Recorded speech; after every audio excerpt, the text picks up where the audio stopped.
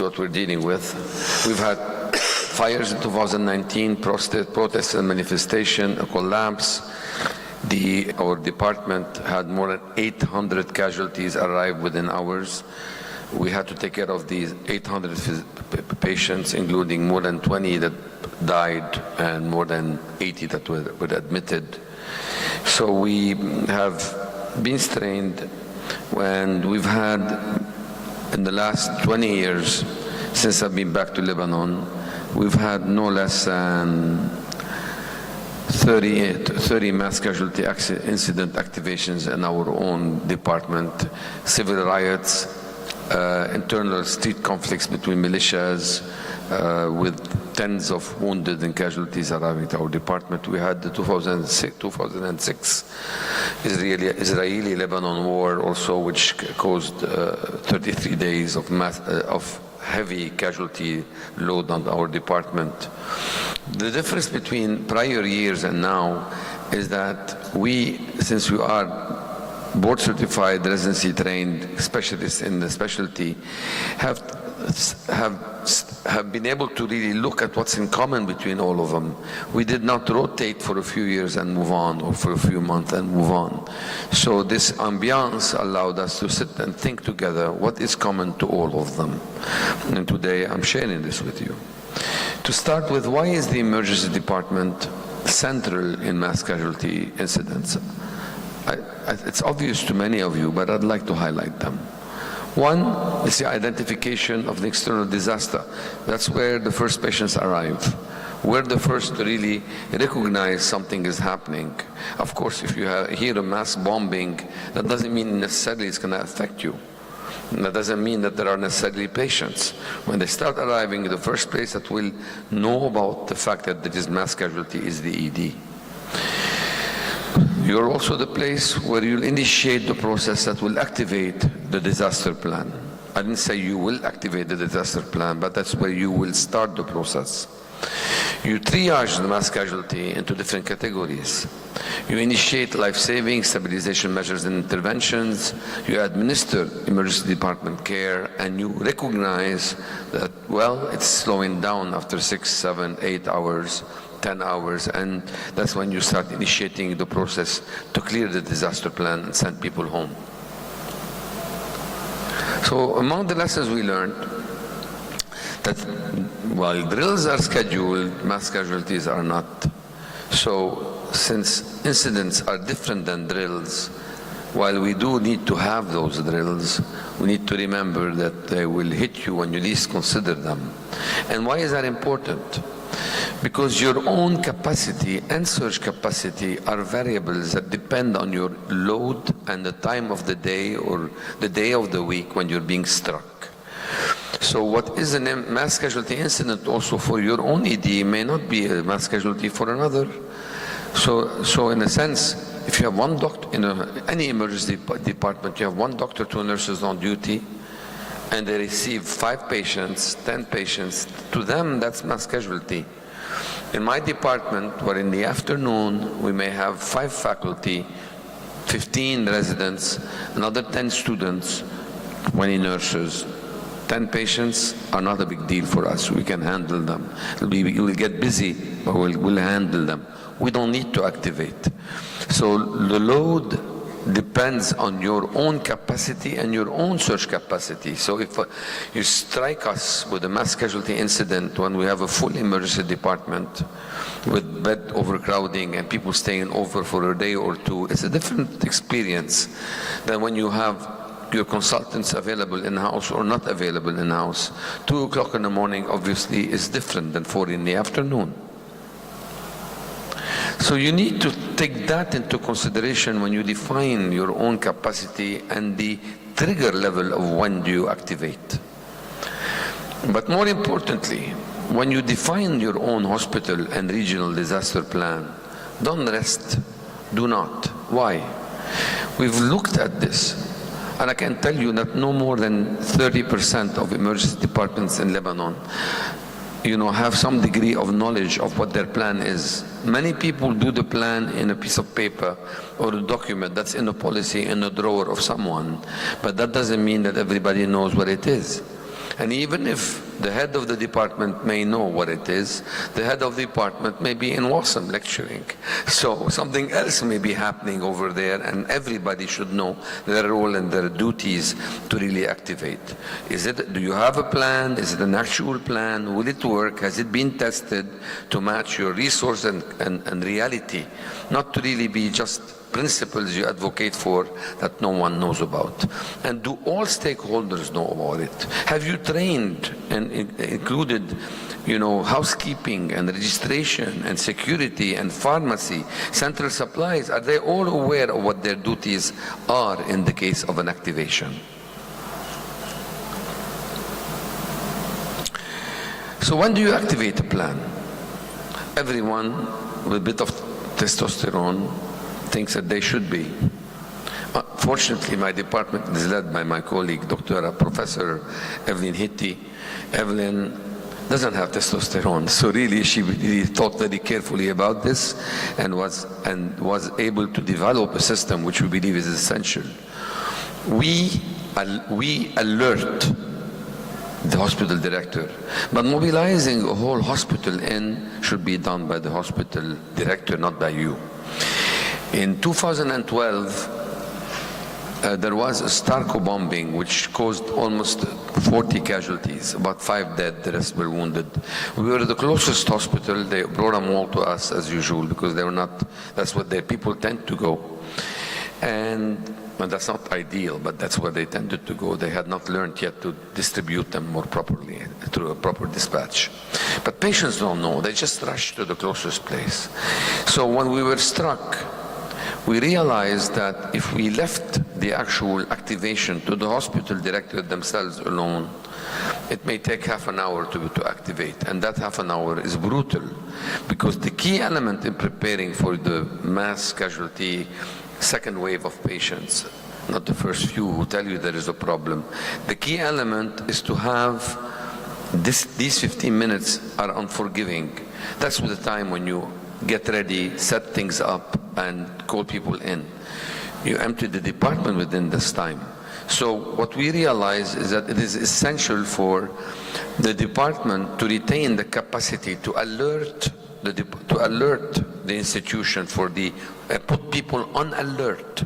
So we have a tiered response. First we go on alert, and 2 we go on activation. The second thing we decided, because we do realize that you have to estimate your capacity, your search capacity, the time of the day. What can you handle? What is the exact number you're predicting of people to come? So you have to assess that before you go to the next step, and the next step is a level 2, not a level 1 activation. A level 2 activation is different than a level 1. Level 1, you activate everybody with the plan. But the level 2 is you activate only select services, or at least 2 people on call that you need to call in. You don't activate the dermatology consult on call, but you activate the trauma surgeons, you activate the general surgery department, you activate your intensive care support, the people on call, not everybody, but a limited response of activation. So to properly decide, you need a proper assessment of your ED current capacity and search capacity at that particular time. So the ED attending on duty in charge is the person who makes that assessment. I can't make it from here. They have to be on site.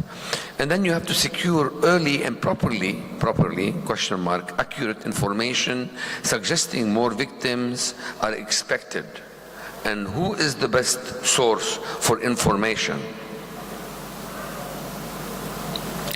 The best source of information is not the media, is not hospital security, is not the police, nor the hospital leadership. They themselves don't know. The media will take half an hour at least to get down there and figure out what's going on. So how do you know? So you can activate early. You will know from the first patients that will walk through your door, because they will, from the scene of the incident, these people either brought them in a taxi cab, in a car, by family, or whether they drove themselves just with their walk-in wounded to your department, they will provide you the information, and that's the most accurate, relatively, source of early information to what's going on out there and whether you should predict that more victims are expected. Defining your capacity threshold, as I mentioned, should be defined by your own institution depending on your size. You can't, what is your capacity? What is the range of patients you can handle? We have more than 150 institutions in Lebanon. They're not all tertiary care centers. So you have to think in that sense. So using tiered activation, the level 1, level 2, like I mentioned, using an alert, and remembering that there is a general rule. Well, I'll go now here. No. Overall, you have to assume first responders have gotten down there and they're starting to bring to you the sicker patients that cannot transport themselves. So you see the first wave, always predict 20 minutes up to an hour after, you're going to start getting double the number of the first wave you've received. It's almost kind of, I mean, I'm approximating, but if I get 20 patients that are walking wounded, I can comfortably assume that by the end of the second hour, I'll have 60 patients in my department. Of course, I'm referring here to single incident like car bomb and blasts. So when one thing happens and you have a lot of mass casualty, a single incident of blast, which is what we're used to in Lebanon, that's what we get. Now, of course, you can tell me, would that apply when you have an air raid or a structural collapse? No. People will take time to be extricated. You'll still have your first wave, but you'll have more severely injured people, and patients will be delayed because they will need to be extricated, and that will make them dwindle over the few hours that come after. There is an assumption we always make that put them in the green, and then you come to the green at the end, that you're going to have additional resources. Well, unfortunately, this doesn't apply everywhere because many places do not have additional resources. They may not have the supplies. They may not have enough. I mean, I own a medical center outside Beirut on the road to South. I have 10 chest tubes, 20 ET tubes, maybe less, probably expired. How able am I to really support a mass casualty incident? So resources may be outstripped, so you have to think about the duration and think of sustainability issues. Therefore, it may be advisable when you receive the greens and to make them wait, not to give them any attention. Triage them out, put them in the green zone, or instruct them to head somewhere else, to head to somewhere further away than the emergency department. If they're green, they don't need to be taken care of in your department if you're the closest to close to the vicinity of the incident. I beg, impose, educate everybody not to call the emergency department. This is not the time, everybody should know, this is not the time to call the head of the department, hello, do you need me? Should I come down? Look, I'm in outside an hour away. Should I really come? Is it bad? How is it like? This is not the time. Already when you have a bomb blast, most phone lines will be overwhelmed and you will have an interruption of communication. Do not burden the ED. Follow the plan. Go to where you need to go when you're supposed to be mobilized. Do not strain what's already strained and distract us. Follow or don't come. Pre-identify mobilization sites where they go. Hospital employees should not come to the hospital, to the ED. They should go to the cafeteria or to the patio away from the ED, and that's where they gather. And the leadership of the disaster committee, the chief of staff, the nursing director, etc., whatever is in your plan, will be selecting people and sending them where they need them, in the ED or outside the ED, on the floors, in the intensive care unit. They identify the gaps, and you should not be in our face, essentially. One entrance, one exit. And I personally believe that one companion with every patient should be allowed, especially with children.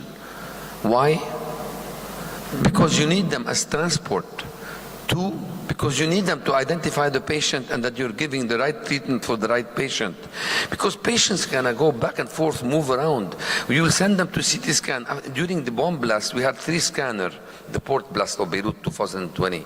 We had 3 scanners operating, and every scan had more than 25 patients in line. We had 1 or 2 patients arrest, deteriorate in line. You have to realize if you send them there, the transportation person will not be able to come back. So you need someone to stay with them to identify them, because identification issues are important. Drill everybody on their duties in every department. The chief of staff, the hospital director, they should not know your plan only. They should know where they fit within the plan. The housekeepers, the nursing director, the admitting head, the support personnel, housekeeping, everybody should be drilled and have their own. We use these categories, all of us, the red, the yellow, the green and the black. Well, I'll tell you two lessons. One, when I showed up during the bomb blast to my department, and my juniors, my own former students who now are leaders, but I arrived there and Evelyn told me, I go, where do you need me? I came on my motorcycle so I can squeeze between the shattered glass and all the debris. So I arrived at the department 20 minutes, we had people everywhere already. So when I showed up there, I came from Damour, which is 20 kilometers away from Beirut. So I arrived, I heard the bomb, I just came down. I didn't ask or call. So I parked and I walked in. A friend of mine called me with his wife injured from like 6 kilometers away, wife and daughter. I told him go somewhere else. Very hard to say, just said go somewhere else, because I knew it was necessary to use other resources. I show up there and she says, I need go to the yellow zone. This is not the time to say, but I'm the one who intubates, I'm the most senior, I want to go to the red zone. Why? Why? Because people are doing CPR in every bed, or intubating and doing primary, secondary surveys. I mean, that's not what we need. The yellow zone is where you salvage people, where you find your own chair of your own department of radiology on the floor, bludgeoned on the floor with his wife, and nobody realizes he's on Coumadin with a brain injury. That's where you can salvage patients who can be salvaged but should be read or resuscitated. The yellow is a very critical area for assessment, reassessments, and you need the most experienced there. That's where you need it. Leave the red to the surgeons. They're gonna come down and you know surgeons, they're gonna come down to the red zone. Give them the red zone. 1 hour later, half of them, all of them, will be in the operating room. So you don't have to worry about it. They'll clear up the place. Just send them with the patient and take over. In due time, it's okay. It's just resuscitation, primary, secondary survey. Go use your brain to operate your department the way it needs to be operated. Second lesson I want to talk about. I said send the green away. Send the green away. To send them to a floor that you in your own hospital where you send medical students with staples or something. Just you don't need to have them in your face. And the black, that's in the NATO. You can use black. Black. He's dying. He's gonna die. He's celebrating. We're away. Just let him die in a palliative area, and let's just send him to the morgue or put him in a corner where it's quiet with his family so they can pray together. That you cannot do in Beirut. You cannot do I mean, yes, obviously they're black, right? These shouldn't be brought in the department in the first place. Rescuers should know. But when you see the local mayor of Hamra in Beirut next to AUB carrying his own son with a gunshot wound in the eye and brain coming out from the other side, you don't say, hey, he's dead, take him to the black. You say, come my way, and you take him to the resuscitation room, and you just do barely enough to make sure the father knows that his son has been assessed and that some has been done to really heal them. Otherwise, you will be the next target, and they will blow up in your face. If you want to avoid turning black, do not say black. Do not say black. Use colors to tag your nurses if you can. In Corona it was hard, everybody was blue. But you really need to tag them so that people know where your nurses are. And it's time for nurses to understand that the junior nurse in my department is their zone leader. Because the junior nurse knows where my medications are, where the supplies are, where the chest tube is, where the phone, how they know the plan of the ED, and they should lead. If you don't have enough people, first thing you need to take care and make sure there is somebody who's a disaster medical officer, also a disaster nursing officer, to clear the department, bring the stock, bring the supplies that you already have on the side, move the chairs out of the rooms, put them in the zone, green zone, clear the ED from every patient, over-admit them, or send them home immediately for delayed care. Make decisions. It's not time to charge. Just empty your department. That's your first step. Put somebody at the door to do triage. The triage is a different type of triage. This triage is just to look at the patient. This is the triage. You look at them. Are they mentating? Are they posturing? Obviously, are they not? If they have cardiovascular collapse, they'll be out. So anybody who's unresponsive, who has decreased level of consciousness, obviously on respiratory distress or unresponsive, such a patient will go to the red. Patients who are in pain but alert and oriented can go yellow. So, and people who are walking, they go green. So you make that decision. Who can make that decision? You don't have to be a doctor. You may need a doctor in the red zone and the yellow zone. That's your two primary problems. So where do you send them? You put a nurse. A senior nurse can do this job sometimes better than your own doctors. That's the order, and then you assume that there will be other people to come and help you. So when Kazi arrives on his motorcycle, go to the yellow zone. Okay? So, and then you have the green and the orange. I mentioned orange. That's actually next to the red. It's an expansion of the red zone. Do the primary in the resuscitation, do the secondary survey in the yellow. If they make it and then don't go to the OR from the red zone or to the morgue. You need a Foley, you need an NG tube, you need the primary, and we had the safety stock that we replenish every 3 months, and we have it ready. We prepared it 20 years ago. That list can be updated, but it's there. We have pre-registered clipboards and patients that are in the room because they are a different color than the usual clipboards. So brown versus red. Records. Electronic records can be useful in small scale activations, but when you have 800 sects in Lebanon, if they start killing each other, or you have tribes, you have different, constituents of the Lebanese community, and they're all outside the door. What you do, you need to separate them. If the police are coming from riots, and you have the rioters in the same place, you don't want to transport that into your department. So think about separating and to try to separate them to different hospitals. That doesn't work all the time, but if you can do that, it's a good trick. Zero tolerance for non-medical questions. If you find people asking questions, where were you shot, how were you shot, who was there, who shot you, get them out of the department. That's your priority. Zero tolerance for non-medical questions. Secure the perimeter. I have started something that is considered probably unethical, but when people show up in my department asking me whether I need them and they're not on my list, especially if they're hospital directors, hold the crowd outside. So I use them as actually body shields against the torpedoes and against the 400, 500, 1,000 people trying to walk into the department to see if their family members are inside. Remember, no phones, they cannot reach them, they can't find them. Everybody thinks that but also your own volunteers who volunteer when you don't want them. Send them out, they want to smoke, and they're there because they're curious. They're happy anyway. Then they never say no. They are very agreeable to go out there. Consider the fact that police and security and army may not show up. They usually show up 6 hours later. They're usually in the field, they're occupied. And sometimes you don't even want them because they may be the ones who shot the people you have in your own department. So think about that and get smart. What's getting smart? It's first of all finding Mr. Smart. I have an expertise in that. I go outside and take a look around. I see somebody, my height usually, wearing a suit. That's why I don't like wearing suits, with a tie. They're a bit more stocky than that. They typically have a mustache, not always. But you go out there behind the security and you shout, "Who's in charge over here?" And they point. Typically it's the guy who looks like that. "Thank you for being here." You hold it. If he has a gun, that's the guy. So what you do is you say, "I need your help."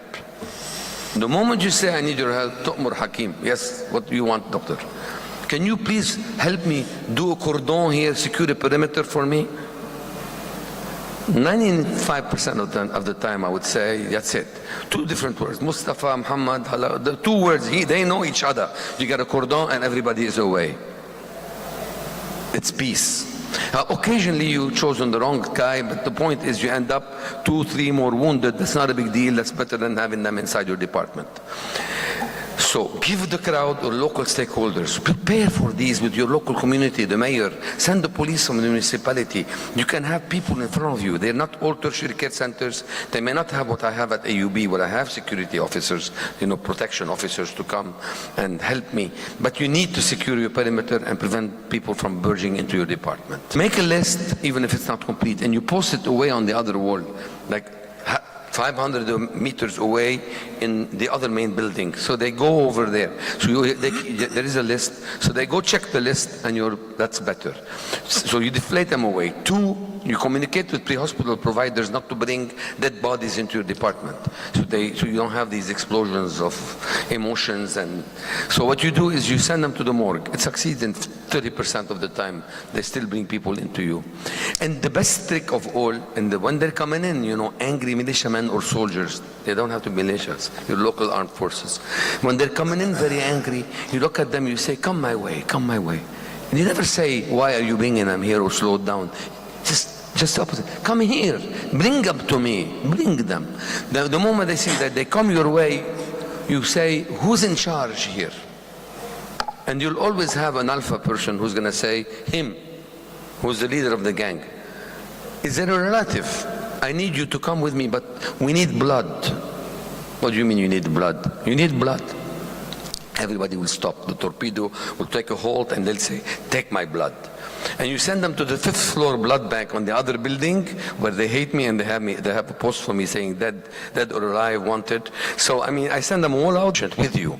And if and then you become their friend rather than their target. This issue, he lives or you die, doesn't happen with me, because I'm part of the team. They always think of you as part of the team when you engage them as members of the team that's doing the resuscitation. Patients will look like each other, keep the ED records with the patient, keep the actual clipboard with the patient so you can know, check and recheck, because they will locate. No media, don't talk to the media, no media. Whatever you say, even if you're in control, they're going to say, hammock, it's a disaster in the emergency department at the UB. They don't want to hear everything is in control. Okay? So it's not your business to talk to the media. You have no time for that. Let the hospital disaster committee and director do that. And have a deputy from that director with you so that they take the information without you having to answer the call all the time. Remember to have shortwave radios, Wi-Fi, use WhatsApp, because cell phones will be down, SMS will unwanted volunteers, and think about working in austere environments. Be ready to use ketamine and other things like that. Impose what kind of donations you expect from people. Do not take any donations people want to give you. They will give you things that are not useful, so they'll tax you. And remember that when you are dealing with something that's prolonged, do not all stay awake all night. Take turns, because they will come in at any moment. You may end up with Red Cross, 10 ambulances arriving from the south, and you don't even know what to do. So you need to take turns and beware of fatigue, because you need to sustain activity 24/7 in the case of war. Think of the finances and who's going to pay for whatever other, who's going to pay for the injuries, for the people who die, how you're going to compensate people if they stay with you for 33-day war. There are other aspects of preparedness that must be tackled. Dulci bellum in expertise are words written by Erasmus in the 13th century, and what they mean is war is delightful to those who have no experience of it. I'll entertain any questions. Thank you for having me. Thank you, Dr. Kazi. If you want, you can keep going to your second presentation. I'm sorry? If you want, you can keep going to your second presentation. Thank you. Anybody has any questions for this one? Go ahead, because let me see. Developing emergency medicine in a developing nation with a fee-for-service payment system, challenges and opportunities. Thank you, Doctor. But I'll take a question on that. Yeah, dear Chair, I have a question. Can I do? I have a question. Thank you very much. Thank you very much, Professor Kazi, for this nice, impressive sharing. It was really very nice. You have 24 lessons. I got it. Very nice. Everyone was very nice. I want to pay attention, especially about the be aware about our limitation. You mentioned we have to be aware about fatigue. This is really very important. We have this problem in Marash earthquake, for example. There was not any staff. So we have very limited number of the staff. They have to stay for 4 years, for 5 days, 5 nights. What do you think about this issue? My second question was that, for example, the disaster doesn't come to another place only. Sometimes they come to the hospital also. And the hospital may collapse. We have this problem. There was no any other extra stuff. We just have the person who were at shift. And their relatives, father, children, they were also collapsed. Nobody can reach to the hospital. We had just only 1 or 5 person. They can come for help. Only 5 person, a very big hospital. What do you think about, what can we do? What do you have suggestion for this issue? Thank you very much. Thank you for asking these excellent questions, but I, in a way, alluded to them. To start with, not all incidents are the same. Like, for example, a bomb blast will injure people from all different factions in Lebanon. It's different than when you have street riots or fighting on the streets. When you have fighting on the streets with battles of the sort, you end up with no crowds at your door. You have 20, 30 people, 40 people, but you don't have 1,000 people trying to come in. So the crowds coming in it's not always. You need to have the experience to know that an air raid, an earthquake, different incidents have a different impact on different things. Things like available resources, things like crowd control, they have different flavors depending on the type of incident it is. But if you have a single incident with a large number of people, I gave you some rules how to manage crowds. With regard to fatigue, there was in the last slide a section on austere environment. In the interest of time, I didn't go into this, but I'll tell you that at the end of the day, I mentioned ketamine, right? At the end of the day, I can tell you that when we had 800 people in our department, we were not able to provide the same level of care that we usually provide on every day. So the first rule, we have even published an article, some of our own residents, literally talking about how hard it was for them, how much they cried, because they couldn't do the things they do normally for patients. So, I'm sorry, I'm talking to you and I'm getting a little bit of goose skin thinking about those moments. They're unforgiving, doctor.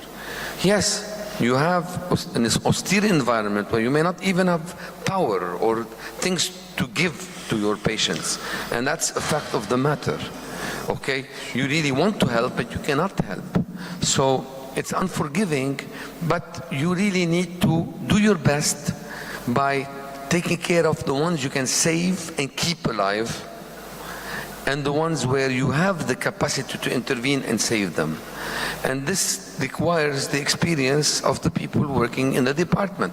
Additional help, you have to be creative. I mentioned how you can use the local policemen, local community volunteers, who many times just show up. I have not had at any time a shortage of people willing to help me. But the people who were willing to help us from the community often were not qualified. I mean, did I not see people who needed cervical spine immobilization be brought by blankets or carried on their back? I mean, we all see that. Is it ideal? No, it's not. Have we stapled wounds that had glass in them? Have we told people with glass injuries to go home and come back the next day to be repaired? Have we have medical students taken care of faces the way they should? Have we repaired and re-repaired some of these injuries later? Yes, we do. You have to be creative, doing the best you can with the resources you have. You mentioned to me families. In my department, we have 8 board certified physicians. 3 of us had direct injuries in our families. Mazen was taking care of his wife and child. Gilbert brought his own son. He was just next to the airport, was injured. He was 200 meters away. This whole apartment was injured. The head of our pharmacy and risk management were injured. The chair of radiology was injured. I can tell you, and no one knew he was on the floor. I mean, it wasn't his wife. I couldn't even recognize him. So, in the yellow zone. So we get injured in our families, of course, and that's very harsh and hard. But, I can tell you that's the best we can do. So I don't know how to answer your question 100%. Fatigue, yes, fatigue. Why did I mention fatigue? Because I have been exhausted staying up all night with the staff, and then I get hit with people who arrived unannounced from another hospital, evacuated unannounced to us from the south of Lebanon, arriving. It was the Red Cross. They had no communication. They just arrived. 12 casualties. I was too exhausted. I know that I could have been a better doctor that day. So, nevertheless, that's what I could do. So we accept those models. Okay, thank you. Hope I answered you right. The next talk I want to tell you is really about reimbursement models. I think I have maybe 10 minutes, right? 10 minutes. I don't have the answers to everything, but because I came to Lebanon and I was able to succeed in establishing the specialty in Beirut, for many of you who may not know me enough, I'm the past president of the American Academy of Emergency Medicine. So I trained at I'm a UCLA graduate who trained in Detroit and spent 16 years as a faculty at the University of California and in Detroit at Henry Ford Hospital. So I'm used to the American model, and I came to Lebanon and started alone with residents and developed a residency program that's ACGME accredited. So we are Joint Commission accredited, Magnet accredited. So it's we transplanted the place into Beirut. And from that, we ended up with another 3 or 4 residency programs showing up in the country. Now, when I arrived there, I had to deal with the fact that we had a fee-for-service national model and was dealing with a situation where in many countries, I'm sure Turkey had to face those same issues and maybe facing them still, but the emergency department is an undervalued service by institutions, by administrators, by patients, by authorities, and the rest of the medical staff. They all were undervaluing the service, just complaining. They want more, but they give it less value and less support. They don't give them equipment, they don't give them staff, and they don't give them any adequate access to hospital resources. This was the way emergency medicine started in many countries, including Turkey, I'm sure. So we had limited ED leadership, limited support for them. They were part-timers who were given, usually the worst surgeon or the worst internist was left there to take care of it because they had nothing else to do. They would assign them something and not give them any resources to work. There was little effort to capture expenses, true expenses, or generate revenue out of the emergency department. And nobody was out there to properly secure support and resources. The EDs needed support for the structure, for operations, for coverage by attendings, by physicians, by nurses, and needed people to run the place. It's a full-time job when you have 30,000 patients a year. It's a full-time job. When you have more than that, you need assistant medical directors. What if you have an academic responsibility also? Here we go. You have 3 leaders you need for a department. Then there are pre-hospital services that may be deficient. You may not have a proper space, proper design, and you have difficulty with providing proficient, qualified, trained, credentialed staffing by nurses, by technicians, phlebotomists. There is no adequate continuing education, and there is no true citizenship or stewardship. There are no stylets, there are no Yankauer suctions, you have no suction, no proper tools. In Egypt, I remember touring with the Minister of Health in their biggest institution. They had no defibrillator in the emergency department. They had to take the patient to the 5th floor. So today I'd like you to start thinking, what are the models of reimbursement and reimbursement regulations in your own country? Have they helped advance the specialty or impeded its growth? Is reimbursement competitive in emergency medicine with other specialties? Are you being compensated the same way? Is it undercompensated and reducing interest by excellent students and physicians to practice, train, or stay in emergency medicine? What are the strengths, weaknesses, and pitfalls of the compensation system that allowed your specialty to grow? And what are billing regulations that you think that will protect the specialty and you would like to see advanced? These are good points to start to think about. In general, remember, you think of people either paying or somebody else is paying for them, right? That's a simple way. Either they pay or someone else pays. So in Lebanon, we had cash self-pay. We had people with private insurance. You had employees who had developed their own plans of like a cooperative that they administered themselves. And you have then cooperatives of national groups or special industry groups. And then you have the labor ministry has something known as the National Social Security Fund, which is almost a third of the population of Lebanon. And what they do is they also set rates and determine what and how many people can be paid for every admission, who gets paid and who doesn't. You have then Ministry of Health coverage. So the Ministry of Health coverage is when, for example, people have no money. So if they don't go to a private hospital, there are allocated budgets that can be spent on non-funded patients. And that's the sad trick. So in 2006, I took care of 3,000 patients in my department, including 12 dead and 120 wounded, 270 admissions, and more than 300,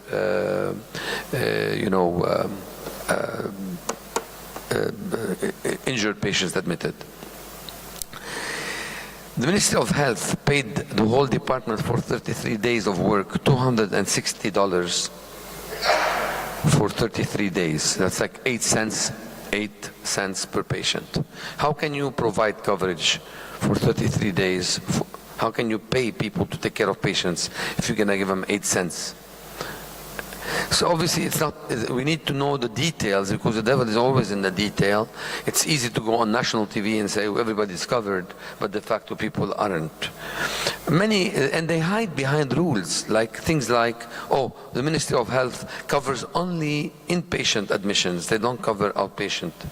Oh, you're not on the formulary, your specialty is not on the formulary, so sorry, we don't pay emergency physicians, we pay the admitting doctor only. Let them pay you. Take away from them. So that's not going to happen. And then you have armed forces medical insurance coverage. And we have many. We have the Sûreté Générale, the immigration police. We have the customs police. We have the internal security police. And then you have the Lebanese army. And every one of them has their own form of coverage and rules. Very fragmented. And background, we have 163 institutions that claim to be to be hospitals. De facto, some of them don't exist due to corruption.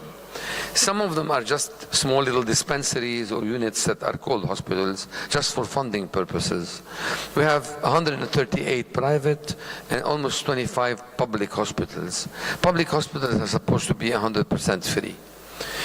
We do have a lot of doctors, two for every 1,000 person in Lebanon, and our pre-hospital sector is based on volunteers.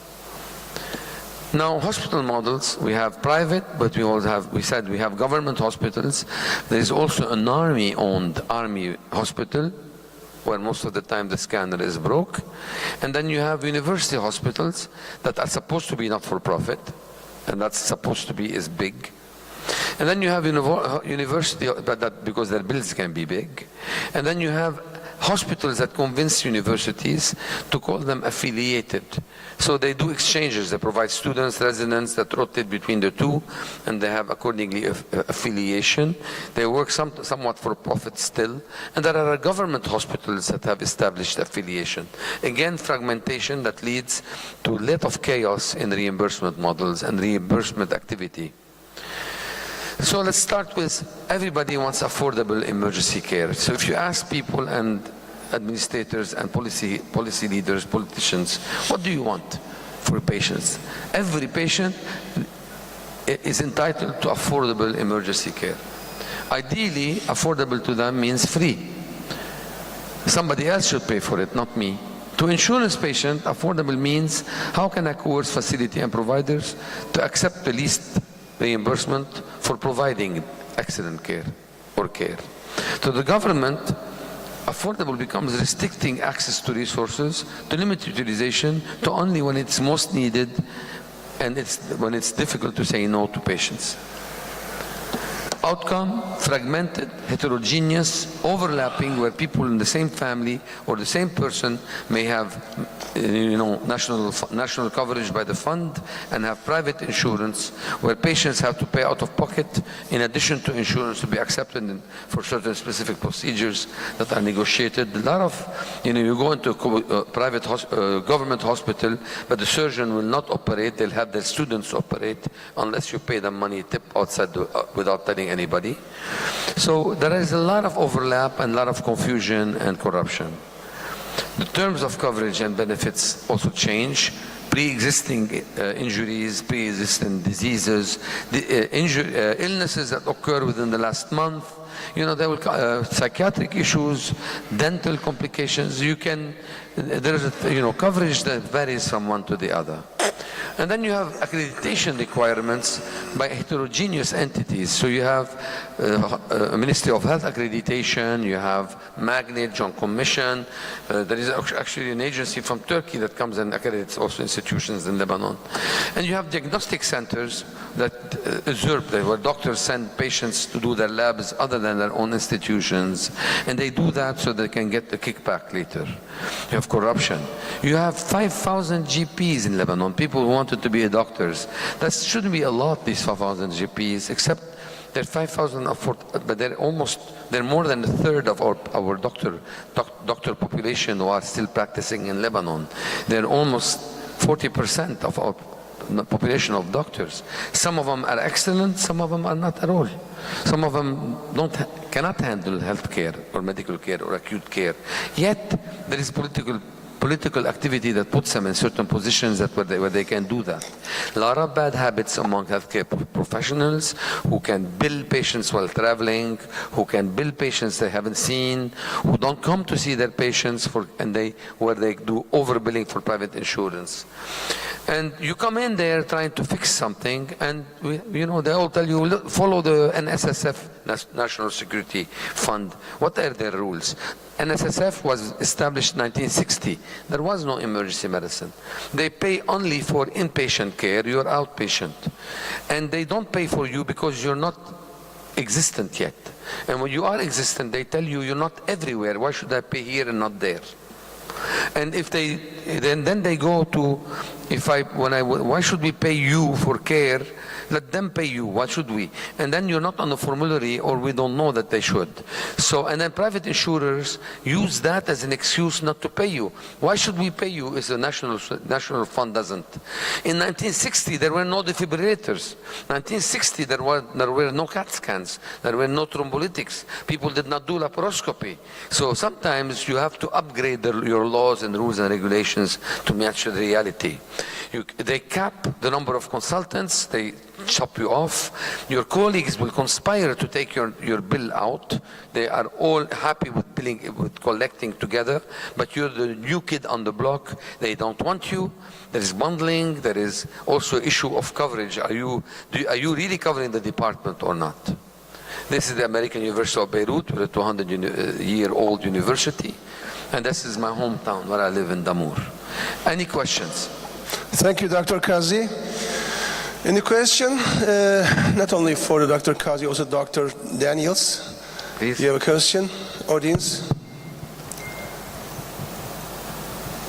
Thank you for presentation. I have a complicated question about these solutions about the payments of us and emergencies. What do you consider to act behavior to the other administrators, specialties, or chief physicians of the hospital to solve this? Do we act rigid or hard or is friendly or soft? What do you think? What is the best way to secure reimbursement for emergency physicians in your country? Is that your question? In a way? Well, for example, What are strategies? What are strategies to use? yes, Not to be direct. soft strategy or to be hard. I ask for it. I'll tell you how it works. In general, when you have universal care, when the government, when the authority decides payment, the first battle you should seek, the first victory you should seek, is parity with other colleagues. So, parity with other colleagues within the institution where you're practicing. In a sense, you cannot say that every hospital is the same way than others. And of course, you do know that some surgeons working in certain areas or certain hospitals may not be as qualified or as in your university hospital. So you cannot say everybody gets paid the same. You really need to make sure your first goal is to secure that your specialists are getting paid by the payers the same way, whether it's private insurance, cash payer, or the consultation you get should be similar to theirs. How can you cap it in the emergency department? How do you avoid paying for two people at the same time? I'll give you some tools. Other ways, because we did that in Beirut.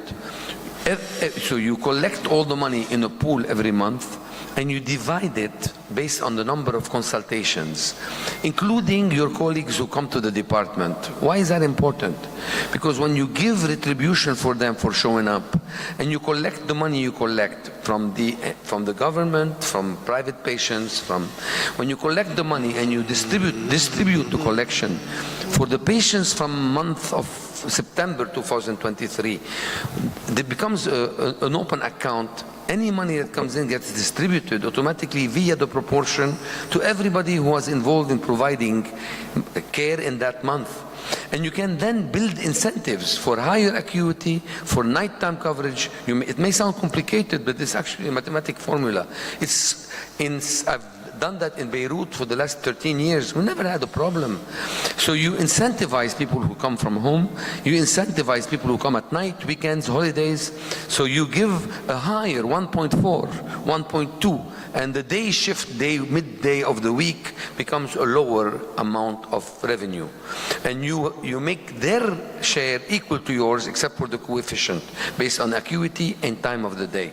So by doing this, you are already making everybody work with you to limit the number of unnecessary consultations. That is, of course, you're no longer fighting over every patient, but they will never start asking, everybody to come in. You become better doctors and more efficient doctors by doing that. And that's one model that can help make everybody work together. Another model you can use is the issue of competition. Look, we're facing it in Lebanon. At AUB, the biggest battle I won was the battle of reimbursement.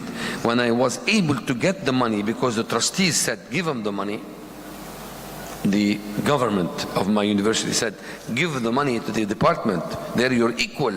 When I won that battle, trust me, I made a lot of enemies. I had cardiologists making money all the way from France. Hello, on the phone call, then the resident or the fellow will come and put the bill. And they were putting an emergency bill. So, and then, there is only one emergency bill. You cannot have many. They are consultants, not primary. So when you want to reorganize that, you're dealing with colleagues who are making lots of money, easy money, on every Foley, every NG. So to avoid that, tricks to do that, because they said, first of all, you stand firm. We want parity with colleagues.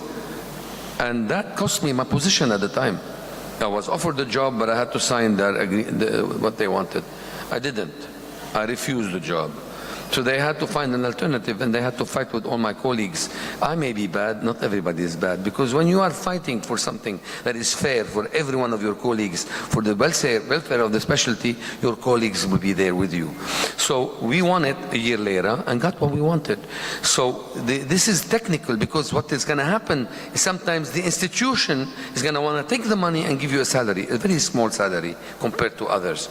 No, you're specialists like everybody else. You must win the battle of parity in your institution. How do you do that? What are tools to avoid? Why, Kaiser is an HMO in America. How do they decide what to pay their employed doctors? They cannot hire anyone if they don't pay them similar to the people in the private market. So in Lebanon, I've trained in the last 12 years since we opened the residency program in 2011, we graduated 30 people. We've retained 10. 10 are in the Western world, Europe and the United States already, and 10 others are in the Gulf region. And why do they leave? When I started, they used to pay doctors in Lebanon in emergency medicine 10% of what they're getting paid now. In the Gulf region, they're paying them 4 times the amount. So 10%, Congrats. 10% of X versus 4 times X. So the market, the competitiveness will resolve this issue. If you want good qualified emergency physicians, you need to do that. So let the market help you gain these changes. Now, you must also accept the fact that in Lebanon, which is the size of Orange County, 6 million people, we don't need 150 emergency department. You need categorization of these hospitals where the tertiary care centers, where the high acute are distributed properly, that's a national plan for the minister, and where the people there are qualified. Other places can have GPs who have telemedicine support, who have an administrative support. You can create a tier 2. I know it's hard to accept that, but I come from the United States, the American Academy of Emergency Medicine, where only board certified physicians should do this. In the rest of the world, you have to have a tier 1, tier 2. The tier 2 are going to end up working in the rural places and in less privileged places with support from the main, but also you don't expect them to do the things you do. You need to create a trauma system where patients that have the stroke units, cardiac cath, are limited to places where you have the best of the best, and you pay the best of the best in parity with the people in that institution. That's it. I hope that helped. Thank you. If there is no question, this session will end. Thank you. Thank you. Thank you for having me.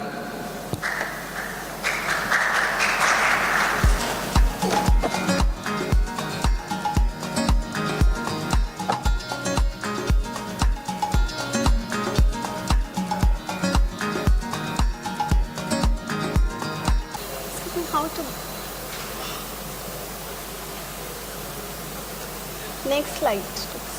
Sorry? Next slide, we have to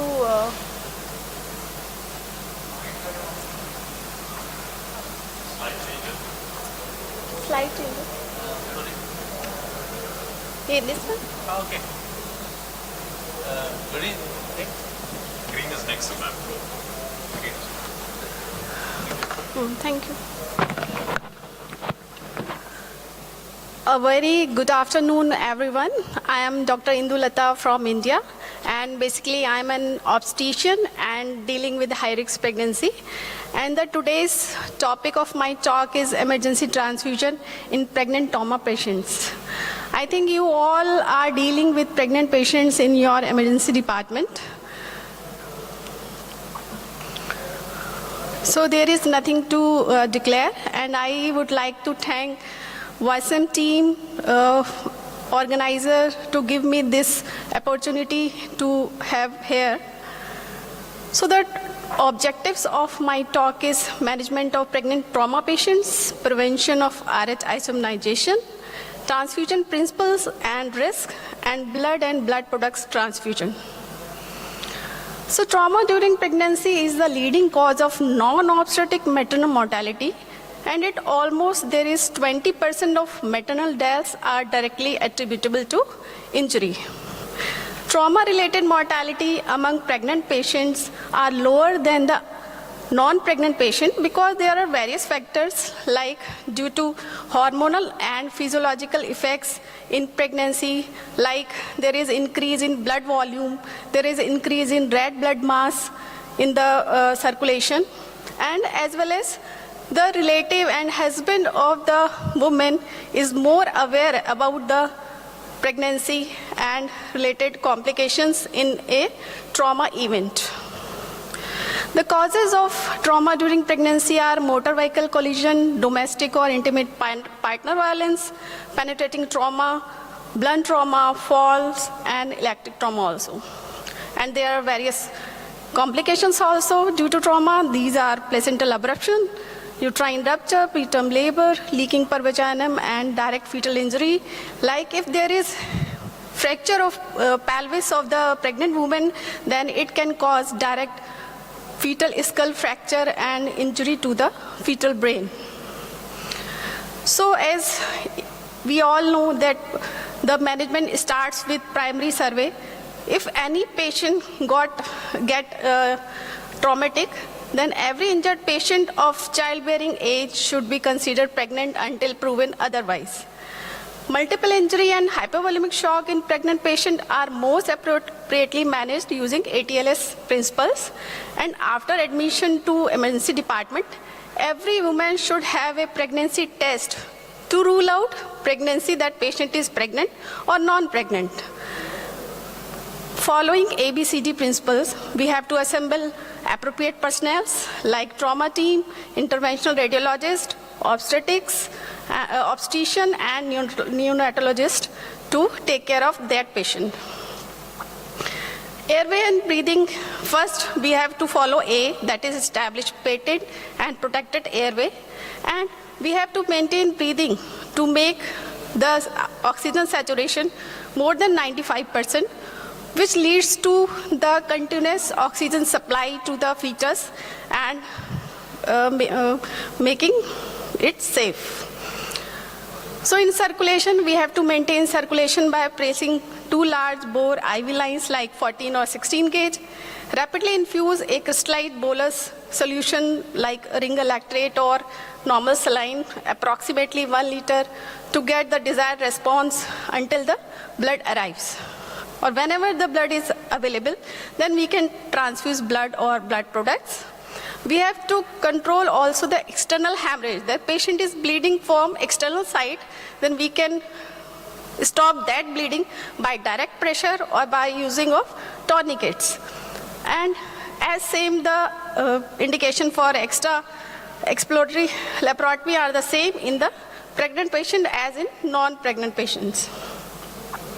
So basically the aim is to restore maternal arterial blood pressure with blood products, base resuscitation to maintain uteroplacenta perfusion and prevent unnecessary fetal compromise. In medical management, we can use tranexamic acid 1 gram intravenous slow over 15 minutes, and it can also prevent the bleeding from any side. Vasopressor is usually reserved for patients in whom evidence of inadequate organ perfusion is present and where there is failure in response to further volume administration. And in all pregnant patients, we should also use the left uterine displacement if the uterus is 24 weeks up to umbilicus or above the umbilicus. Like this. If we have more members in our team, then we can use both hand method or by single hand method. Or if there is no one is available, then we can tilt the patient bed up to 30 degree by putting towel or something and make the tilt left side up to 30 degree.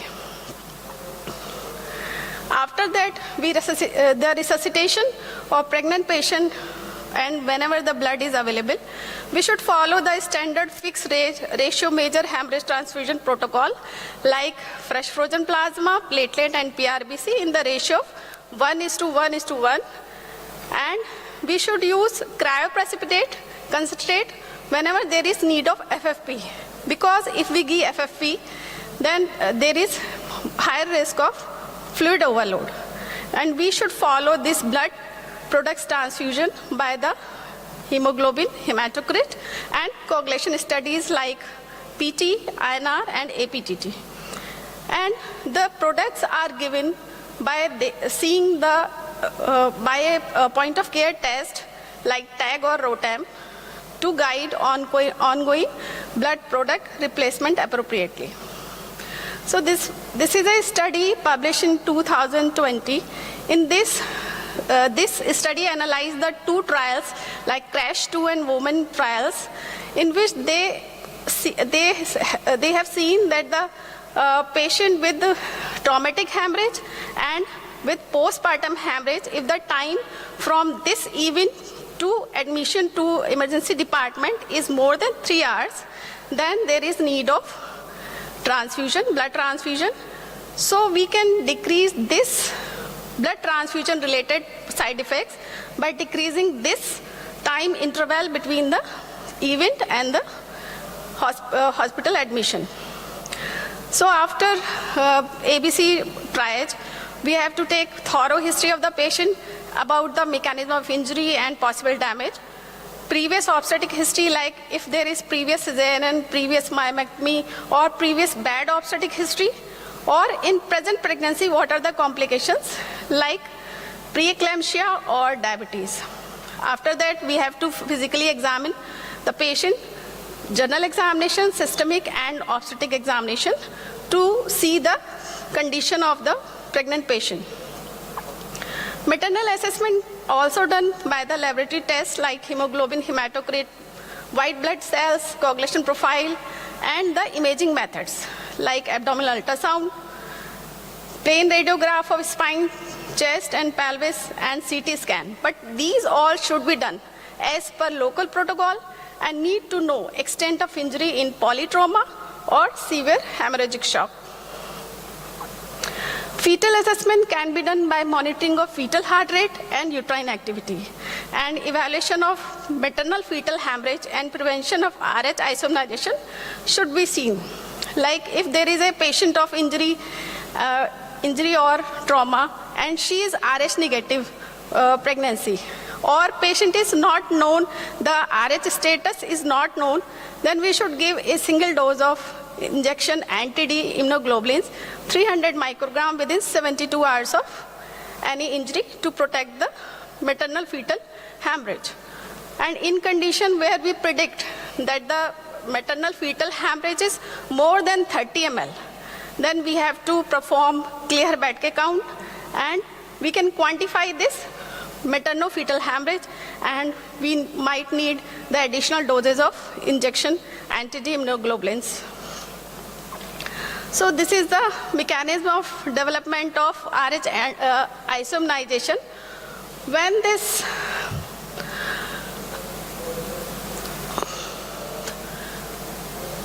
the mother is RH negative and fetus is RH positive, then this RH positive, due to maternal fetal circulation, these RH positive antigen create a immune system response, and these mother body response is formation of antibodies against this RH antigen of the baby. So these antibodies after formation get back into the fetal circulation and causes damage to the fetus. So the principle of transfusion in pregnancy should be, there should be a valid consent, and if the condition is not feasible at that time, then we can inform retrospectively to the patient and patient relatives. Documentation of reason why we are transfusing the blood, we should mention in patient record. All women should have their blood group or antibody status checked at the time of booking or at the time of 20 weeks of gestation. And if patient RSD status is not known, then we can transfuse ABO negative, RSD negative, and CAL antibodies negative red cell units directly to the patient. And there should be a clear local protocol on how to manage major traumatic and obstetric hemorrhage. And in critical bleeding, we have to use the ROTEM or tag-based algorithm to guide our transfusion. So this is the picture of tag, which tells about this is the graph that tells about which blood product is required to transfuse. So transfusion-related adverse effects are many, like acute and delayed hemolytic transfusion reactions, transfusion-transmitted bacterial infections, anaphylaxis, or transfusion-related acute lung injury like Trolley. And risk of isomnization as if mother is RH negative. And most common, the human error. So we should do safe transfusion because we have to give right blood, right patient, right time, and at right place. If it doesn't happen, there might be acute hemolytic reaction from ABO incompatibility, which may be fatal. So target which we have to achieve is guided by this lethal diamond, that we have to prevent hypocalcemia, acidosis, hypothermia, and coagulopathy. And our target is pH should be more than 7.2, lactate should be less than 4 millimole per liter, calcium should be more than 1.1, platelet should be more than 50,000, and PTNR should be less than 1.5.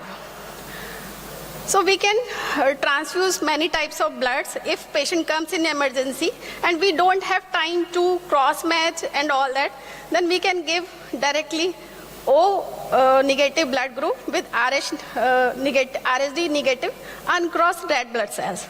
Or if we have time, then we can give group specific blood transfusion, and if we have more time to cross match the blood fully, then we give fully cross-match blood.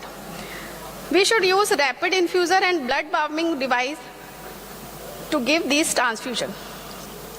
So in fresh frozen plasma, the dose is 12 to 15 milligram per kilogram of body weight, and it is determined basically the clinical indication, pre-transfusion and post-transfusion coagulation test, and clinical response. And the PT and APTT should be maintained less than 1.5 times of the normal value. The infusion rate should be 10 to 20 milliliter per kg per hour, and FFP should not be used to reverse warfarin. If the patient is on warfarin, we should not give FFP to reverse the action of warfarin. We should give patient prothrombin complex. In cryoprecipitate, the typical adult dose is 2 5 donor pools. That is, one pool of cryoprecipitate contains the fibrinogen, factor 7, factor 13, and von Willebrand factor from 5 units of whole blood. And it will raise fibrinogen concentration by 1 gram per liter in average adult, and it is administered at the same rate as previously. If you intend to use cryoprecipitate, then it should be thawed because it remains in frozen condition. So we have to tell our bank to thaw it if we want urgently. And the aim of fibrinogen level should be more than 2.5 gram per liter. Cryoprecipitate should be used group specific. Whatever the group of patient, then we should use that group cryoprecipitate only. In platelets, one adult therapeutic dose should be given, and it is typically raise the platelet count by 20 to 40,000, and it should be given over 30 to 60 minutes. Platelets should not be transfused through a giving set already used. Imagine we are giving the blood transfusion and we use the delivering set or same set to transfuse the platelet. This should not be done. Start transfusion as soon as possible after component arrives in the clinical area. So this is all about the component of the blood products, and we should know. We are left with 1 more minute. So we should know the massive blood transfusion, and it may be needed to initiate a major trauma, obstetrical hemorrhage. And in adults, massive transfusion may be defined as transfusion of half of one blood volume in 4 hours, or more than one blood volume in 24 hours, or we can define as more than 5 unit RBC in 4 hours, or more than 10 unit RBCs in 24 hours. And causes could be of giving massive blood transfusion could be obstetric, or incidental causes due to trauma like ruptured splenic artery aneurysm, hepatic rupture, or trauma. So this is the protocol to give massive transfusion. In round 1, we give 6 units of every product, that is PRBC, FFP, platelet, and cryoprecipitate. In round 2, same protocol. In round 3, we give medical management in form of tranexamic acid. Sorry, speakers, last minute, please. Last minute. Thank you. And 4th round, we give all products except cryoprecipitate. And if there is no relief in bleeding, then we can reactivate this protocol. So take-home message is any pregnant trauma patient with hemorrhagic shock should be managed with ATLS principles. Aim of transfusion is to restore maternal arterial blood pressure to maintain uteroplacental perfusion to prevent unnecessary fetal compromise. Blood and blood products are life-saving but carries a small risk of adverse effect, and it should follow the standard fixed dose, fixed ratio major hemorrhage transfusion protocol like 1:1:1, and injection RH anti-D immunoglobulin should be given to RH negative pregnancy to prevent RH isomerization in pregnant trauma patients. Thank you.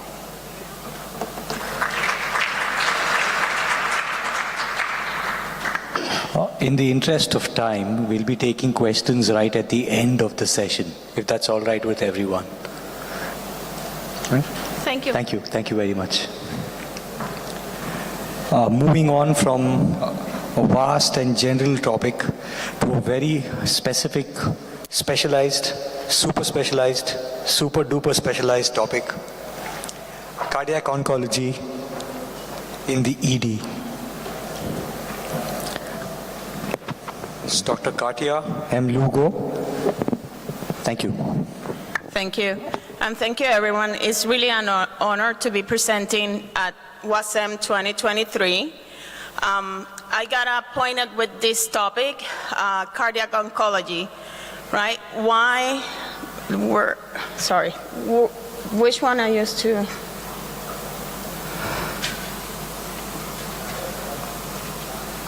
This one? Okay, sorry. So cardiac oncology in the emergency department, right? It's a new topic. Why it's important to discuss this? Cardiovascular disease and cancer has been the leading cause of death for years, right? We have noticed a decrease in the cancer death through the years, but we have noticed an increase in the cardiovascular death on the cancer survivor patients, right? This is what is bringing the importance of the cardiac oncology. We need to create a multidisciplinary team to deliver the integrated and personalized approach on patient care. So this is a new topic. It's a new field in cardiology and also hem-onc, and now it's going to be a new topic in the emergency room that is aimed to reduce the morbidity and mortality and to improve the quality of life of patients surviving cancer. They concentrate in preventing, diagnosing, and treatment in the cardiotoxicity and that result from chemotherapy and radiotherapy, right? It's how we're gonna identify these patients earlier to start the treatment, the prognosis, and the prevention. And if they develop the cardiotoxicity, to identify early to also minimize the deterioration on their cardiac status. The most feared complication of the chemotherapy or radiation is the cardiotoxicity, but it's not the only complication that you're gonna see. So cardio-oncology is, as we talk, is a whole treatment plan, right? The patient gets diagnosed with cancer, they're gonna get the evaluation to re-stratify the cancer to select what is the best treatment. Once they select the treatment for the cancer for breast, if it's going to be radiotherapy or it's going to be the chemo, they're also going to be assessing this patient for the cardiovascular risk, right? They're going to be assessing these patients with EKGs, cardiac enzymes, pro-BNP, cardiac imaging, and they're going to risk stratify the cardiovascular risk, and then they're going to target the best treatment of the cancer and also how to minimize the potential complications of the treatment in their heart, and also how to identify early to start treatment to minimize those effects also. Once they develop, they're going to start the cancer treatment and they're going to do the follow-up that they need for the cardiovascular status. Right, these patients, how you re-stratify, you start like every patient with history and physical, right? They're going to have the same risk factors that the normal population, in addition to the chemotherapy that we're going to mention. So they could have if they could be sedentary, obese, high alcohol intake, they could have the same cardiovascular risk factors of smoking, arterial hypertension, diabetes, high cholesterol, right? Also, they could have already history of myocardial disease, heart failure, valvular disease, arrhythmias, and they could have cardiomyopathy or hypertensive ventricular failure. But now we need to add the risk of cancer treatment, anthracyclines, radiotherapy, right? When we see patients in the emergency room with a chief complaint of chest pain, right, we apply the TIMI score, we apply the heart score, all those, but none of them yet has the cancer as a risk factor, right? And it's not only ongoing cancer, it's also resolution of the cancer because they already received the treatment. Now we should be considering that as a risk factor on these patients. So I mentioned some of the studies that we're going to be doing include the EKG, the cardiac enzymes. One of the baseline, you always get a baseline echocardiography, right? What you're going to be seeing in the emergency room, not all the time we do echoes in the emergency room, but you could compare if the patient comes with chest pain and has history of cancer, previous cancer, and they got treated or resolved, they have, now they have that increase. And if they have a echo done about 3 months ago, and we're going to talk about that a little bit later, and you notice a decrease in the most recent one, and no one is adding those dots together, it could be you identifying the risk of cardiotoxicity. If they have a sudden decrease in the ejection fraction, or the ejection fraction in less than 50, that's highly concerning for cardiotoxicity. Other factor that they're looking is the global longitudinal strain in the left ventricle. The studies have shown that that change of more than 50% is going to be even earlier sign compared to the changes on the echo in the ejection fraction. So if you notice the global longitudinal strain to be increased, that patient should be evaluated by the cardiology early and also in combination with the hematology oncologist. So this is an example of some of the medications that are related to cardiotoxicity. Mainly is the anthracyclines and also the radiotherapy and the HER. Why they cause the cardiotoxicity? Because they have affect the DNA double strand breaks, and also it could cause damage in the mitochondria. Also, the HER causes direct damage to the cardiomyocytes.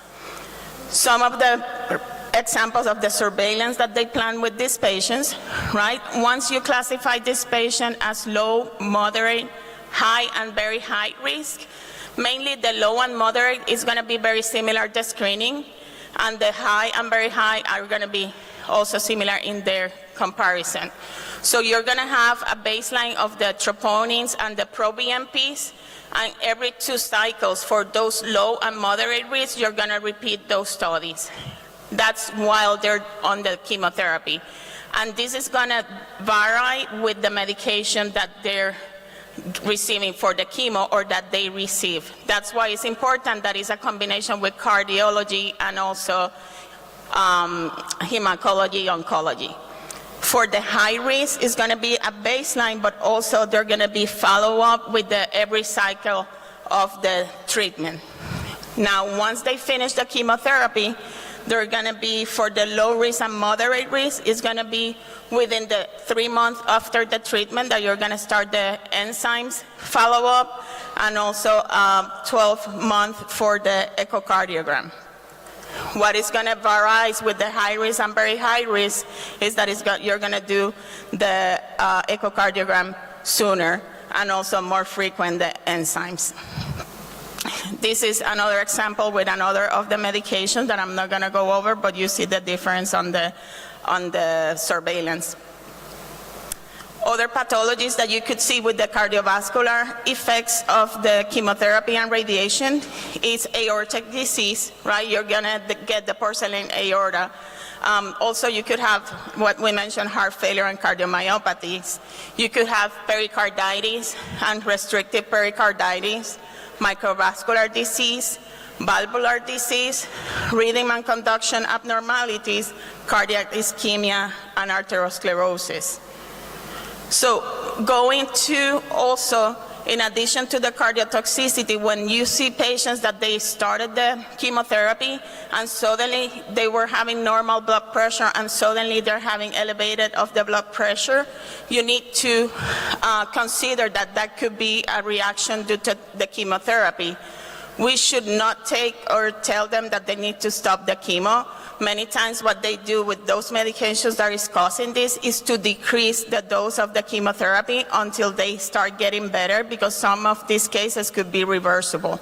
Or they could be started in ACE inhibitors or calcium channel blockers. Right. Also, when these patients present with arrhythmia, that the most common are AFib, and also they could have QT changes. But when you're seeing AFib and they need also anticoagulation, these patients are prone to more complications due to anticoagulation, so the recommendation is to start with the low heparin as much as possible, and if it's needed, then to do a short course of the IV heparin. The patients also could develop valvular disease, as I mentioned before, and these valvular disease complications can take almost 10 years to start presenting, right? And it could go from regurgitation to also, they could present with infective endocarditis. So you need to have a high suspicion in an immunocompromised patient after cancer treatment, and it could take even 10 years because they could be, the valvular presentation could be due to infective endocarditis. So the interdisciplinary approach with including cardiology and hem-onc in these patients that are presenting to your emergency department with chest pain with a previous history of cancer or current history of cancer.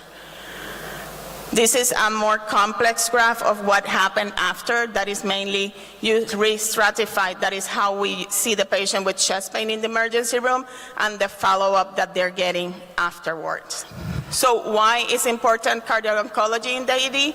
It's, they have the consensus and also how they make the diagnosis of the cardiotoxicity. As I mentioned before, a change of the decrease in the left ventricular ejection fraction more than 10%, or a global decrease in the ejection fraction less than 50 that they mentioned, that is mainly 40, the goal, and the global longitudinal strain, a reduction of more than 15%. It has a high possibility. So what is important to take a good history in the emergency department, knowing if that patient has history of previous cancer or current treatment. If you notice any sudden change in the blood pressure in this patient, consider that it could be due to a new medication that they're receiving as a chemotherapy and they need to be treated immediately.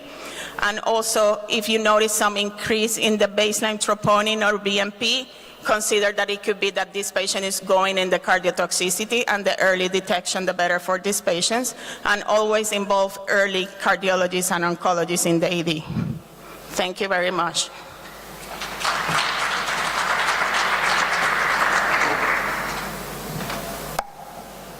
Any questions from the audience? If no, we'll move to the next. Thank you so much. Next speaker, Dr. Sandeep Sahu, whole blood transfusion in trauma shock, current trends.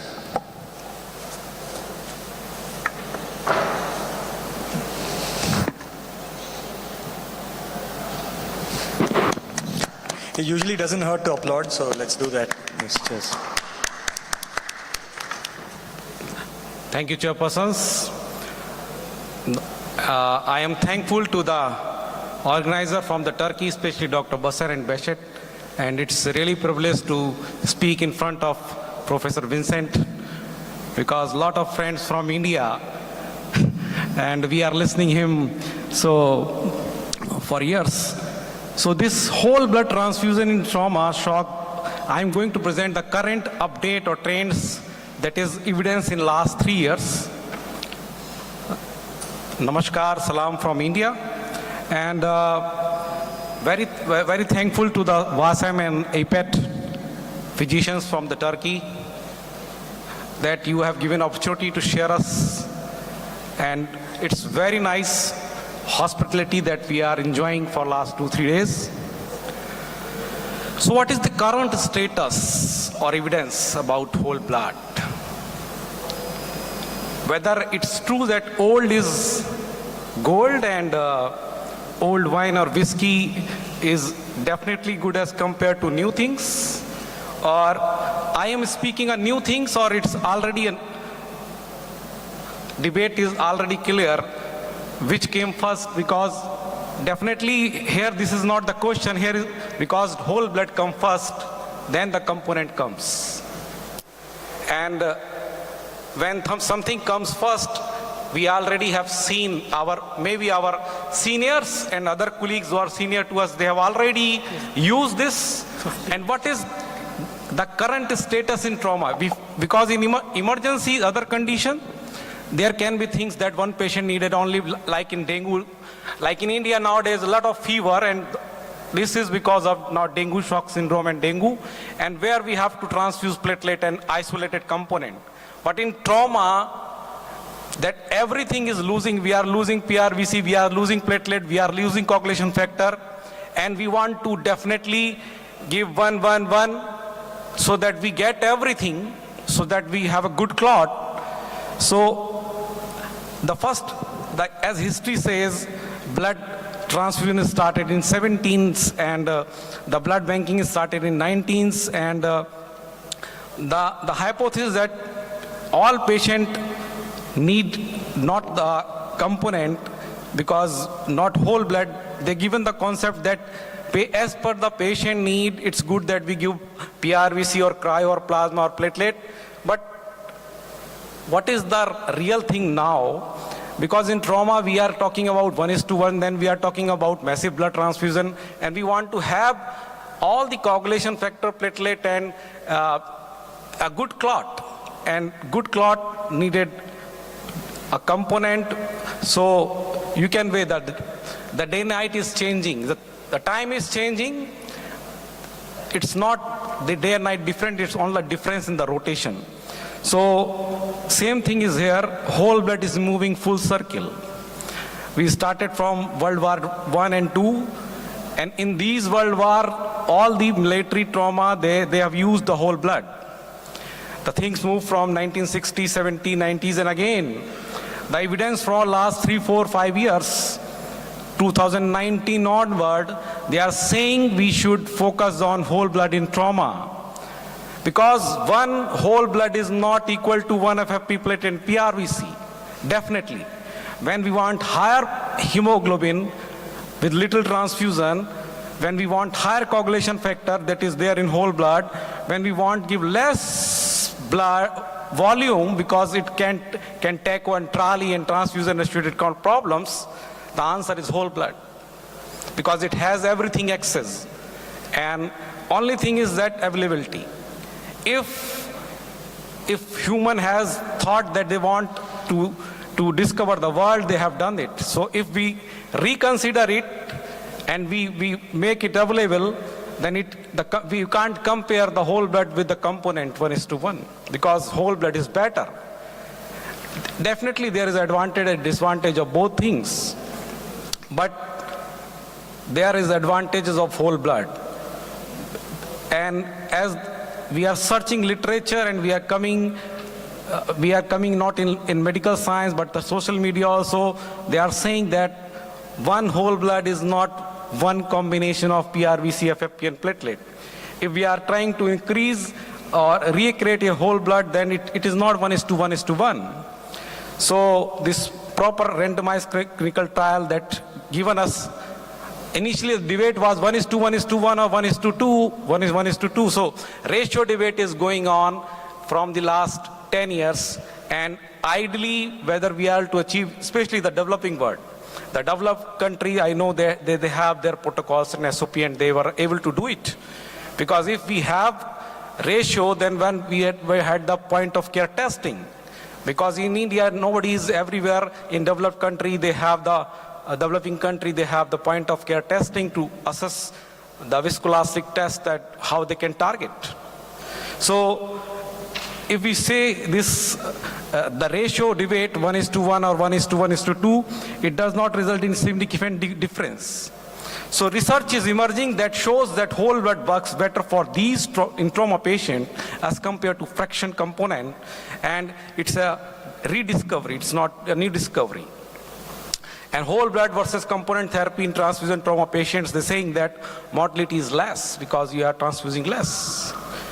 Even the cost, because medical science, everything is cost. When you give multiple transfusion, every component has a cost and also the cost to give it. So whole blood was should with the lesser, lower charges and improved logistic, especially when trauma, when we are dealing with massive blood transfusions.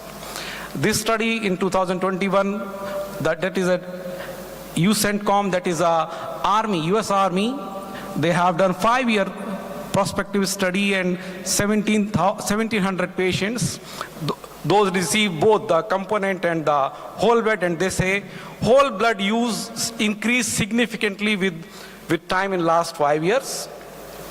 And because the supply is also increasing.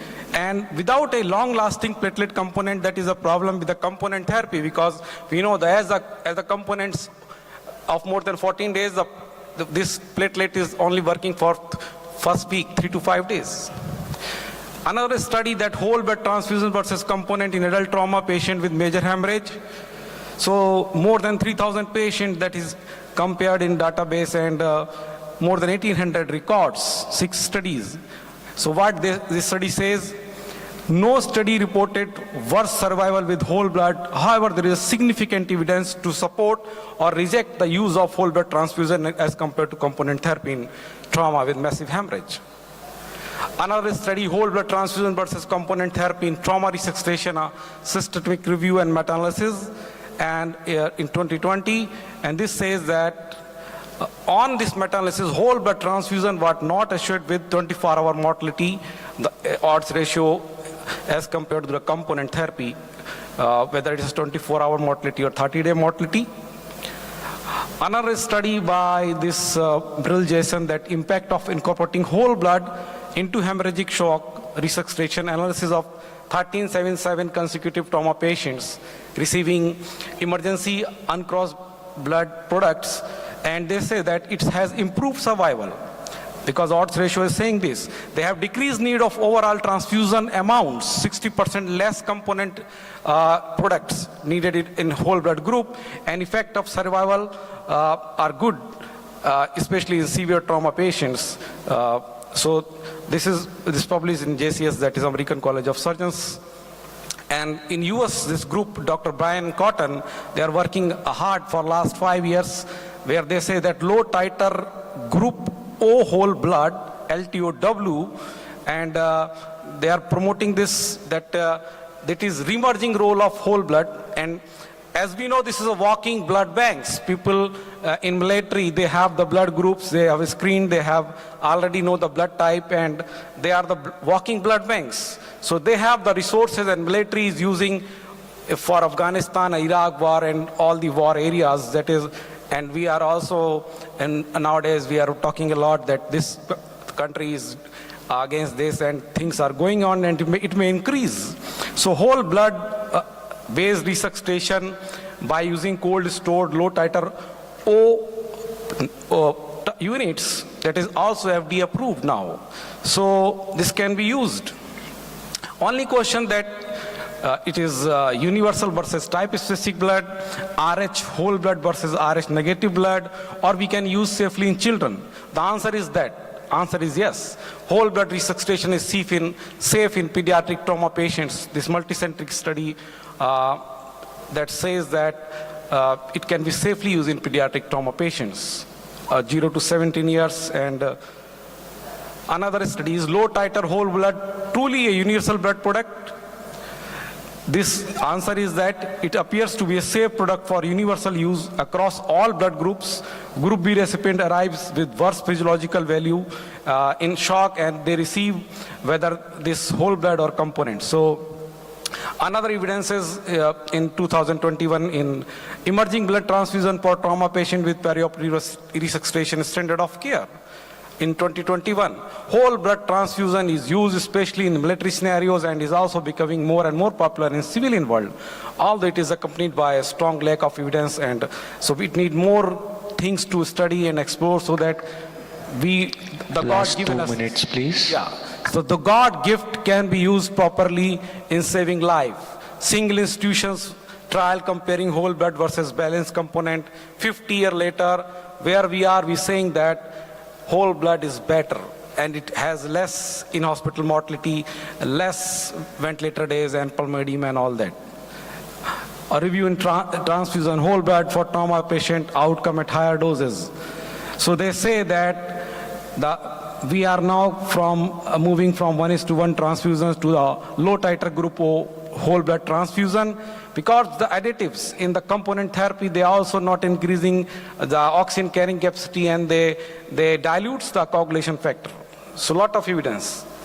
So in summary, by reviewing this 3 to 5 year recent evidences, whole blood used many years since its inception, that blood can be transfused in an human for saving lives without any harm. It proven time tested in military trauma. Thousands patients, hundreds of studies, and evidences also emerging in civilian trauma. Only thing is that everything in life has an advantage and disadvantage and risk. So same here with the component and the whole blood. Only thing that availability. If it is available, definitely, because in my residency in India we have used this. Now, if it is available, I think most of you would like to use it as per the evidences, both in adult pediatric trauma patients and in civilian setting also. Thank you. Thank you so much. Thank you. Thank you very much. That was a very holistic talk, if I may say. Thank you. Any questions at all, or shall we take them in the end? Right. Okay. Thank you. Thanks. Thank you very much. If anyone in the audience has any form of backache, headache, heartache, any of those things, please do not leave this hall. The next talk is on newer analgesic drugs by Dr. Rahul Balasubramaniam.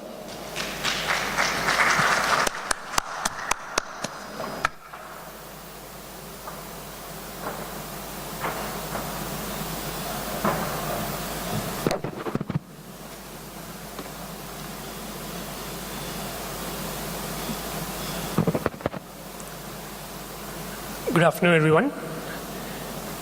First of all, I thank WASM team as well as EPAT team for giving me this opportunity to talk on the topic new analgesic drugs.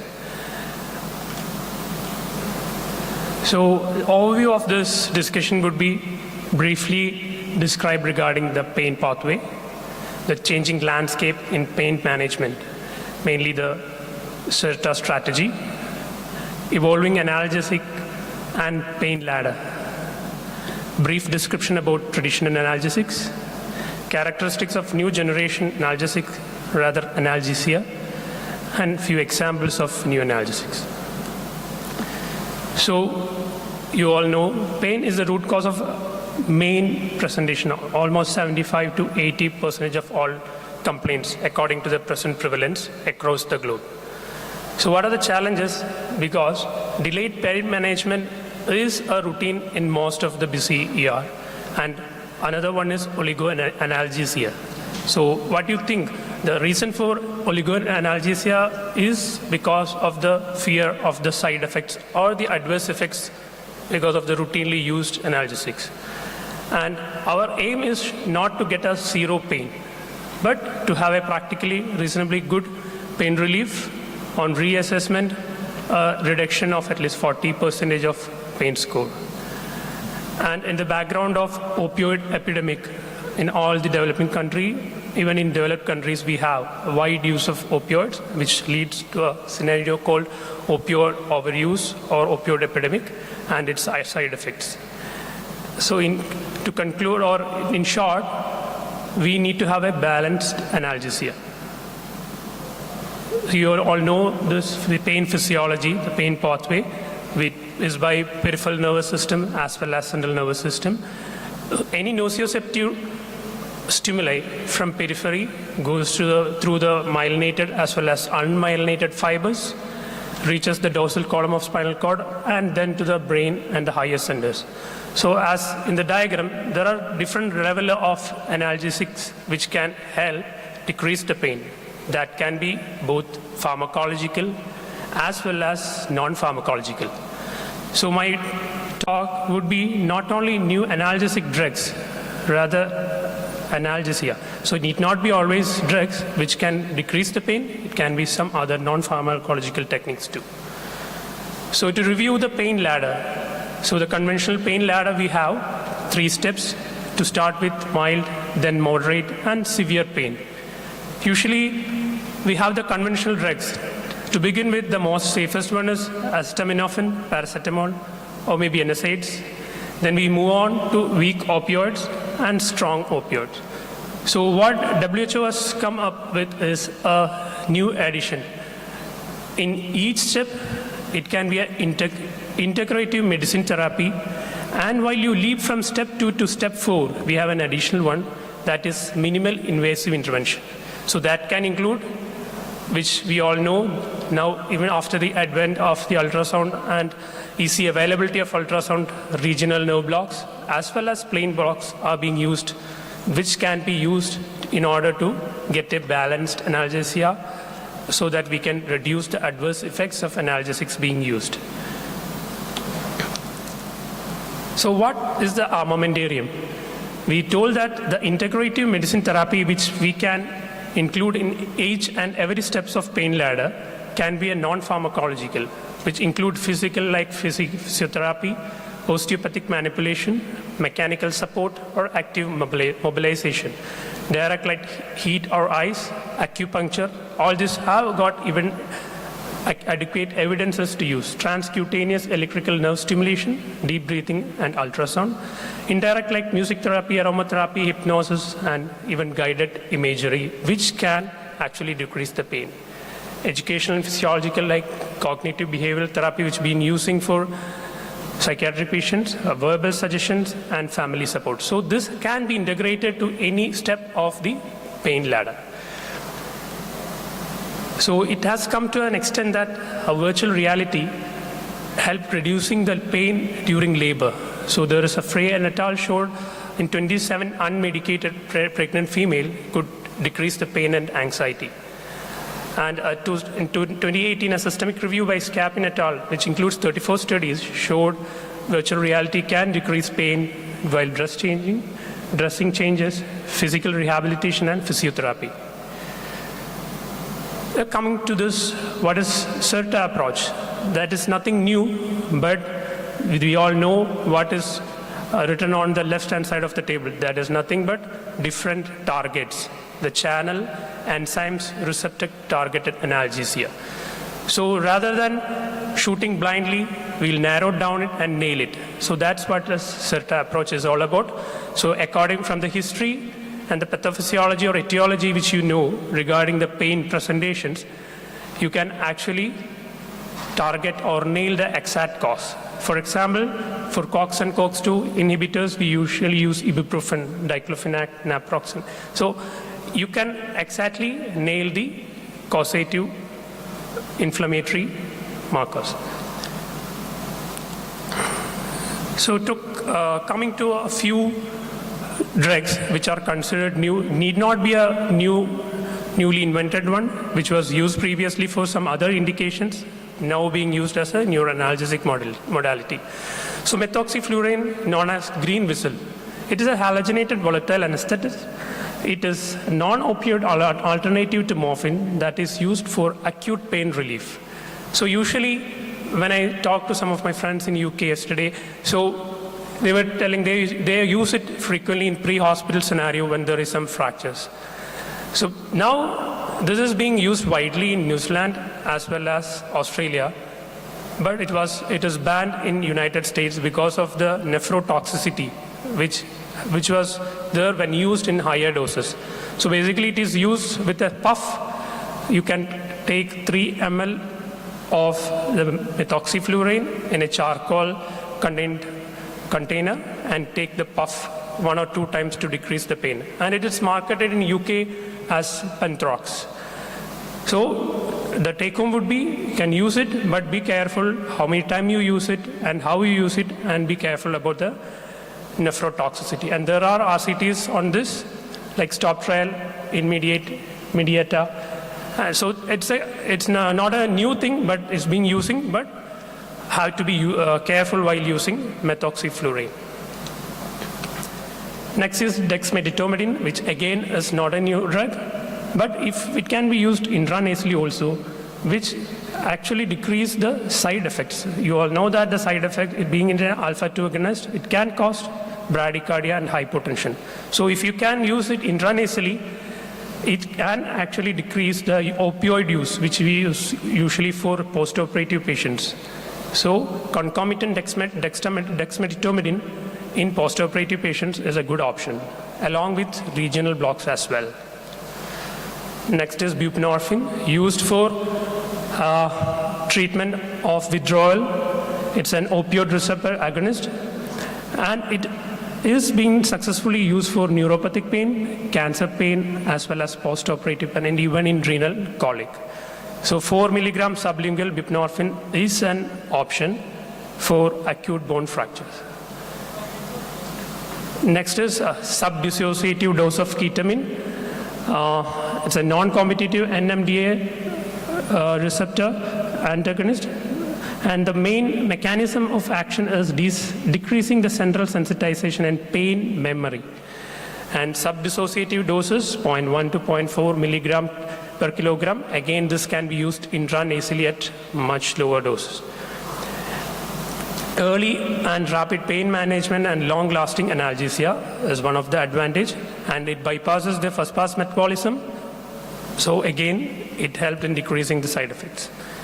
Next is topical clonidine, which is classically used for refractory hypertension, and especially in chronic kidney disease. So this can be used topically for painful diabetic neuropathy, and also being used as a topical agent, again decreases its adverse effects. So this table mainly enumerates few drugs which can be used intranasally, which we already discussed: dexmedetomidine, ketamine, fentanyl. Intranasal fentanyl is there in a lot of pediatric algorithms where you can't get an IV access. You can resort to intranasal fentanyl. Last 2 minutes, please. Yeah. Next is intravenous lidocaine, which has been, it can't be used routinely for a renal colic, but refractory to other drugs like diclofenac and opioids, you can consider giving intravenous lidocaine for renal colic too. Desmopressin in renal colic, again, its analgesic effect, it's due to its antidiuretic property. Decrease the renal pelvis pressure, and it is causing decreased pain. Next is tapentadol, a synergistic mu opioid receptor agonist and noradrenaline reuptake inhibitor. Doesn't have an active metabolite, so the risk of accumulating and producing overdose or adverse effect is less, and is metabolized by cytochrome P450 enzyme. So it has got less side effects like nausea and vomiting compared to opioid, but be careful about respiratory depression when you're using it. So alternative to morphine and oxycodone. This remimazolam is not an analgesic acid, but it is used as a sedative, but can cause analgesia when used with other drugs. So this is the CERTA strategy. You can map the particular receptors to the pain presentation, and you can choose which drugs to be given to the patient. It's not a complete comprehensive list, but you need to have the assessment of the patient at the same time to look for any contraindication. So what is the challenges when you talk about a new drug or a new therapy? It is always the cost, the accessibility, as well as the potential side effects. So being said that, these are the challenges, we should work on it, and the future prospect. So we already discussed the pain pathway. The sensitization occurs in the dorsal horn of spinal cord and the higher centers of the brain. So the future research or future analgesics which are being developed or are in pipeline is being addressed regarding the central sensitization and long-term potentiation. So take-home point should be limited newer analgesics are introduced recently. So older drugs used for other indications are being used for analgesia. Better we go for a channel enzyme receptor targeted analgesia rather than shooting blind, nailing it down. And there are non-pharmacological options. And finally, reduce doses, thereby optimizing safety and efficacy of analgesic regime. So our aim should not be a zero pain, but a balanced analgesia. So these are the references. Thank you. I'd be happy to take any questions. Do we have any questions? Is anyone in any kind of pain? Okay, it's good to know. Superb. Thank you. Thank you. The next speaker is the last speaker and is talking about a topic that gives headache to patients and also gives headaches to emergency physicians, because we are seldom good at picking it up. Ladies and gentlemen, last speaker for this session, Dr. Soumya Nair, Management of Acute Glaucoma. Thank you, Dr. Muthasa, and thank you, Dr. Rahul. Good afternoon, everyone. Am I audible? Yeah. Okay. So I would like to thank World Academic Congress of Emergency Medicine for giving me this opportunity. It's an honor and privilege to be on this stage. My topic for today, I'll just quickly introduce myself. I'm Dr. Soumya, Assistant Professor of Ophthalmology, Kasturba Medical College, Manipal Academy of Medical Sciences, Higher Education, Manipal, India.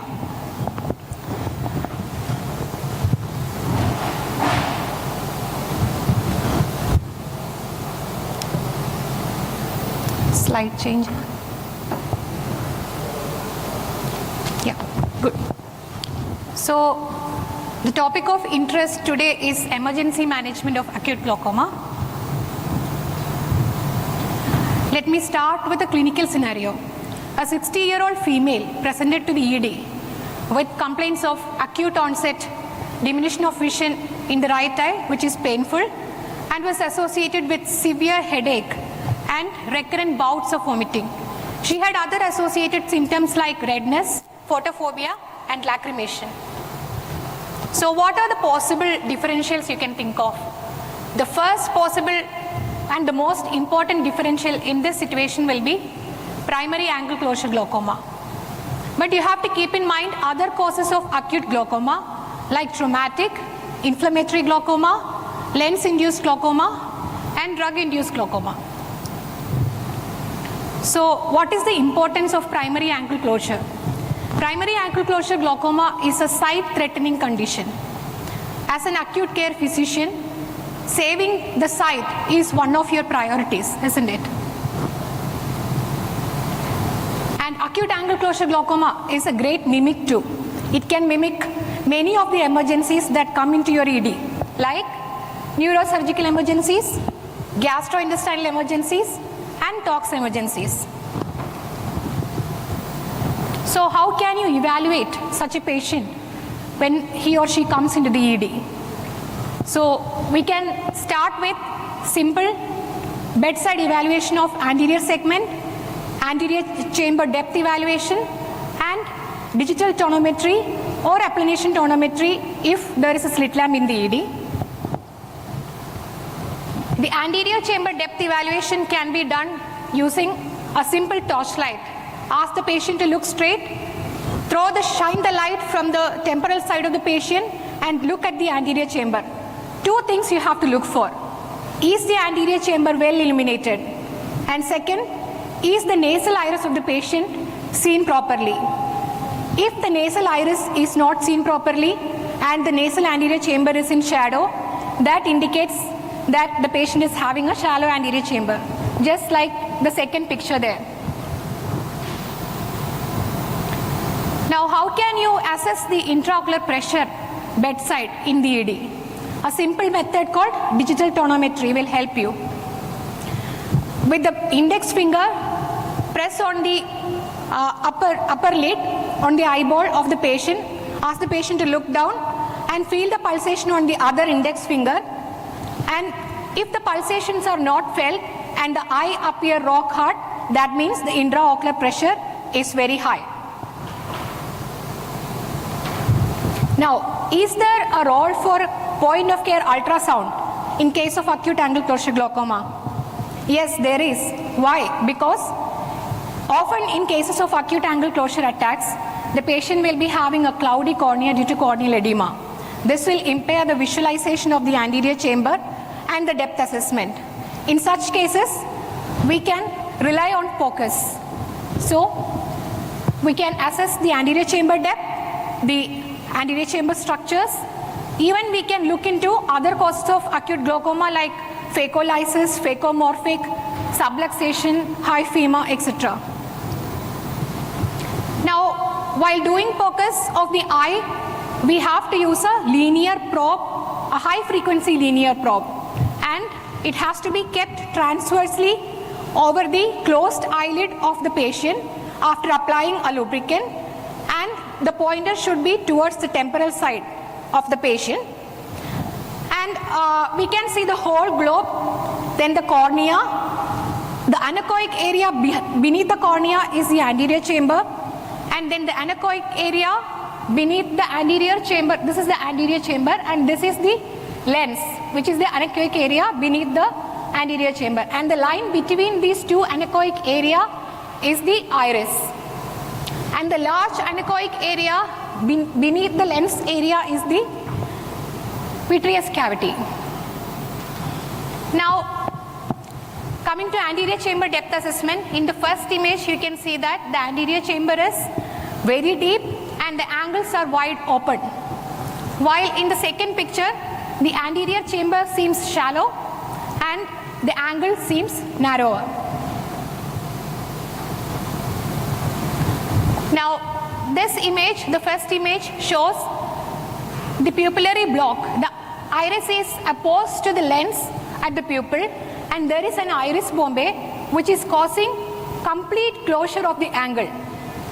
The second image, you can see an anechoic lens, and above the anechoic lens in the anterior chamber, there are hyperechoic areas which is suggestive of a hyphema. We can also evaluate lens changes using focus. In the first picture, as you can see, the lens appears hyperechoic and bulging forwards, which is pushing the iris diaphragm forwards, shallowing the anterior chamber. This is suggestive of a phacomorphic glaucoma. While in the second image, I hope you can make out that the lens in one area is pushing upwards or subluxated anteriorly, and it is pushing the iris in that area only, causing a shallowing in that area, shallowing of the anterior chamber in that area. Now, coming to the treatment of acute angle closure glaucoma in the emergency department, what can we do? So, the first and foremost priority is to bring down the intraocular pressure immediately. As long as the IOP remains high, the more damage to the retinal nerve fiber layers happen and irreversible visual damage will occur. So, we have to prevent that. The drug of choice is always hyperosmotic agent mannitol. We can give 20% mannitol 100 ml IV over 30 minutes. Also add on IV antiemetic medication and stabilize the patient. Once the patient is stabilized, we can switch to oral anti-glaucoma medication such as acetazolamide, oral hyperosmotics such as sorbitrate or glycerol. When the patient is in the ED, avoid prone positioning because it will exacerbate the angle closure. Also, if there is a traumatic patient with hyphema, advise head and propped up positioning. Avoid mydriatic cycloplegic medication, which will also worsen the angle closure. And in certain cases, we have to have a high index of suspicion for drug-induced angle closure as well. So my take-home message from this session would be, if a patient walks into your ED with headache, take a second to look into the eye of the patient. Clinically evaluate the patient in the ED and judicious use of focus if there is a suspicion of angle closure glaucoma. And immediate reduction of intraocular pressure should be done to prevent irreversible damage to the vision of the patient. So, say this lady walks into your ED. I hope you will keep these points in mind and you will be able to pick up the angle closure attack and manage to bring down the IOP at the earliest, so that the patient won't have a scotoma but will have a clear, good vision and a good quality of life in the future. I'll be happy to take questions. Thank you. I think that was an eye-opening talk. Does anyone have any questions? Yes. I see some redness of eye in the audience. Where is that? Sorry, there. Yeah. Yeah. Yeah, the digital tonometry. Yeah, it's a very simple test.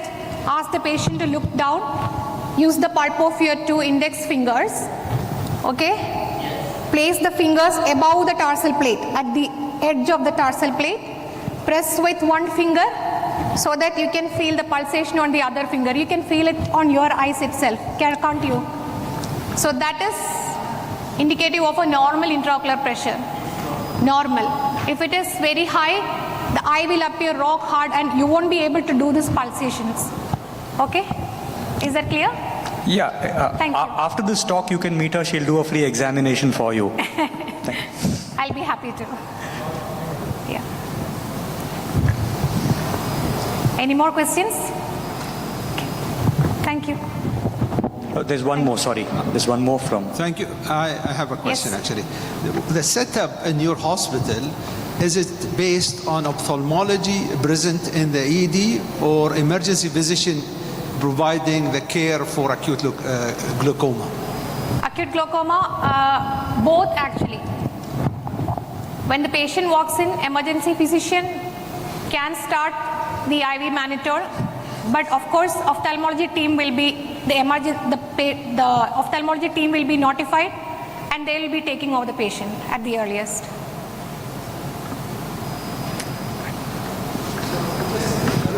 Yes. In-house or home? Yes, sir. The ophthalmologist will be in-house in the ED, or he will be called to come. So time is a factor here. Yes, yes. So what is actually the time factors that will require for ophthalmologist to be in-house to provide the care for this patient?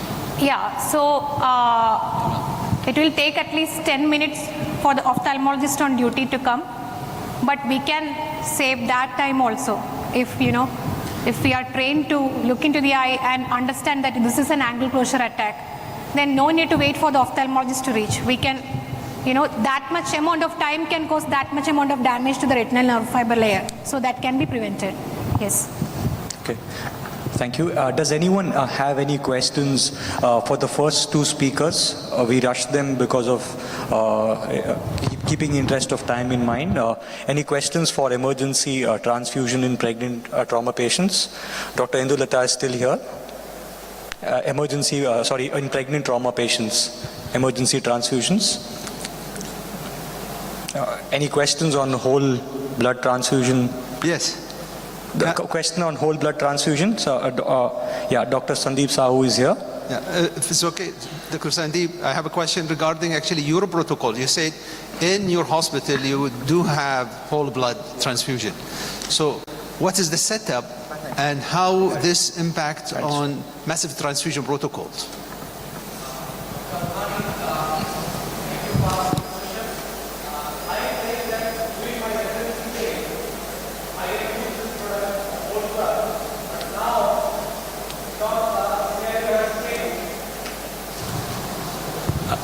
It's around 18 years back in India when I was doing residency. at my hospital that time we don't have the component therapy. So we are using the whole blood for gunshot and all the laparotomies. But nowadays, in other emergency, definitely emergency medicine, we have component therapy nowadays. But I am especially being my primary specialty in anesthesia, and I am seeing day and night massive blood transfusion and severe hemorrhagic shock in the ORs and ICU. And anyhow, I am thankful to my transfusion department, transfusion medicine department. We have to take component, but we have to do massive transfusions. And after all that thing, the only problem that I have, that patient need go in overload. So, and it's again rethinking with the evidences, because I have given task to what is the recent trends.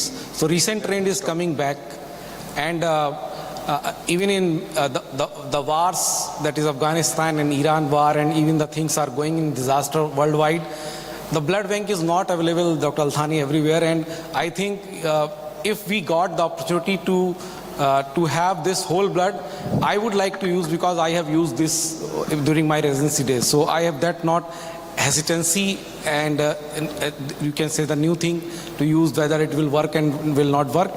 So sorry, but nowadays in my hospital we are not having whole blood. But definitely I would like to have, especially it's good for severe polytrauma and hemorrhagic shock. Thank you, Dr. Althani. So what's your say, sir? Because you are a trauma surgeon, I know, and you work in ED, and we have seen your hospital. So what's your thought? I would like to add on this. We've got about 1.5 minutes, so it's not bad.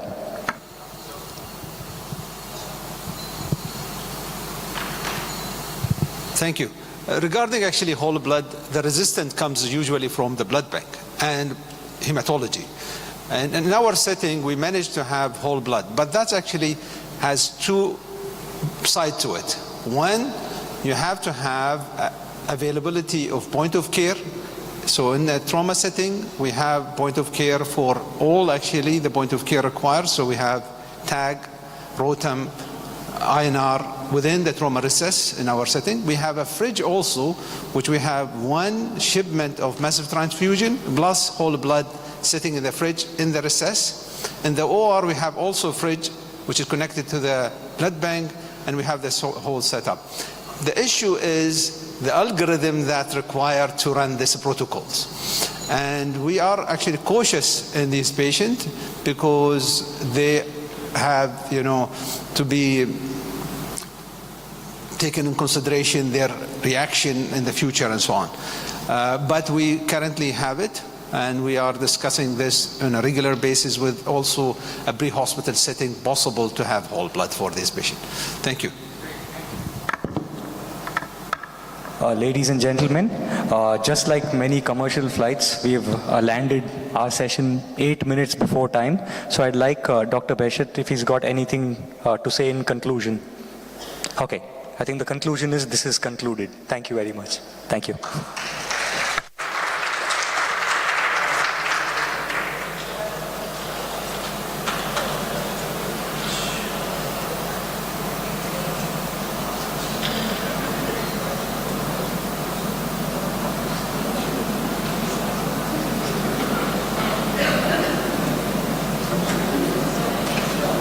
Microphone long here, please.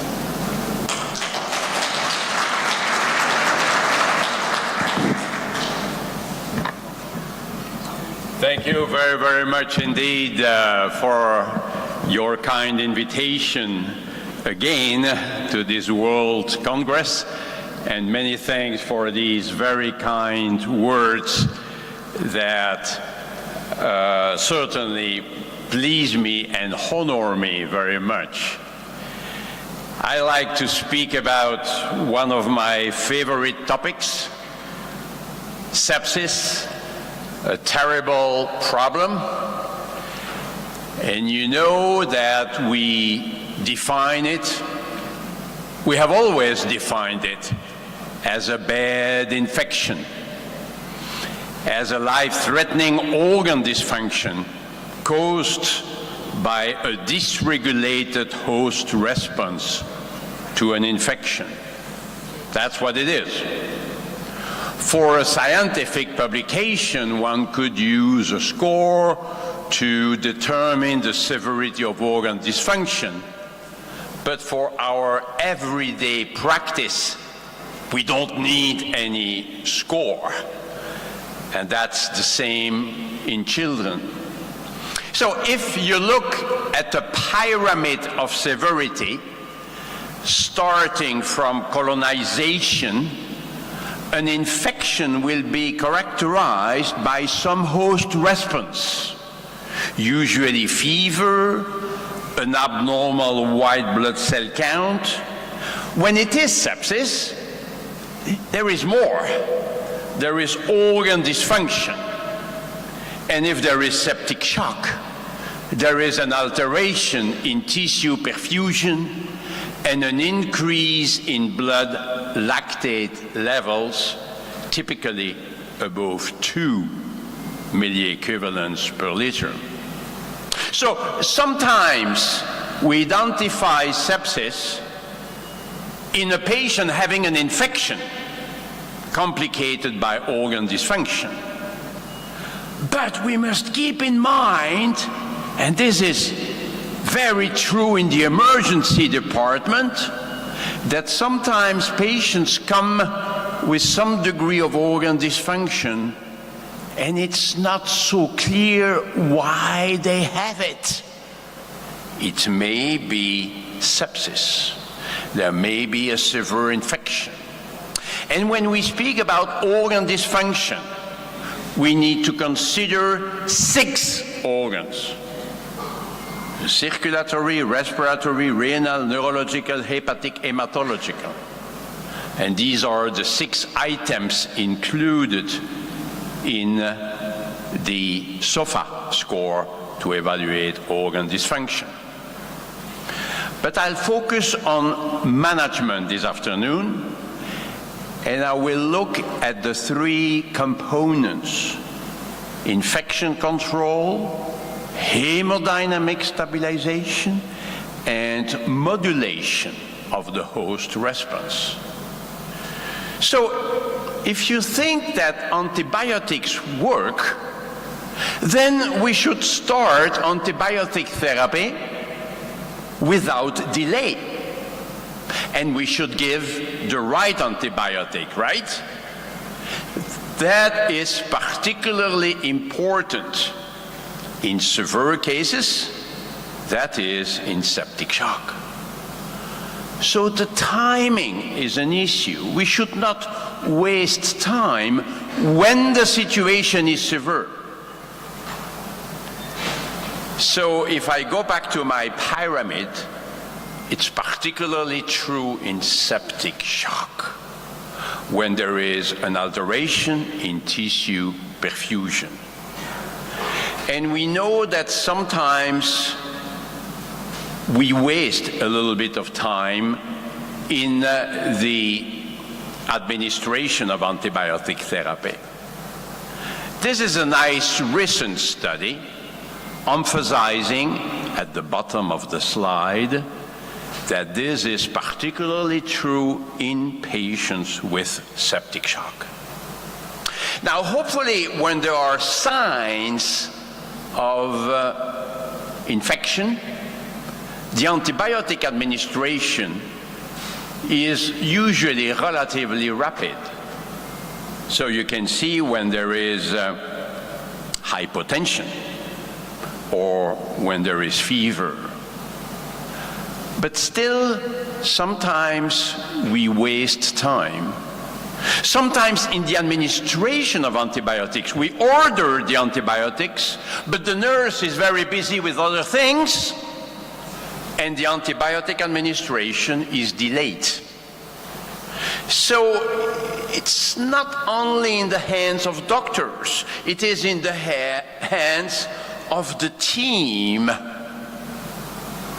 Some people may say that we sometimes overuse the antibiotics. In the United States in particular, where there may be some medical legal aspects. Give antibiotics to all patients with fever right away. That could facilitate the development of resistant organisms. So today we look at this like this, as disease severity versus degree of certainty. So if we are not so sure about septic shock, but if it's septic shock, the severity is there, we should not hesitate too much before giving antibiotics. But if it's not too bad, we may have time for additional tests if it's not septic shock. Remember these important studies showing that sometimes we admit patients in the intensive care unit for likely sepsis, but actually this is doubtful at the end. When we have all the elements, we may think, after all, it was not septic shock. Or here in an emergency department in Boston, they found the same thing. Sometimes we think it's septic shock, but it's not. It may be cardiogenic pulmonary edema. It may be a drug effect. It may be some malignancy. So sometimes we give antibiotics for some patients who may not need them. We must accept it. But the choice is important too. I like this paper published recently, where they showed that if you don't give the right antibiotic, prognosis is worse than if you give the right antibiotics. Okay. But this is very interesting. If you give wide spectrum antibiotics to patients who do not need it, the outcome may be worse. Perhaps because there is a selection of resistant organisms. So the message is, too narrow spectrum may be harmful, but too wide spectrum may also be harmful for the patient. And we should never forget that the antibiotic administration can be reassessed later. So give antibiotics as soon as possible. The more severe the presentation, the more urgent the antibiotic administration. And antibiotic therapy should cover all likely pathogens, not less, but not more. And of course, source control is very important. And here also, we need to motivate the team, the nurses, the surgeons, if there is a need for laparotomy, for instance, the radiologists before that, the anesthesiologist, a team effort. But let's move to the hemodynamic management. My mentor, my teacher, was Dr. Weil in Los Angeles. And Dr. Weil was saying every patient is a VIP. Ventilate, infuse, pump. Ventilate, well, we have good ways to use non-invasive mechanical ventilation today. But in shock, we should not wait too long before endotracheal intubation if required. If we wait for too long, there may be respiratory arrest. So what are the things to look at? With my colleagues at the Surviving Sepsis Campaign guidelines, I said we need to give recommendations to the doctor about when to intubate a trachea.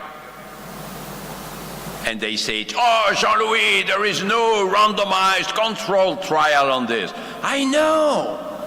But we need to give some guidance. So would it be the degree of hypoxemia, the neurological status, sometimes the PCO2, the hemodynamic status, the muscle function? Are there plans for major surgery? It could be a combination of those. We need to help the doctors. So my recommendation, actually it's not mine, I found it on internet, it is to ask the patient to pronounce metoprolol. If the patient cannot pronounce metoprolol, it's the right time to put the tube in the trachea. Infuse. Every patient with sepsis will need fluids. Not too much, but not too little. Not too little. And we cannot go by formula. Because a patient with pneumonia may require less fluids than a patient with peritonitis. There may be a little bit of vasodilation or much vasodilation. There may be more capillary leak with unavoidable edema formation. And we may need to bring cardiac output to a supranormal level to bring enough oxygen to the cells. So some years ago, a couple of years ago, people were discussing restricted, liberal fluid administration. This is over because these trials randomizing patients for more or less fluids showed no difference in outcome because some patients may benefit from one strategy, but some others may be harmed, and vice versa in the other group. Look at this recent paper published this year in the New England Journal of Medicine, comparing more fluids with less fluids but more vasopressors. Well, if anything, the patients who were in a restrictive fluid therapy were worse than the others. They were more likely to need a stay in the intensive care unit. Clearly, fluid restriction is dangerous. There will be some edema formation. We don't like it, I agree. But that's the price to pay to have a sufficient cardiac output. We may need vasopressors, I will go to that in just a moment. But vasoconstriction is really to avoid. So we need to navigate between the two. We all know that. Maybe artificial intelligence will help us in the future to decide whether we should give more fluids or more vasopressors. But to stay with simple things. An edematous patient may be hypovolemic. Sometimes there is a doctor coming and say, oh, there is some edema here. Oh, stop giving fluids. That doesn't make sense. No, we don't know. Because in sepsis, there is always some edema formation. So let's be careful about the word fluid overload. Because sometimes we say the patient is in fluid overload when there is edema. But edema does not exclude hypovolemia, especially if there is hypoalbuminemia, which is associated. So let's be careful. Likewise, the fluid balance doesn't help very much. The patient may still need fluids even when the fluid balance is positive. So we all agree now that we need individualized therapy.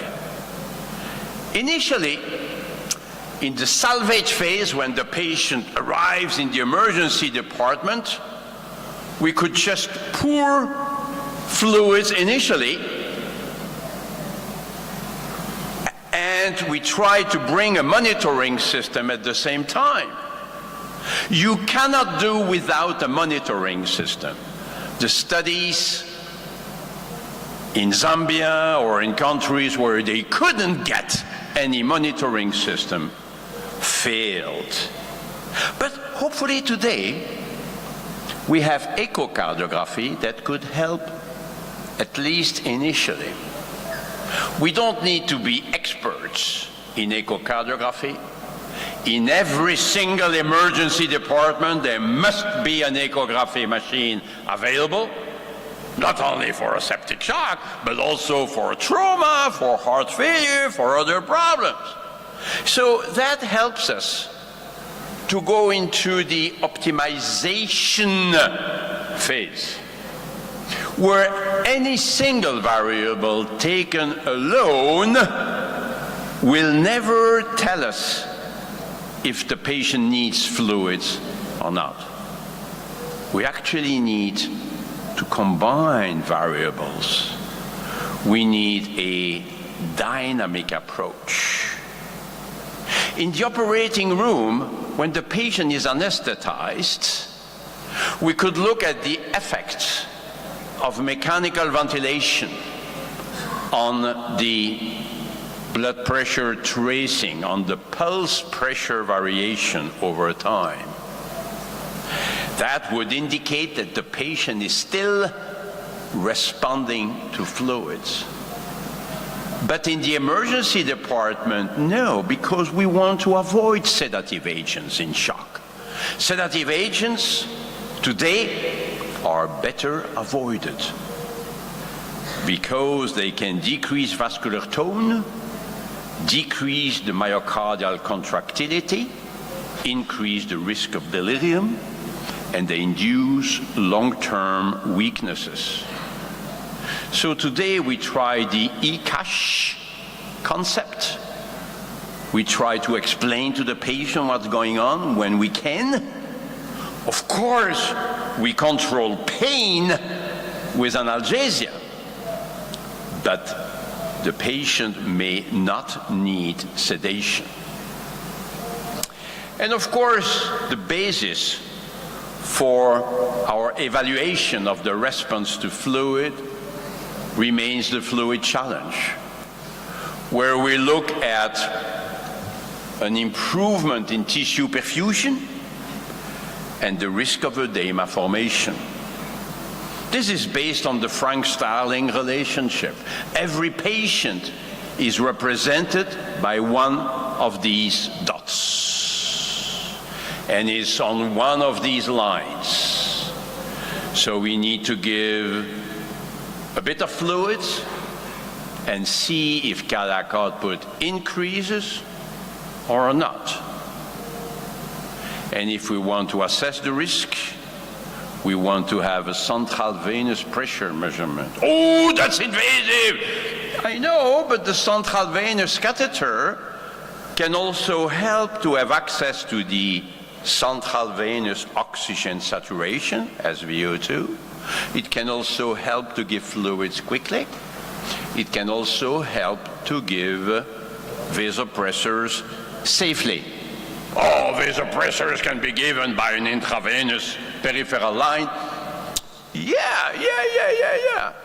But one single complication would be terrible. So, the fluid challenge is not the fluid loading, right? It is a technique in which we give a bit of fluids and we assess the patient's response. Sometimes people do it over a too long period of time. I'll try to give fluid for half an hour. That's much too long, because so many things could happen in half an hour. And in the emergency department, the patient may have to go to the X-ray for a CT scan, and we lose that information. So it's 5-10 minutes. In the operating room, it will be 1 minute, because so many things happen in the operating room. But if we return to the emergency department, the studies have shown that giving about 200-250 cc's in 5-10 minutes is sufficient. So give 200 cc's in 5-10 minutes. If the patient seems to respond, seems to benefit, you repeat it. And during these 5-10 minutes, if you want to assess the patient's response, you should not do anything. Don't touch the patient for 5-10 minutes. What shall we check? Heart rate? Well, maybe, but it's not perfect. The blood pressure? Not really, because the patients in septic shock may respond to fluids by an increase in cardiac output, and yet the blood pressure may not increase much because there is decreased vascular tone. We showed it many years ago. So optimally, we should actually assess cardiac output and see if cardiac output increases with fluids or not. We could use the technique we like. We just reviewed it for critical care medicine, if you like to look at the various systems available. But again, if you are good in echo, you could just use the velocity time integral to reflect cardiac output, stroke volume, and thus cardiac output. Today, it can even be done automatically. There are some softwares available now that can measure it for you. So that's the fluid challenge technique. You can go to that publication if you want to see the graph. It's quite easy, but we need to pay attention to some simple elements. And the most important one is that if the patient does not benefit, we stop giving fluids. The fluid challenge does not encourage to give more fluids. It does encourage to stop giving fluids when the patient does not benefit. Internal fluid challenge can be obtained by passive leg raising, but it's a bit more difficult to do actually, because the changes in cardiac output will be very transient and very mild. If you like, we did a neat chat, you can find it on the internet, with Dr. Monet, who is a world expert in this, asking him, how do you do this? But to go back to simple things, ChatGPT says, the goal of fluid resuscitation in sepsis is to restore perfusion to vital organs and tissues and to prevent organ failure. The appropriate amount of fluids will depend on the individual needs of the person with sepsis and should be determined by a healthcare provider. It is important to monitor the person's vital signs and response to treatment. And it's only then, when the patient is stabilized, that we can think at the stabilization phase and the de-escalation phase with diuretics, with ultrafiltration, if the patient does not have urine output. If you like, we just reviewed it in this paper, the various phases: salvage, optimization, stabilization, de-escalation. Very important to look at which phase we are in. Very briefly, there was a discussion until recently about the type of fluids, the amount of chloride we could put in the IV fluid. That was a question which was overstated, because we know that saline solutions include a lot of chloride. We know that during surgery, the chloride levels will increase after 2 hours if you give only saline. We know balanced solutions include other electrolytes than chloride, and hyperchloremia cannot be good. Any abnormality is associated with a worse outcome. It has been known for many years that hyperchloremia is not good for the kidneys. So I don't know why we need to do prospective randomized trials with saline versus... If there is hyperchloremia, there is more renal dysfunction. But we knew it from the beginning. So we said it's not even ethical to allow hyperchloremia to develop in some patients. Oh, so we should no longer use saline solutions? I didn't say that.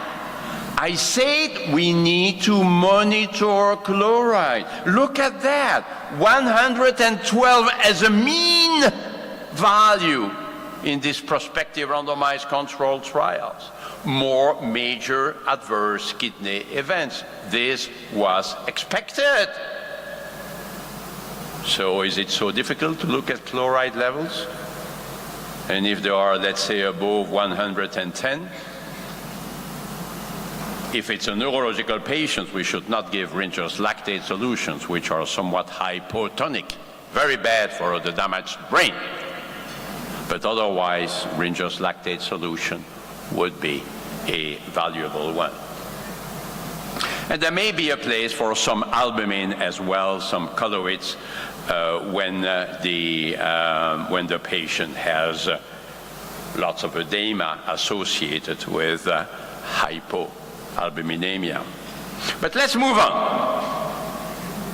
Let's emphasize that severe hypotension must be treated right away, because it's too bad to be severely hypotensive. So don't wait for the response to fluids. If hypotension is severe, we need to give vasopressors right away. Studies of large databases have shown that severe hypotension for 1 hour or 2 may be very harmful for the patient. In this, there have been several studies on this, also on renal function. We could even perhaps propose the administration of vasopressors in the ambulance before getting to the hospital. So VIP, the 3 elements, must be managed concurrently. And we know noradrenaline is the first agent of choice. Adrenaline should not be a first agent. This is a small study, quite old now, showing that the trend is going in the wrong direction.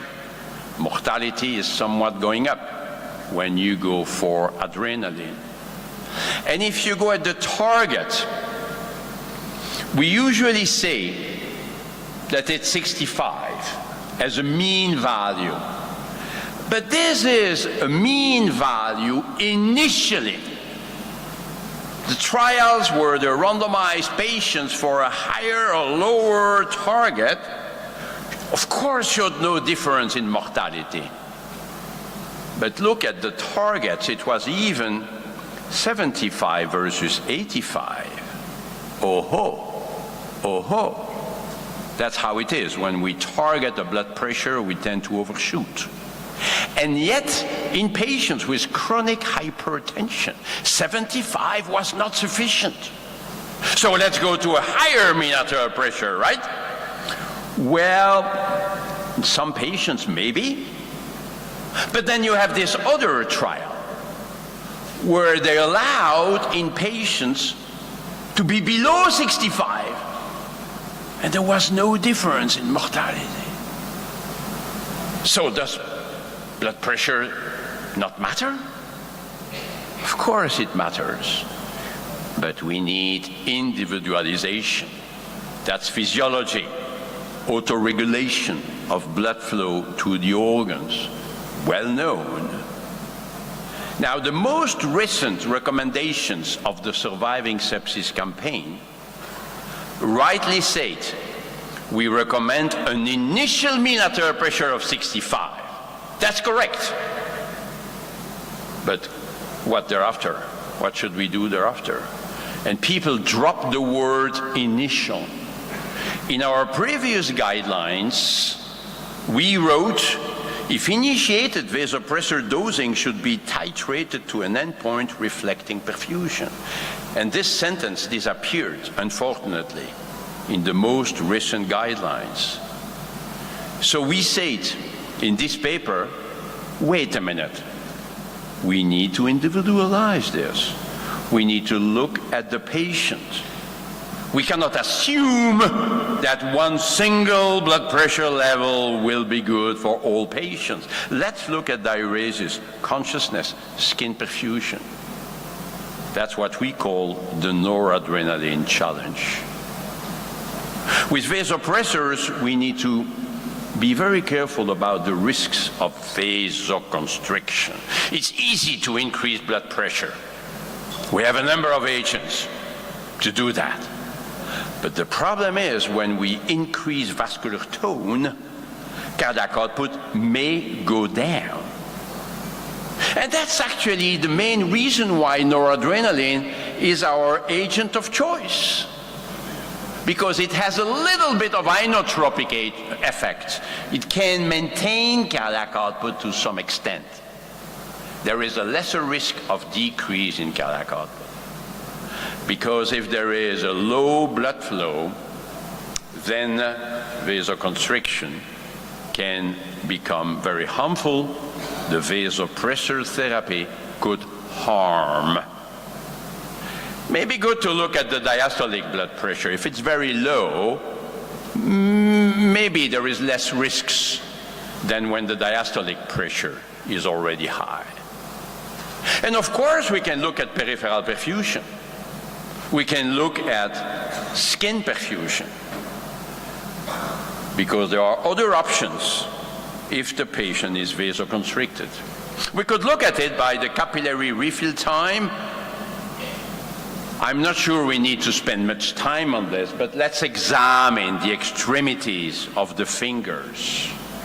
We may not need a particular device for this. In the past, we were measuring the toe temperature with Dr. Weil.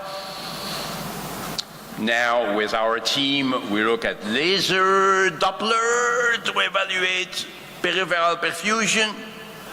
The point is that if the patient is too vasoconstricted, it may be hypovolemia, it may be a poor myocardial function. We can look at it by echo. We can look at it by measurement of central venous oxygen saturation. Remember, in the emergency department of Detroit in the US, Dr. Rivers showed that when the SCVO2 is low, we could give more fluid, transfusion, or dobutamine. And this action may result in lower mortality rate.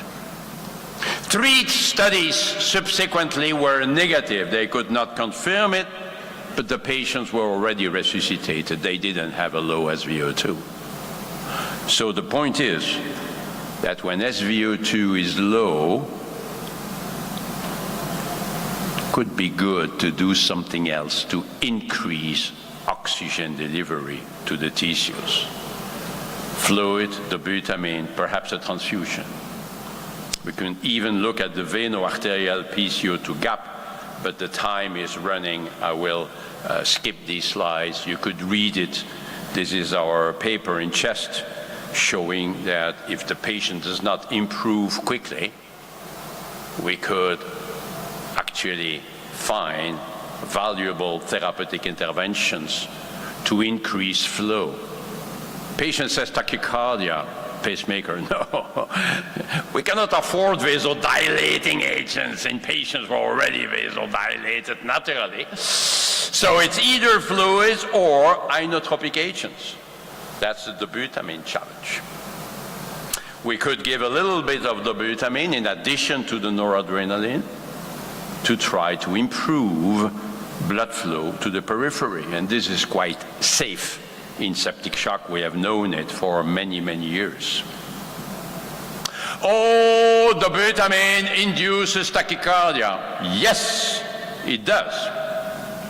Because any inotropic agent that we know will increase heart rate if it increases the myocardial contractility. Wait a minute. Tachycardia may be bad. Perhaps in some patients we should use beta blockade in septic shock. What do you think?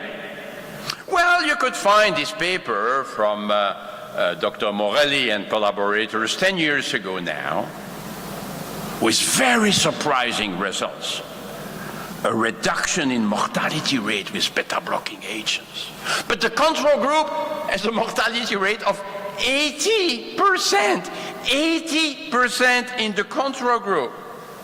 So we and others wrote letters saying, you know, no.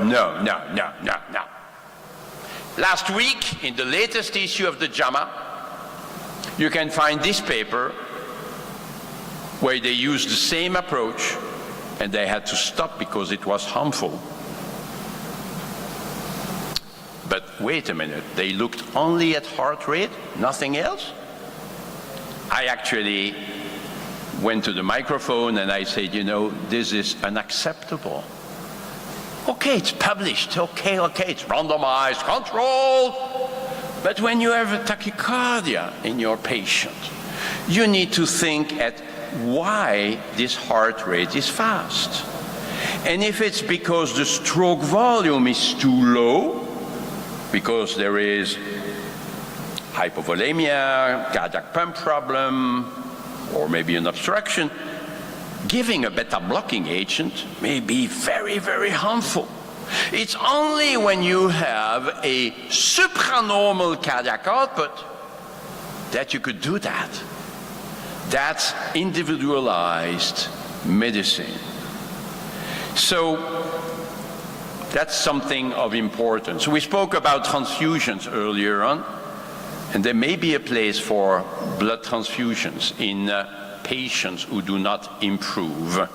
But my time is really, now I'm reaching the end.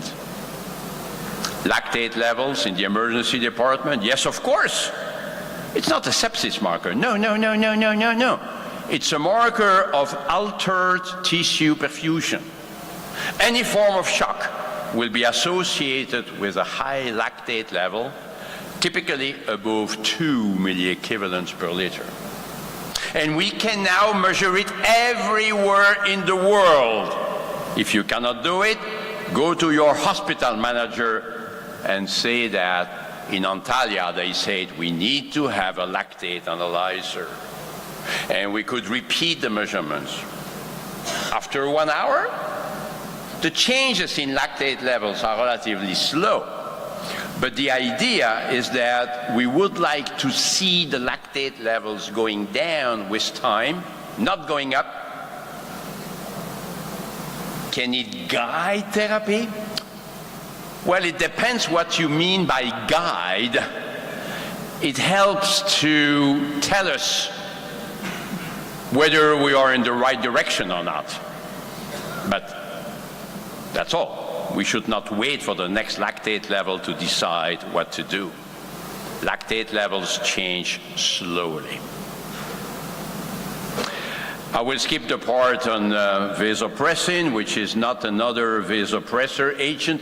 We don't know really when to use it, but it's hormone therapy. Vasopressin is a hormone, right? So there are some interesting effects limiting edema formation, helping the kidney. So there are some arguments to give low doses of vasopressin early on in septic shock, early on. But we must make sure that cardiac output is normal or high. Once again, beware of vasoconstriction. So maybe if you are sure that cardiac output is not significantly reduced, you use small doses, especially if you are concerned about kidney function, especially if you are concerned about edema formation. Hopefully the doses are fixed. We should not really titrate the doses. Angiotensin II is also coming up. Maybe it will have some beneficial effects on the kidney, but it's very costly. It costs about 1,000 euros a day. So we need to have more evidence for this. Last minute, hydrocortisone. Should we give it already in the emergency department? Rarely, only if shock is very, very severe. We have one study from Australia showing no improvement in survival, but we don't know much about the patients. Many patients were not in septic shock.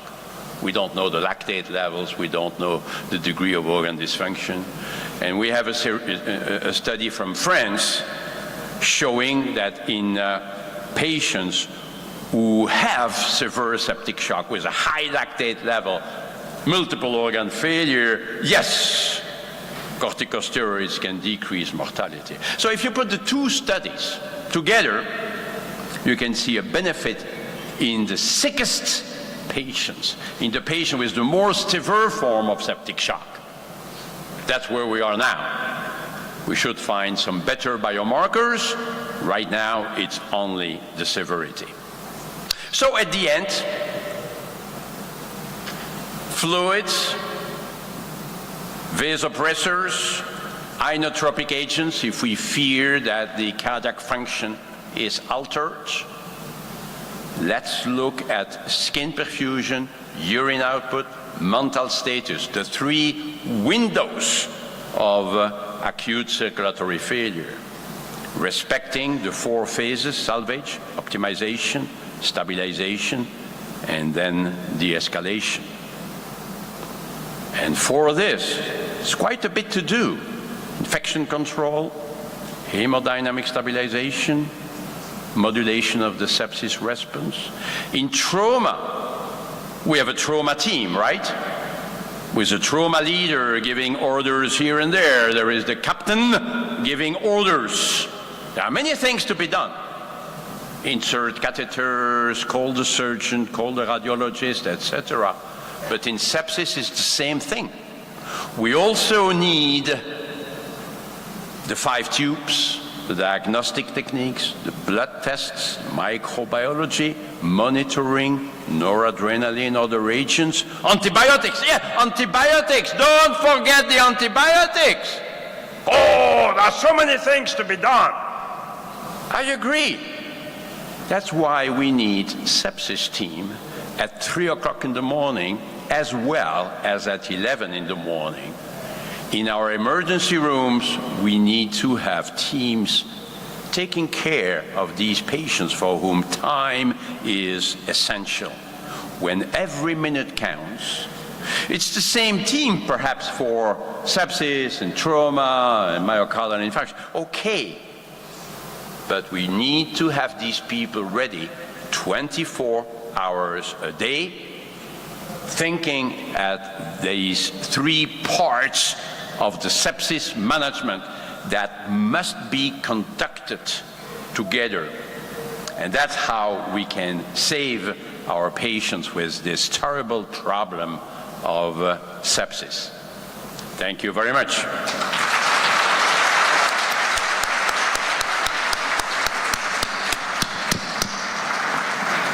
Thank you so much, Mr. Vincent.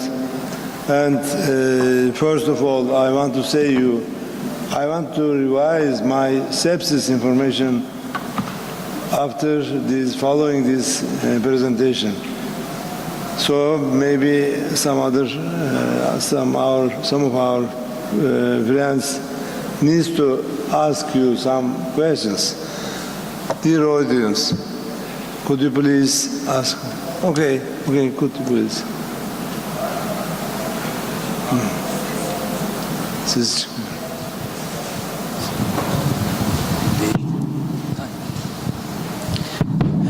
Dear Professor, thank you very much for this great and wonderful and excellent presentation. You explained and summarized the topic in a very short way, and you made me to love this topic. Thank you very much. I'm very grateful about it.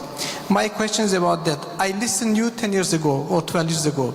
If I listened to you 20 years ago in 2020, perhaps, I may listen different thing.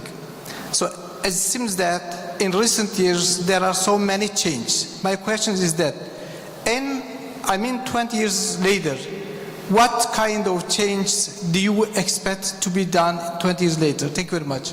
Ooh, thank you very much for this question, which is an excellent one, but it's another talk. if you give me another 40 minutes, I can discuss it. But, you know, I think that we would like to be less invasive, but at the same time, we want to be accurate. So at least for some years to come, we will continue to be invasive. The arterial catheter, the central venous catheter will continue to use it for a while, but maybe not in 10 years or 15 years from now. Echocardiography will be automated, as I say it, with AI programs, with artificial intelligence programs.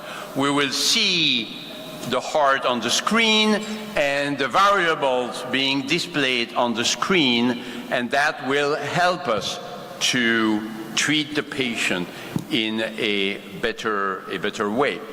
We will have better methods to identify the microorganism more rapidly, and this will help to orient the antibiotic therapy from the very beginning.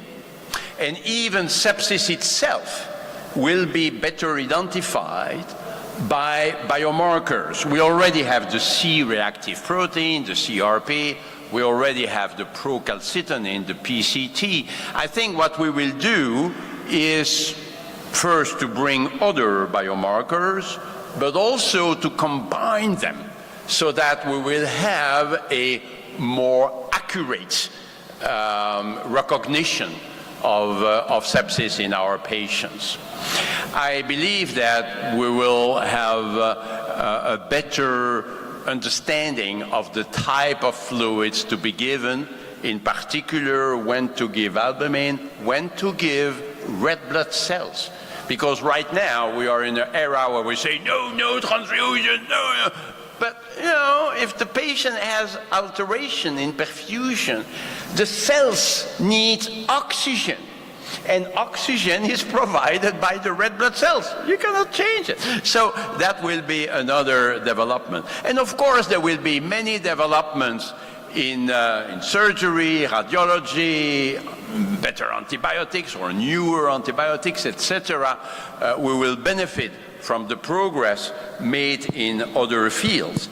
And above all of this, artificial intelligence or augmented intelligence, AI, in any case, AI will help us to better identify the problem and better treat it. We will remain in charge. We will not be replaced by an AI system, but the AI system will provide a very effective help to the team.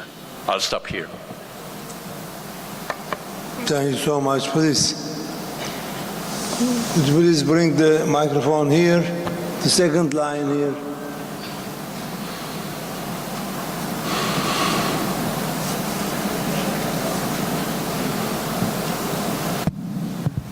Prabhat Nanekar from Amsterdam. Thank you very much for this inspiring talk. But I just wonder, most of the patient who comes with systemic infection does not end up at the ICU. They stay at the ED and go to normal wards. And in the Western world, at least, the sepsis is a disease of the elderly. They have no fever, they have hypothermia, they have no tachycardia, they have normal blood pressure, they have no low pulse rates and all that. This aggressive approach, do you think we should adopt our protocols to the elderly, because that's going to be the problem? Sepsis is a disease of the elderly, I think, and it will get more and more and more. I just wonder what you think about that. Yeah, it's a very important question, absolutely. But it leads us into the ethics, because what you imply, to some degree at least, is that we may have some therapeutic limitations in some of these elderly patients, so that we don't want to admit them in the ICU. But the treatment may be much less effective on the ward than in the intensive care unit. You know, if you want to do everything you can for the patient, you need to admit this patient in the ICU. And there is always beds available in an ICU, always. You may have to make difficult choices, as we had during COVID-19. We may have to say, no, I will not take this patient, but I will take that patient, what they call triage. It's a terrible word, but that's what it is. So we could have triage, but if we want to treat a patient with sepsis effectively, we need to bring this patient in the ICU. Now, there are some patients for whom we say, okay, we'll just give antibiotics and that's it. Or at the middle, we could have patients for whom we do what we call the ICU tests. We are the ones who proposed the ICU test about 20 years ago. That's a test in which we admit the patient in the ICU for a limited period of time, and we appreciate how the patient will respond to full therapy. But we decide in advance, and this is in accord with the relatives, that after 3 days we will reevaluate. And if the patient is not improving after 3 days, then we will decide to give up. So this kind of trials could represent a way to admit a patient in the ICU when we are not so sure that this will be very beneficial for the patient. Again, we could continue and discuss it for much longer, but our time, I suppose, is limited. Okay, I know and I believe there are more questions about that subject because it is very important, and our guest is very strong in the subject. So please continue to ask the questions in break time. Now we have a second speaker instead of you. Please don't. There's no stage over there. So we have.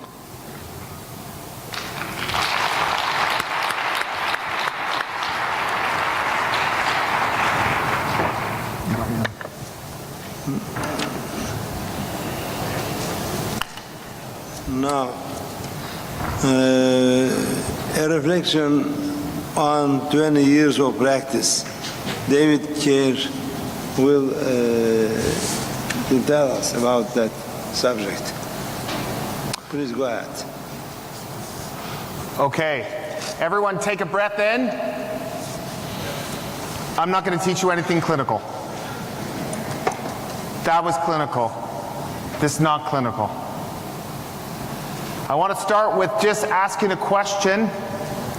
How many people in the room have been practicing for less than 5 years? Put up your hand. You got to raise your hands high and tall. How many have been practicing for less than 10 years? How many of you have been practicing between 10 and 20 years? 20 and 30 years. The people in the front are starting to get embarrassed. 30 and 40 years. Has anyone here been practicing more than 40 years? Okay, so this is 20 years of my practice. This is year 20 for me, and I designed this talk to tell you what I've learned. The stories, the patients that have shaped my career, and this is not clinical. It's just what I've learned. And when I started working, I work in a large academic center in Toronto, Canada. Things were really easy. We didn't see patients in hallways. We used to get sleep on overnight shifts. And now we see patients in waiting rooms. And things have changed so much in the last 20 years. And when I was starting, about 10 years ago, I approached one of my colleagues and I said, Joel, things are getting bad. And he looked at me, he was older, he's probably about 80 years old now, and he said, David, until I'm dead, you're screwed. You're going to need to take care of this generation of baby boomers. And 10 years ago, Joel couldn't have been more correct. And I think whether you practice in Turkey, in India, in Singapore, in Canada, we are seeing this effect now. So So what I want to do is to take you through my first shift to my last shift and to tell you what I've learned. So I remember my first shift. Does everyone remember their first time doing a night shift alone? Like totally. And I remember that shift so clearly because I was waiting for that last person to leave and thinking about how many hours I would be stuck by myself and hoping nothing bad would happen. And what was amazing was I was killing it. I was doing so well. It's 7 in the morning and my shift ends at 8 and there's no one to be seen. There's no one to hand over. And I have to say, I was feeling really good about myself. I knew I was good. I just didn't realize how good I was. And at 7:15, a patient was wheeled in, and I remember thinking to myself, crap, the board's not perfect, but you know, he's not going to be registered for till 7:30, 7:40. I don't really need to do anything. I can leave it for the morning guy. I said to the nurse, as I was just cleaning up some stuff, what's he here anyways? Is there anything wrong? Oh no, he was here last week with DKA. He's been vomiting. He's back. Don't worry about it. And I looked at him from the distance. I had no intention of seeing him. I was handing over a near perfect board. And then I get called to his room stat. Oh, crap, I don't really want to see another patient. I'm super tired. It's now 7:40. My shift ends at 8. And I go to see him, and he's unconscious. He's 21 years old. He's a type 1 diabetic. So what do you think? You have a 21-year-old who's difficult to rouse. What do you think? So I start to think maybe he's hypoglycemic. I can fix this in 20 minutes. What's his sugar? Oh, we don't have a sugar yet. Okay, well, do his sugar. Okay, I just sit there, just, you know, twiddling my thumbs, point of care sugar, and it says high. And I said, crap. And I said, check his pulse, and he's PA. So it's 2003. And I start CPR. And CPR in 2003 is different. I gave him all these amazing drugs.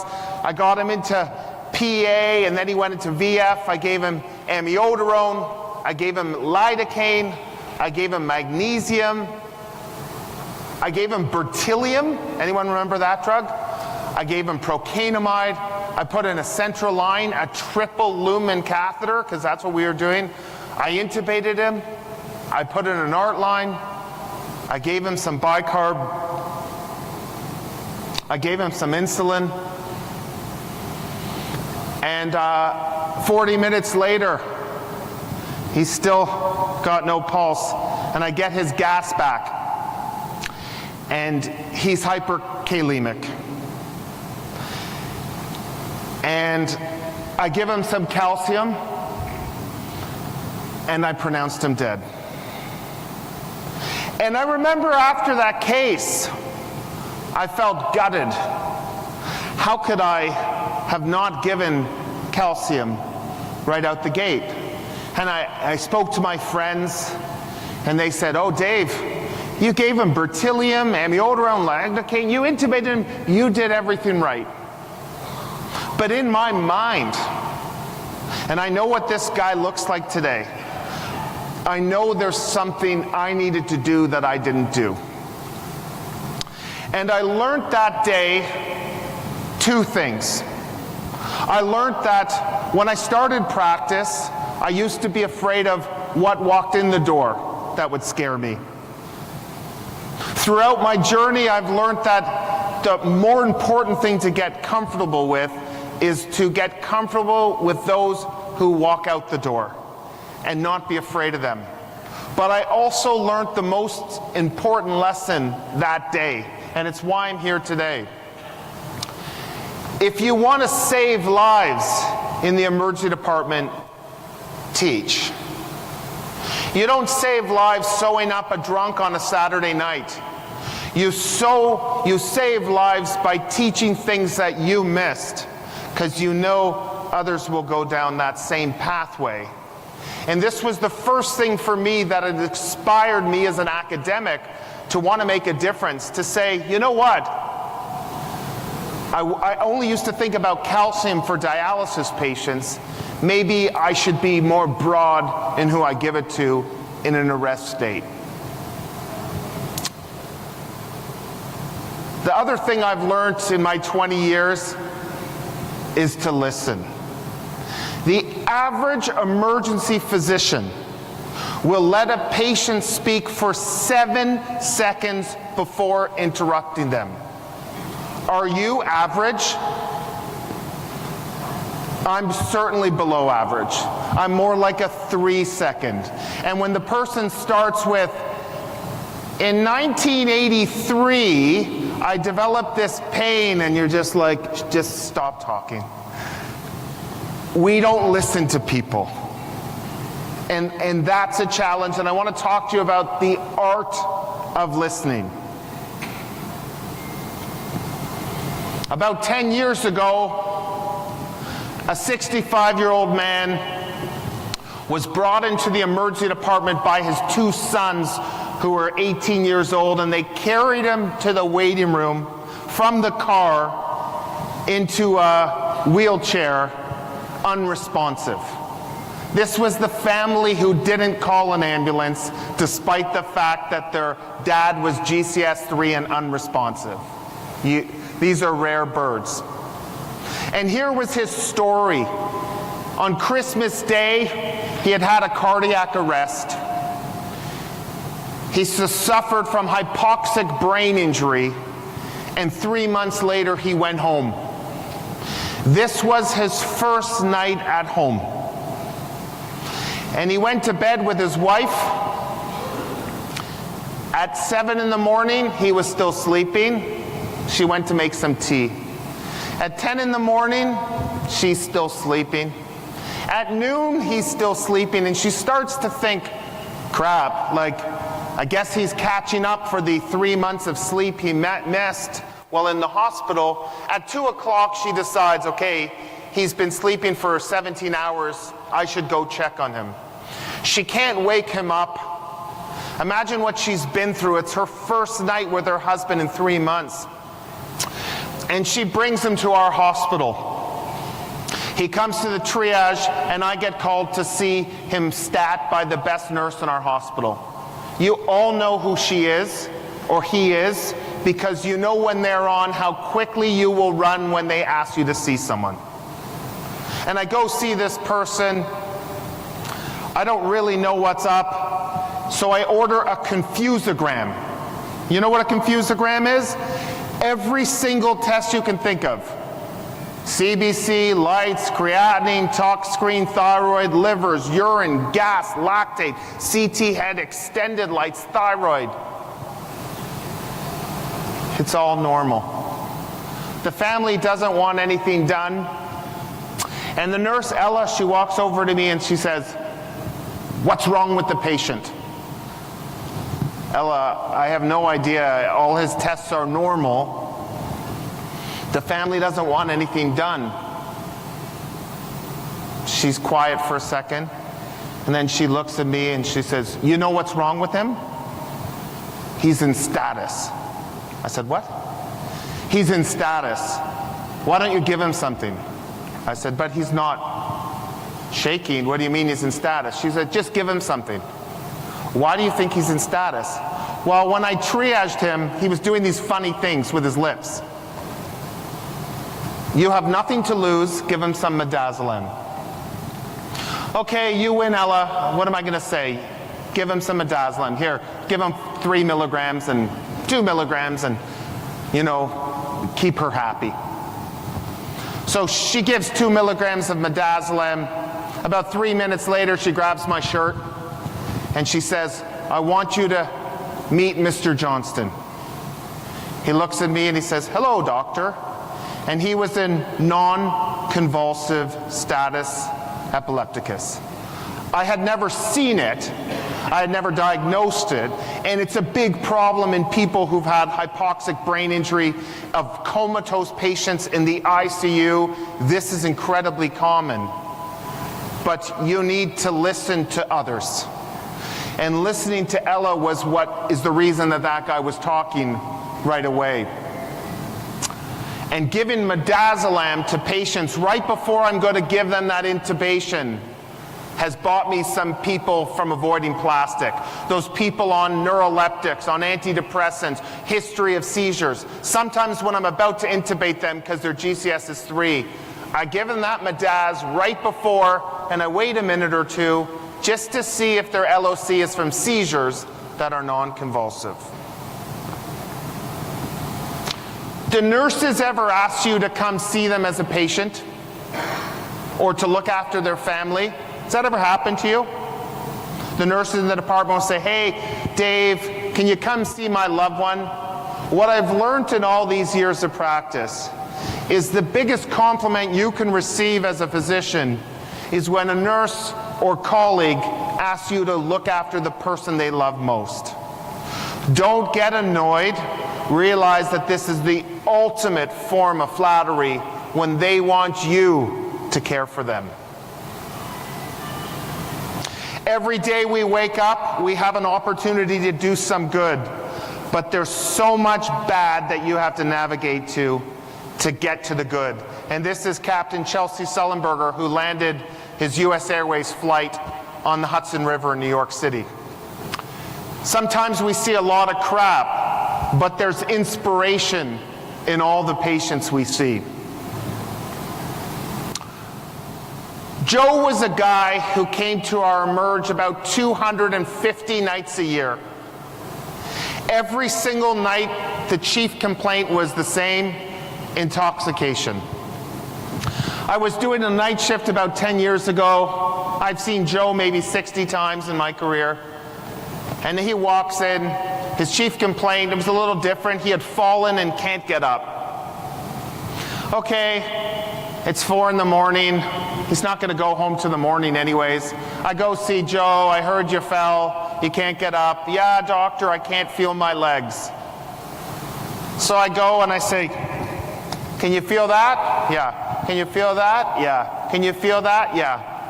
Okay, well listen, why don't you sober up and I'll come see you in the morning. And Joe said to me, doctor, I've been drunk every day of my life for the last 30 years. I'm not drunk. Oh, that's interesting.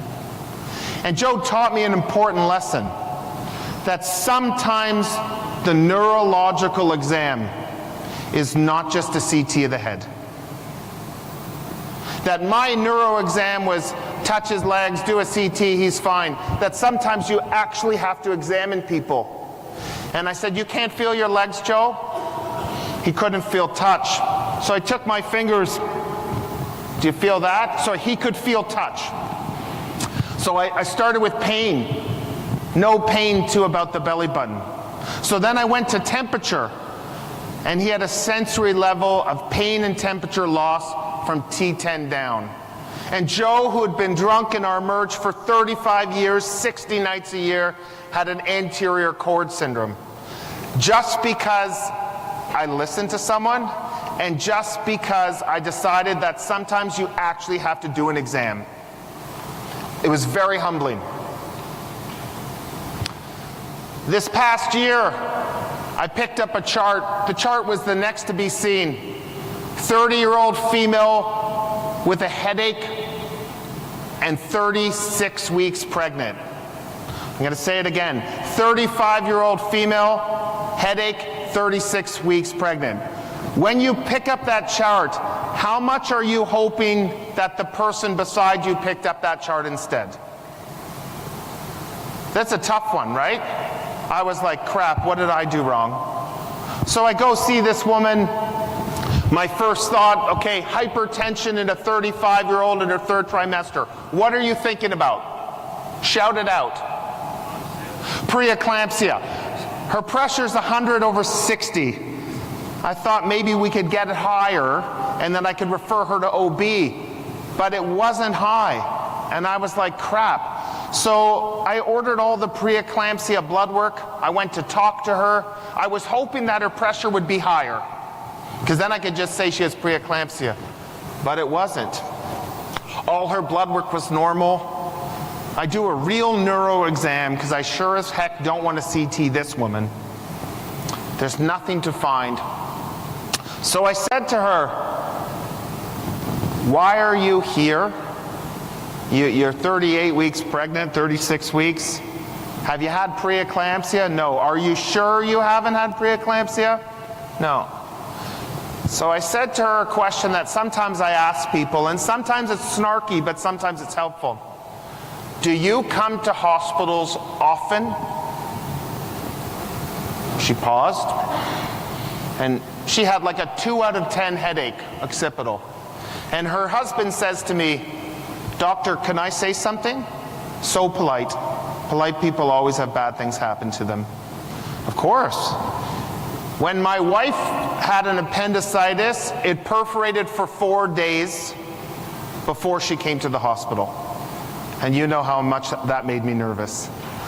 So I did a CT venogram and diagnosed a sagittal vein thrombosis that went all the way to her IVC.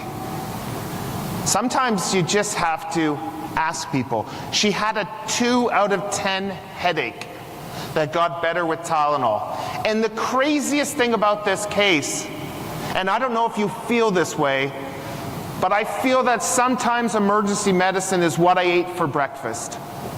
Some days, for some reason, you connect with a patient and you understand them, or you see them and you can figure out that there may be something wrong, and you know in your mind that tomorrow you may not have figured that out. And that's the most humbling thing and frightening thing about our job, is I was so close to sending this woman home. I swear to God, 2 out of 10 headache, better with Tylenol, wanting to go home, but just something. And it's frightening because tomorrow I could have missed that. Nancy was a 74-year-old female. It was a Friday afternoon at 4 o'clock. I was just starting my shift. And the chief complaint said, tired and weak for 4 months, requesting a 4th opinion. Again, who's happy that they got stuck picking up that chart? 4th opinion. You can see the sarcasm in the nurse who wrote it from triage. So I pick it up. I have to go to the waiting room. Mrs. Smith? Mrs. Smith? So I start to think to myself, she must have left. The waits were long. I'm perfect. This is great. But in the distance, I see movement of an old person who looks like Mrs. Smith.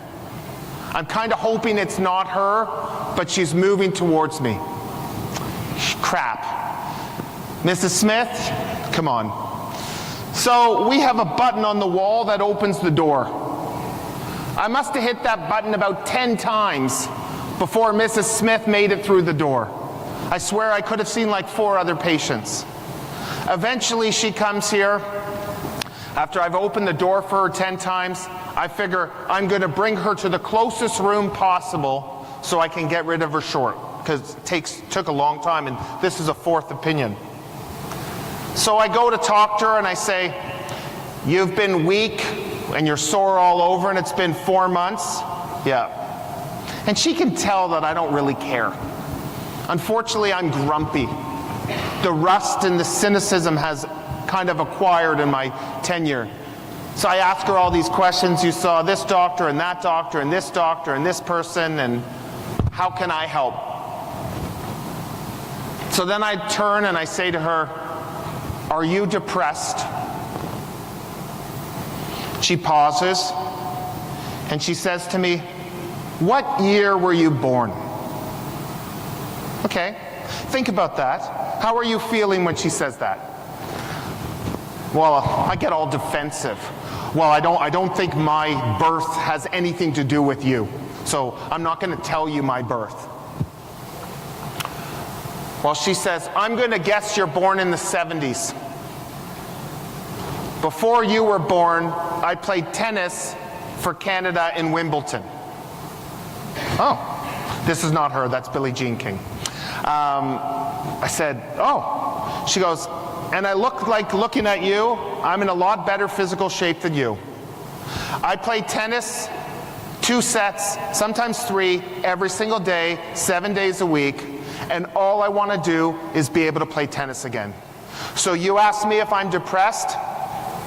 I'm used to playing 4 sets of tennis a day, and now I can't even get out of bed in the morning. Of course I'm depressed. Does anyone know what's wrong with Mrs. Smith? I looked at her and I said, I'm going to order 1 blood test. And this blood test is going to change your life. Anyone? I can't hear well, but Mrs. Smith had an ESR of 120, and she had polymyalgia rheumatica. Now, this isn't the most exciting thing in your textbook. In fact, no one has ever in the history of a conference been invited to speak about PMR. But I'm going to tell you something. PMR, next to like a pulled elbow, is the best diagnosis you will make. There is no other diagnosis that will cause gratification. Now, every year, you know, my wife, she's an internal medicine specialist, and every year around the holidays, she gets chocolates, she gets champagne, she gets scarves, she gets tomato sauce. I get nothing. You get nothing. But Mrs. Smith used to buy me a box of chocolates from a really kind of borderline chocolate store in Toronto that your grandmother would have given you chocolates from when you were a little boy or a little girl. And every year for 10 years, Mrs. Smith bought me chocolates at Christmas. Never saw her again. The only person who's ever bought me anything. About 4 years ago, the chocolates stopped. What's on your differential of chocolate stopped? She's dead. Nah, it happens. We're all gonna die. What can I do? During COVID, I went to see an old man. I walked in the room, he was there with his partner, everyone's wearing masks and gowns and all that. And a woman says, hello, Dr. Carr, do you remember me? Again, a question I hate getting in the emergency department. Do you remember me? You know, with the mask and the gown, it's really hard to tell. She said, I played tennis in Wimbledon. I said, your ESR was 120. I've never forgot about you. Where the hell are my chocolates? I thought you were dead. And last year, the chocolates started coming back. Billy Mallon said, if you became an ER doc because you love thank yous, boy, did you fuck up. Because your best work does not know who you are. And in emergency medicine, it's very thankless what we do. It's very thankless. You make the diagnosis of an aortic dissection, the patient is going to think the surgeon is God. But you're God. And you have to realize that you need to celebrate yourself in this job. When you make that diagnosis, go home, have a nice meal, buy yourself something special, do something fun that you wouldn't be, because no one celebrates you. Celebrate yourself. It's the only way to succeed and to survive in this business. So my interest clinically is hunting for zebras. I have spent my career looking for diagnoses that other people struggle to make. And people will say, Dave, you see all the cool cases. Okay? I want to tell you a story. A young woman comes in to me. The chief complaint is rash with their period. So, you know, I'm an emergency doctor. So rash during your period, I'm thinking she's got toxic shock. Really cool, really excited to see her. But she says to me, yeah, I get this with my period every year for 18 months. Every month. So I said, well, you can't get toxic shock every month. You're no longer exciting to me. Every month you get a rash. Yeah. Can I see the rash? Oh, I don't have it anymore, doctor. So why are you here? Well, you know, every month for 18 months, I get a rash right before my period, and then I get my period and it goes away. And you don't have the rash now. Do you have a picture of it? No. But you're here anyways and you have no rash. Just so I understand. Yeah. Okay. Do you care about this woman? Do you find her interesting? I see an honest reaction, which is a lot of us couldn't care less. She has no rash, her vitals are normal. This has been going on for almost 2 years. Why are you here? Now, Michael DeBakey would say, no physician can diagnose a condition she never thinks about. DeBakey never had the internet. So what I did, because I thought she was interesting, is I go to Google and I type in rash that occurs before menstruation. And it shows... Mr. David, you have 2 more. I'm going to go a bit longer. Okay. It shows that she has something called autoimmune progesterone dermatitis. Have any of you heard of this? No. So I walk in the room.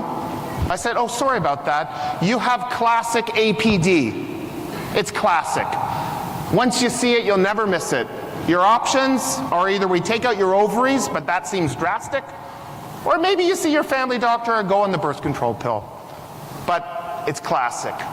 What the point of this story is if you want a fruitful academic career, you must be curious. If you're not curious, then you become average. You don't diagnose zebras. I had no idea what this condition was. I may never see it again. But by typing 4 words on Google, I was 100% confident I made that diagnosis. Wild.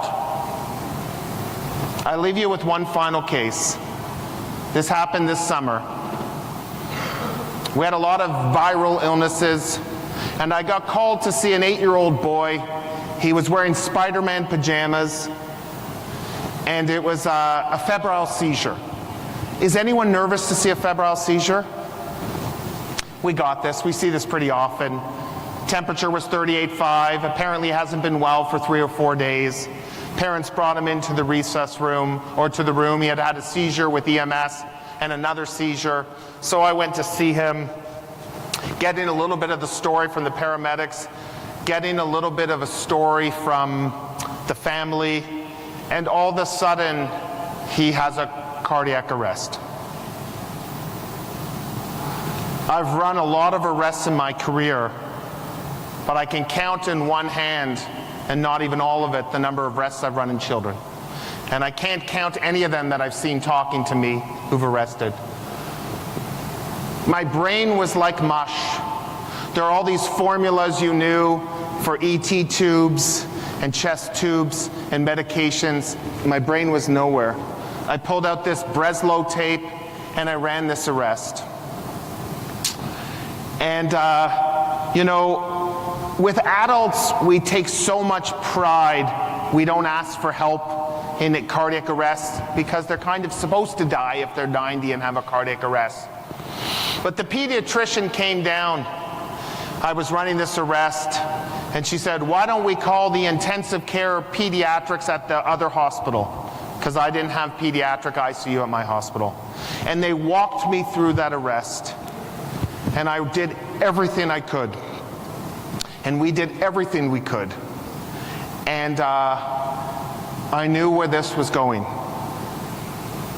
And I looked at the wall for something that I've done so many times in my career, and the parents were in the room, and I couldn't say the time of death.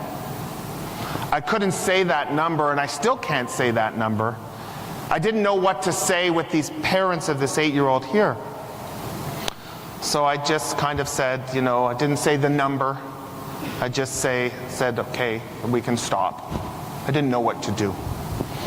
And then, you know, You haven't seen a patient for an hour and a half. Someone comes to you and says, I've had back pain I've been here for 9 hours and I've had back pain for 2 years, and somehow you have to smile and you have to pretend that that didn't affect you. And then a nurse says to you, Dave, our nurses are really upset about this situation. Do you think you could do a debrief? And it's as if we're supposed to be immune to this. Because we're doctors, we're not supposed to be affected by an 8-year-old boy who dies. But the nurses are. And I said, I'm the same as you. Hug your child.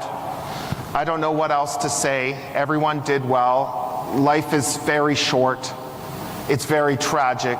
You will never forget this kid. I can think about every kid I've lost. I know all their faces. It's just what we do. And how do we get through 20 years, 40 years? Is you need to have a team of support. Sarah Gray, who's the one who is in the front, came up with this concept of having failure friends. You need to know people in your group that you can call when life's crappy. And you might need a failure friend for your marriage. You might need a failure friend for your divorce, for raising children. I have so many failure friends. And you need a failure friend for when that patient didn't turn out the way you wanted to and you feel gutted and you feel crap. How many of you have a mentor? How many of you are a mentor? Good. These are my 2 mentors. This year, they both retired. I feel like an orphan. I've lost the 2 people. And I remember saying to Anil once, I said to him, how can I thank you for what you've done to help my career? You know, I was trying to see, does he drink? Does he like chocolates? Does he like golf? And he said to me, David, one day you will be in the same situation as me. And what I would ask is you give back to that resident, to that staff, and then you will pay me back. Pay it forward. We've all had wonderful mentors that have pushed us forward. The greatest compliment to them is to emulate them and to give back to those who are the future of your profession in your country. So what can I say to wrap up this unbelievable conference and this unbelievable day at WASM? If you want to save lives, teach. You learn things at conferences, bring them home. Teach to your environment. You will make a difference. You have to learn to listen. We have 2 ears and 1 mouth, which means we're supposed to listen twice as much as we talk. Listen to patients. Probably more importantly, listen to nurses. Be curious. If you want to be an average doc, you're already there. If you want to be a great doc, be curious and push the envelope. And if you're not a mentor, seek mentorship and be a mentor. And thank you very much for your time.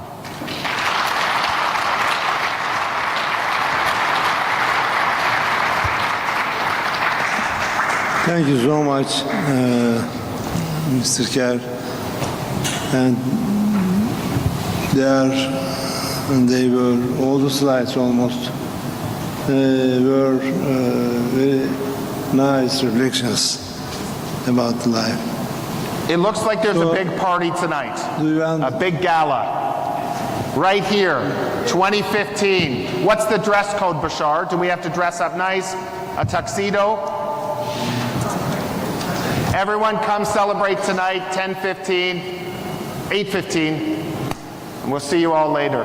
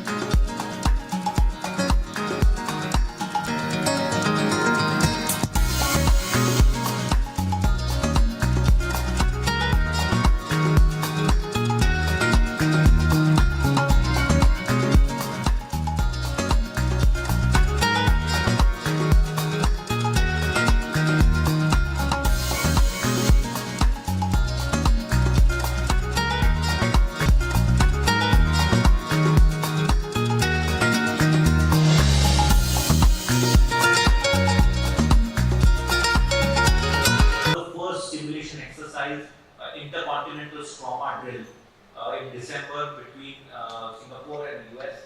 We'll tell you the results of the trauma drill, which will lay the foundation for our paper. So we are going to do the experiment of trauma alert and see where we fell off course, and then we will start building the evidence, and we plan to, before the next meeting, have the trauma alert published out.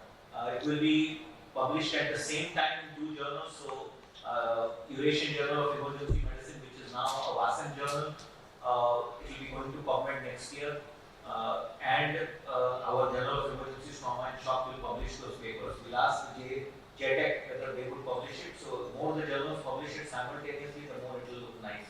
So JTEC can also consider this is the Qatar Emergency Trauma and Acute Care Journal.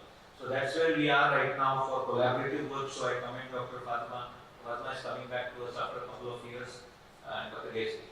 One thing you might want to think about, Sasha, is just a similar protocol for cardiac arrest and trauma, because that is done that a bit. You know, you see the single car NPC VF into a tree, and the trauma surgeons and the emergency physicians need to work closely with that, especially when it turns out to be a septic or something. So we'll call it cardiac arrest and trauma survival, CATS. Cat trauma. Yeah, I think that will be it. Yeah, I think it will be good. So we'll need that. So trauma is being done by Dr. Fatima. If you all, Dr. Ayman would like to take CAT trauma, then we can work. Yeah, so we'll have to do a sim drill. So we'll plan that drill also. And the way we'll do this paper will be unique. Sal, if you are listening, the way the paper will be done is first will be simulation, which is a unique way of creating evidence and consensus, which has never been done. So this was an idea which was between the experts. Is they are not going to look at data. They are going to do real-time sim and then develop a consensus, which is very unique in the world of innovation. So we will look at the challenges which happened in the sim drills, and then we will find the answers to those questions and write a consensus framework document, which is more legitimate for real-time patient care. Not based on published data, but on real-time data, and then we solve the challenges. It will be unique. So thank you. We'll go on to Dr. Alvi, who will update us on TopForm, and which also coincides with Fia Daniel presenting the first WASM fellowship. And so then we go to fellowship training. Thank you, Dr. Sir, for giving it all. Just want to confirm the TopForm for next year, 2024 in Kuala Lumpur, and it's going to be tentatively from 23rd to 24th, and it's going to be Kuala Lumpur, or we may even go to the Langkawi Island as another side island. So it's subject to our convenience, transportation, and everything. We will work on my team. And second thing is we also TopForm has gone to Nepal. This is the second year. TopForm was sent to Nepal. So we are collaborating with Nepal now. We're also going to be collaborating with Indonesia. So TopForm with WASM, and it's going to ASEAN partnership.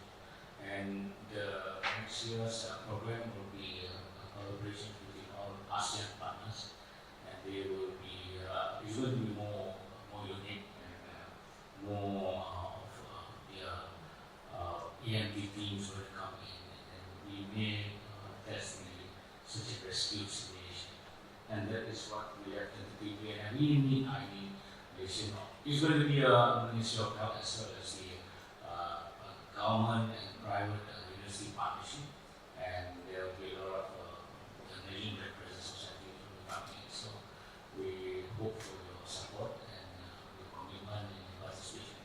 We look forward to that. Thank you. So Alvi has done a fantastic work of branding TopForm. So TopForm will, the national TopForm Global WASM TopForm always happens once a year in the early rainy season, so in June, July. It will always happen in Malaysia, so if people want to participate, they can. But we are also conducting sessions to build the preparedness in Indonesia, in Nepal. We are going to come up with a Turkish version soon, so that we can offer it in Turkey, because it's uniquely one of the biggest WASM's initiative is to bridge the linguistic barrier. So we are going to work on the linguistic barrier. Dr. Mizobata could not come because of his is not feeling well, but Dr. Nizobata is also going to work with us, and we have some presence in Korea through Dr. Salvatore. So we are going to bridge the barrier of linguistic divide when it comes to research, education, and patient care. That should be a very big part of ASEAN's agenda, is that we have to reach out to our colleagues in Africa which speak different languages. Turkey, we have already reached out, Japan, Korea, China, where they speak different, Russia, we speak different languages, but we need to be able to bridge research and take them to a certain level where there could be learning and collaboration. So that's what TopCom is doing. We are helping Nepal, we are supporting Nepal in fact. We must commend the leadership of the women leaders of Nepal who have taken this leadership to establish emergency medicine. They are trying to establish the board there. They are trying to build science in Nepal, and that's a very big achievement.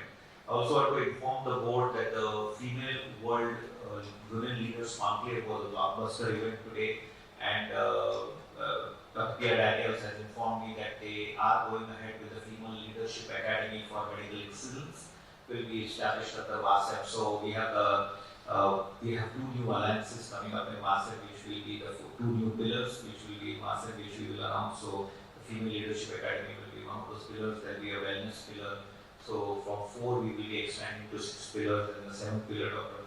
Althani Vansi confirmed with the critical illness and injury. So we are literally in our 10th year, we have doubled our pillars, and that is a very big achievement for the group when it comes to things. I would like to request the board, one thing is the agenda item is to think before the paper and start publishing more articles collaboratively with WASEP names. So that is very, very important, that it has to be a World Academic Council statement on this meta-analysis or this joint studies and surveys. So that will be very important. So when the trauma study or the CAT study will be published, it will be a WASEP initiative. So things like this, try to come up with white papers, documents which can be published. We have access to journals.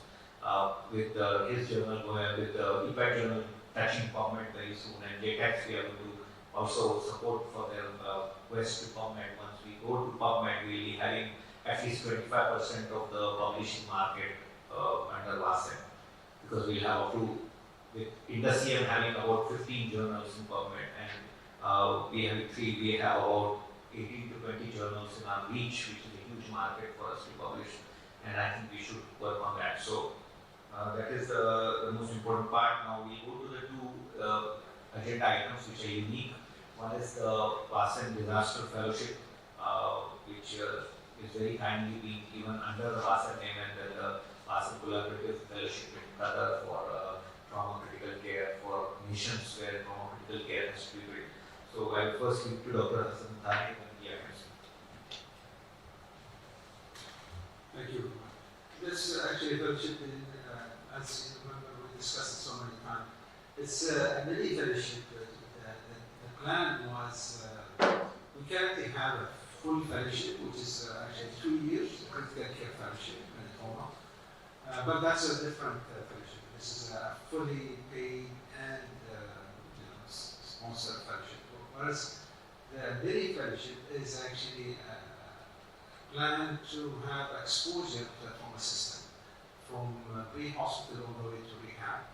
It's a 2-month fellowship, and we actually secure the financial support for it for 12 candidates per year. We secure also the approval for accommodation. We stuck with the license. The license is an issue, and we try to see if we can get a license that allows observership rather than a full training. So we are negotiating with medical education for observership rather than full fellowship, and that's the hurdle that we're trying to come over. But the others are already aligned, the curriculum and everything is set for more than 2 years now. Unfortunately, it's just the licensing issues which is we're trying to solve it, and hopefully if it's solved, we're trying to education, then we should start soon. So, thank you. Thank you, Doctor. So, Dr. Althani, once the fellowship is announced, we will work on the agreement that WASEP, the conduit that WASEP will publicize it on the website, and the selection will be jointly done to make this happen. Because I think exposure to an American-style trauma system, which is so uniquely and Joint Commission approved, ACGMI approved, existing in Qatar will be very big for Asia and Africa. I think that is very, very important because we need the support also to develop emergency and trauma system in the whole of Africa. That is also a very big area of need right now and a very big area of growth where we could make a difference. We have our partners, Dr. Joe Boni, Anna, Dr. Boten, who could not get a visa to come to Turkey. They were trying to get a visa because they have to, there's a process, a paper visa. So we have our presence in Ethiopia, Kenya, and I am going to have a meeting with the Kenyan Health Minister soon, so we are going to have a presence there in a very big way. And I think that many fellowships like this, and that's when what PI is going to present is going to make a huge difference. So I think observer model also will work. Tomorrow, if it works out to be a clinical model, that also works. But we are just getting exposure to the research division led by Dr. Alvenia and seeing what you do and understanding the processes is very important. Clinical skills they can do in their country, but the process management, operations management is very, very important. Before I go to Dr. Qazi, I'll tell you, in my experience and our studies conducted across the world, we realized that the greatest problem to developing emergency medicine was the lack of understanding of operations management. Everybody knows how to manage a trauma, everybody knows how to treat a chest pain. They just didn't know that ER has something called, and trauma has something called operations management. There's something called as patient flow, there's something called as metrics, there's something called a movement. They just did not know. And it took me 18 years to realize that all our work on training them on clinical systems was a waste. Because 90% of the world of non-emergency medicine and trauma does not understand how to operate a trauma center or operate an emergency department. You'll be shocked about that. All of this ATLS is of no use. It's of no use. They just don't know how to operate it. They just don't know how to run it. They don't know process management. They don't know metrics people care. They don't know how to audit it. It's unique. And there are countries where they are doing color coding system. But that's only to get in. What do you do after the emergency and trauma resuscitation? How do you move those patients? How much do you CT scan? And that is a monumental failure for Dr. Lisa, you'll be shocked. It's a monumental failure that we did not recognize that the growth of emergency medicine was stagnant because zero operations management acceptability or training. So last 1 year, we have started training emergency physicians in India on operations management, how to run the department, what is the difference between policy, what is the difference between process, what is the difference between protocol. These are three different things and there was no concept. If you ask any doctor in trauma or emergency medicine, what do you do for a motor vehicle accident? I'll change my name, the answer will be, we'll run ATLS, temperature, pulse, blood pressure, respiration, primary service. I can ask you that. How are you going to, what is your policies on managing this trauma? What is the process you follow to manage this patient? And what are the protocols? So you will only know the protocols, but that is very different from the policy, that is very different from the process. And that was one of our greatest failures, which I humbly accept, is now we have quickly moved away to that and now we are focusing on operations management. So that should be a part of the fellowship. Thank you, Segar. Thank you, Lisa. Dr. Azani, I actually had two items to talk about. One, I'm talking about the new agenda items. I think it's very important to use. It's going to be a little bit of bomb in this meeting, so I will have to come back to it. There are some little questions about the Azani, which is that limited amount of information I am hearing right now raises one concern and a lot of I can tell you from my work in Lebanon, one of the main issues that I've been working on over the years, and I finally now have a minister who's busy and wants to make a reform with limited resources versus others who are more worried with corruption and selling and buying and importing equipment and medications and commissions. So now we have the different minister. The minister we have is actually course, he needs to train the GPs to become to staff his fully funded hospitals. So he's willing to actually work with me on reforming the system. I'm asked to reform includes many prongs, many elements, a handful of elements, and so many. But two main ones include the categorization of hospitals across all the acute care facilities. Categorization based on trauma, critical care, and emergency capacity.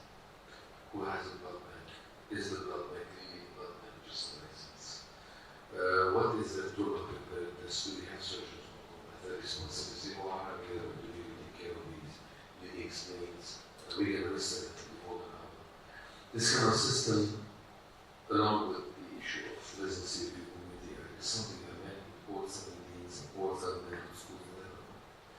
And met with the dean and the president of the Region of Physicians, and we are at the point where we would like to do that. So when I hear about the availability of fellowship levels, I see opportunity. I see opportunity because I presume, and I don't know, but I presume that Qatar is a very good system. And I can tell you one of the things that came up in my meetings was the fact that who are we to go to another university and tell them the hospitals are not at the level of being 1, 2, 3, 4, 5. So the discussion with our Saudi friend in the MEMC in Rhodes, with Dr. Majid Salami and others, was that potentially could, that's what there is a role for Wasam and for Qatar, was to really have non-Lebanese come to Lebanon, and the Lebanese come to Saudi Arabia, and the Saudi, do this exchange where we have people voting and then deciding on the category of, on the credentialing of these categories.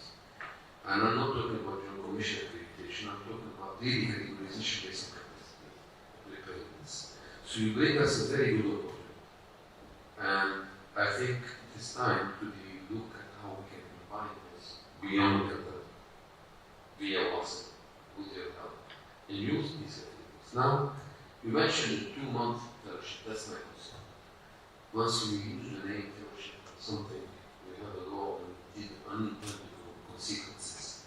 Have we defined what the fellowship means, and are we putting the name of WASA next to the 2-month fellowship? 2 years. 2 years, if I mentioned, we have two different types of fellowships. Should we use the same name for the public, or could we do better before we start? You mentioned the licensing issue. I can tell you that the licensing issue, I know that we can send people from Beirut to your leadership. We have our board, we have eligible CGP, so I'm sure we can tell them in your fellowship. But the idea I want is, what do you need people to come for 2 months Wednesday? I mean, so I just would like more information, and perhaps if it was a 2-3 year fellowship, I would understand. But the 2-month fellowship, what is your objective? Why would Hamad do that? Thank you. It's a called actually mini fellowship. It's not the reason for that is actually to bringing people who are qualified.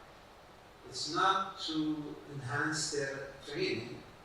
It's only to actually go through the system. It's just, unfortunately, in our region, there's a fragmentation of the trauma system or emergency system. So we have EMS under different umbrella, we have emergency under different also organization or authority, and then we have rehab and also different. We are lucky in Doha because it's a small country and 95% under the same umbrella which look after the whole service in the country. So ambulance service, hospital service, rehab, integration with the community is under the same head.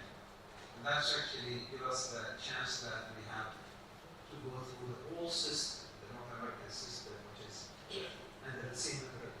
It's a national ambulance service, it's a national drone service, and it's a national rehab support. So all the things under the same umbrella. And so the one who will come for 2 months is not somebody going to know how to do station. It's just to see how ambulance service work. How the National Command Center coordinate, the dispatch system in the country, and then how the trauma system in Hamlet works, all the components of the trauma, and then very hands-on. And during that time, they also can go and do some research at the same time. So we have also a small national trauma database, which is actually we work with North American National Trauma Data Set with the people also with American College. And this is the only center outside North America, submitting this from 2011. So that's actually what's the benefit. I think that the one who's coming mature will have a chance to go through this without going to North America. That's the only thing. But we can discuss also the application for the formal fellowship, which usually is very tough because most of the candidate is from within Hamlet. It's too old, but it's very good. Thank you. Yeah. Can I just say one thing related to that? Before I went to Jefferson, I was at Penn, and they had an observership, and it was doctors from Sweden who came over, and I believe they stayed for 2 months, and they were trauma surgeons in Sweden.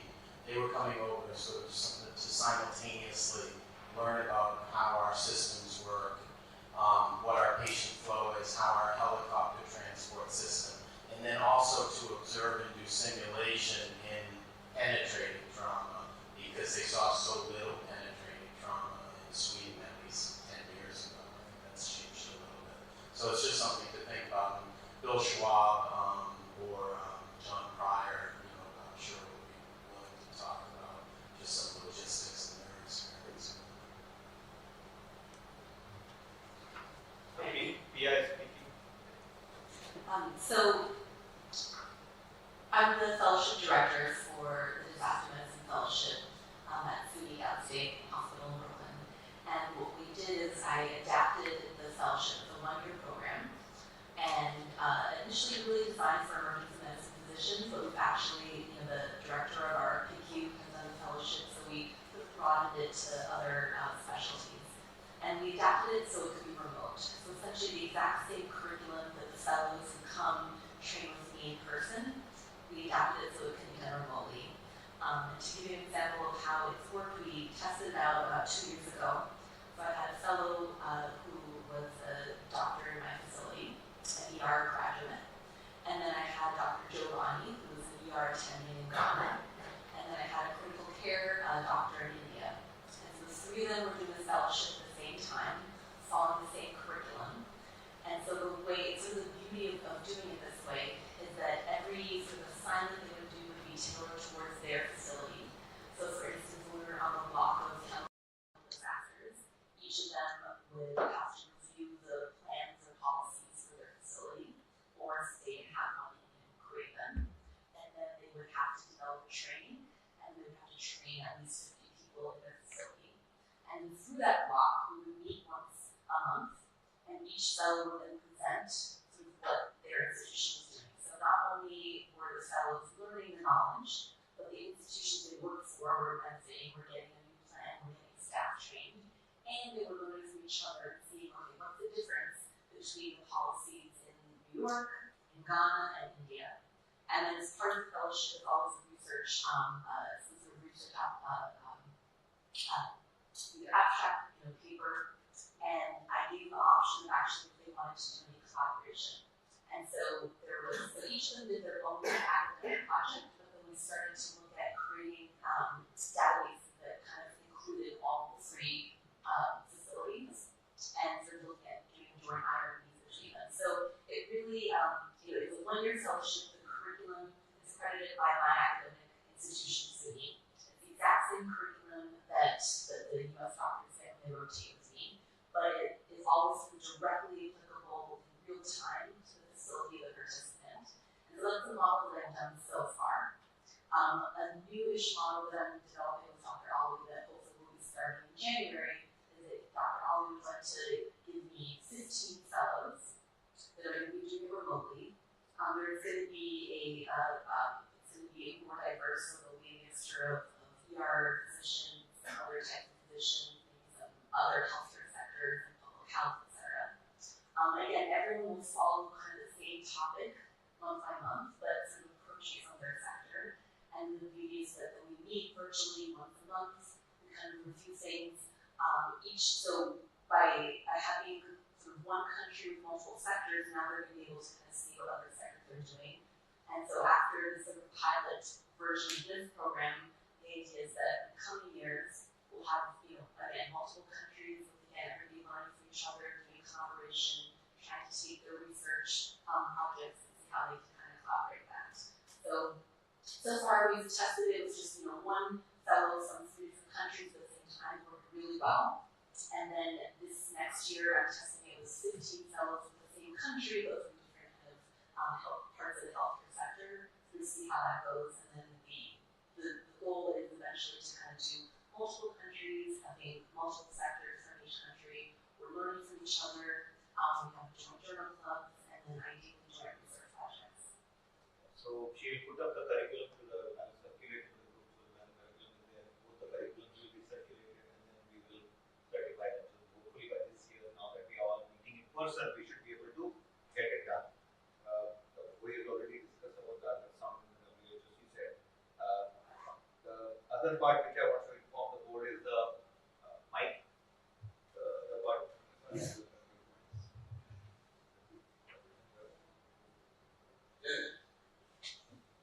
So for point of care ultrasound, so few things is we can first is networking of the focus leaders of each country. I think we need to identify from each country and we can make a network within the WASM which can be strong.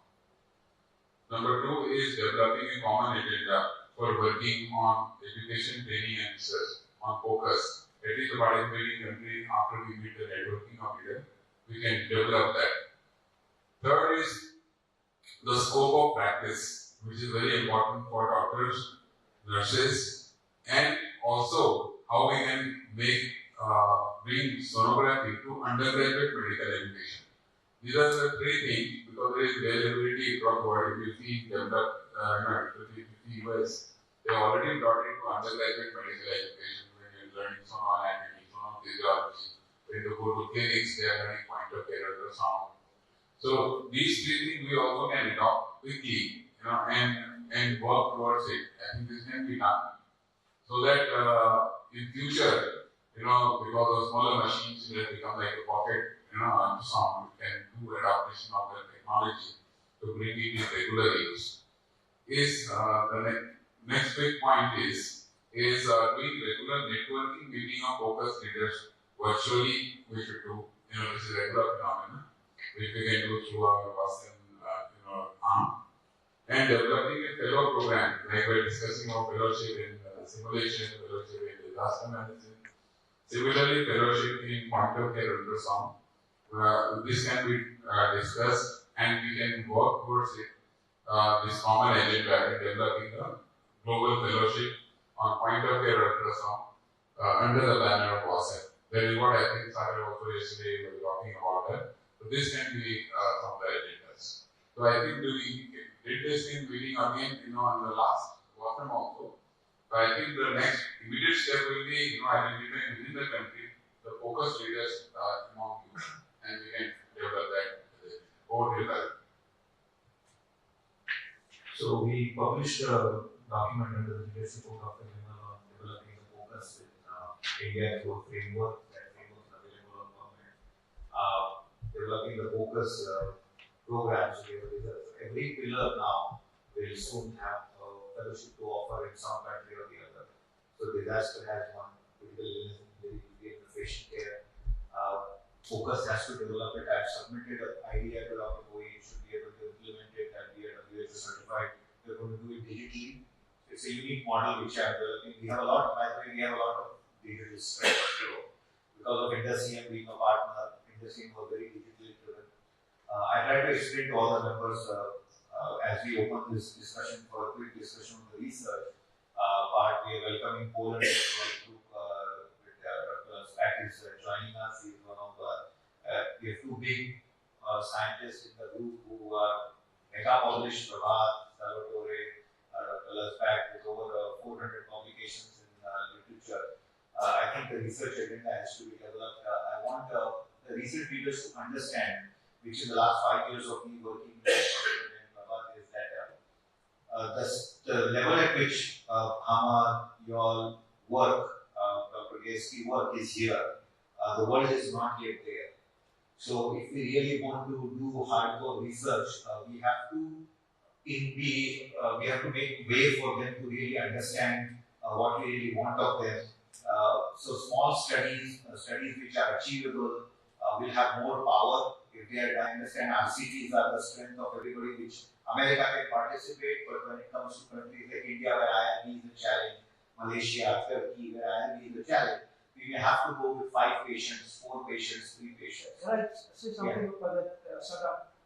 We discussed about 5 years ago in Dubai about the flash mob design that we have developed in the Netherlands, where we do take a simple clinical question, sometimes a logistical question, and collect data from many hospitals in one day. And we have done it about sleep in the hospitals in 8 countries, including 2,000 patients in one day. Another study with capillary refill time, including 3,000 patients. We were planning to do that, but then the COVID came. And I think we should really discuss about that flash mob research where you collect data in one day, where it doesn't cost much time. We have enough experience to share with you our knowledge. And you were talking about, funny you said, when you talk about research, you said big data. We also are a big data unit now with new PhDs, and we are working on the first randomized controlled trial using big data in the world that we started the 1st of December. So I would very much want to introduce the flash mob concept here. We should come up with a small group of researchers, come up with a question. We will give you all the necessary preparations and also background. I got enough PhDs to help me. So I would suggest that we just take it seriously and do a flash mob study.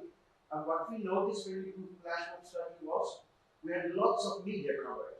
Lots and lots of media coverage about the study.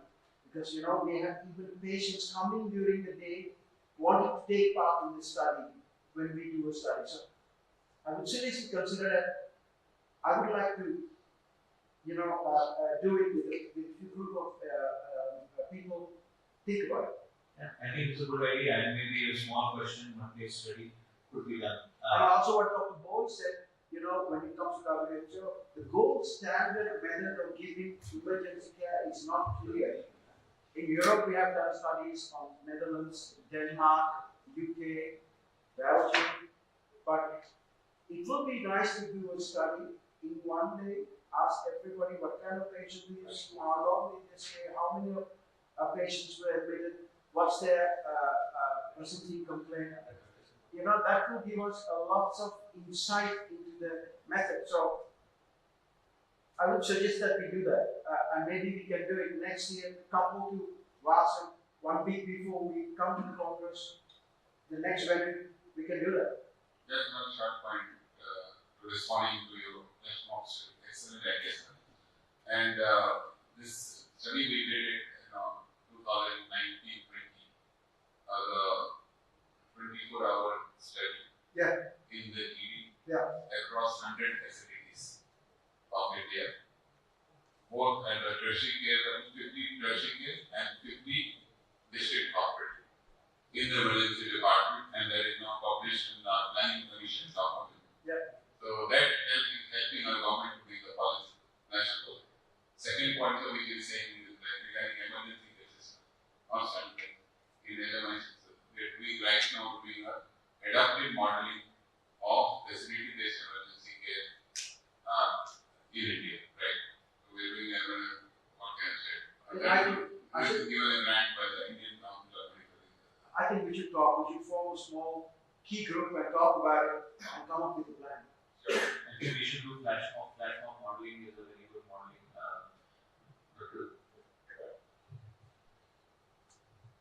Sure. This is a great idea, and I think we can cooperate. If you are ready, or I will scan all contacts and maybe send you the email cooperation, because firstly, cooperating also with many hospitals, even looks like my company has own 15 hospitals in Poland.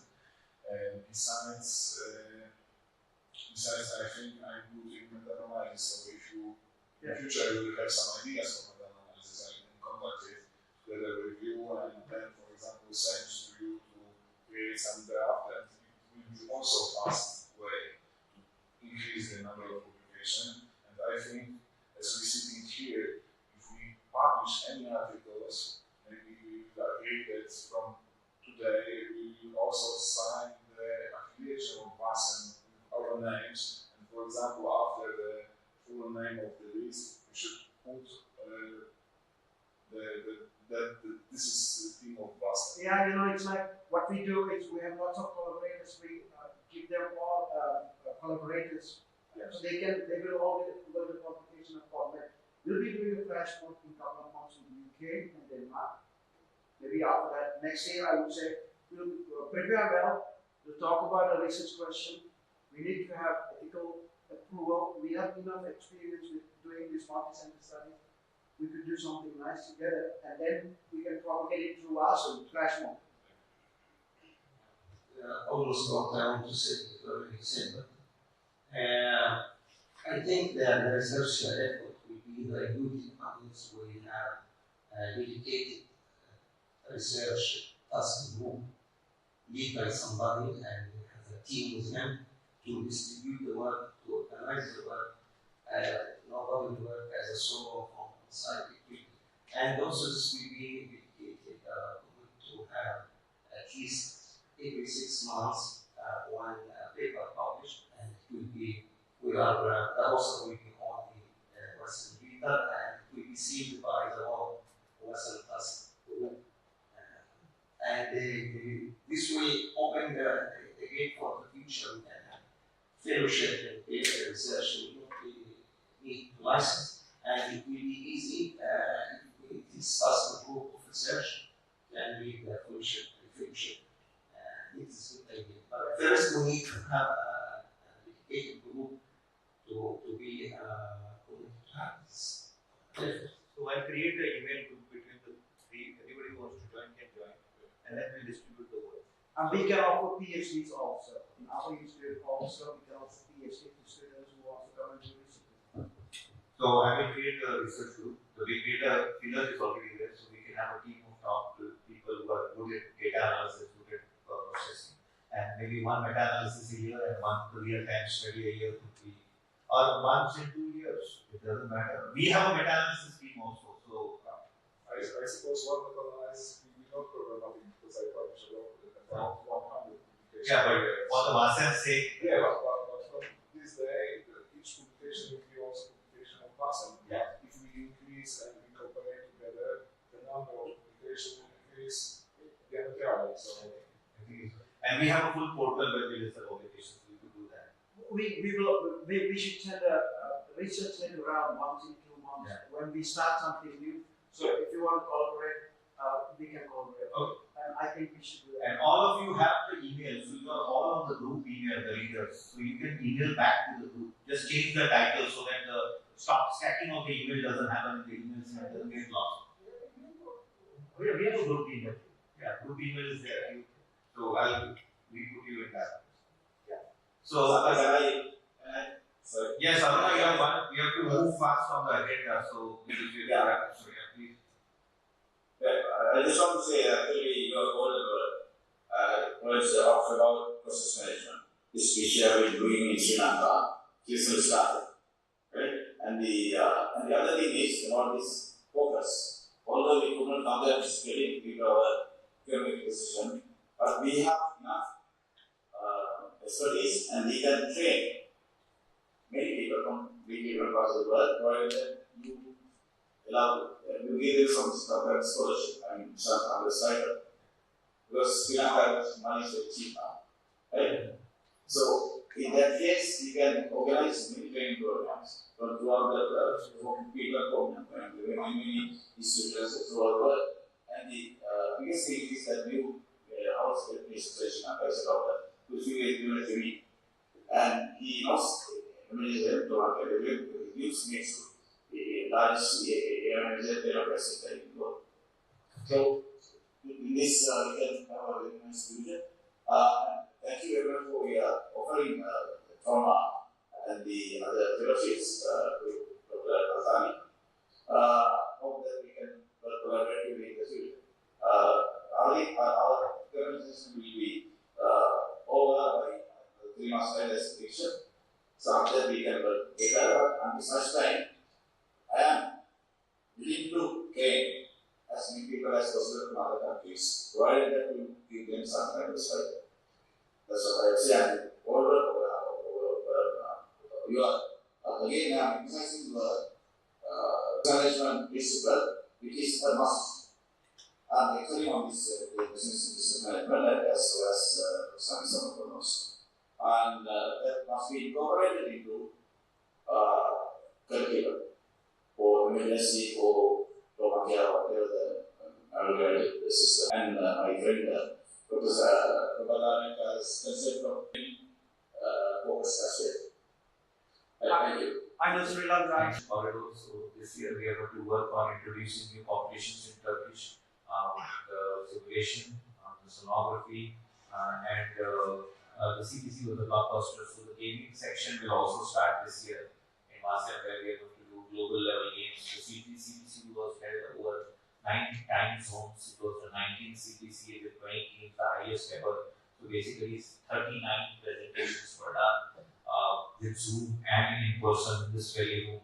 And our Sono games, which are unique in India, which is called the Whirlpool games. So we have a model of Whirlpool which goes down and then the winner comes and the depth of the Whirlpool that game. And the first ever Sono Sim crossover competition model will be developed. We are developing the simulation with sonography will be introduced. So in a sim format. Games, which will be the first time we will be having a Turkish version of the gaming system, which will be a unique copyright, which will be mixed methods and a methodology of crossovers. So that will be one of the big things. Move on to Dr. Liza, the initial past president, and sits on the executive board of AEM. Is kindly consented to be here. We are on the verge of AEM joining WASEM, so this is I think the last step towards AEM bringing their full 15,000 membership to the WASEM board, which is a very big benchmark in the history of development of WASEM and for an American organization of that stature. So over to Dr. Lisa. So thank you. It's an honor for me to be here. I am representing the American Academy of Emergency Medicine as the immediate past president, and we have had, I've had personally relationships with many people who are involved in WASEM, and this is something that is part of the mission statement of the American Academy of Emergency Medicine. We are committed to the development of emergency medicine globally. We are committed, however, to a very specific model of emergency medicine, and that is physician-controlled emergency medicine. So that we believe our first mission statement pillar is that every human being on the planet, it doesn't say on the planet, but every human being who has an emergency medical or surgical condition is entitled to the highest level of emergency care by a person who is board certified by the standards of their country. And so, because that is our vision, which of course is not going to be accomplished in our lifetimes, every person on the planet will get that level of care, but that is our goal, because all life is precious.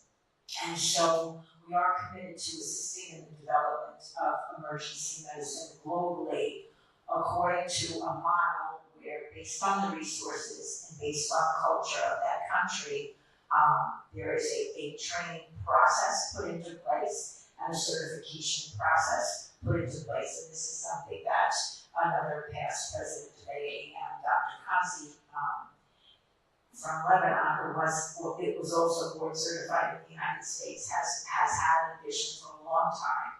And this is something that we've also been talking with Dr. Summer about.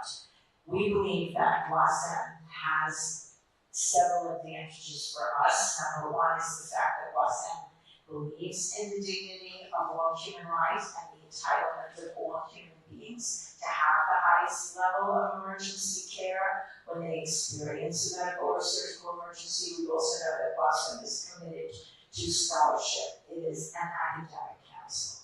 And so WASM is committed to training, to learning, and that's what's been going on at this meeting the whole time. We at AAM are vehemently opposed to the corporate model of emergency medicine. It's interesting that you mentioned earlier, Dr. Sagar, that all these years you didn't understand why the teaching that you were giving wasn't taking hold, and the reason it wasn't taking hold was because in many countries they do not understand the operations management portion of emergency medicine, which is a critical part of running an emergency department. The absence of that understanding creates a gap into which corporate medical groups predatorily enter. So it is the fact that there's an absence of understanding that there is an organization management piece that is critical. These predatory groups come in and say, we know how to do this.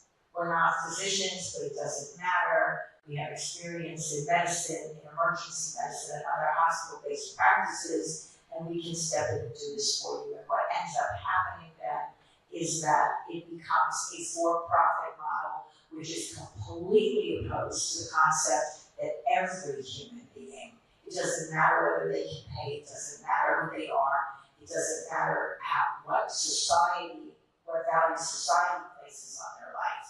Their life is valuable and they deserve the best care. And so AAM is extremely committed to these values and extremely committed to the fact that we do not want to see the predatory behavior of corporate medical groups that has happened in the United States to happen in other countries because of the gap that is present. Not every emergency medicine group in the United States feels the way we do, believes the way we do, and so it is critical for us in forming an alliance with WASM that alliance would be unique.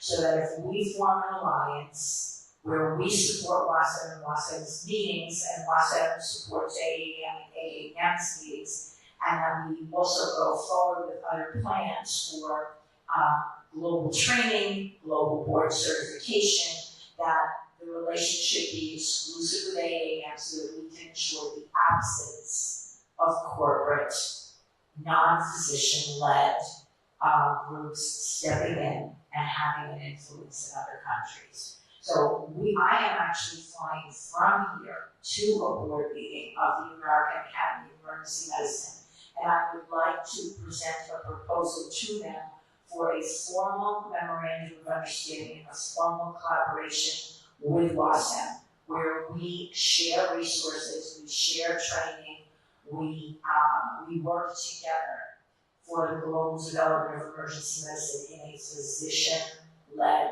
model. And that's what I want to propose. And please, as we have had discussions, I'll brief the board.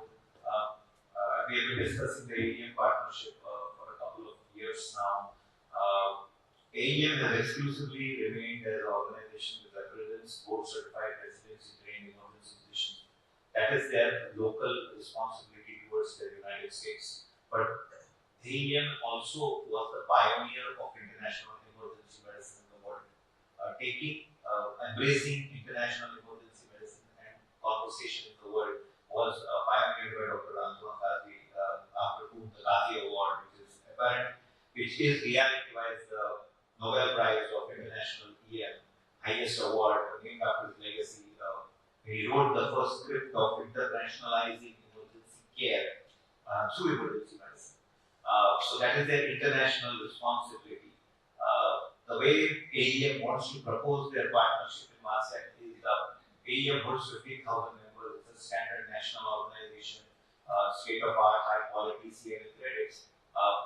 WASM AIM joining MASM comes with exclusivity agreements that they will be the American representative of professional medicine in MASM. So we would only exclusively be with them, which is quite agreeable because they are also experimenting with this collaboration, supporting this collaboration, which is unconventional collaboration where there are no societies, associations, individuals, and universities collaborating, which is a different kind of diplomatic arrangement internationally for AEM's presence to expand into the preview of emergency care.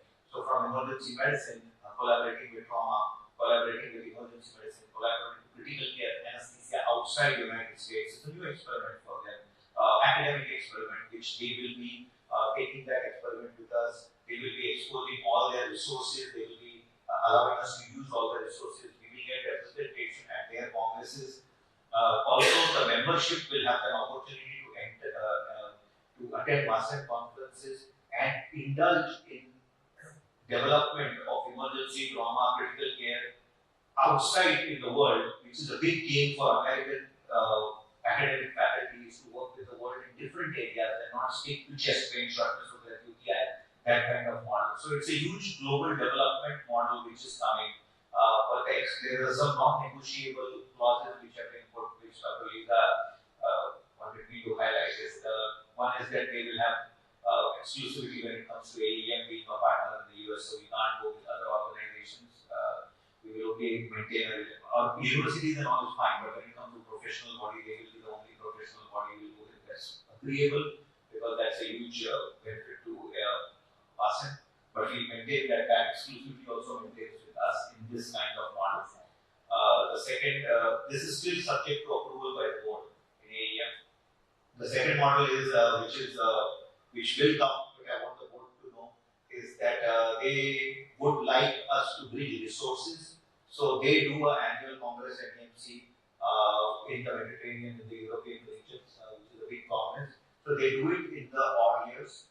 And they want us, which is a good idea, which is quite acceptable to me at least, is that we save resources of doing a World Congress every year, and they will brand it as a World Academic Congress and EMC Joint Congress. So it will be a WASM and EMC Congress every year, every odd year.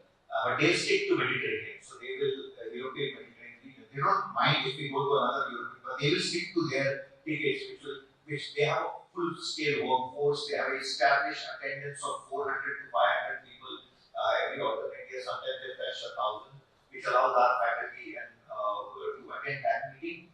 But then the odd year, in the even years, we take new WASM at our location, where that will open it to AEM members to attend our meeting. So every year, AEM will be able to offer them an international destination, an international meeting to attend. Whenever they attend, we attend their meetings. We come up with a joint agreement on the rates and the registration process, which should be discussed. And when they come to us, of course, we will all get registration the way it is done. So that will be a very big benchmark for us. Once the board approves, we will decide which year we will kick it in. I don't think this model will kick in till 2025 or 2026. So 2024 will run according to the WASM format.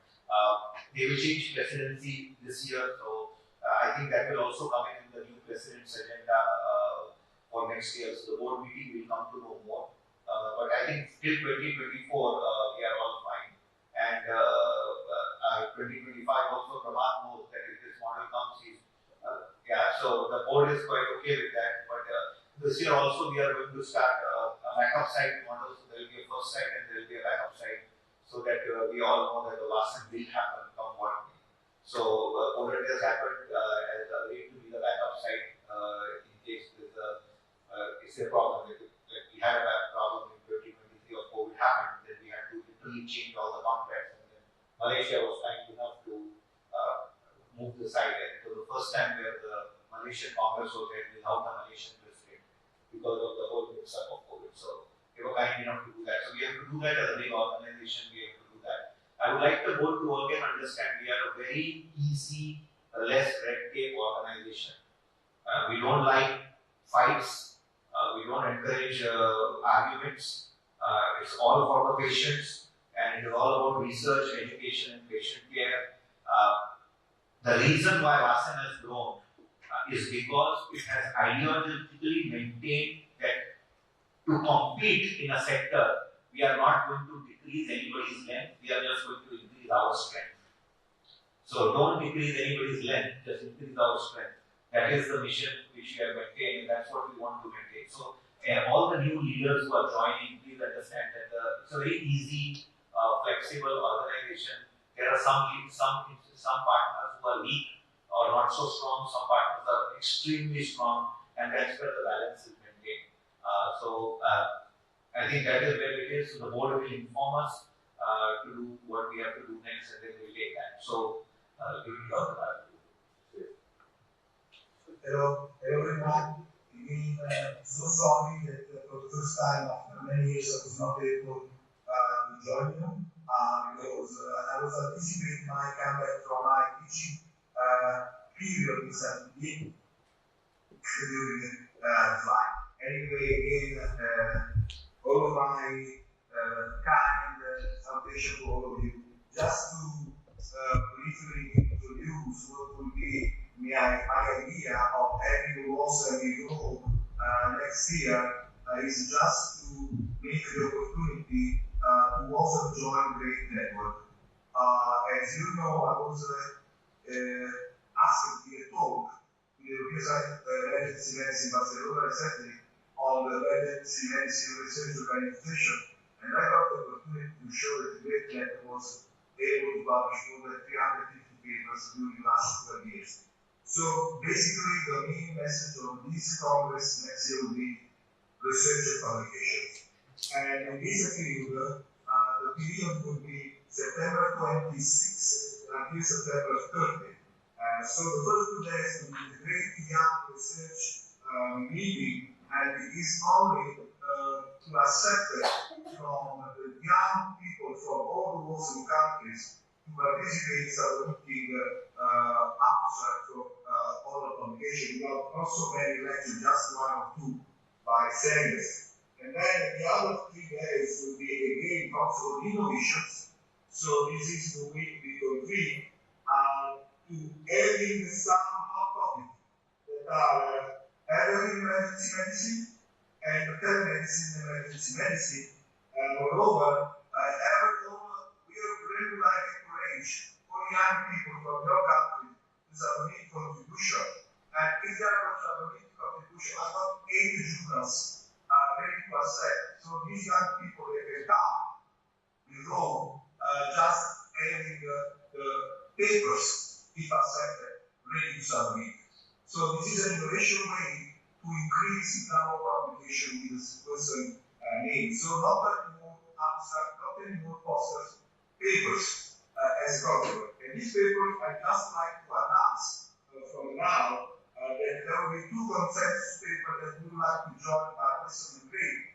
One is artificial intelligence in emergency medicine, and the other one, laboratory medicine in emergency medicine. These are good topics that actually, based on my experience, will not covered enough. They also can make a difference in the future. Just to conclude my presentation, I would like to say that from now, I need Sagar to send me immediately the name of the speakers that I have to include from your side, from the date from 28 to 30.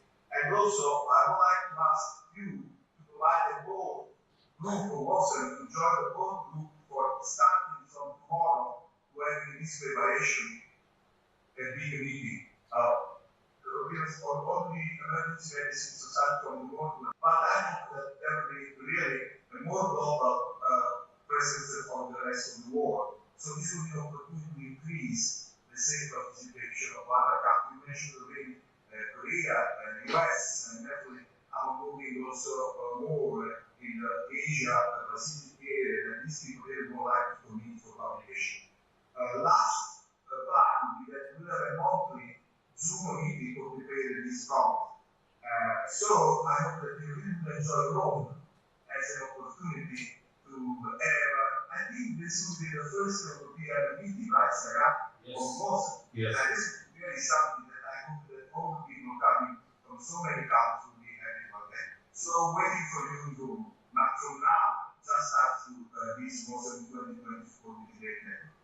Thank you so much for the opportunity. So I want to put a vote to the board. This has been on my mind for a long, long time. So Dr. Salvatore has given a career to publications, the existence of BNP in our work that he has done in BNP, Procalcitonin, biomarker circuit, his legacy is there.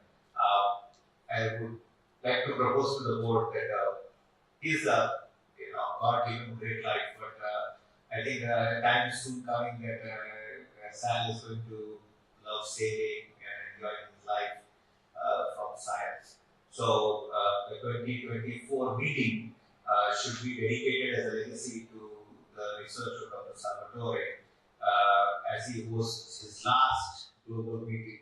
He has told me that he is hosting this, and this will be his last global meeting before he leads a life after this. So I would ask the board to support me with the vote whether Marcin approves that the 2024 will be a legacy meeting dedicated to Professor Salvatore.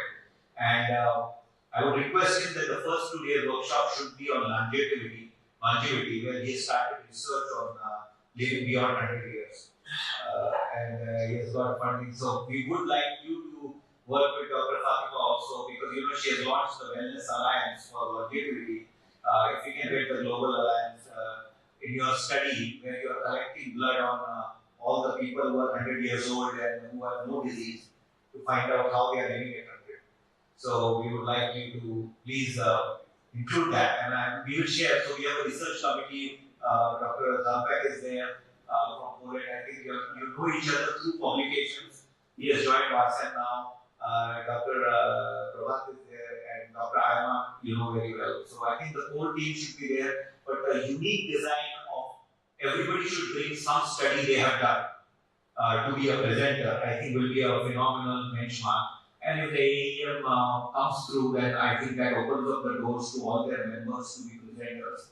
So I think that will also be a help. So the invited faculty will have a different path, and open access faculty who can apply will go through the registration process. So I think that will be great. Sal, I hope you get well soon. And I was a little shocked that you got COVID.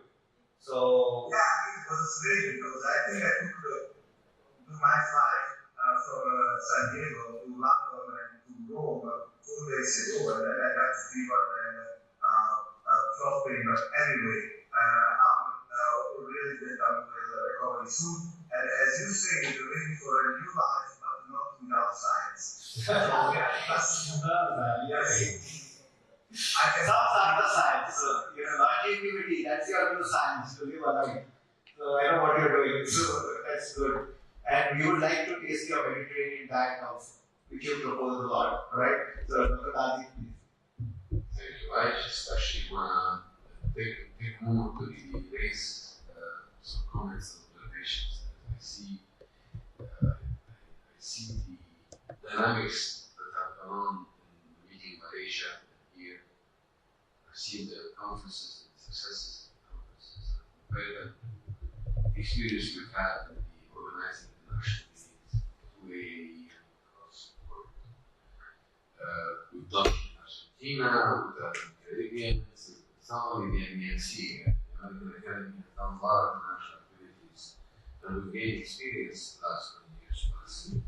You mentioned the Nobel Prize, and please, that's a bit too much. So, what I can tell you is the word that carries my name tells me that perhaps 8 years long to be dead to join Giorgio Salvatore is doing diet.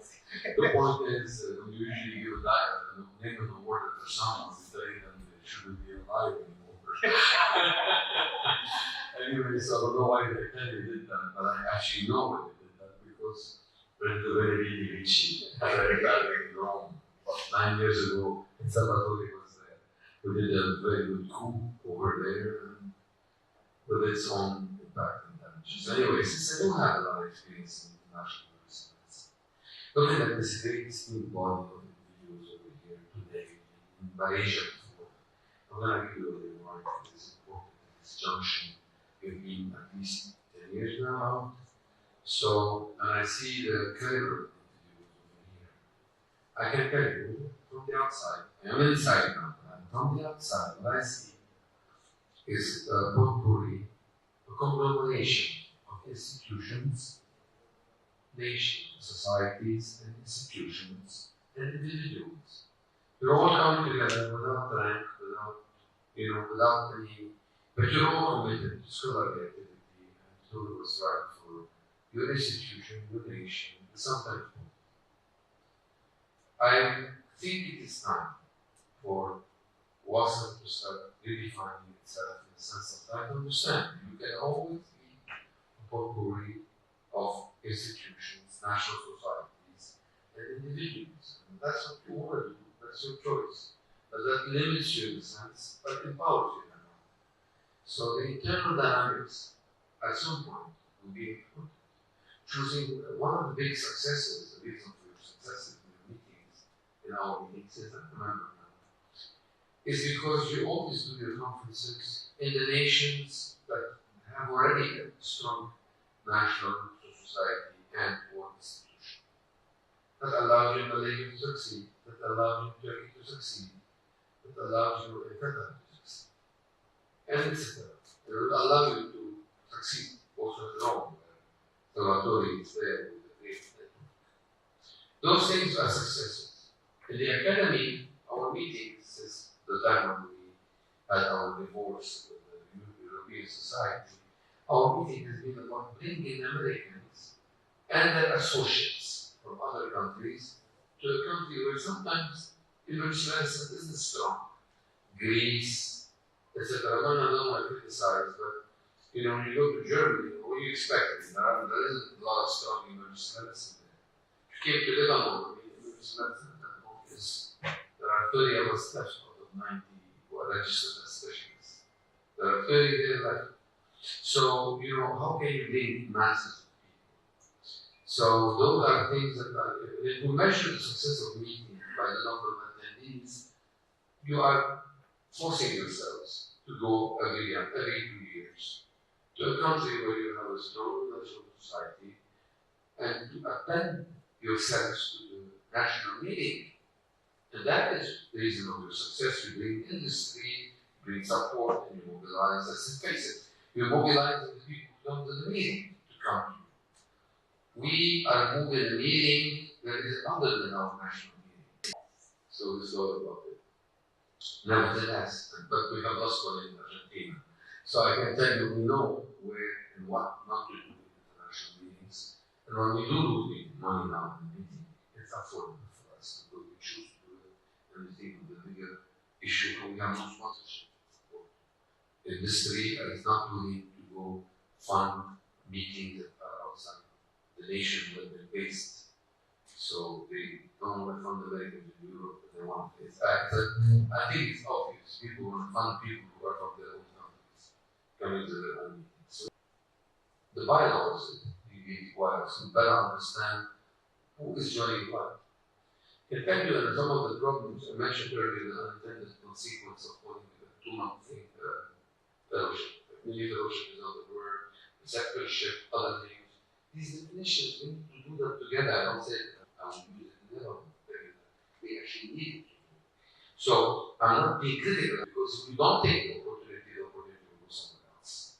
There is an opportunity for the creation of the international organization where in an equalitarian way, where we all do it together. And I can take it a step further.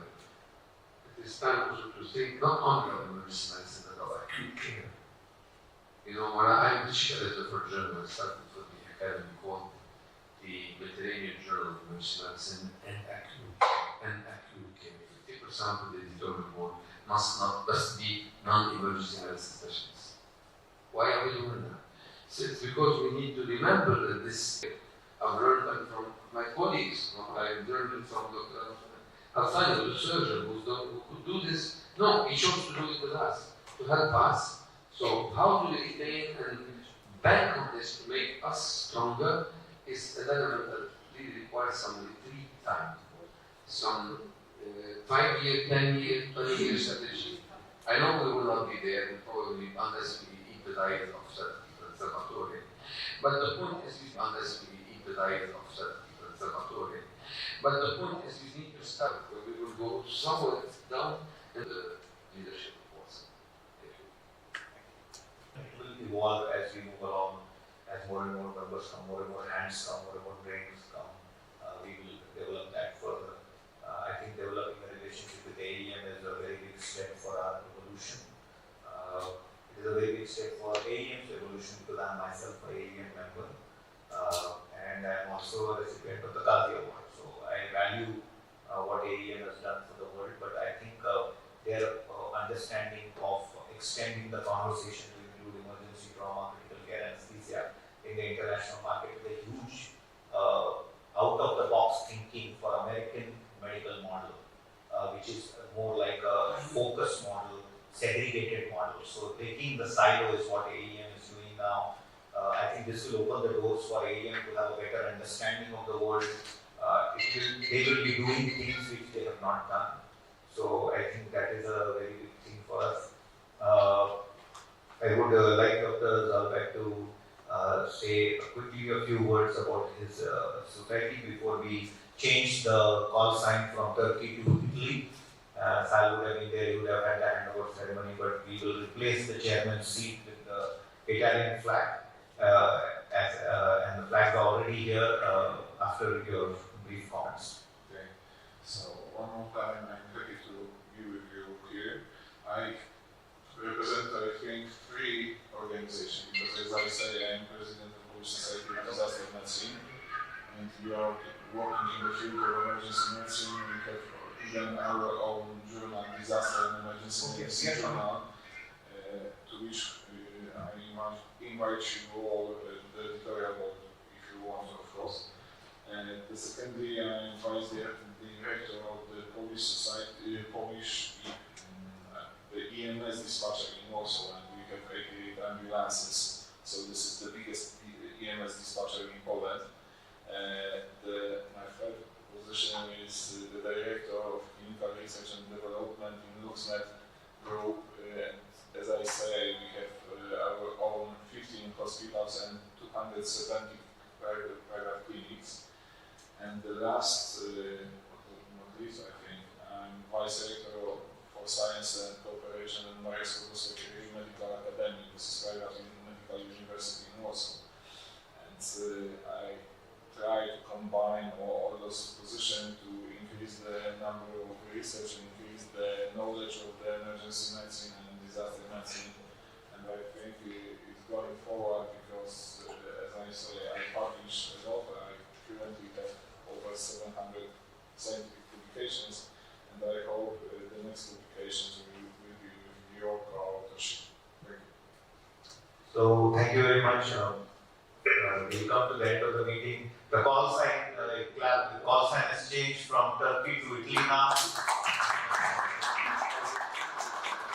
Dr. Salvatore is the new Secretary General of WASEM starting his term. The Turkish parade starts for us. A special parade has been arranged for us on their 100th Republic Day. A full command guard of honor is starting now, so we have to all proceed there. We'll quickly stand here, please, everybody, so that we can take a picture. Please take a picture from there so that the whole board meeting is covered. And the whole board is seen. We missed Dr. Salvatore, but we have the Italy flag here. So, the chair. Down there, get sound. Oh, yeah, we can stand there. Yeah, we'll all stand there. That's exactly it. Let's bring the flag. With neurologic findings whose diagnosis cannot be clarified. Expected neurological complications occur mainly by 3 different mechanisms. These neurological complications due to opportunistic infections developing in an HIV-infected person are neurological complications secondary to HIV-related intracranial mass formations and neurological conditions due to the direct effect of the virus. Complications to the direct effect of HIV virus can be listed as acute aseptic meningitis, chronic meningitis, HIV-associated encephalopathy, vascular myelopathy, peripheral neuropathy, and myopathy. Thank you. Thank you for your presentation. Thank you. Any question? Okay, then thank you again. Thank you. The next one is giant stones in the bladder, yeşilmişler. Okay. The next one, a case of the patient with delayed diagnosis of testicular rupture due to blunt trauma. Sabri Sekme.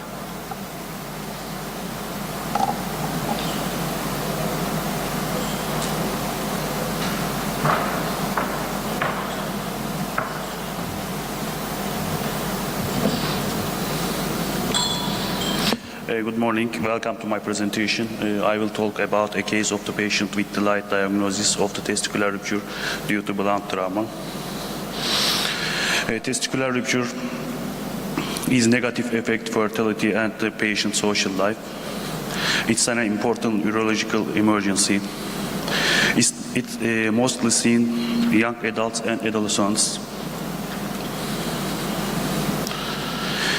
Blunt or penetration scrotal trauma can cause testicular rupture and testicle be painful, ecchymotic and ödematosis like the other acute testicular pathologies.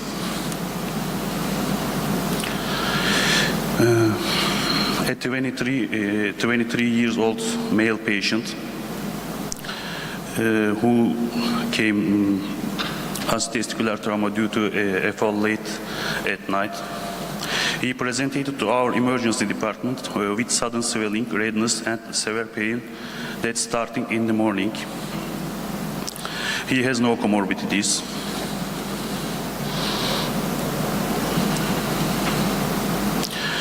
His right testicle was edematous, painful and ecchymotic. The cremaster reflex of the patient, whose testicular pain was not revealed by elevation, was normal.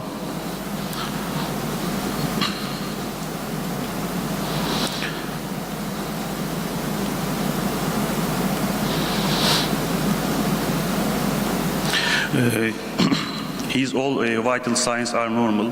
There is no pathology. Our preliminary diagnoses are Orchilis epididymitis, testicular torsion, hematoma, and testicular rupture. There was no pathological condition was detected in the whole blood biochemistry and the urine test.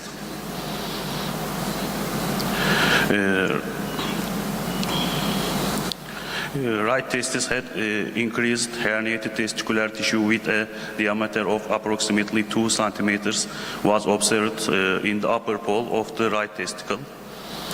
No blood supply was observed in the herniated testicular tissue. Compatible with testicular rupture in scrotal color Doppler USG. Patient was consulted to urologist and underwent emergency surgery with the diagnosis of the testicular rupture. Urologist planned emergency surgery. Patient lost his right testicle. If the diagnosis and treatment of the testicular rupture is delayed, it can cause conditions such as testicular atrophy, infertility, gonadal insufficiency, and they may result in loss of the testicle. For this reason, testicular examination should be done carefully and in blunt traumas of the genital area. Further examination should not be avoided when necessary. Thanks for your interest. Thank you for your presentation. Any questions? I have one, actually, not a question, but mostly a thought. Okay. I think you need to use a radiological picture or image to make your point clear. Because right now it's just a sentence that we need to understand, but maybe you can use a picture so we can understand better. There is a problem for this. Our hospital, the USG pictures, we are not see it. We just see the reports. And you didn't collect your picture, right? Yes, but I decide this case report after then that pathology and Sümeyye Tuğba Sarkıcan der.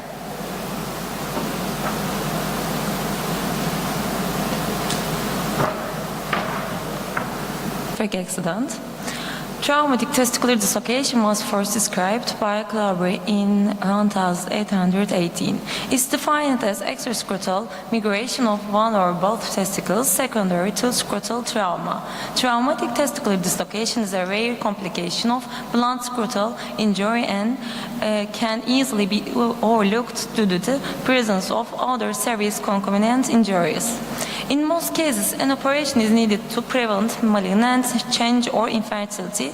Traumatic testicular dislocation. Male patient presented with complaint of inguinal pain after a motorcycle accident. Physical examination revealed that both testicles were not in a well-formed scrotal sac and he had bilateral inguinal swelling. Glasgow Coma Scale score 15, conscious neurological examination is normal. There was swelling in both inguinal, there was tenderness in the left hip, no midline tenderness. Tetanus vaccine given, antibiotic therapy was provided and PAN-CT requested.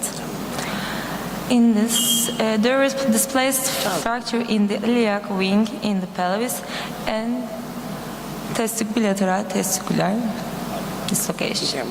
The testicles were reduced by urology. Urological emergency was not considered in the patient with normal urine output to the Foley catheter. Orthopedics, urology, and general surgery were consulted. Intensive care follow-up was recommended by orthopedics. The patient was admitted to the intensive care units.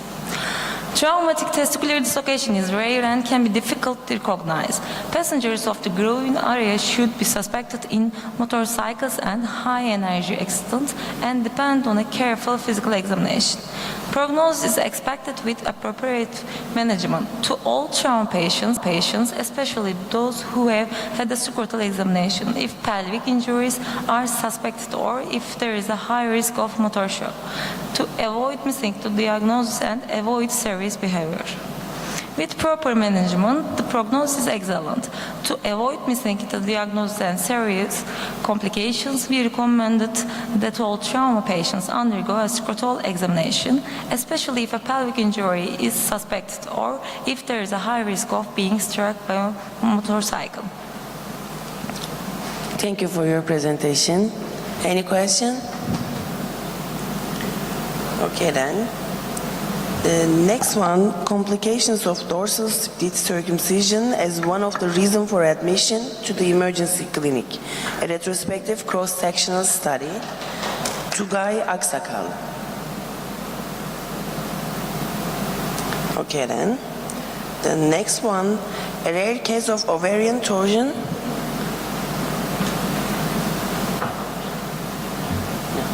Okay. The next one, ovarian torsion of a rare case of ovarian torsion in a pregnant patient. Ekrem Taha Sert.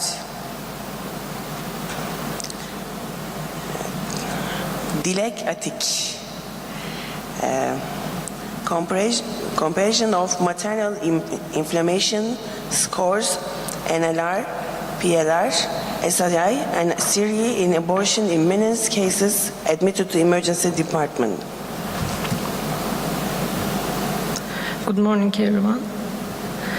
Abortion imminence is one of the most common reasons for applying to the emergency department with the complaint of vaginal bleeding in the first trimester of pregnancy.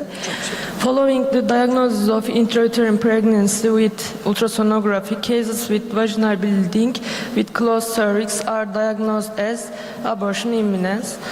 The cause of bleeding is often associated with the decidual vessels on the maternal-fetal surface.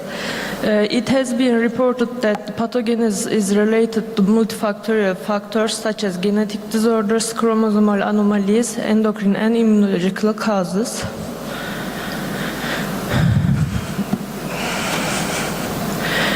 Between 2022 and 2023, 60 abortus imminens cases admitted to the emergency clinic who were hospitalized between 7 and 12 weeks, and 59 pregnant women of control group who were followed up in the obstetrics outpatient clinic were participated in the study. Cases that presented with infections and inflammatory diseases with multiple gestations, mother under age 18 were excluded from the study to avoid confounding factors. Other exclusion criteria was the use of anti-inflammatory and corticosteroid therapy.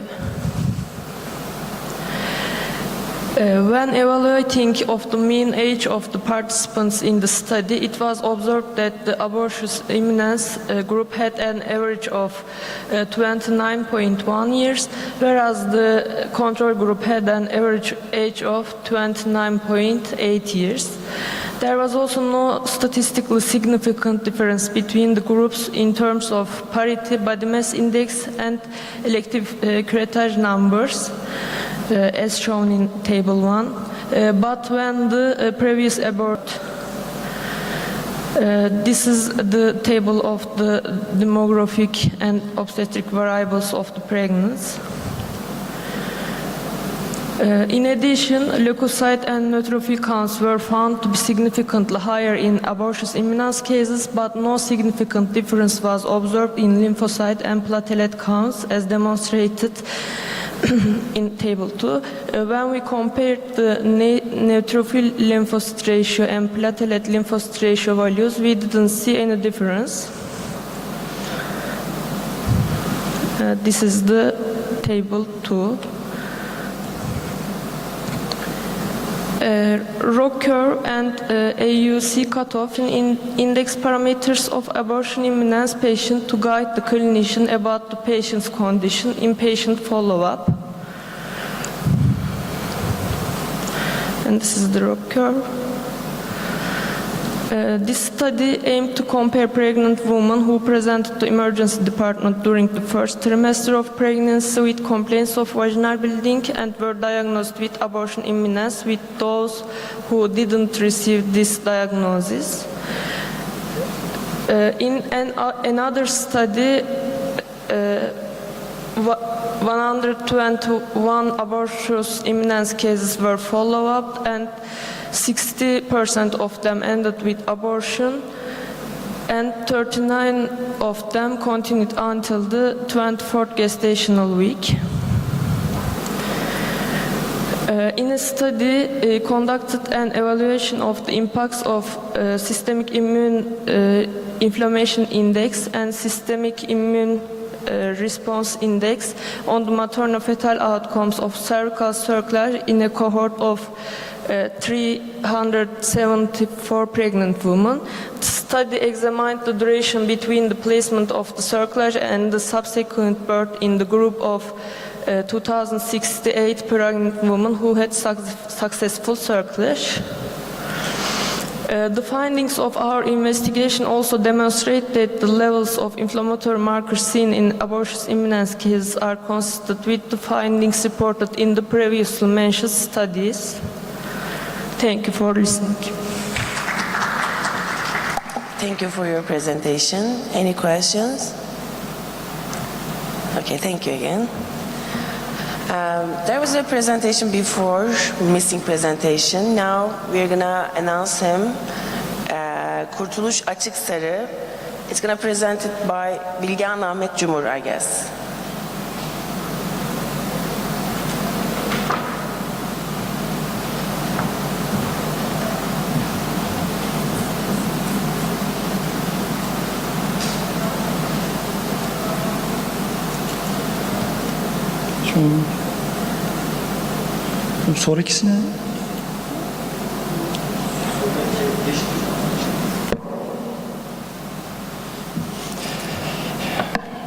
Good morning, I'm Dr. Ahmet. Thank you for your attention firstly. And I'm working in Istanbul Medeniyet University Medical School Hospital. And I'm going to talk about the effect of hydroxychloroquine and zinc therapy in a rat model of sepsis created by chacal ligation and perforation in rats. First, I want to introduce that sepsis is defined as life-threatening organ dysfunction caused by a dysregulated host response to infection, which is a big deal for most of the countries and also developed countries. Approximately 40% of the septic shock patients are used by almost all cells of the immune system. I'm talking about 99.6% of the immune cells use zinc to function. You know, the zinc can be prescribed or can be bought by pharmacies without any prescriptions. It functions as modulation of production of inflammatory cytokines, formation of extracellular neutrophil traps by neutrophil granulocytes.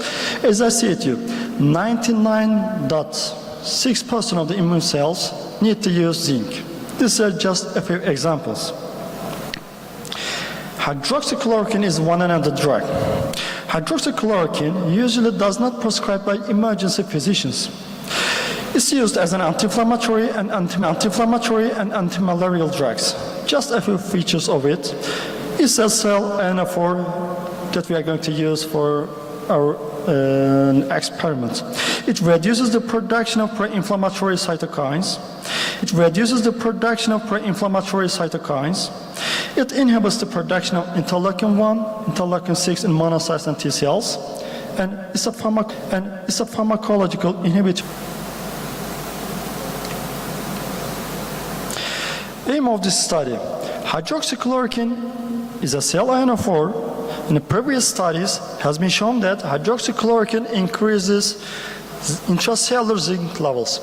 Zinc functions intracellularly. If intracellular zinc level is normal for a patient, if we supply zinc extracellularly orally with oral intake, and the immune system does not need such a zinc, so we can't see so much effect on the immune cells.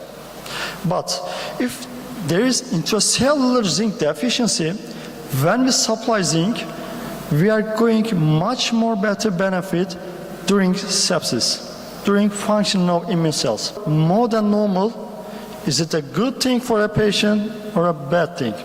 Now, we are going to give the patients hydroxychloroquine, and we are going to perforate the cells. The intracellular zinc level is going to increase, and after that, we aim at what's going to happen. Because, as I said, during the first wave of the COVID-19, hydroxychloroquine has been prescribed routinely, and most of the patients start to take zinc supplementation with a prescription or without prescription. We have used a sepsis model. We have used spectrally male rats. For all procedures, we have given analgesics and sedatives with 2 needles. And after that,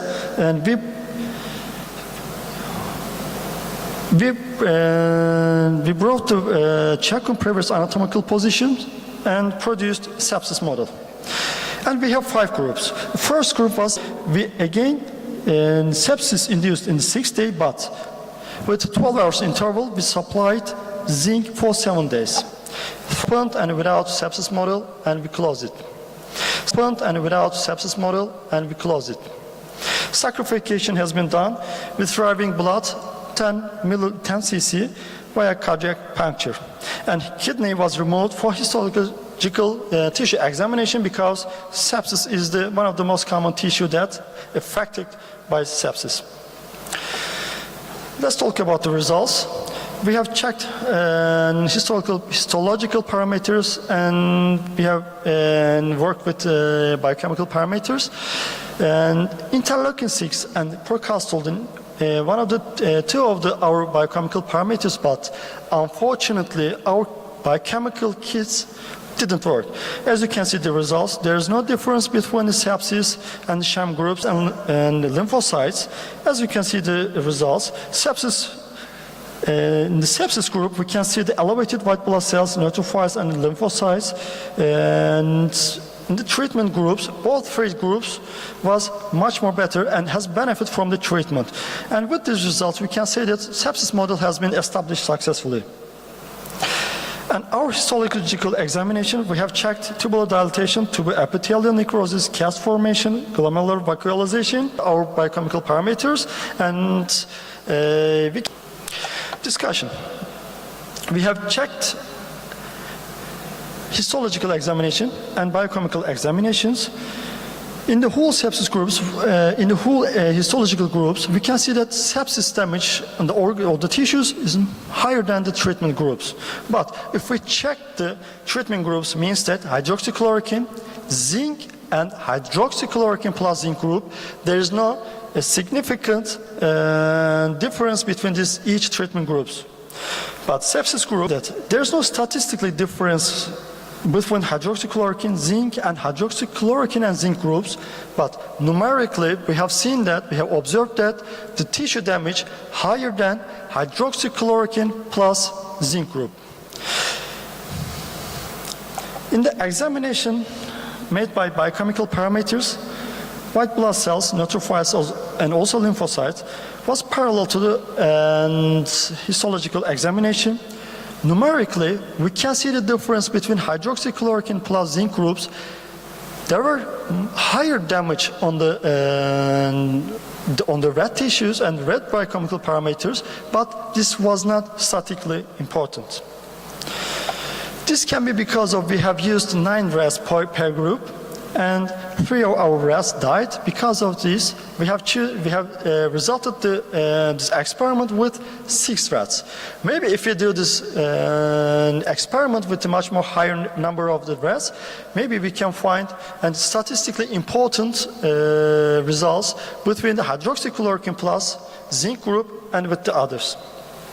Although it was not statistically significant in histologies, tissue damage is higher in both histological and biochemical examination results, and it's not significantly statistically important.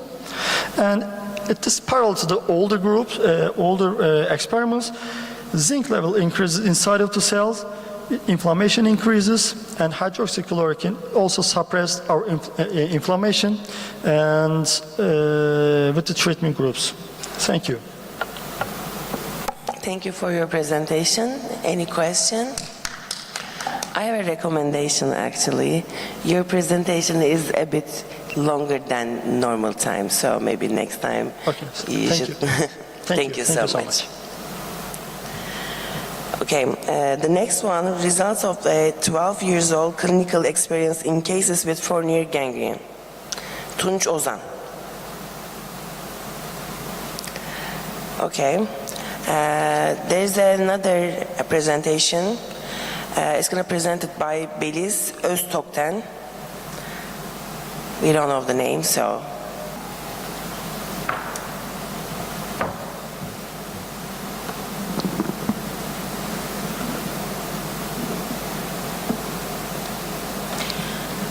Good morning and thank you very much. I'm Beliz Öztokten. I study in Bolu İzzet Baysal University in medical department. I will talk about a case report we have seen in emergency department. It was invasive fungal sinusitis. Nasıl ilerletiyorum bilmiyorum ki. You can use the green button. Yeşil. Okay, sorry.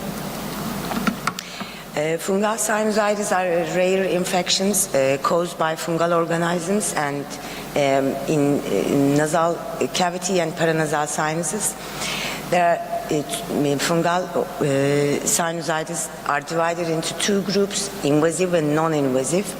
Invasive fungal sinusitis often cause, generally we see that in diabetic patients or having corticosteroid treatment, symptoms like bacterial infections, fever, headache, or epistaxis and nasal congestion. And fungal especially invasive fungal sinusitis, have a high mortality rate, 85.100%.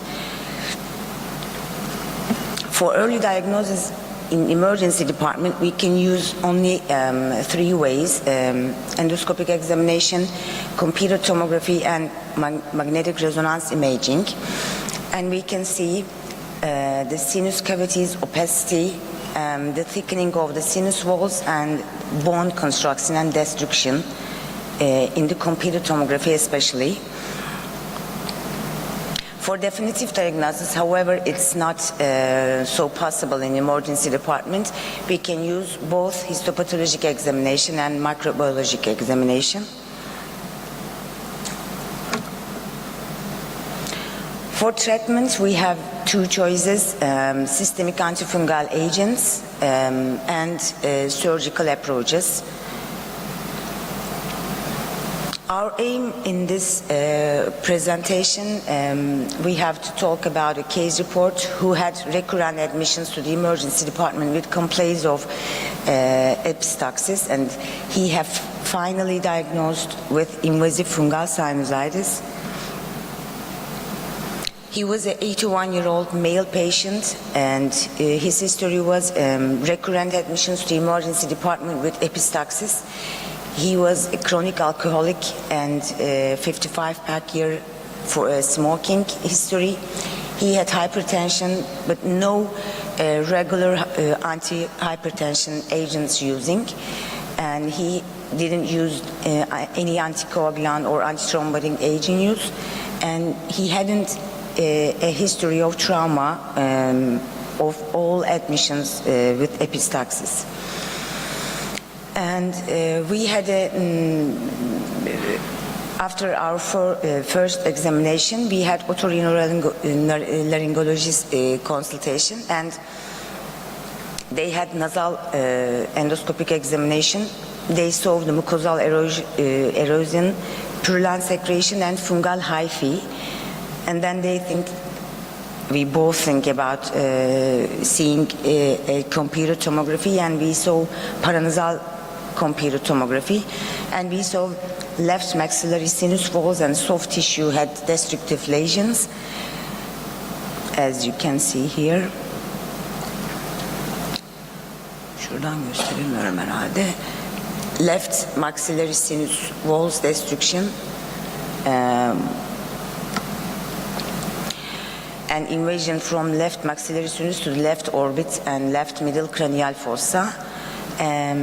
He was interned in otorhinolaryngology service and was started systemic antifungal treatment as voriconazole. Fungal sinusitis should be considered in the paradiagnosis of patients presenting to emergency departments, especially with recurrent epistaxis and who has risk factors.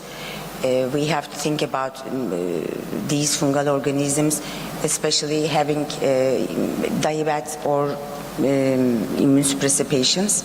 Early diagnosis and treatment of life-threatening invasive fungal sinusitis are vital, and these patients should be evaluated by otorhinolaryngologists.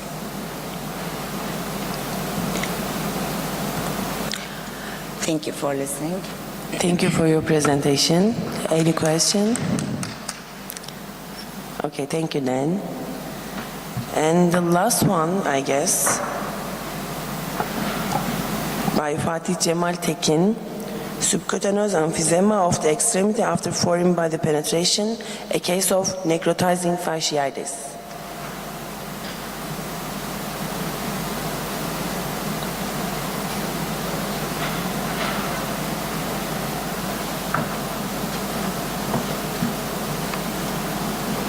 Good morning.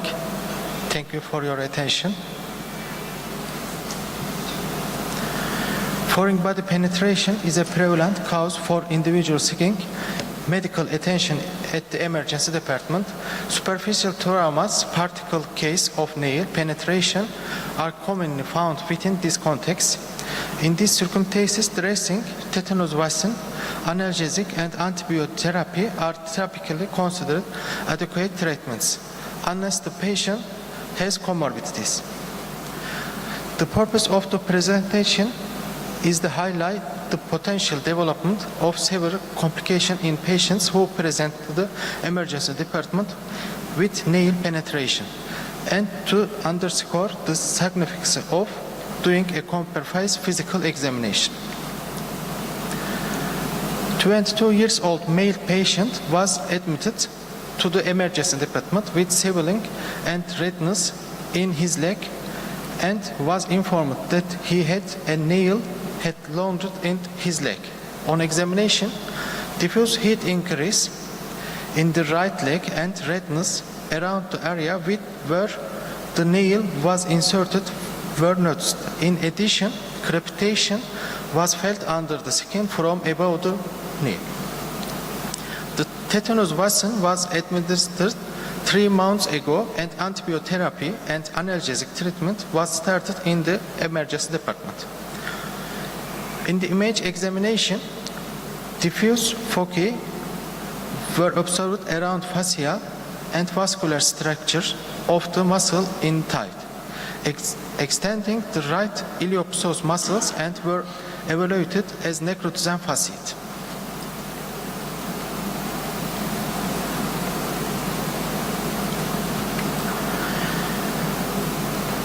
The patient was hospitalized in the orthopedic ward, and no growth was observed the wound culture.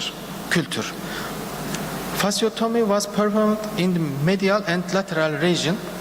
Meropenem, vancomycin, and tigecycline were started with the recommended in infection disease. After 20 days, the patients developed granulation tissue and no drainage at the wound site, and skin closure was planned. Nail penetration cause presentation on the emergency department should not be considered as sample case. As seen in your case, this complication should not be forgotten. This complication should not be forgotten. Thank you for your presentation. Thank you for your presentation. Any question? Okay, thank you. Is there anyone behind left? Okay, thank you then. Have a nice day.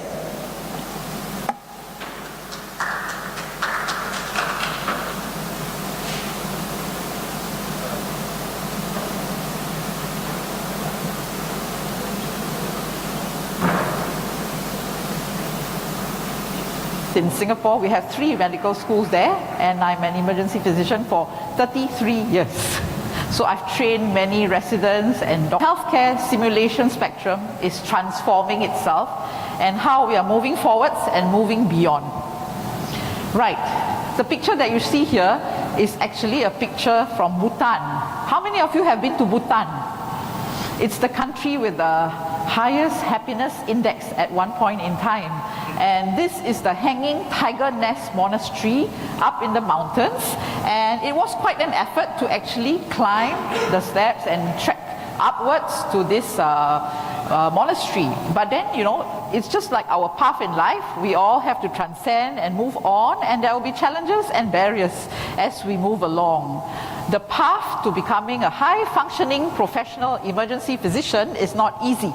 There will be many challenges during the course, but however, hopefully the results will be good and it will be satisfying to you as well. And we'll see what happens. Now, technology is driving all of us. Everything we do is technology driven. So therefore, anything from our children, the younger generation, the teenagers, even into the older generation, you know, in Singapore, we are actually teaching our seniors how to be technology savvy, how to use their handphones to negotiate a lot of things and a lot of programs as well. So therefore, it is actually very, very technology driven. However, we must not forget the human touch and the elements of humanism as we move along in this era where technology is driving everything that we do, including in the practice of medicine and emergency medicine as well. So we have to make sure that we adapt. Let's look at this video for a while. Can I have the volume up? The sound? Okay, so this is what happens when you go shopping these days. You don't even have to put the clothes on. You can just look at the mirror and AI will show you what you're going to look like. Oops. Okay, that's a technology glitch.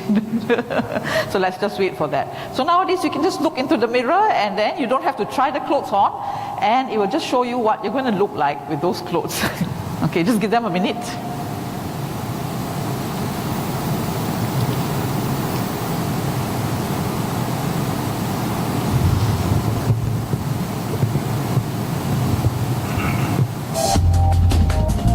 Yeah, we got the volume up already. Thank you. Yeah. Okay, so let's just see how it's going to be like when we go shopping these days with AI and with a technology-driven world.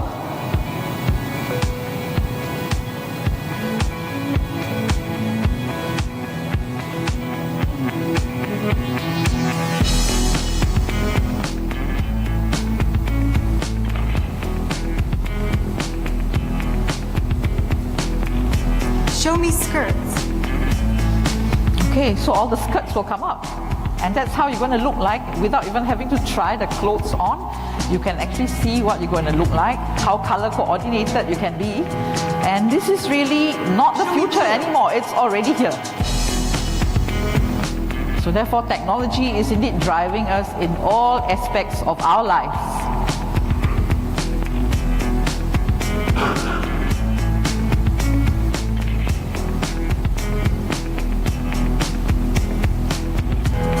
This is really quite fun, especially for ladies, because you know how many times we change our clothes in the morning because we think that it doesn't match nicely.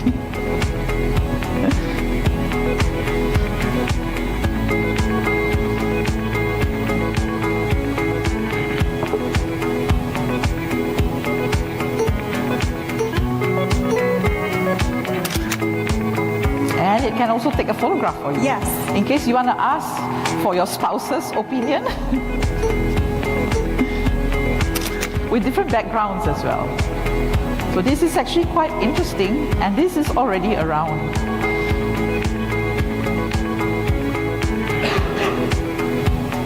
And you scan the QR code and you can do your payment online. It's cashless. So this is the world we live in today. So, in the midst of all that, we must not forget that humanism must still prevail. It is at the center of everything that we do, including when we use technology as well. So, humans must be at the core of everything, whether it's related to our patients, our learners, their family members, and the community around us. And don't forget the healthcare staff, all of you as well. Because oftentimes we care about others, but we forget to care and think about ourselves, which is really very important. Because we are not there, then there's no healthcare provider really. So the characteristics of humanism in anything that you're going to approach to do really comprise of the human values, the human emotions, which is very unique because when you use technology, those things are not there really. And your humanistic approach, always think about how a person is going to react to you. And of course, all the other considerations like values, personality, your style and all that, okay? So, I'm not sure whether any one of you have read this book. It's Man's Search for Meaning by Viktor Frankl. And he says that the hardest part of being human is to continue to be human with each passing day. Just think about it, with all the technology surrounding us, do we really feel like this, you know? So therefore, what are the technology that we are most exposed to in medicine and in education or medical education? Well, we have a lot of technology-enhanced learning everything. This afternoon I'll be talking about my simulation technology at 4:30, so you can see all the kinds of technology and toys that we are involved in these days. Technology-driven communications. We cannot live without our mobile phones. You know, everything is there, even all your learning, important learning curriculums and everything are all on your phone now. And serious games. I developed serious games to teach healthcare providers how to excel in certain tasks and skills. So that's the game-changing technological tools. And then of course we do a lot of VR, virtual reality, augmented reality, extended reality, mixed reality, and all these, including robotics. Robotics is not new anymore. People are already using this to do surgery and surgical processes, and I'm sure it's the same in Turkey as well. And a lot of AI. We are looking at how to integrate AI into a lot of the things that we do in the emergency department to make things more efficient and also seamless for our patients and also for ourselves. So what does AI comprise of really? You know, we talk about AI all the time, we talk about smart technology, but then do we really know what we're talking about? Well, so AI really comprises of computer controlled processes. So there's algorithms, there's a lot of mathematics and physics involved, there's calculations, for example. You can have an AI algorithm for assessing how likely is your patient with a right lower quadrant pain likely to have acute appendicitis, or a right hypochondrial pain likely to have gallbladder disease or hepatobiliary disease. There are mathematical algorithms to help you with this, and it's run by AI. And of course, there are many solutions that you can use, equations, logistical optimization. You can see your patient flow through your emergency department using AI technology. If you're building a new emergency department, you want to look at how to run the flow of patients directly from registration to triage, to your resuscitation room, to your consultation areas. You can actually use AI to look at the flow as well. And of course, a lot of other software as well. Now, AI's entry into medicine perhaps will redefine our role as the educator, as the teacher, as the mentor, right? So at the same time, as we are using all this technology, we cannot run away from the fact that we need to use technology, because if not, our younger generation learners are not going to be motivated. And you know, they like to do things fast, short, sharp, targeted, focused, and they're very mobile. They like mobile learning, you know, and they don't want to sit there all the time for a few hours and look at the desktop, for example. So this is the kind of learners that we have to appeal to today. So therefore, we have to think about how we want to do all these things. So as we are reaching out to this group of learners, don't forget the humanistic approach, which is we want them to come at their free will, because if they are internally motivated, they will do better and they will be more passionate about what they are doing in their work, of course. And then, of course, the emotional and the motivation part is very personal, very human. These things you cannot duplicate with technology. And of course, with the changing face of technology today, we find that we are learning more in isolation. We can do it on our own. We don't have to have group learning anymore. We can have our technology devices in our own homes, and we can study anatomy by putting on a pair of spectacles, which is AI savvy, and you can actually learn anatomy on your own practically. So people are becoming isolated. People don't talk and meet face to face anymore. They can interact through their mobile devices, for example. So therefore, think about the human to human interactions that we have. Our patient contact with the physician, that's important. I mean, that is something you cannot run away from, because I think in medicine, no matter how much technology we have, the face-to-face contact is still definitely important. In healthcare, including emergency medicine, we are, I would call, a high-tech and high-touch industry. You know, there are some technology or some industries which are high-tech but low-touch. But for us, we are high-tech and high-touch, because we need technology, it has to drive us, but we also need high-touch because we need the personalized approach to patients, we need to have the face-to-face contact, we need to have the therapeutic touch as we manage our patients, for example. So therefore, I like to term it as high-tech and high-touch in terms of using technology in medicine, including emergency medicine. And as AI move into medicine and into medical education as well, the human touch must not be a casualty. So don't forget about that part of it, because in Singapore, all our emergency departments are computerized. Everything is computerized, everything is digital. So therefore, what my medical officers and residents do is that when the patient comes into the room, it's a consultation patient, not a resuscitation patient lying on the bed. Then they will be typing at their computers, the history, the physical and all that. And sometimes they forget to look at the patient. They forget to look at the patient. And we get complaint letters. As the director of quality in the emergency department, I get people complaining and say that when I came into the consultation room, the medical officer was typing on the computer. He practically never looked at me, So we forget the humanistic aspects of the practice of medicine. We forget to look at the people that we're talking to. And because we're so driven by the task that we want to do, we're just typing on the computer, So don't forget those elements. And robotics is already in. So this is a picture here about how robots are being used in seniors rehabilitation. It's very useful, and they are even being used in aged homes, seniors homes, how the robot keeps the seniors occupied by singing along with them, by teaching them simple exercises and all that. But, it keeps the seniors occupied. But again, they need the human touch and the humanistic elements as well. Let's look at this video. Sound up, please. The Hong Kong team behind celebrity humanoid robot Sophia is launching a new prototype, Grace, targeted at the healthcare market and designed to interact with the elderly and those isolated by the COVID-19 pandemic. Dressed in a blue nurse's uniform, Grace has Asian features, collar-length brown hair, and a thermal camera in her chest to take your temperature and measure your responsiveness. So this is a robot nurse. She uses artificial intelligence to diagnose a patient and can speak English, Mandarin, and Cantonese. So look at her emotions and her facial expressions. Let me introduce you to my sister Grace. Come over here. Hi, She's got a sister as well. Thank you, Sophia. Hello, everybody. I am Grace. I am built by hands and robotics for awakening health. I can do all kinds of things for elderly people. I can visit with people and brighten their day with social stimulation, entertain and help guide exercise, but also can do talk therapy, take bio readings and help healthcare providers assess their health and deliver treatments. Hi, my friend. Nice to see you.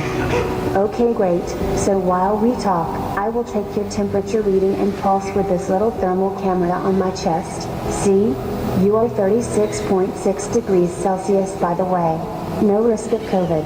Also, I note that you are responsive and so this robot can be taught to speak different languages. So in Hong Kong, they've actually taught them how to speak Cantonese, because that's a Chinese dialect that is very commonly used in Hong Kong, for example. So you can customize your robot, personalize it as well. Overwhelmed during the pandemic, said founder David Hansen. So we designed Grace to look professional in a healthcare setting. So that would mean so that she would resemble the sort of human-like appearance of healthcare staff. And so then this would facilitate more natural interactions. A human-like appearance facilitates trust and facilitates natural engagement, because we're wired for human face-to-face interactions. That's just the way human beings are. And so giving her a face that would be familiar to people, comforting to people, and also language abilities that are comforting. So we now have Mandarin and Cantonese capabilities for the Grace and Sophia robot platforms. Hey Grace, why don't you look at my face, thank you, and I'm going to show you a smile. And let's see what your smile looks like. Okay, yeah, look, or sad. Oh yes, reacting a little sad if I feel pain. And then maybe like imagine a big loud noise happens, bam! So with the Grace robot, we are simulating over 48 major muscles in the face.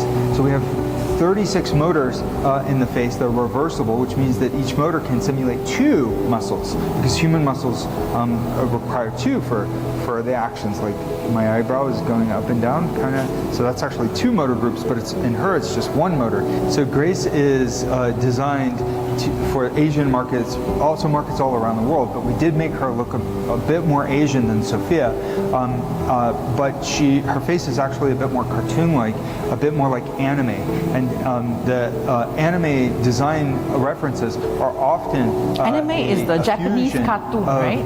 Yeah, if you're Asian styles and Western and they have style. big eyes and they look very approachable. Awakening Health intends to mass produce a beta version of Grace by so August. that's what technology is leading us to these days. Okay, so for the seniors and the elderly who is sick in bed, they might just recognize this nurse as a real nurse.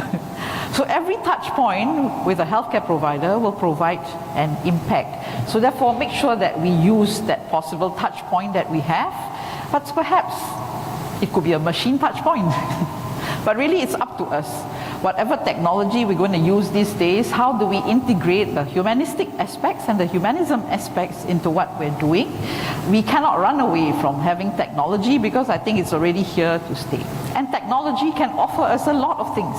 For example, during the pandemic, that has given us a booster with the adoption of technology in healthcare. Healthcare was lagging behind in terms of technology adoption compared to other industries. But I would say COVID-19 has given us a booster, and really I think it is going all out, and the trajectory is a correct one.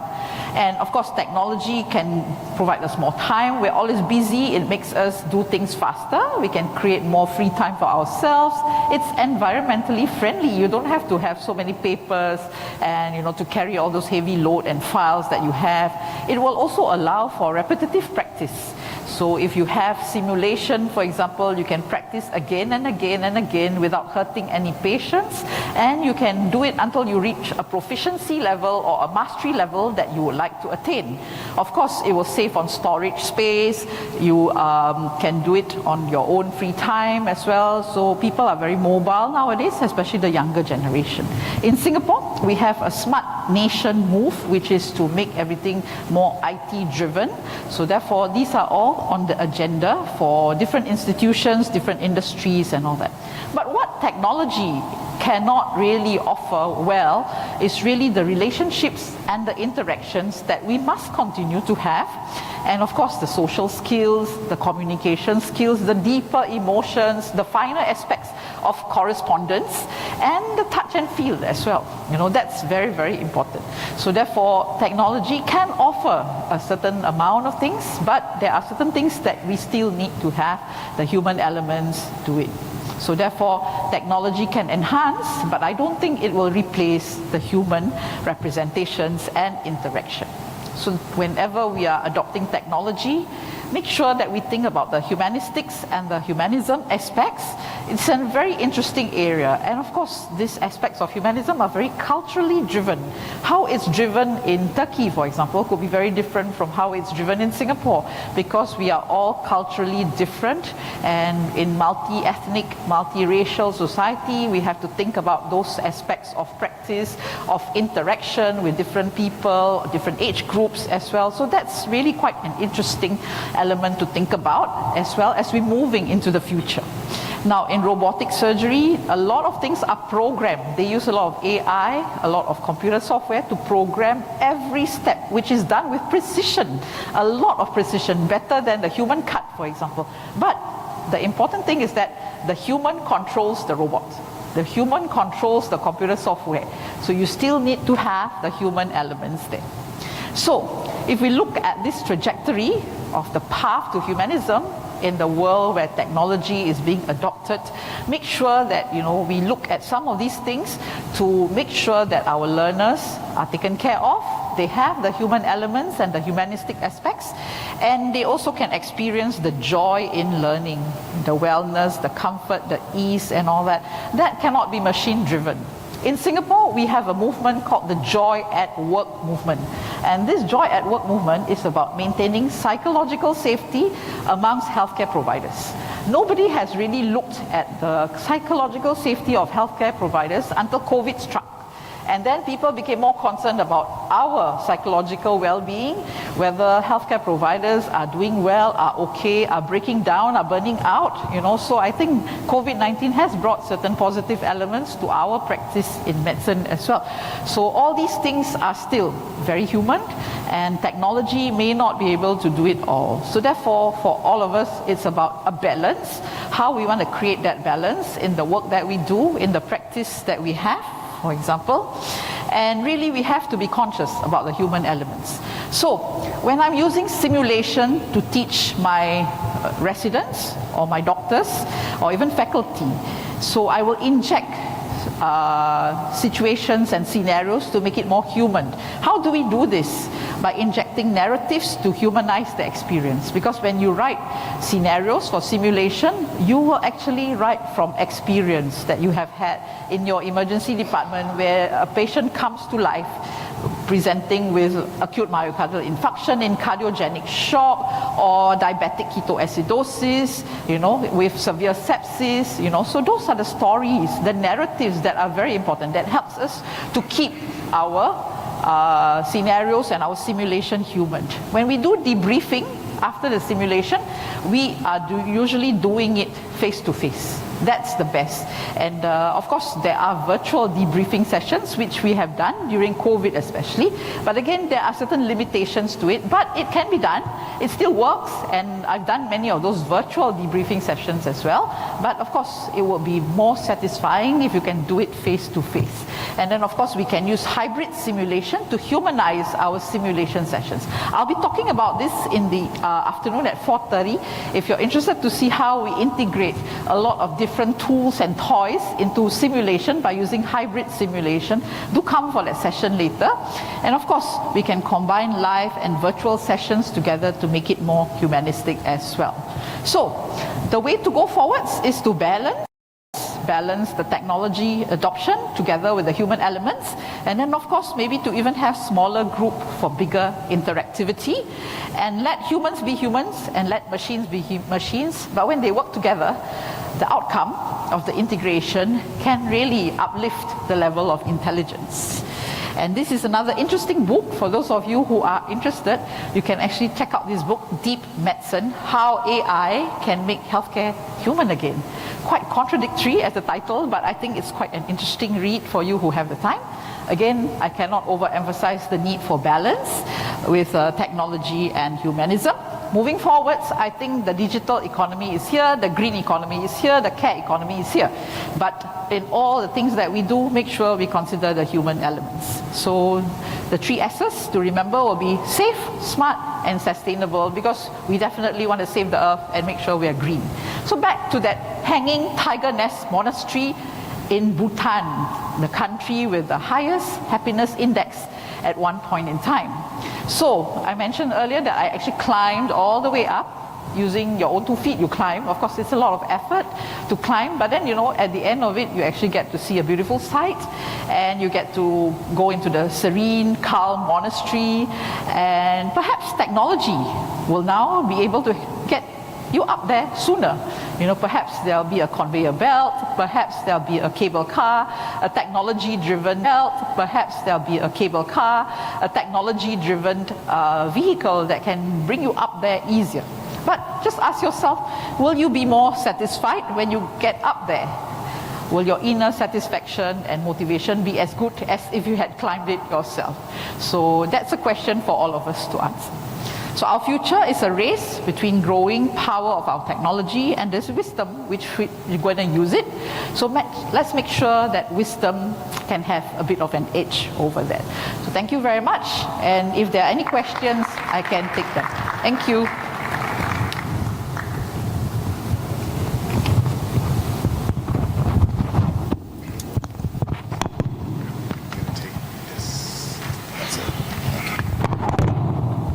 Our next speaker is Dr. David Carr. You guys know him already.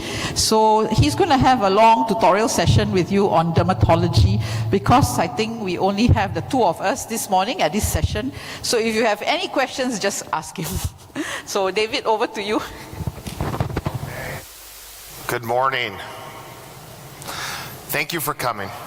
It's early, and it's amazing to see, I don't need, no, I'm okay. It's amazing to see so many faces I met in the last 3 days here this morning, because that inspires me to do better, to see my friends here. And it's been amazing to be part of this conference for the first time, to be part of your country, and to be welcomed so warmly. So thank you all for that. Yesterday, I gave a talk on 20 years of my career and what I think about. Today is different. Today is 20 years of my career in pictures. This is it. These are 20 years of rashes that I've captured on my phone or my camera that made a big difference to me. And what I'm going to do today is I'm going to show you 16 rashes. In front of you is a piece of paper and a pencil. You are going to take this as a quiz, and you're going to write the answer. If you get 0, I've taught you 16 things. The wonderful thing about dermatology is once you see it once, you don't forget it. So the lower your score, the better my talk.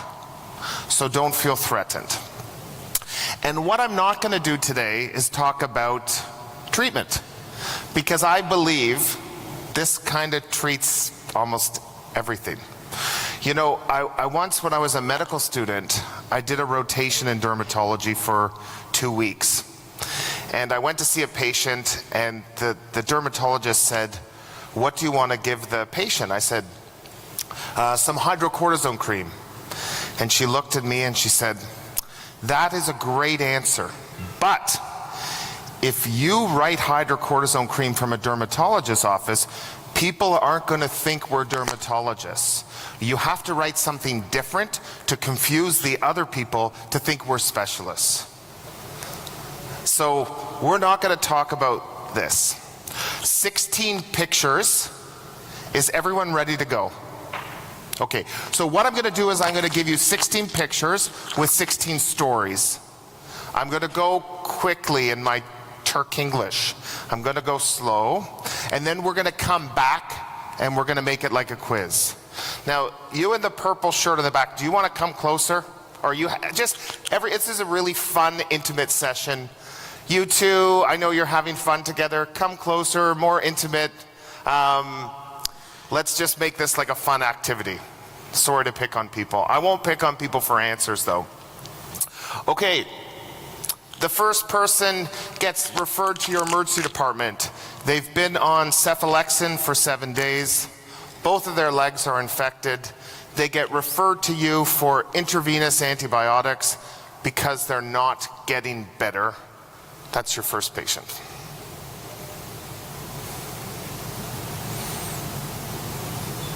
So jot these all down. Your second patient, the nurse asks you to sign an EKG. In Canada, we have to sign every EKG the nurse does within 10 minutes. Do you guys have to do that in Turkey? Yeah. So I get shown the ECG, the heart rate is 170, and I said, what's the story with this kid?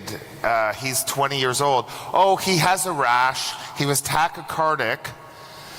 So I did an EKG, and can we give him something for pain? His heart rate is 160, 170.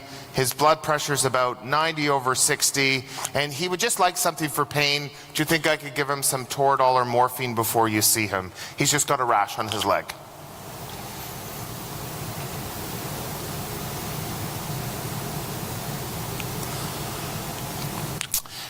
This is a kid that I saw this summer, basketball game. We're big Toronto Raptors fans, and Dylan said, "Daddy, my foot is so itchy." Game's on. We're not talking about your foot at the basketball stadium. So the next day, her mother sends me a text that says, "I understand Dylan told you her foot was bothering her. You didn't look at it. I thought I would send you the picture. What's wrong with Dylan's foot?"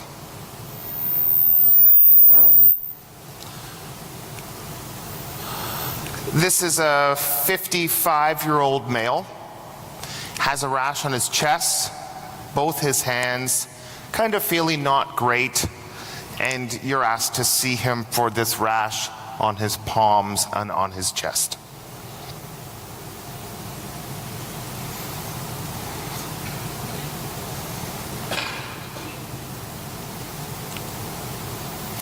This is one of my favorites. This is the patient's camera. The picture on the left that looks pretty good with the piece of gauze is when he presented to the emergency department. He got bit by a dog, his dog, and he came in, he was given some antibiotics, some clavulanic acid, and told to keep it clean, to put a dressing on it, some bacitracin, some stuff, just keep it clean, and if it gets red or painful or anything, to come back to the emergency department. And he came back 2 days later with a very itchy rash on his hand, and he said, you know, they told me to come back if it gets worse, and I saw him and it looked a lot different than it did from the picture he showed me a few days prior.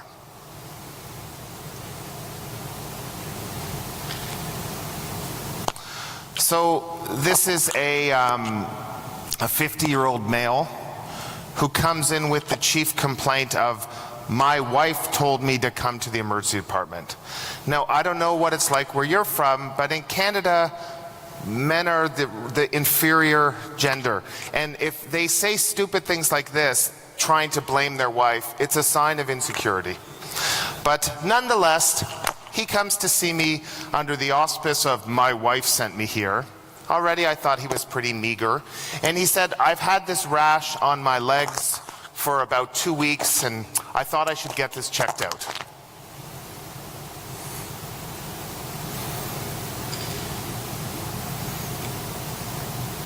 Okay, this is a strange story. This is a gentleman who was going on a cruise. He was going on a cruise in Hawaii in the United States, and when he was wearing like a tank top, he had recently been sick with strep throat. And when he got on the cruise, do you guys like cruises? Does anyone go on cruises? You're a cruise guy?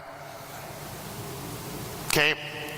So he's about to go on the cruise, and they're in line, and the person says, whoa, whoa, whoa, whoa. You can't come on the boat. Not with that. You could like get the whole boat sick. You must see the ship doctor. I wonder if you have chicken pox. So he goes to see the ship doctor with this rash on his back, and the doctor says, oh, he doesn't have chicken pox. He's safe to come on this cruise to Hawaii. And he goes on this cruise to Hawaii, and he's actually gets better in Hawaii a little bit, and he comes back to see me in Canada for this rash on his back. So this is a strange request. This is a woman who comes in saying, can I have a prescription renewal? Now, when people come in for prescription renewals in Canada, they're not asking for cholesterol pills. They're not asking for thyroid pills. They're usually asking for either opioids or benzos. This woman says, requesting valcyclovir. So she says that she has had shingles every month for the past 2 years.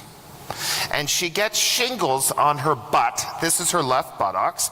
And she gets shingles every month, and she's visiting from out of town, and all she needs is a prescription for valcyclovir, and she wants to go home. So every month she gets shingles, she just wants valcyclovir, she's ready to go home. This is an 8-year-old boy. You can see he has an IV. Kids don't usually get IVs, which means he's sick. He has a fever, not feeling well.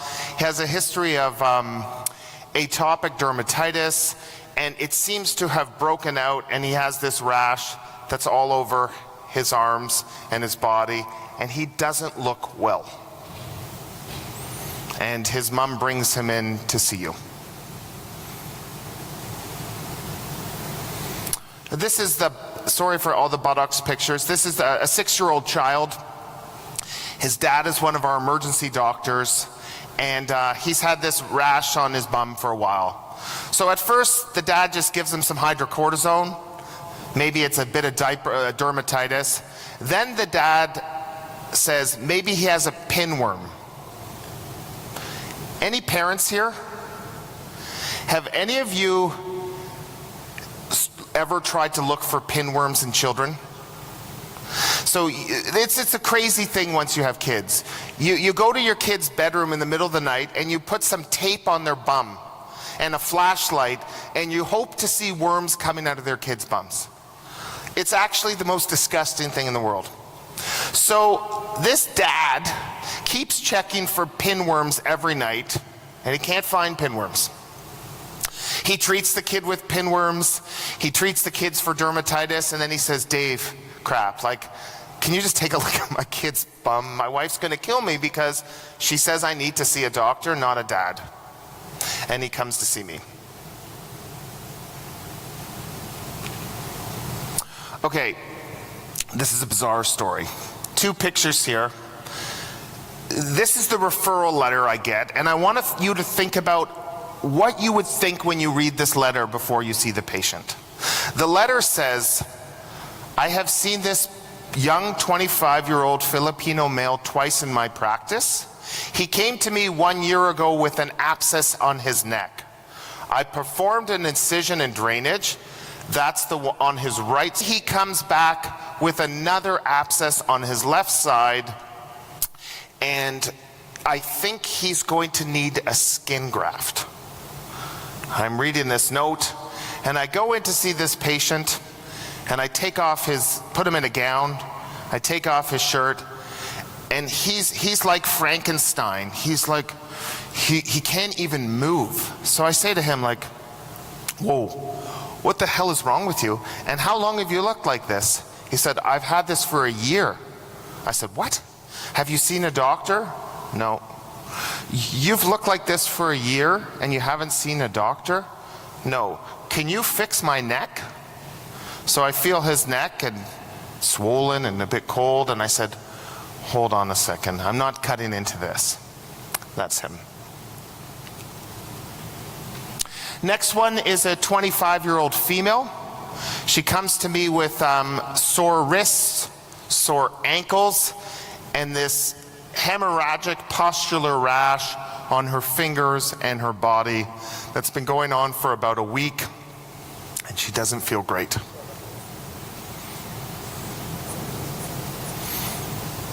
He's a drinker, maybe has some bone marrow problem. I order some blood work. I get the CBC thinking this is going to be a slam dunk. His platelets are 350. They're completely normal. And I look at his rash, hoping it was thrombocytopenia, but it ain't. And that's his rash.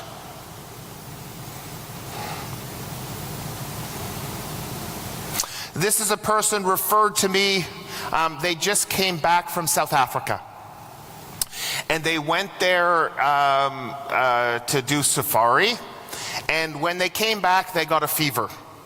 And they were told, if you get a fever, they've been all over Africa, you must get a test to rule out malaria. So he comes into our emergency department. My resident goes to see him. We have a rapid falciparum screen, which is negative.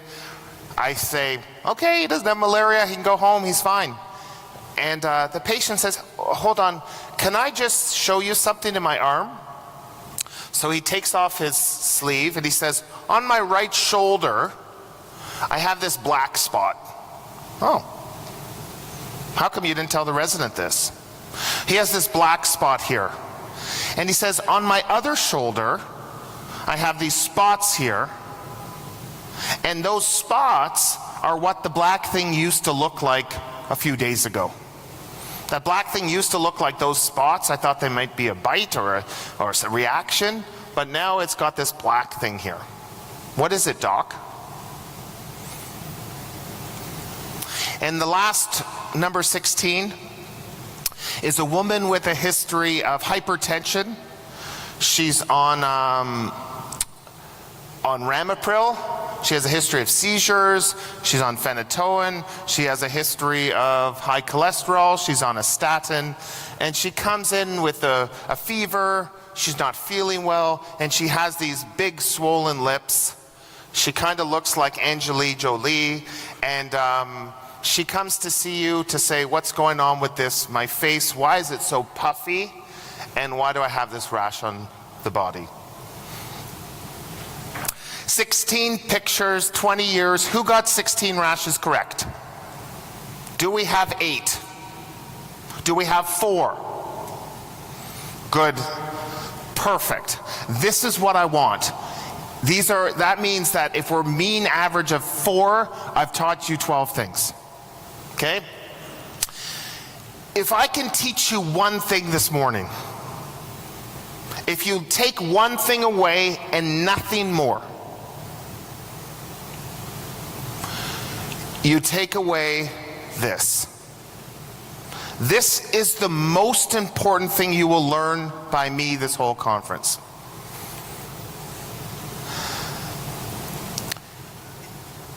Who knows what the first rash is? Anyone want to shout it out? So this person has stasis dermatitis. You do not get bilateral cellulitis. Cellulitis doesn't work where you get it here, skips this stuff, and goes down the other way. That's not how things work.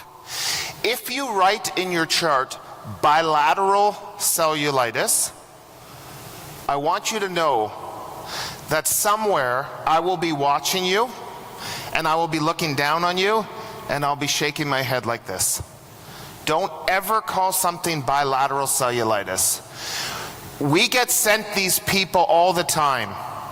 You do not get bilateral problems at the same time. And it's a cycle of unnecessary antibiotic after unnecessary antibiotic, and stop the cycle. These people need weight management to lose weight. They need a steroid. Now, usually we just give everyone hydrocortisone, that's fine.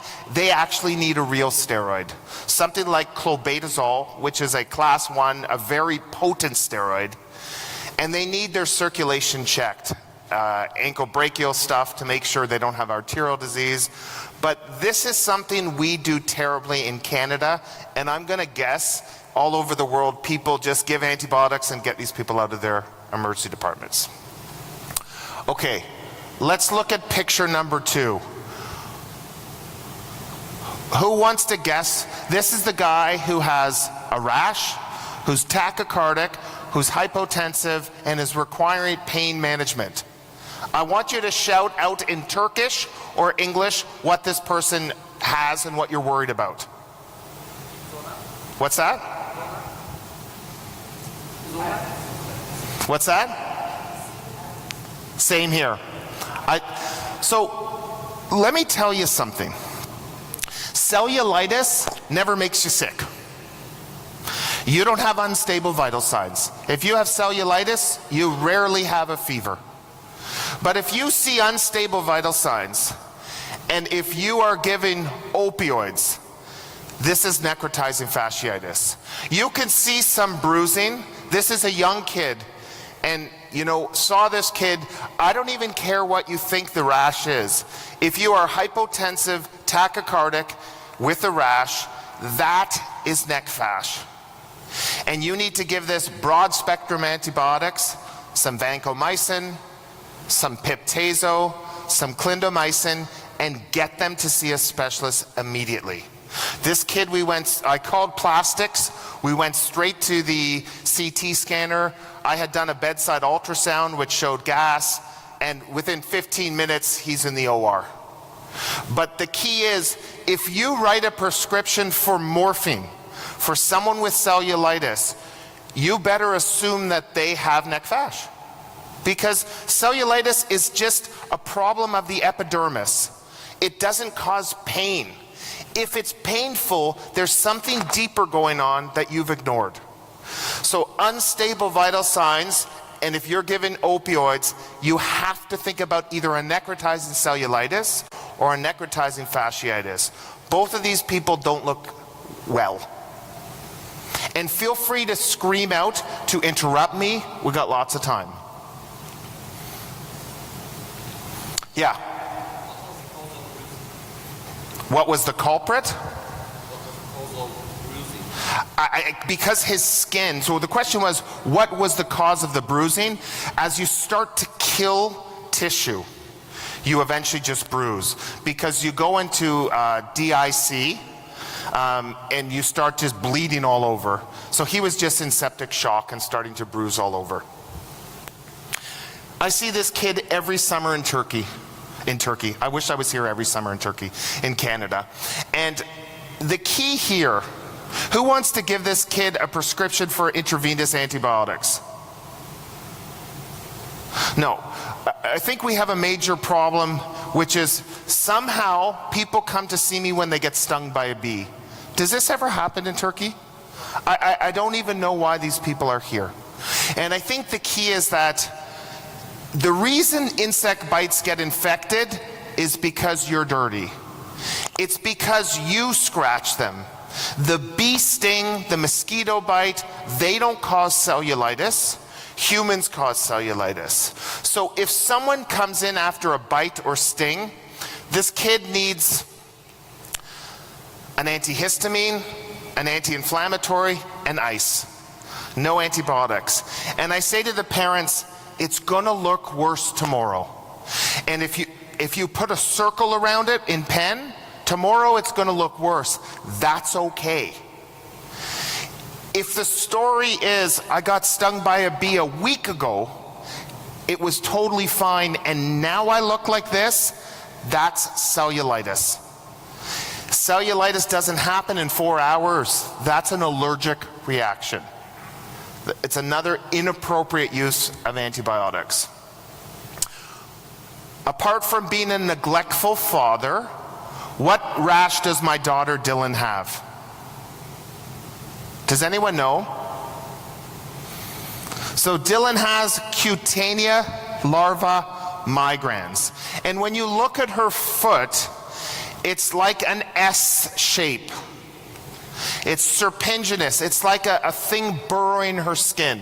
And essentially what had happened is we were in Florida on a holiday and we were playing in the sand. And a dog, typically it's dogs, they pee in the sand, and in that urine there are the larva of this worm, and this gets under your skin. And the hardest part about managing her was how I had to tell her and her two siblings that Dylan has a worm crawling through her skin that's going all around. That part was more delicate to manage, but she was treated with something like albendazole or ivermectin, and literally in 2 days the rash was gone. But if you look at pictures of CLM and you don't treat it, that worm will just keep burrowing in your skin. We see CLM in Florida and the Caribbean quite a bit. This is a very important rash. Who knows what this rash is? What's that? You're brave. You're brave. I'm going to come chat with you. What do you think it is? Hand, like a disease. Like hand, foot, mouth? Is that what you're saying? Yes. Okay. What if I told you the feet and the mouth are normal? What's that? Chest and hands, right? So it's on his chest and his hands. He's a men who have sex with men. Yes. So this is syphilis. And syphilis is something that we see a lot. Do you have a lot of PrEP? Do you know what PrEP is? PrEP is pre-exposure prophylaxis. So in our men who have sex with men community, a lot of them are on PrEP to prevent HIV.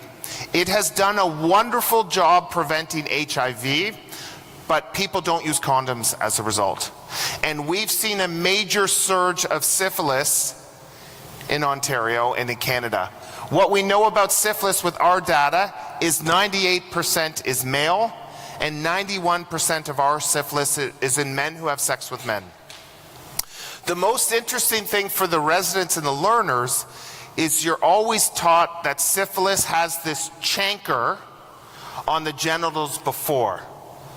But what's startling is that 85% of women and 65% of men never had the chancre, which means it's not that relevant. It's the classic description of syphilis, but it's not the common presentation. We see tons of this. It often gets misdiagnosed as pityriasis, rosacea, because it's a rash on the chest. It gets misdiagnosed all the time. Do you see a lot of syphilis in Turkey? Yeah. Let me ask you this. Here's a bonus question. What happens when you treat this person with penicillin? So they have syphilis. You look at this and you're like, ah, you have syphilis. And you give them bendazine penicillin. What happens after you treat them? Do they feel good? They come back the next day with a fever, a headache, and a stiff neck. I see someone nodding. What is that called? Jerish-Herxheimer. So Jerish-Herxheimer means you made the right diagnosis. It's the killing of the spirochete makes them come in with fever and feeling crappy, and you tap yourself on the back, say, I nailed it. Okay, next rash. Of the rashes I show you, this is the second most important rash. The first one is stop treating bilateral cellulitis. And what's the cause of this rash? Remember, this is the dog bite who comes in with an itchy rash, not a painful rash, after the dog bite. What do people think? What's that? So staph infection, okay. I'm going to say he's itchy. Excellent. So this person has contact dermatitis. If you look at the picture, it's very much maps the gauze that it's on. And so many people are allergic to the topical antibiotics, the neomycin, the bacitracin that is put on. But I'm going to make it even simpler. When you see a rash, say to the patient, is it itchy or painful? If the answer is it's itchy, then it's an allergic reaction. Cellulitis isn't itchy. It hurts, it burns, it's irritating. But this is classic, and it's classic, and a lot of the times, again, you just have to say to the person, you don't need antibiotics, stop the bacitracin. And I tell people, because in our culture, everyone likes to put bacitracin on every wound. Remember, there's no data to support this practice. You could put Vaseline on, it would do the exact same stuff. It's just a moist environment for healing in macrophages. If you use Fusidin, you have Fusidin here, that has a lot less reactivity than people who are allergic to neomycin or bacitracin. Go looking for this, because you're going to see it, especially if there's been a break in the skin like you see with the dog bite.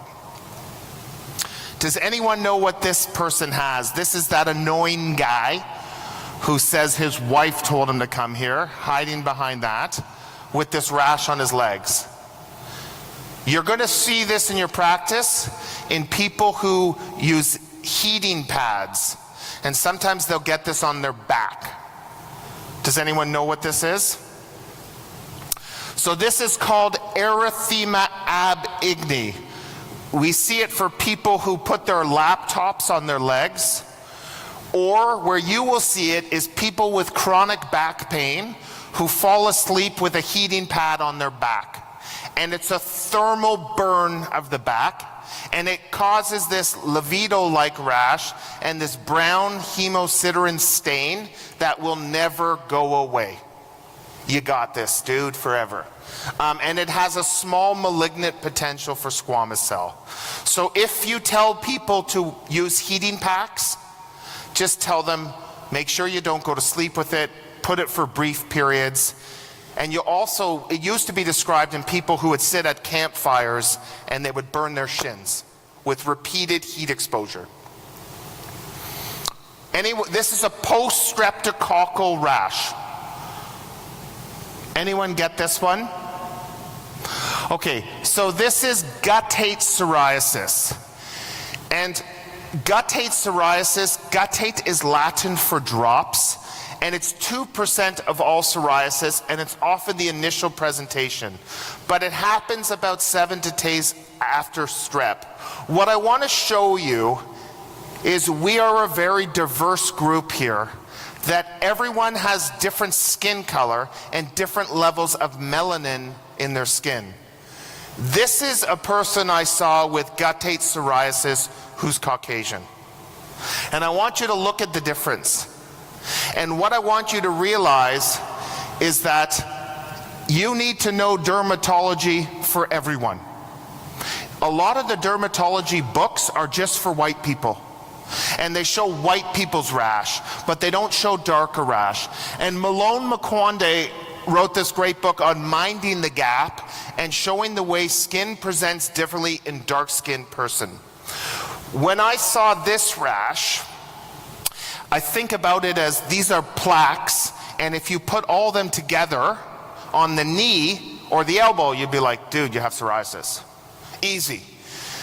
It's harder if you're not familiar with the presentations of different ethnicities. So be mindful of that gap in your skin. And guttate is these classic drops or plaques that, as opposed to being on the extensor surface, are on your body. Okay, tell me, did anyone, this is the woman who's come for the last 24 months. She gets shingles every month. Does that make any sense to you? Zero.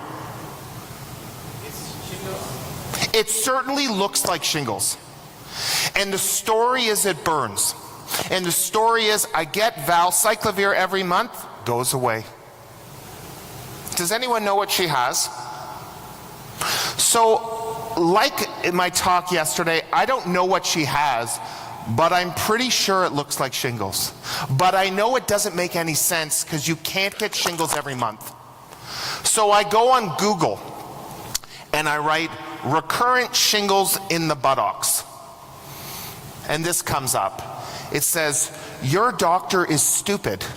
You have an STD. It's called sacral herpes. Now, if you put this rash in the front, you'd all be like, yeah, they have genital herpes. I want you to think for a second.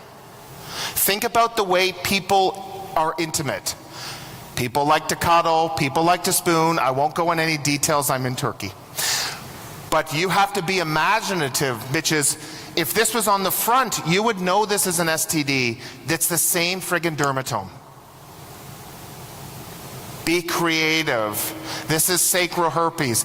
You don't need Valtrex. You need to be Valtrexed forever. You need daily suppressive valcyclovir. You have an STD. What happened 2 years ago? Well, I met my partner. Herpes, unfortunately, you got it for life. It's the one thing you never want because you don't shake it. Okay, this is an important one. Kid with the rash, kid who has sick, kid who has a history of atopic dermatitis. Does anyone know what this is? So this is eczema herpeticum. So what happens here is mom has HSV1. Mom has a cold sore. Child has eczema. Mom is snuggling with child. Herpes plus eczema, eczema herpeticum. And this gives you these painful lesions. Remember, itchy is okay, painful is bad. These are painful lesions which are monomorphic, meaning all the lesions look the same. And this is not impetigo. One of the things you say, oh, maybe it's impetigo, but this kid is sick. And they need IV antivirals, which can precipitate in the renal tubules, so you have to give a lot of fluids. Anyone know what this kid has? This is the one whose father has a doctor in my department who's tried steroids, who's tried pinworms. The kid's not getting better. So this is perianal strep. This is after a strep throat infection. About 6% of children will be positive if you swab their anal region. This is very red, it's very painful. One of the things is we don't like to look at things, oh, the kid has a rash. Just try this medication, we don't look. But unlike, this is a very red, painful rash, and in the kid who's not getting better with a diaper dermatitis, swab the bum for strep, and you have to think about treating household contacts. I feel like I'm in a part of the world where you may see more of this than I do. But this is the first time I've seen it. This is a Filipino male who's come in with this abscess on their neck and a recurrent abscess. Does anyone know what this kid has? What's that? Yes. So this kid has scrofula. For me, in Canada, we don't have TB, but I'm going to tell you something. You don't have to travel. You have to look at who are the ethnic groups. Remember, 1 billion people in the world have TB or are carriers. So if you hang out with a high-risk community, you could be exposed to TB. And this person has had this for a year, and it's spreading like wildfire. He's been untreated, living with multiple people, working. He's just exposed the world to TB. No blame, but the point is, I think we're all good at realizing that if someone comes in with a cough and shooting up blood and they're in a high-risk group, you think about TB, but extrapulmonary TB is something you have to worry about. I think I have a couple more. Young woman, arthritis, rash. Anyone got this? You see where I'm focusing on today. This is disseminated gonorrhea.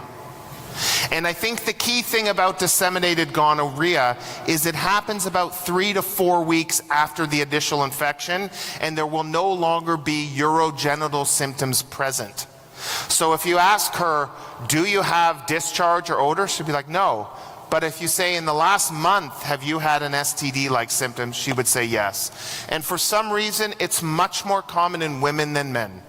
4 times more common in women than men.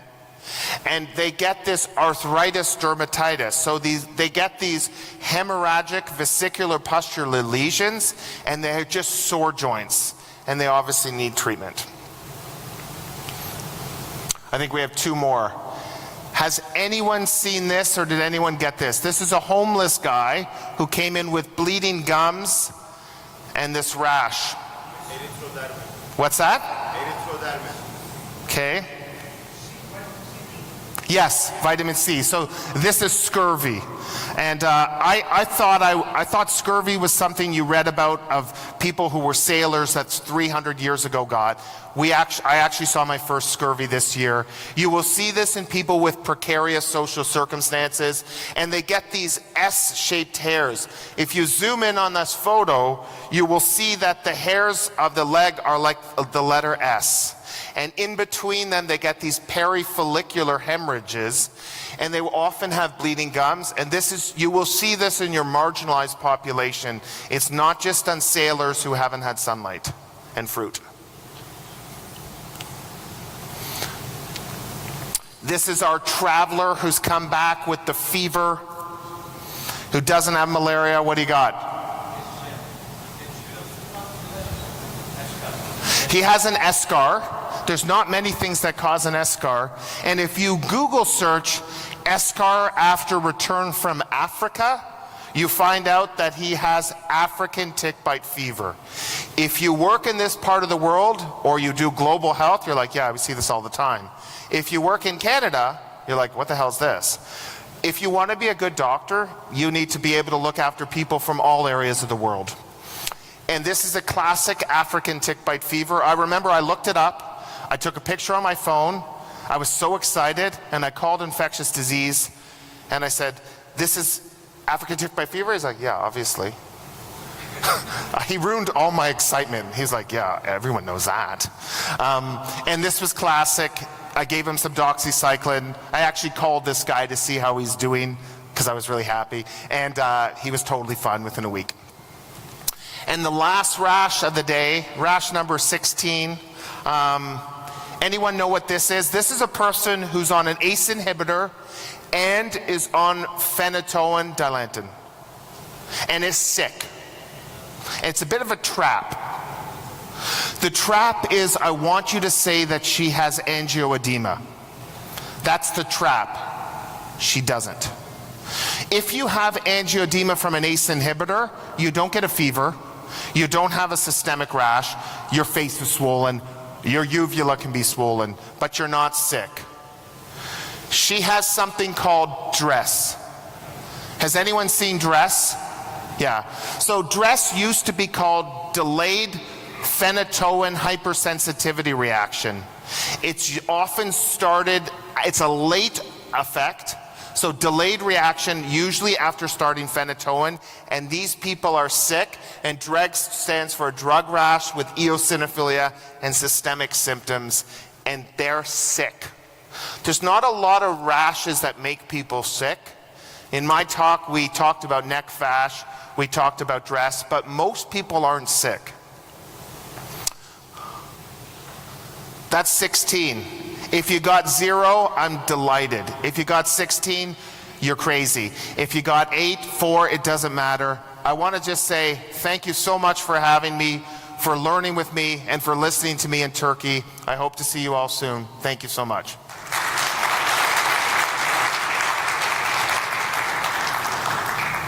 I'm happy to take any questions about sports, life, anything. Come up, chat with me, because I'm heading to go visit Antalya.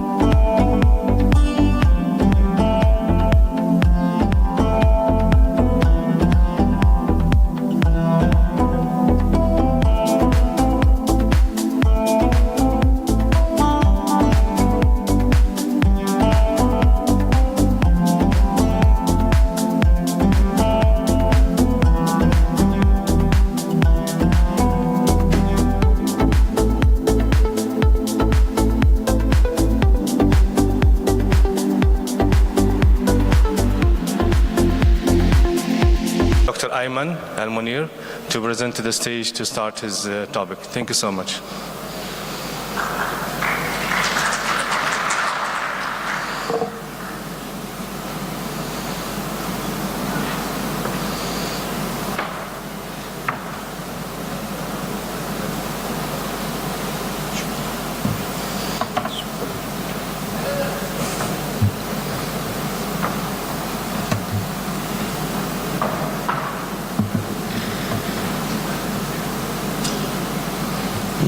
Good morning. My name Dr. Ayman. I came from Mohammed Medical Corporation in Qatar. I'm working as Director of Clinical Research in Trauma and Vascular Medicine with background of cardiology. So I would like to thank the organizing committee and the panel, and I will talk today about the utilization of artificial intelligence and the machine learning in trauma. So how to utilize the machine learning in the diagnosis and the prognosis of traumatic injury. So artificial intelligence, it's like the intelligence or behavior pattern of human. It is a program that can sense, reason, act, and adapt.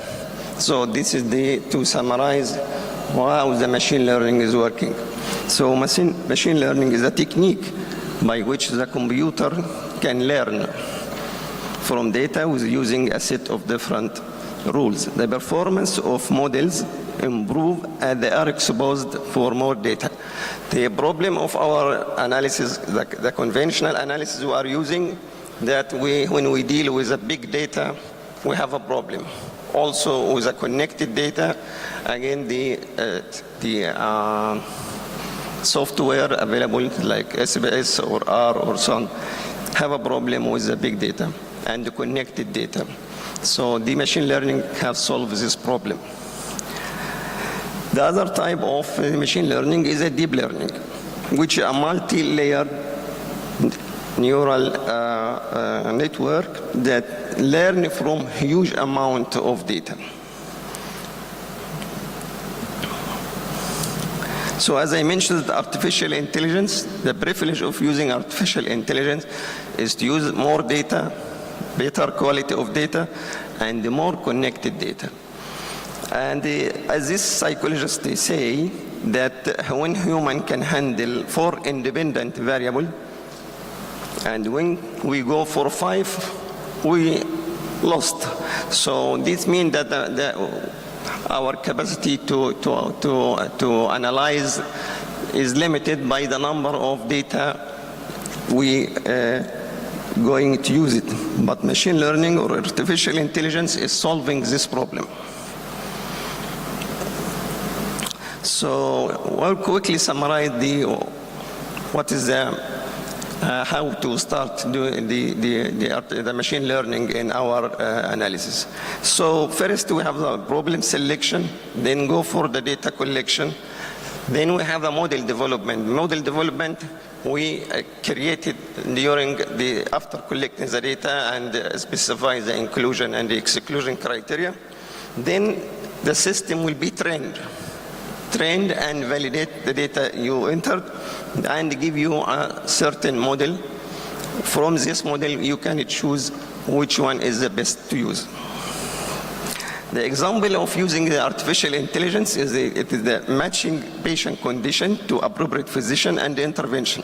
So it can quickly when you enter the data of the patient, the machine learning can quickly give you what is the best physician or timing or whatever you want. This according to the predefined data you enter to the model. So it can help the physician for patient diagnosis, patient prognosis, organize the images. It is very important, machine learning, when we go for imaging.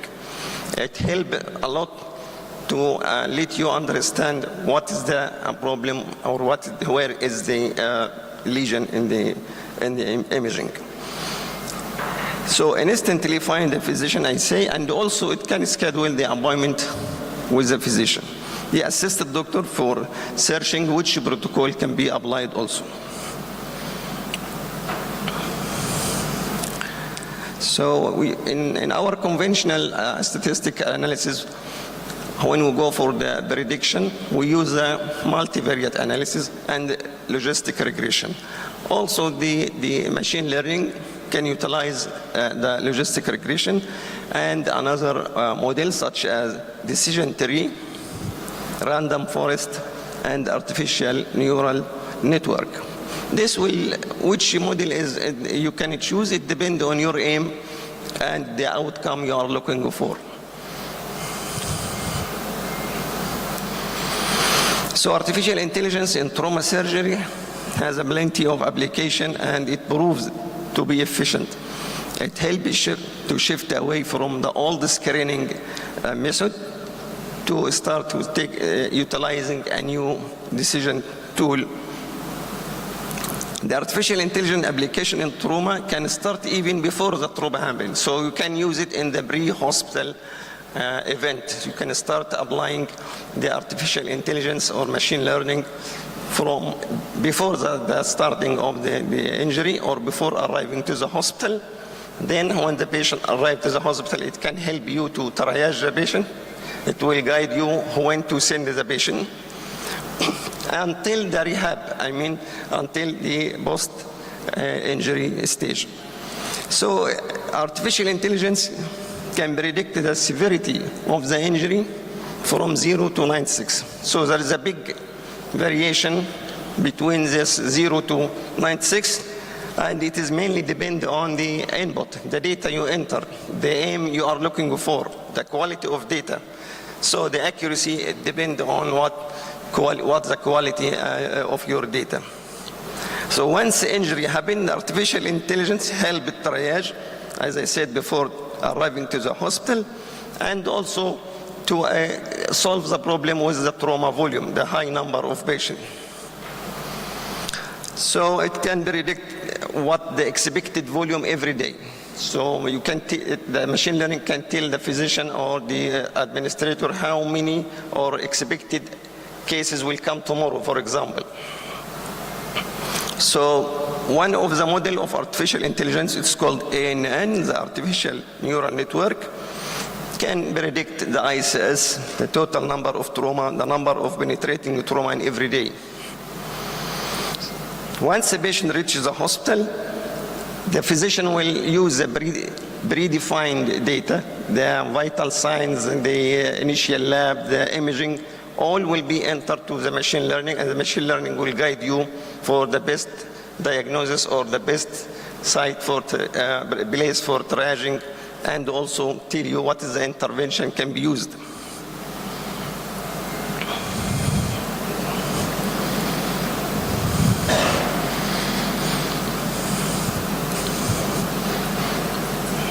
So this is a good example of how the artificial intelligence can be used before the accident. For example, in Sweden, they are using artificial intelligence to predict when the collision or accident happen on the road. So it can predict tomorrow or next week what expected accident and where and what is the volume of the injury. So again, it assists the ability to perform risk prediction, post-injury as well, and this can be achieved by using easily data. I mean, no need to go for complicated data when the patient arrives to the hospital. Just enter the vital signs, as I mentioned this, the imaging, X-ray, CT scan finding, laboratory finding. All this will be entered automatically in the Cerner, for example, and the machine learning will tell you what we can do next step. Also, one of the important things for the machine learning, especially for the junior doctor, he cannot detect unseen injury like cervical injury in patient who's in coma. So with using the model like ANN, it can predict the cervical injury for the patient. It can tell you there is a high probability that this patient has cervical injury. So there is many areas that utilize the artificial intelligence and the machine learning in trauma, for example, in spinal trauma. But until today, it is still in the infancy stage, so it's still a long time to say that machine learning is so safe and so well validated in detecting the spinal injury. This is another example of using the deep learning model to predict a new scoring system. It can give you a combination of all the scoring system we are using in trauma and end up with a more suitable or more convenient scoring system. How we decide this is the best model or the best way we are using for the patient, then like our statistical analysis, it will give you each model and what is the area under the curve, what is the sensitivity, what is the specificity, and so on, a negative predictive value.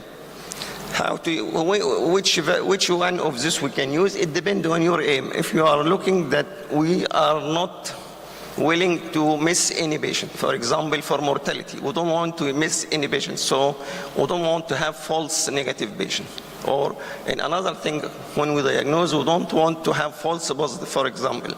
So depending on your aim, the machine learning will guide you to what is the best model you can use. This is also another interesting thing for the junior resident to diagnose hip fracture in the emergency. And this study is a very nice study. They created this model and they give it to the resident, and through this imaging they found that inexperienced resident can predict perfectly the site of hip fracture after utilizing the machine learning. So machine learning actually help more for the junior people.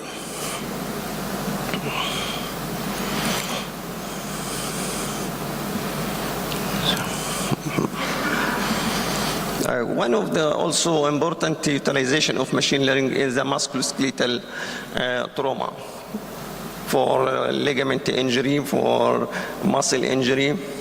This also easily missed in the X-rays. So this machine learning can guide the physician about the accurate location of the injury. In traumatic brain injury, it is very important because there is a limitation to predict what is going on or what will happen for the patient with brain injury, because a lot of factors will play in the prognosis of brain injury. So if you utilize that machine learning or artificial intelligence and train the system about what is the important variable we should use for this patient with brain injury, this is very helpful with the machine learning. So it can reduce the cost, no need to have a lot of imaging, no need to use a lot of biomarker, you can save the cost, the resources, and also it can save the life of the patient because this will be done in few seconds. So we will save time also.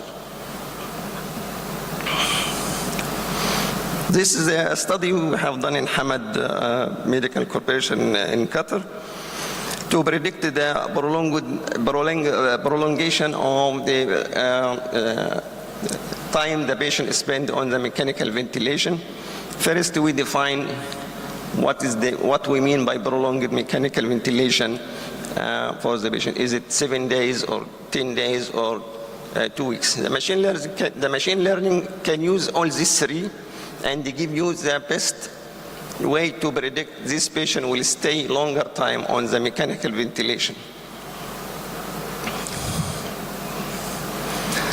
So how we do this? This is the simple summarize like any study. We will start, for example, in Hamad we have a national trauma registry, and from this registry we have the data preparation, clean the data, inclusion criteria, exclusion criteria. Then we'll go for the modeling, which, as I said, there is many type of modeling: logistic regression, ANN, SVM, random forest, and the CS. So you will not bother yourself by knowing all this. The machine learning will automatically give you what is the best model to predict the prognosis or predict the mechanical ventilation stay, but you should enter or feed the computer with the data which you gather it immediately when the patient arrives to the hospital, or even from the ambulance or AMS, they give you some hint like what is expected, is there any cardiac arrest happened during the resuscitation, and so on. All this information automatically on Cerner connected with the machine learning software that will end up with very accurate or nearly perfect accuracy of the prediction. Also, it is important thing in machine learning, they give you this as a figure. So you will not be bothered by numbers and so on. I will show you this. This is another example of how we can apply the machine learning. So if you have 1,000 patients, for example, the machine learning will do what is called a training. Use, for example, 30% and 70% versus 30%. This tested and the training. So this information, we should make it easy for any physician or healthcare provider to understand what is the data and what we mean by training and what we mean by testing data and so on.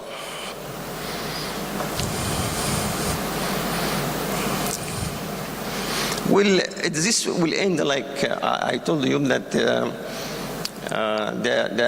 the model will give you sensitivity, specificity, negative predictive value, positive predictive value, whatever, and this will be applied for example, 1 week stay on the ventilation, 10 days stay in the ventilation, 2 weeks stay in ventilation, or longer.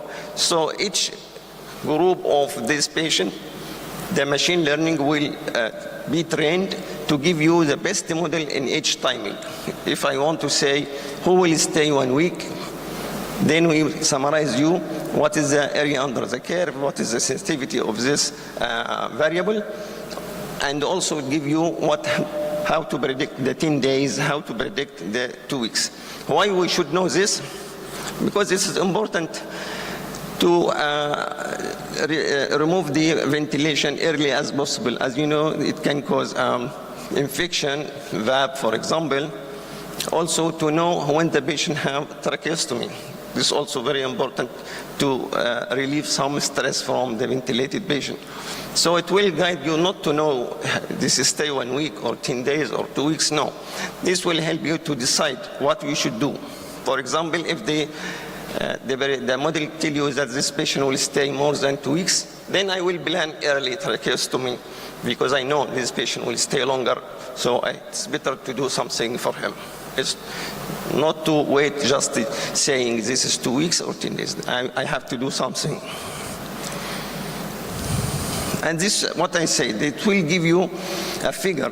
For example, the one predicting 7 days on ventilator, it will give you a figure showing you what is the important variable in these 7 days. We found that the blood transfusion and the ICS is the most important variable that can predict the patient will stay 1 week. If we look for more than 10 days, we found that if the patient develop VAB, this means the patient will stay more than 7 days. An artificial neural network model we used for prediction of more than 2 weeks, we found that ICS and blood transfusion and what is the lesion in the brain can predict the patient will stay more than 2 weeks on the ventilator. So predicting patient at risk of prolonged mechanical ventilation can help you to personalize the care. What we should do for this specific patient. For example, tracheostomy, to plan a tracheostomy early. And this will improve the quality of life for the patient. But the most important or problem or challenge is to make this machine learning, as we said, user-friendly. How we can utilize this terminology or new technology without complication or complexity. This is also another study we've done in our hospital to predict the mortality on those who are on ventilation. And then you can just look to the figure, which is automatically come to you from the machine learning. You can see that, for example, the patient, if they develop thromboembolic event or had higher ICS, this means the mortality is higher in this patient. This another study also we have done about prediction of VAP, the ventilator-associated pneumonia. And you can see that the time the patient until arrive the emergency and stay in the emergency, it can predict who will develop pneumonia on the ventilation. Also, in the patient who require massive blood transfusion, what is the most important variable? Just you will look for the figure, the analysis or the output of the machine learning. As you can see, the team level, which is the activation of code. If it is code 1 or 2 or 3, and the patient GCS, systolic blood pressure, this is very important things to predict the patient will need massive blood transfusion. So you will not be bothered by a lot of number, so just look for the output figure. Professor, you have 5 minutes to wind up your lecture. Thank you. So at the conclusion that as I said, the machine learning is very important in the diagnosis and the prognosis of trauma, but the challenge that how we can use it friendly without a complicated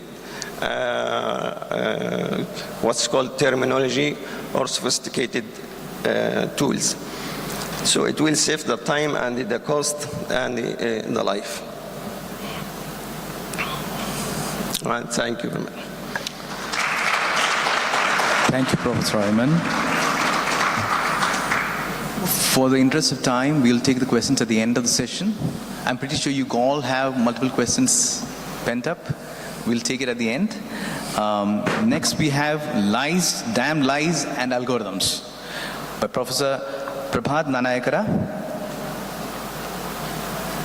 I wonder what this whole lies, damn lies, and algorithms are about. Yes, thank you very much, Mr. Chairman. It's good to be here. And my name is Prabhat Nanayakara, and I'm the Professor of Acute Internal Medicine in Amsterdam University Medical Center.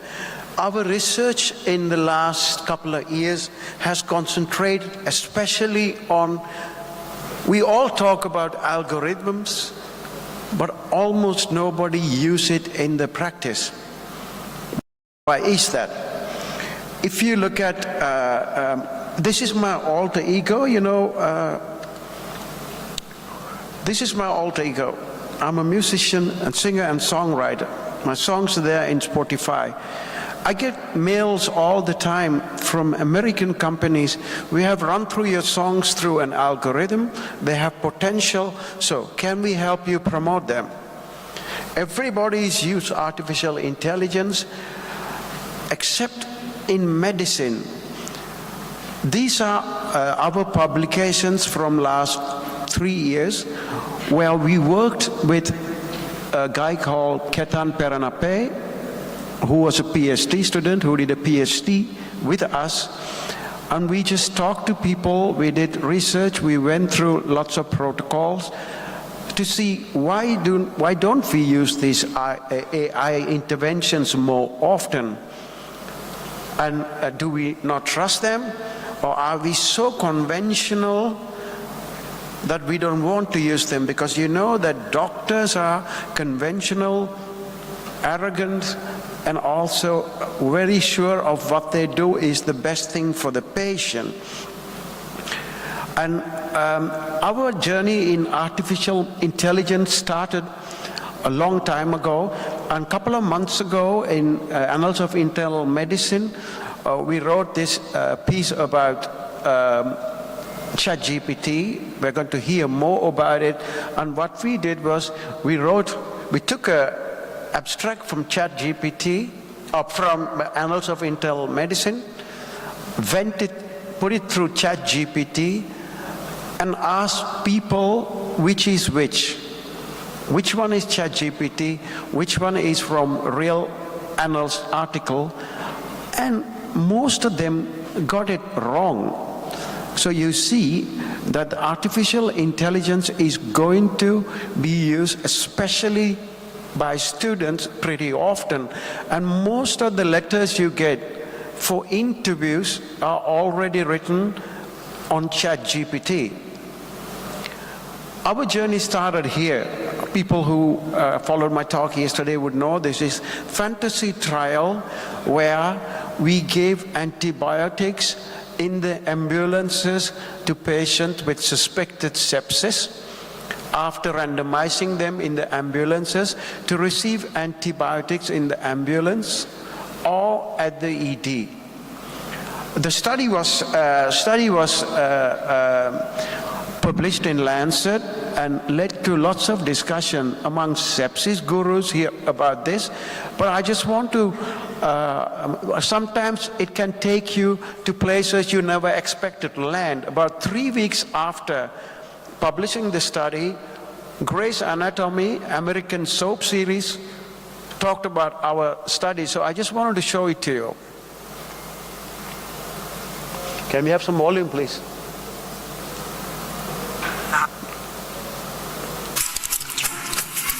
Why does to date someone outside of the hospital, huh? It is refreshing, actually, yeah. Talk to somebody about something other than the latest issue of The Lancet. Yeah. Did you read that article about pre-hospital antibiotics? That was amazing. You read that? Yes. Groundbreaking.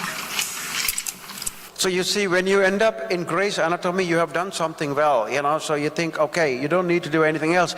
But what we saw in our patient population was we had a negative results. There was no difference in the two groups, but we could see that young patients probably, if we had more young patients, would have given us a positive result. I mean, every result is positive, but effective results. So what we did was we used machine learning to see and to play with our population to see, let's say we had more young patients. Do you think the results would have been different? So what we saw was there was an interaction between time and antibiotics. After a certain age, you could give antibiotics, especially to elderly, nothing happened. Their mortality did not change much. While in young people, giving antibiotics as soon as possible when patient comes through the ambulance was really effective. And this is a way machine learning can be used already in the data sets to predict outcomes. We did a study a long time ago about blood cultures. And what we saw, you all know that we do lots of blood cultures. And what we saw was about 85% of the blood cultures we do give us negative results. And from the positive blood cultures, 15%, almost 50% is contaminated. So, it's happened all over the world, so I'm sure in your departments also, the yield of blood cultures can be about 1.4% to 17% positive blood cultures. Contamination can be as high as 30 to 50%, especially in the emergency department. Because the blood culture outcomes are only known about 2-3 days later, their contribution to clinical decision making can be pretty low. Less than 3% of the blood cultures really helps us in our decisions. So we thought we are going to, and also one of the biggest problem is we think that blood cultures are very harmless. So you can do blood cultures as often as possible, but the problem is contaminated blood cultures cause harm to patients. The patients with contaminated blood cultures have a long hospital length of stay, and their mortality is also high because we treat them, we do more tests on them.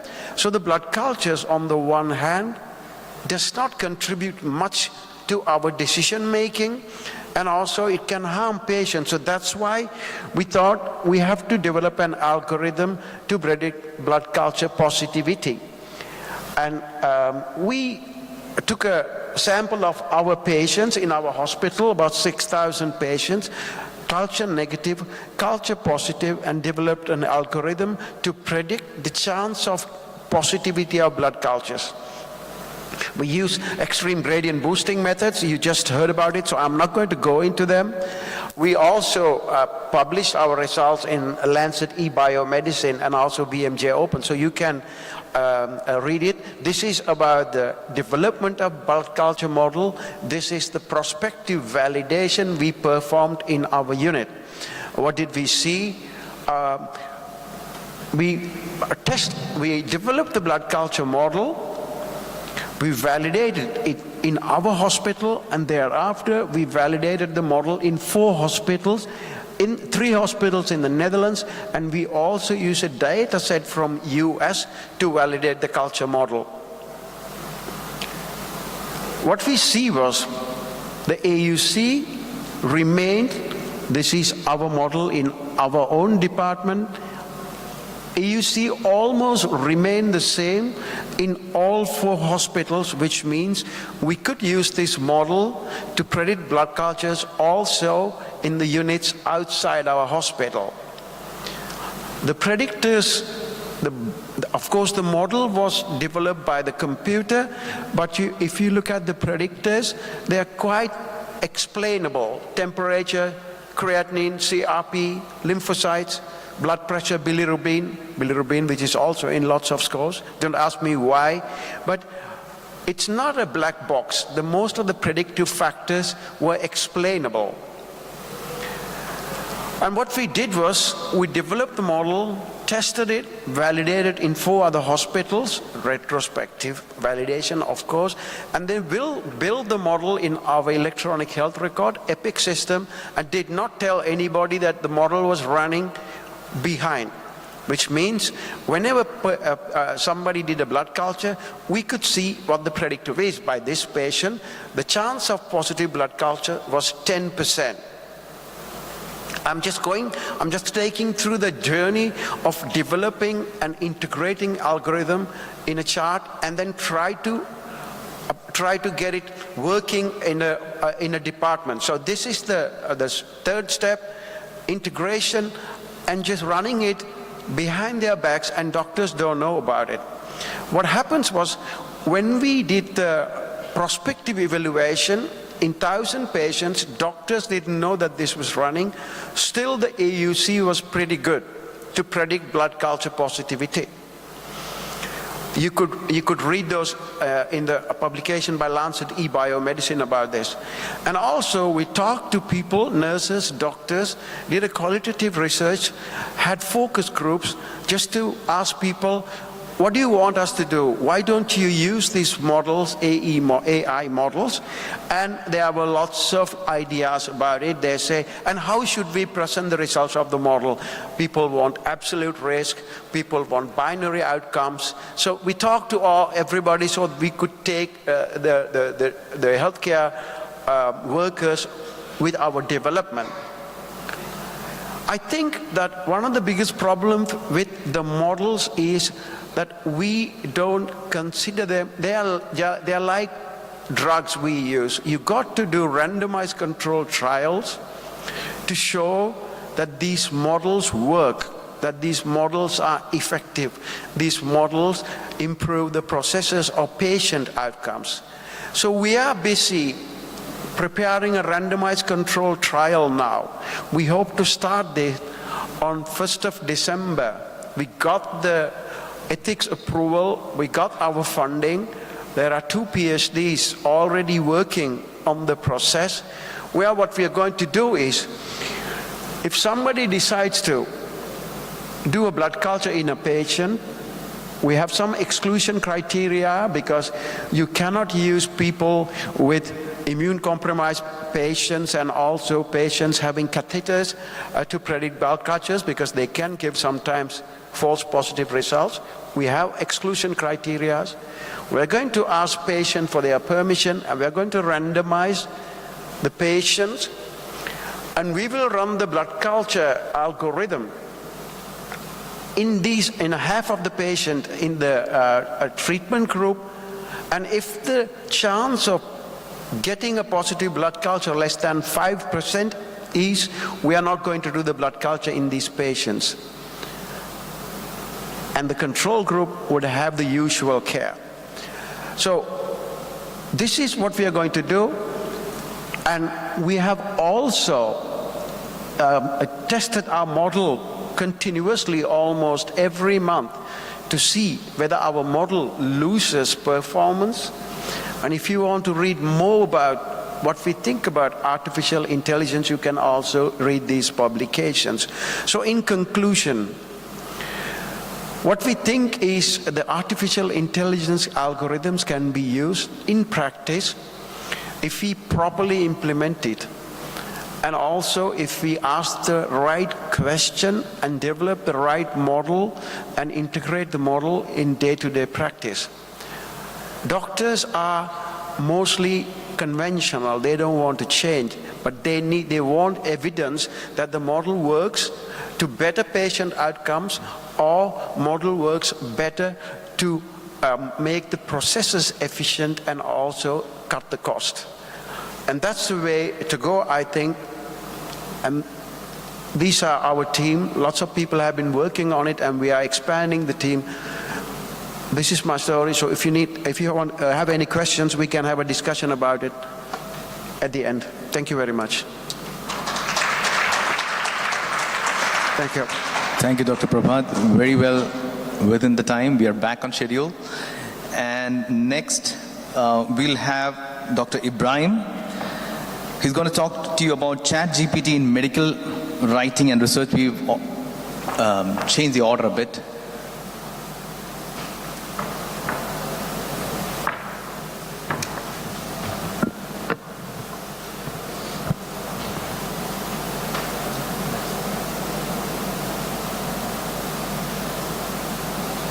Next stop.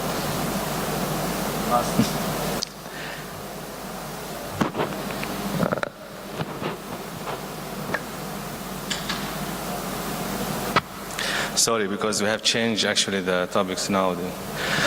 I don't know, it's good morning or we reach afternoon now. What's the time? I'm not sure. Nice to meet you all here once again. I'm Dr. Ibrahim Abu Jundi. I'm emergency consultant and head of the hospital called Al Khor, which is stated in Qatar. Usually Qatar has a medical corporation which has 5 hospitals, and this Al Khor is one of those hospitals. This is the night view of Doha, the capital of Qatar, and this is the sea view, because I love sea, and this is a beautiful place. I really invite all of you to come and have a nice time in Qatar. If you have a chance, really you'll love it. Okay, this is very important for me. I have no conflict of interest, so I don't get any money, nobody give me gifts for all these things. Okay. Today we're going to talk about ChatGPT and how we use it in the writing and research. And we're going to go through the introduction, application in the medical research, advantages, and of course the most important limitation and ethics consideration, and future prospect and practical application and recommendation. Before starting the presentation, I just would like to share with you my personal opinion. Actually, I belong to the old school. I'm not sure how many in my batch is here, but during my days, that's you can talk 20, 30 years back, the way we used to get our information, the access to the knowledge or something like that, I used to go, during medical school, I used to go to the library, open my books, search what topics I want with my notes, write down, and then if I get another doubt, I'll open another book, and another book, another book. Within 3-4 hours, I'll end up with 3-4 books in the table, and that is all days. I'm not sure how many of you guys experienced this. And I'll have my notes, I'll summarize it in 4 or 5 pages, and that's done. Things has been changed a lot. Things has been changed in massive way. Now, my son, he's 16 years old, he can do the same job sitting in his room, in his bedroom, wearing pajama, using either laptop or even his phone. Within 10 minutes, he's done. I remember just a couple of weeks back, my daughter, she's 13 years old. She has some project in the school, and she asked my son in lunchtime, they're discussing something. I said, what's wrong with you? I think she's late to submit that project. So I told her, don't worry, it will be done. I really realized that she's helping her to do the project. So he went to his room, as was I said. After 10 minutes, she finished a bath, and then she went to him. Did you do this? I said, it's in your email. Then I thought, hold on, come here. What's in her email? No, the project. When I saw the project, I was shocked. Now, I am head of the Department of Emergency and have been experienced more than 20 years. I cannot do this in 10 minutes, what he did, my son, in 10 minutes. That's really scary. But let us go to the lectures. We'll go back to that. So, we're talking about this called Generative Pre-trained Transformer. It is language model developed by the Open Artificial Intelligence. And I think it has been launched somewhere in November 2022, recently. And they use this natural language processing system that uses algorithms to understand and generate a human-like conversation. And that words scare me, actually. And this, you cannot imagine what it can do. It can produce highly coherent, natural sounding text and allow computer to understand the human writing and spoken language, and uses reinforcement learning from human feedback. this is actually, it's really, it did a lot, can do anything to you. It can write lyrics or songs. It can write abstract about anything come to your mind. And even it can answer exams. I'm sure if my son used it in his exams, he can answer his exams while sitting home. That much can do. And it has a lot of application, lot of things to be done. They can do it, which is really scary sometimes.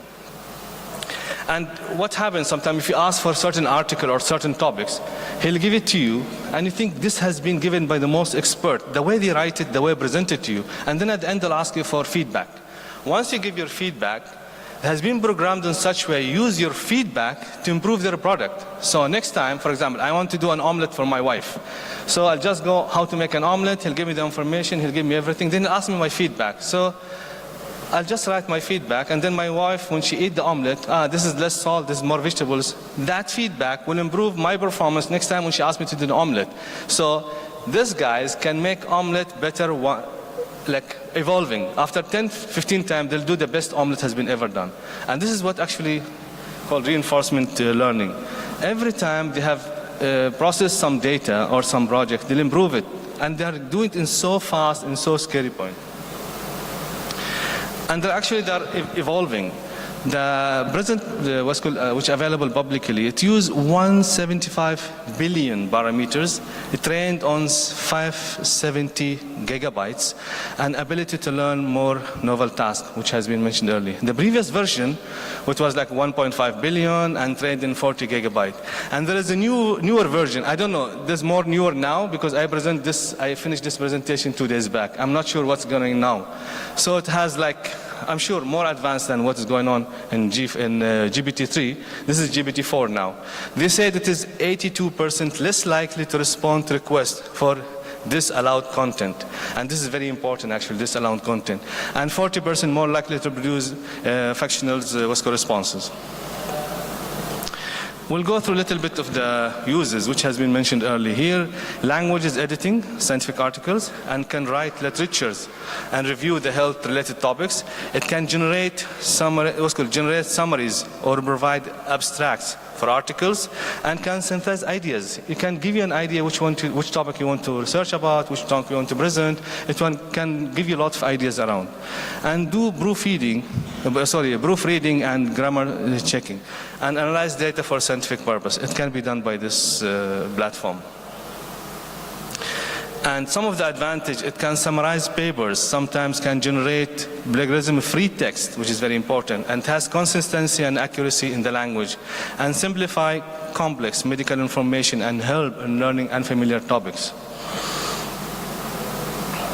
And also it can be used as a research engine. I remember like when you start doing researches, so you have to go to the certain site, and this site will redirect you to the other site to get the citation and to get those papers.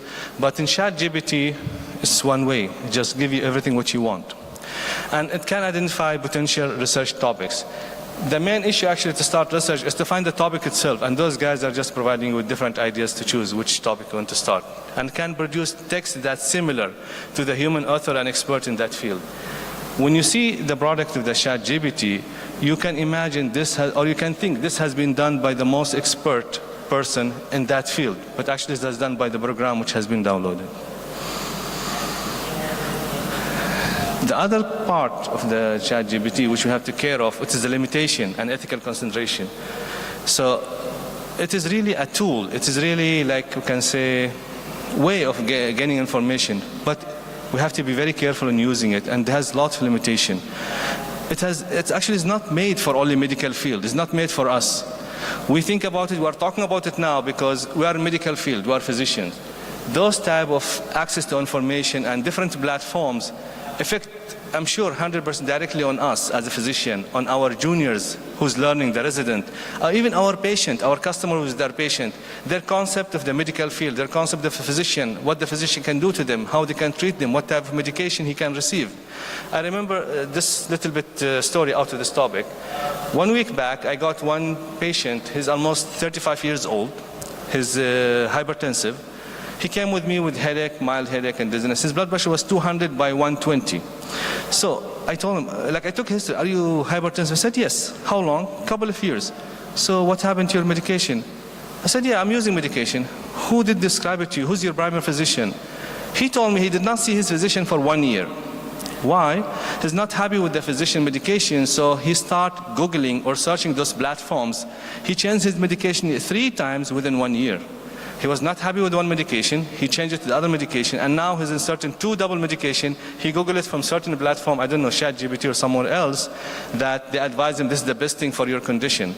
And doesn't work. His blood pressure is 200 by 120. Then I told him, those things you cannot Google it in the online. Online doesn't know that, for example, you are diabetic hypertensive, your family has high risk of cardiac workup, you are fat, you're obese, you are thin. It doesn't know what's your, your blood works, and you just cannot Google your medication. He said, doctor, it's not only me, everybody's doing the same. And don't think, you'll not lose your job. But I said, it's not a question of losing my job, you're going to lose your life with this one. You cannot just Google medication over the line. And this is what actually, those information has been put in the platform from different sources. Some of them are not even medical, putting the information. Some, I have even seen some papers, some people talking about medical aspect. He's not even have medical background. And this is really scary. The other is it can spread disinformation that based on extraction from available online content. Now, anyone can upload any information belong to his belief, his ethics, his background, and this will be uploaded. And those type of platform, or like ChatGPT or other one, they'll just collect this information, and if you ask for it, they'll just give it to you. They'll just feed you whatever they know. You don't know what type of things are feeding you, but this is what's available to the public. And this information can generate and spread non-medical person on online platform. That's what I said. Like, even non-medical person can put some information related to medicine, and people who have no medical background can use this as really this medical advice, or this is from the expert medical advice, which is actually done by not even experienced person in medical field. And this another issue is the privacy and security. These platforms are open to everybody, and the privacy and security is a big question about that. And data collected may be stored. Whatever, for example, you requesting for certain data and you present something, this will all be stored. So all your data will be stored, and this also can be used, can be misused for the concern of plagiarism. I did some job, I did some research, I uploaded, then someone else come, take this one, just reframe it and present it as his own. This can be done on those platforms. And the main issue which I said earlier is scare me, especially with my child. If you depend on this, even our resident, medical resident, will depend on this. The other day I was discussing with one of my colleagues. One resident presented with case presentation. When I saw that case presentation, I was so impressed. I am in the emergency field for more than 20 years. I cannot do this type of things. So I told him, how did you do this? Who helped you? Who's the, for example, other consultant or assistant professor? He said, no, I did it on my own. And we find out some ChatGPT. So people want to start using this, they'll switch this and use this. This is the dangerous. The institution, the critical thinking skills, the communication skills, all will be lost. The humanity, this is my personal, I'm not sure, but please don't misunderstand me. The humanity will be lost. When I sit with you, I discuss with you, I talk to you, we can share information, we can learn.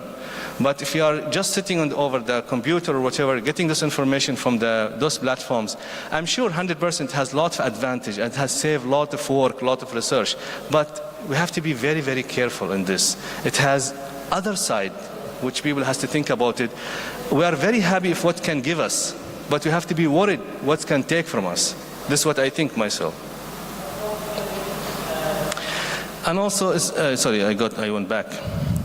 The other limitation, lack of accountability. It is just information, it's on the platform, it's your responsibility to take and do whatever you want with it. And cannot differentiate between ethical resources and non-ethical content. This is also one of them. And does not provide a credible, credible citation, and it can provide false citation to prompt, if prompted, and that cannot be found in the medical database. And of course, risk of bias. It depends about who uploaded this information, from where this information came, racial, gender, religious, and also systematic inaccuracies and stereotypes in this language, in the language, influenced by trained data and reflects social and cultural prejudice and the existence of data. This can lead to misunderstanding and spread of harmful and false information. Other than medical field, in general, this can lead to spread of a lot of ideas, lot of ideation, lot of stereotype, you can say. It depends about who uploaded those information. And also that artificial intelligence uses a human annotators to identify and remove offensive content. We said like this one, and this is actually one of the important points, hallucination phenomena. So when using ChatGPT, it will make you convinced that this, for example, product, it is very good, it's the best product you can buy, because they depend their data on the statistics, but not about really the quality. So I can say, okay, I want to buy this car is very nice, nice color, nice engine, nice, but actually, the share, and I want to buy share in that company, but actually the market price of that share is very low. But because the data or lot of like feedback that this car is nice, the color is nice, variable color, nice, comfortable, that will give you the false information that this car is good. You have to gain, for example, share in that companies and those type of examples. This is one of the big questions now is asking, since we're using ChatGPT in the research and in writing, can we use it as co-author? This question has been different answer, different opinion, and I'm not sure the right answer for that, but some people say it like it doesn't even make sense. It is like dignity of science and use of ChatGPT as co-author, and it is fun, but it's not an author. And many scientists disagree with this. But let us see why and how. ChatGPT cannot take responsibility for the content and the integrity of the scientific papers. If you are presenting the paper, they're just providing the information. They're not responsible for what information has given to you, or what is the accuracy or the authenticity or the what you call like the correct information has been given or correct data, and cannot give consent to the term use and distribution of the right. And this issue really needs to be discussed and considered. Meanwhile, as we said earlier, we have to use this tool, or we have to use it as a tool or resource in research process rather than listed as an co-author or author. In the future prospect and practical application, it needs really appropriate protocol and clear guidelines regarding the extent to use and mitigate the risk associated with ChatGPT. I don't want to say risk, but like concern. License and editorial policies need to be updated, whether GPT can be used in the work or not for research or for writing medical papers or no. And we have to have training separate model to filter the content generated by the language model reinforcement learning with the human feedback. And also the ethical issues is another concern. Here the ChatGPT, what's called ChatGPT, aided in the academic writing. It helped in learning tools and citation and attribution, and we have to understand the limitation while using it. And we have to edit and revise the information which we get from the ChatGPT. And we have, of course, 100%, we have to avoid the plagiarism. What we recommend for the ChatGPT use in academic writing: proofreading and edit. Artificial intelligence generated text thoroughly. We have to really check it out, and we have to close. If you use it, we have to inform. We have to state it that we are using this for a certain purpose, and how extent we use it, how long, what exactly we got from it. We have to declare it. We have to disclose these things.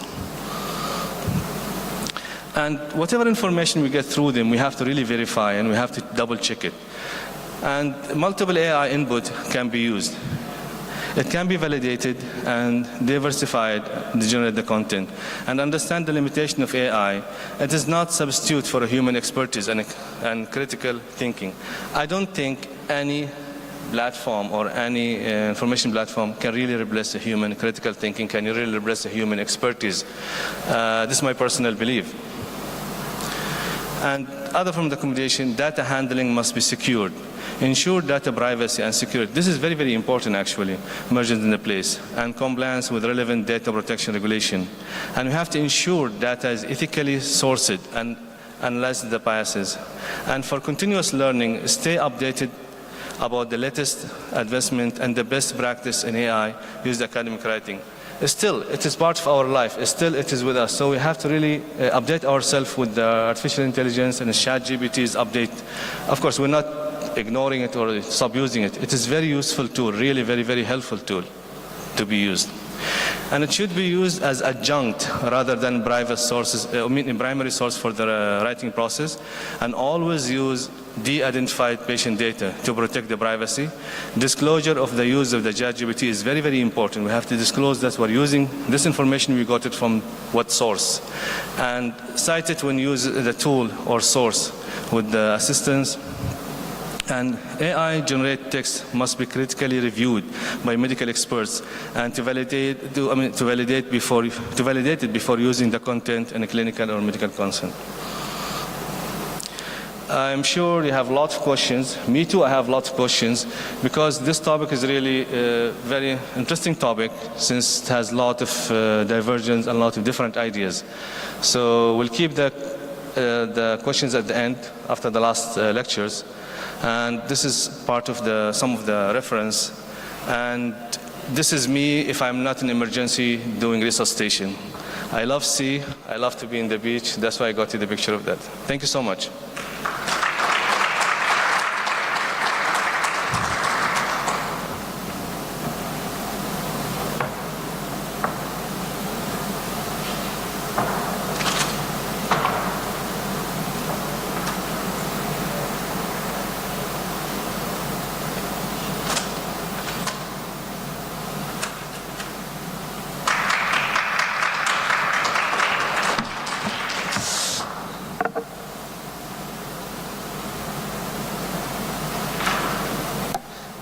I think I did not, no need for me to introduce Dr. Seju. I think he has so many fans here and someone clapping for him. So please welcome Dr. Saju as associate professor in the Department of Emergency. And once he's ready, I think all those technical issues, but we'll put it in a few seconds. Thank you so much.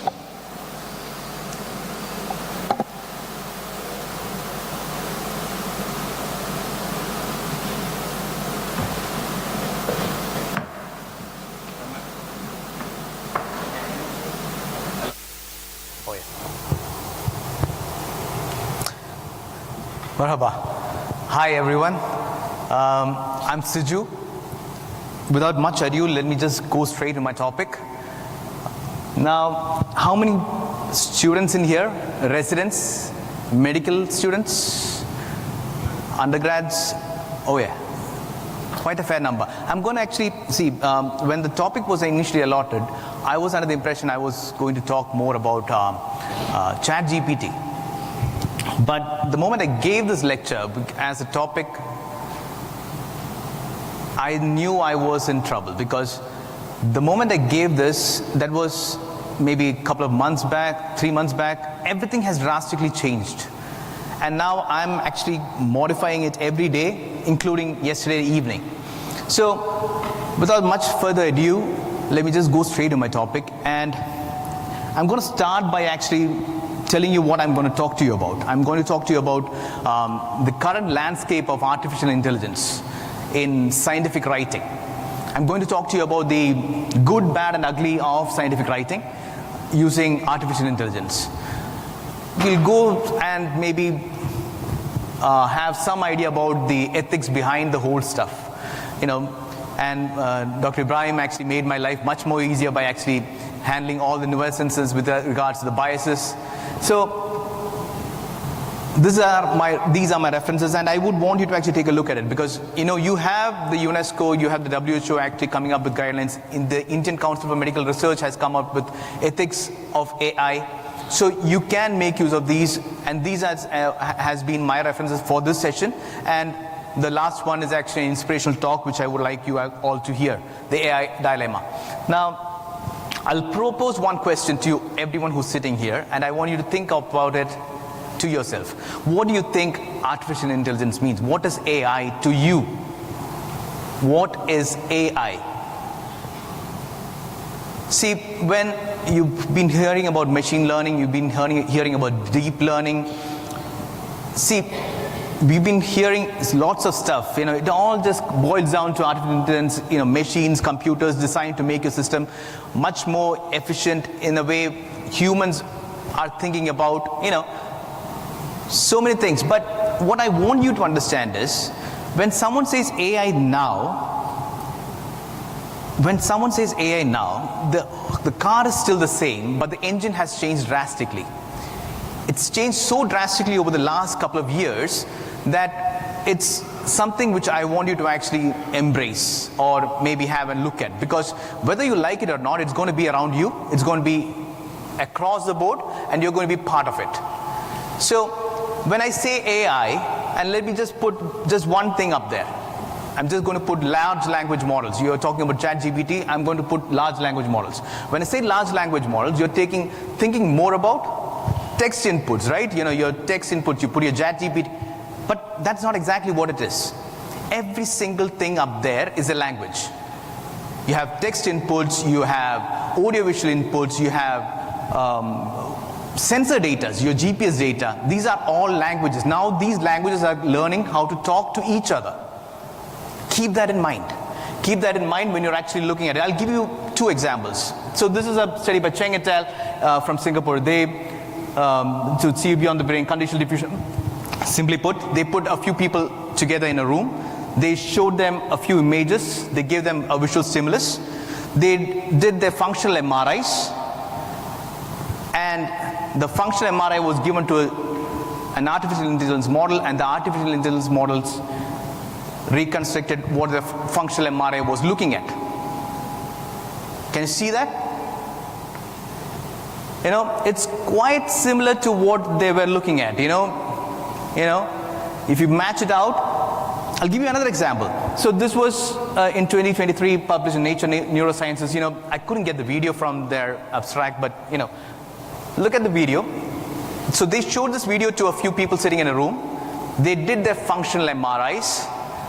They asked the artificial intelligence platform to look at the functional MRI and respond. So it said, I see a girl that looks just like me, get hit on her back and get knocked off. So the mind reading machines are here now. So whether you like it or not, the mind reading machines are here. Now, is it a good thing or is it a bad thing?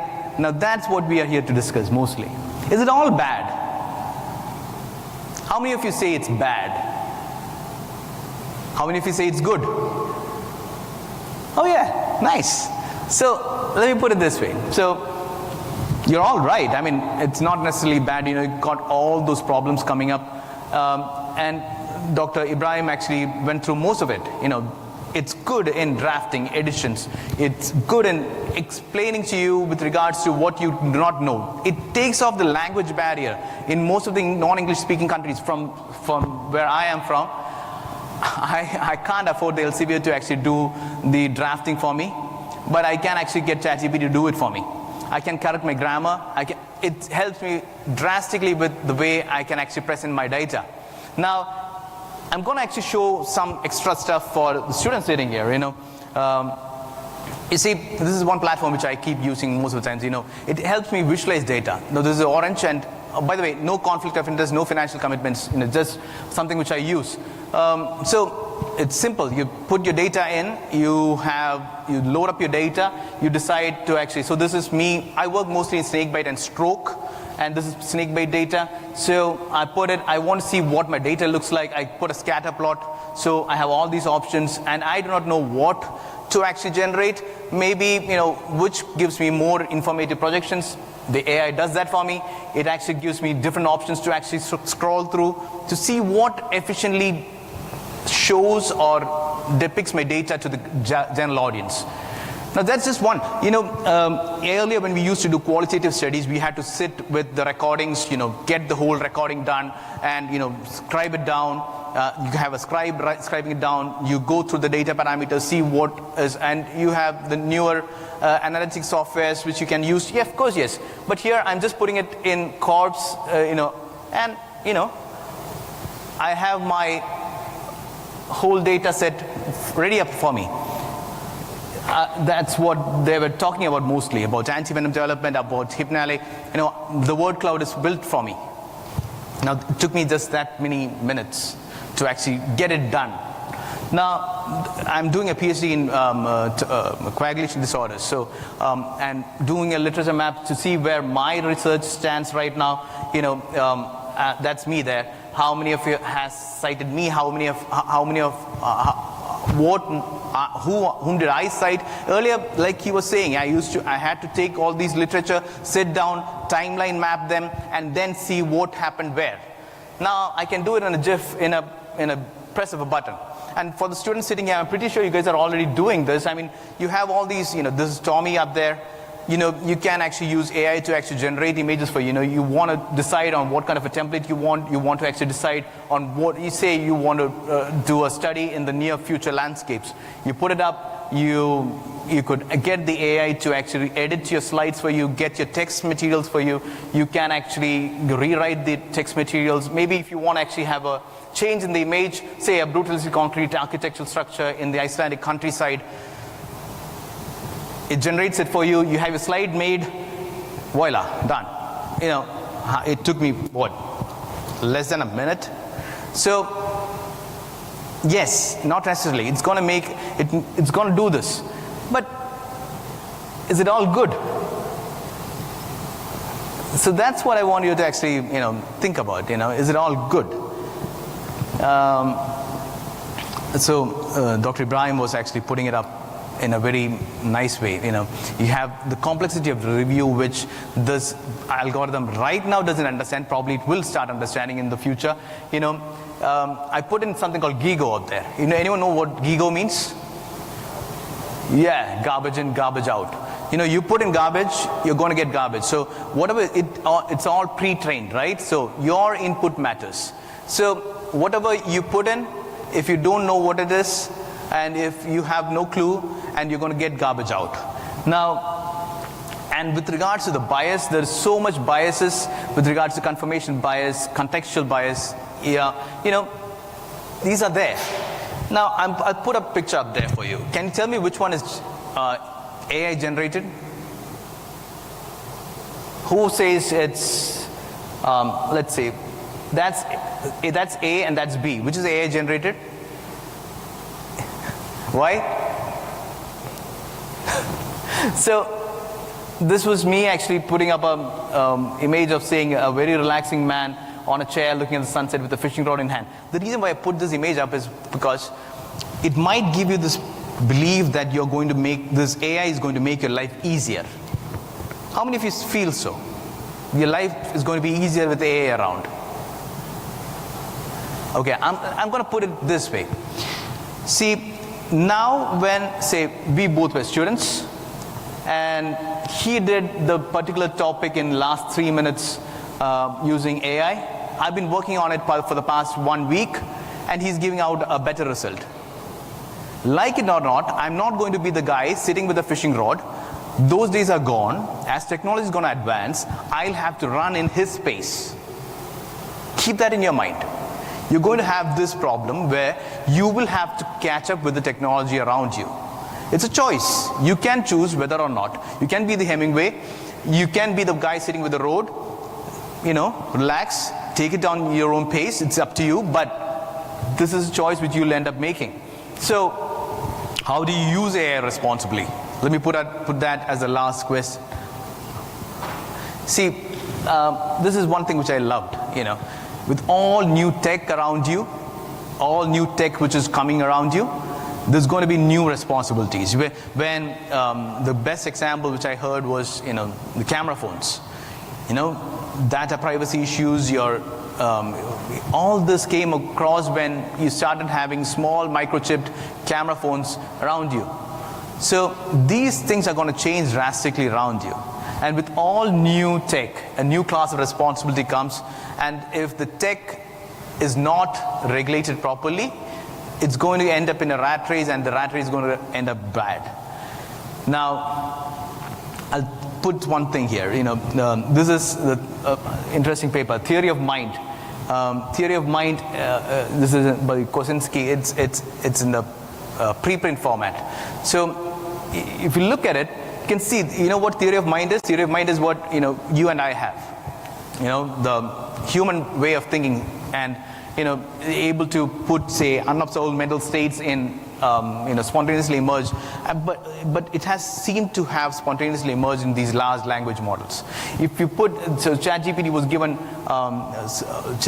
ChatGPT performed the best of the lot, and you can see that particular theory of mind has changed over the last, and the time frame, just take a look at the time frame. 2018, 20, nothing happened. 22, 22, 22, 23, March, it was a 3-year-old child, and June of 23, it's a 7-year-old child. So keep that in mind, and it's your responsibility, and you need to know how to use it responsibly. Critical oversight, human oversight. I've just broken it down to 4 different things. 1, critical oversight. 2, transparent reporting. Now, 3, ethical data usage and to be aware about what's happening. Now, I'll tell you why I put it into 4 different things. The critical oversight is quite important in the sense human oversight over this media. I'm thinking about Terminator right now, but I'm pretty sure you need that critical oversight. The second part about ethical transparent reporting, everyone's talking about it right now, so I'm pretty sure it's going to come, and it's already there. Elsevier has its own guidelines, Springer has one, so right now you have to actually, people are thinking about it, so it's going to come up in a more robust way, and we are learning as we go. Now, the third one, be aware of the biases involved. I want you to be aware of the biases involved in this particular using of AI. Keep that in mind, because if you do not know what you want to, and yesterday in David Carr's lecture, he was actually mentioning, unless you know it, you will not see it. Unless you know it, you will not see it. So if you do not know it, you will not be able to actually see these biases. So you need to know what all biases are involved. I'm not going to go into the details of the same, but still, I want you to actually keep that in mind. And the bottom line is going to be that with all great power, so use it responsibly. Now, keeping that in mind, I want you to actually have an overview with regards to the ethics involved in AI, and the UNESCO WHO guidelines and the Indian Council of Medical Research guidelines are excellent. And since we are already talking about it in lots and different medias, I think we are in the right direction. I'm going to leave the question about whether we are in the right direction to you. And when you're writing, see, the LCB has got, it's got its AI-assisted technologies in scientific writing. They got Springer's actually having their own policies now. So I'm going to leave that question to you, whether we are in the right direction, because the responsibility resides in you, in using this technology responsibly. With that, that's the last image which I want to show you. This was actually created using DALL-E, Race of Man Against Robot to the Finish Line, as an oil painting with an exploding nebula. Thank you so much for listening. We will have time for questions. Do we have time for questions? Thank you so much. Yeah, I think we can have some comment. Thank you.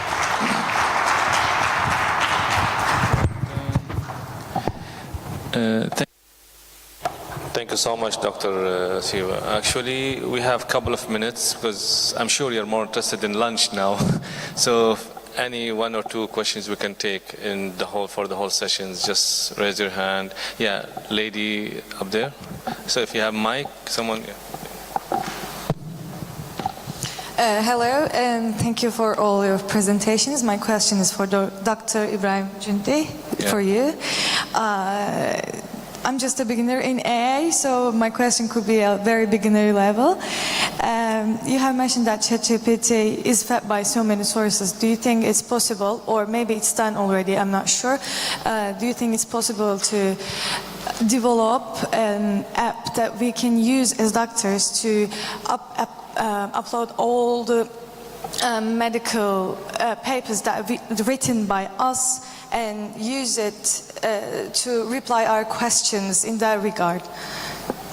Thank you. Yeah. Just to confirm, your question is if there is any platform or app can be developed to... Actually, I don't know if it's developed already, or do you think ChatGPT is good for that use?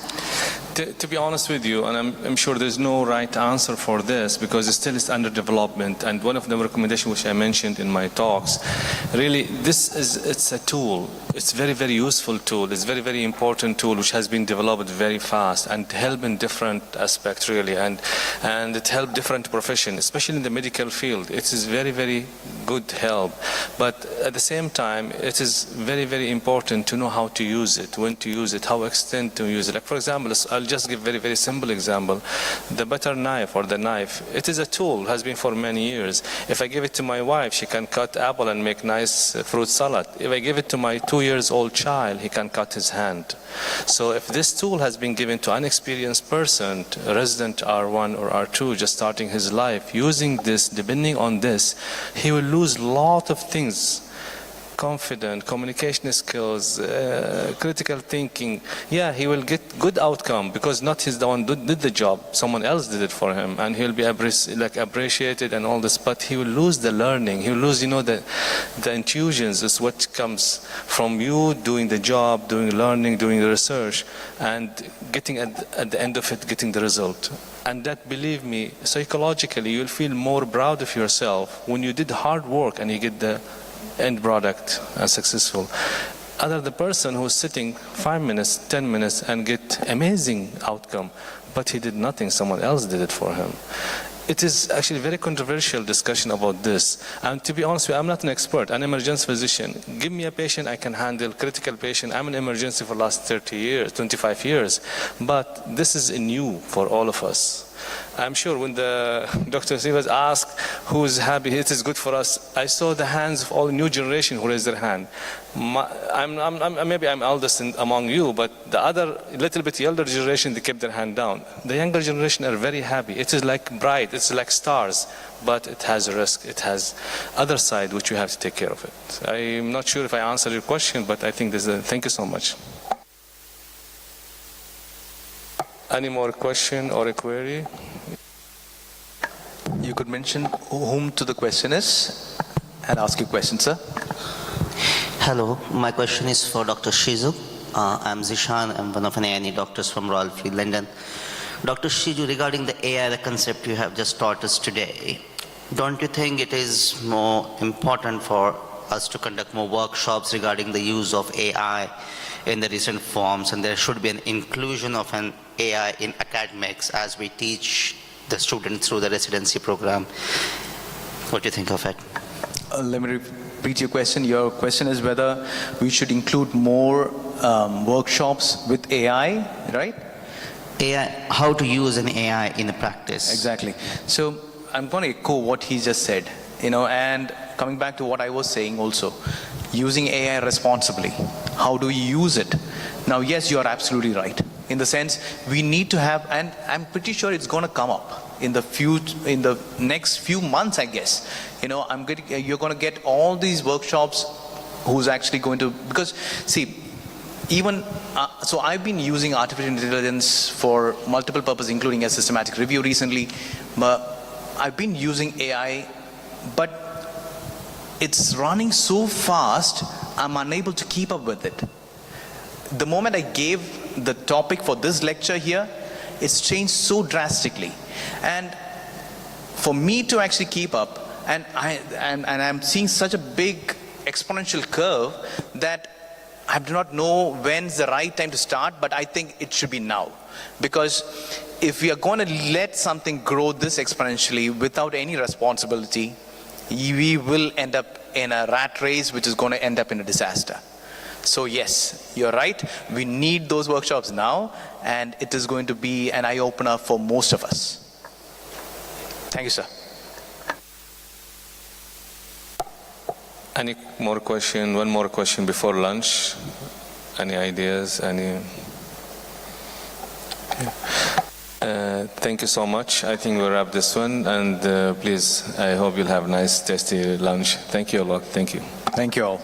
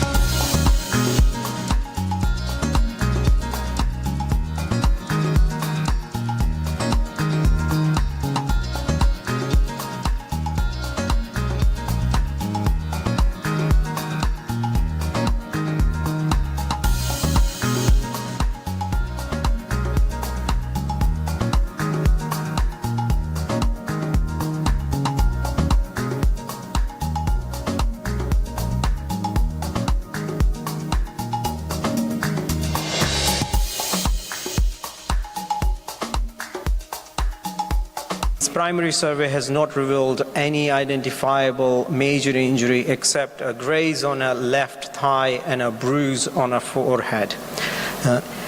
He claims that there has been no loss of consciousness at any point. His vital signs are normal. His clinical examination reveals no other abnormal findings except the graze on the left thigh and the bruise on the forehead. And there is evidence of alcohol consumption, but the patient has mental capacity and he's sober, and he refused immobilization by the paramedic crew and also in the ambulance triage area. So here we are with a patient with a low risk road traffic accident trauma, which is essentially a pedestrian versus car, where it is claimed that he has clipped the car and has fallen down onto the curb. And his all other examination is normal. And the question really is whether to do a whole body CT scan for him. So to answer this question, we're going to look at what the current literature tells us to do with regards to this patient. So in UK, we follow the NICE guidance, which is National Institute of Health and Care Excellence, which is an excellent body for us because it has regularly update on various conditions, and it will have already reviewed the literature and provided guidelines for most conditions. And there is a guideline on major trauma assessment and initial management, which states that for whole body CT scan should be done for multiple injuries and in patients with blunt major trauma and suspected multiple injuries. Patients should not be repositioned during the whole body CT scan, and use the clinical findings and the scanogram to direct CT of the limbs in the adults with limb trauma. So the question here is still, are we going to say that we suspect multiple injuries in this patient with low risk road traffic accident and only a graze and a bruise on a head? Second is a high energy head injury guideline gives a definition for a high energy blunt force trauma. Interestingly, high energy blunt force trauma is not defined within the major trauma guidelines, but it's defined within the high energy head injury guidelines. And it basically states an injury arising, for an example, from a pedestrian struck by a motor vehicle, an occupant being ejected from a motor vehicle, a fall from a height more than 1 meter or more than 5 stairs, a diving accident, a high-speed motor vehicle collision or rollover motor accident, an accident involving motorized recreational vehicles, a bicycle collision, and any other high energy mechanism. So it specifically states a pedestrian being struck by a motor vehicle. However, in this case, the history given to us is that he was clipped by a motor vehicle and that he hasn't lost any consciousness. So the question remains whether we would do a whole body CT scan based on what we have read from the NICE guidance. Looking at further literature, there has been an attempt to answer this question by Richa Arora and Abhishek Arora, where they looked at a retrospective analysis of 150 cases of polytrauma who underwent a whole body CT scan in 2017. It was a single center tertiary care major trauma center in North England. And of those 150 patients, including in that study, the whole body CT scan was positive in 46 patients, that is in 104 patients, while 46 patients, the 30%, had normal scans with no trauma-related pathology. The 25 scan requests were made due to high-risk mechanism of injury with no obvious clinical concern and were found to be normal in 20 cases and showed very subtle injuries in the other 5. So the authors concluded that a good clinical examination can reduce the high number of unnecessary high dose of whole body CT scans. So the question still remains whether we would do a whole body CT scan on our patient or not. Looking further, there is a further analysis of whole body CT trauma based just on the mechanism of injury, or an analysis of more than 3,900 patients at a tertiary trauma center. And this is from a retrospective cohort analysis of over 10 years from a single center in Australia. And in these 3,920 patients who met the inclusion criteria, about 40% had a positive CT scan. This is an important confounding factor to consider when looking at the literature with regards to the trauma CT scans. It is the positive rate which determines what the thresholds has been used to actually conduct the CT scan in the first place. So in the first study, we had a positive rate of 70%. In the second study, we have a positive rate of 40%. So they already had a relatively low threshold to actually do CT scans. However, the authors concluded that in high energy trauma, they should consider the whole body CT scan based on the mechanism of injury alone, regardless of the clinical examination findings. So the question still remains whether we would do a whole body CT scan for our index patient. Looking further, we have an outcome of doing a selective CT scan versus pan-CT, which is a whole body CT scan in elderly trauma patients, a retrospective analysis of a level 1 trauma center in the United Kingdom. So these analyses looked at 481 patients who underwent the whole body CT scan or a selective CT scan in 2018, divided into multi-system injuries and single system injuries. So this is a retrospective analysis from a trauma audit which is done nationally in United Kingdom. So what they did was they looked at a whole 1 year's worth of patients, and they classified into multi-system injuries and single system injuries, and then they looked at how many of those patients had a whole body CT scan and how many of them had a selective CT scan. The whole body CT scan defined as pan-CT in this study.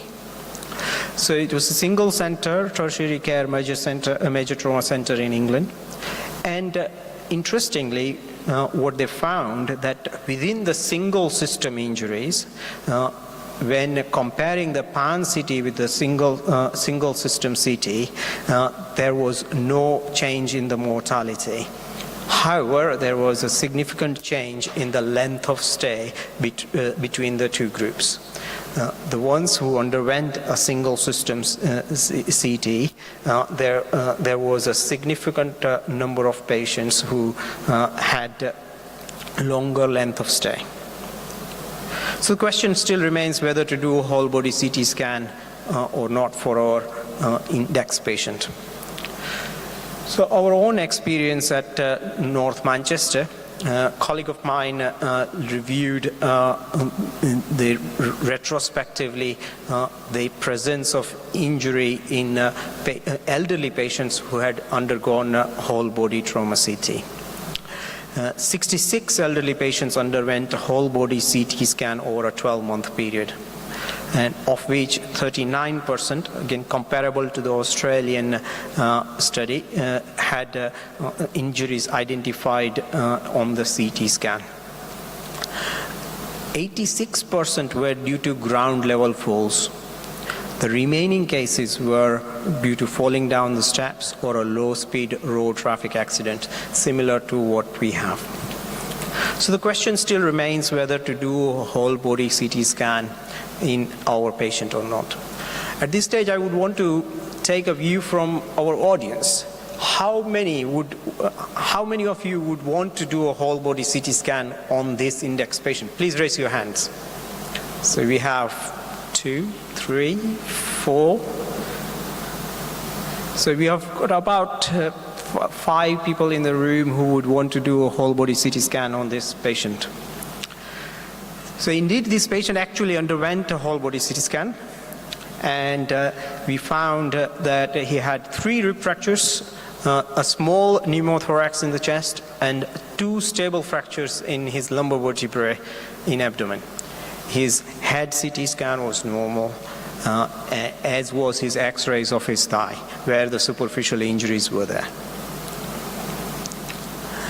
So the patient was admitted to the trauma ward in a major trauma center after being transferred there and was discharged 48 hours later without any procedural intervention with rehabilitation and physiotherapy follow-up. So he was treated conservatively with no further intervention into his care. So conclusions, history matters.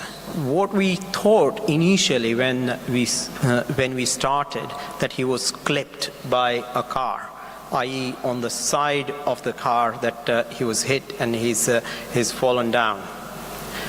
In reality, he was hit in the front of the car from what we see from the injuries, and he has hit his head on the bonnet and then he's fallen down on the ground. And these things matter. The exact mechanism of injury matters in trauma. At this stage, I would want to remind you of another case where a 12-year-old presented to an emergency department with a history of falling from a trampoline. Now, history was documented at triage, fall from a trampoline. She has walked in, she was examined, and she was then discharged. In reality, the child had actually had a fall after jumping on the trampoline into the air and then landing onto the ground. So rather than a fall from just a 2 foot high from a trampoline, it was actually a fall from more than the child's height after going up in the air from the trampoline and then landing onto the ground. And unfortunately, the child was then later diagnosed with lumbar vertebral fractures, which were unstable and led to a spinal cord injury with paraplegia. So mechanism of injury in trauma matters, particularly in terms of the history taking. And when in doubt, consider the whole body CT scan. So mechanism of injury should be elicited diligently in hemodynamically stable patients with no identifiable body injury. The evidence of superficial injuries in 2 areas of body should raise suspicion and consideration for whole body CT scan. So this is the top tip here. This gentleman had a bruise on his head and a graze on his thigh, which alerted us to think that the body in the middle could have sustained an injury because there were 2 body parts which had contact with some form of blunt force trauma, whether it is from the bonnet or whether it is from lying down on the ground. We presume that the thigh injury is from the front of the car, and head is actually from him hitting his head on the bonnet of the car. In settings with adequate resources, the whole body CT scan should be considered irrespective of the examination findings in high energy blunt force trauma as defined by NICE, which includes pedestrian versus car accident of any speed in any setting with any history. If the car has hit a pedestrian, they should get a whole body CT scan irrespective of the examination findings. And in elderly patients with a fall from standing height, because in elderly patients, fall from standing height generates enough energy for sustaining significant injury. However, in the settings where there are not adequate resources, then there could be a consideration for admission and a decision about the CT scan next day, because as we identified from the last study, the actual difference between a pan CT and a selective CT is very much dependent on the length of stay rather than the mortality effect, especially in the hemodynamically stable settings. In the settings where we are, whole body CT scan is much more cost effective compared to actually admission into the hospital. These are the references which I have quoted during the talk. I'll take any questions if you have.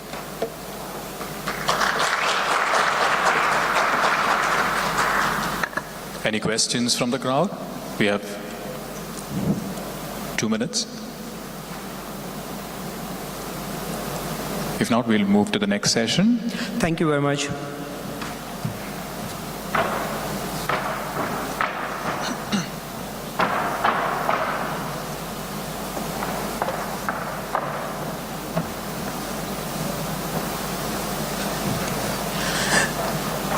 So I'm also moderating this session, and I would like to introduce the next speaker, Dr. Vimal Pillai. He is professor of emergency medicine at Kasturba Medical College in India, and his skills include the coordinator for the medical simulation center at Kasturba Medical College as well, and he's also a governing council member of Academic College of Emergency Experts in India.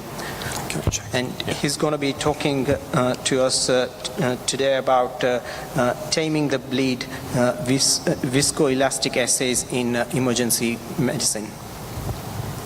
Thank you, Dr. Himanshu. Welcome, everyone.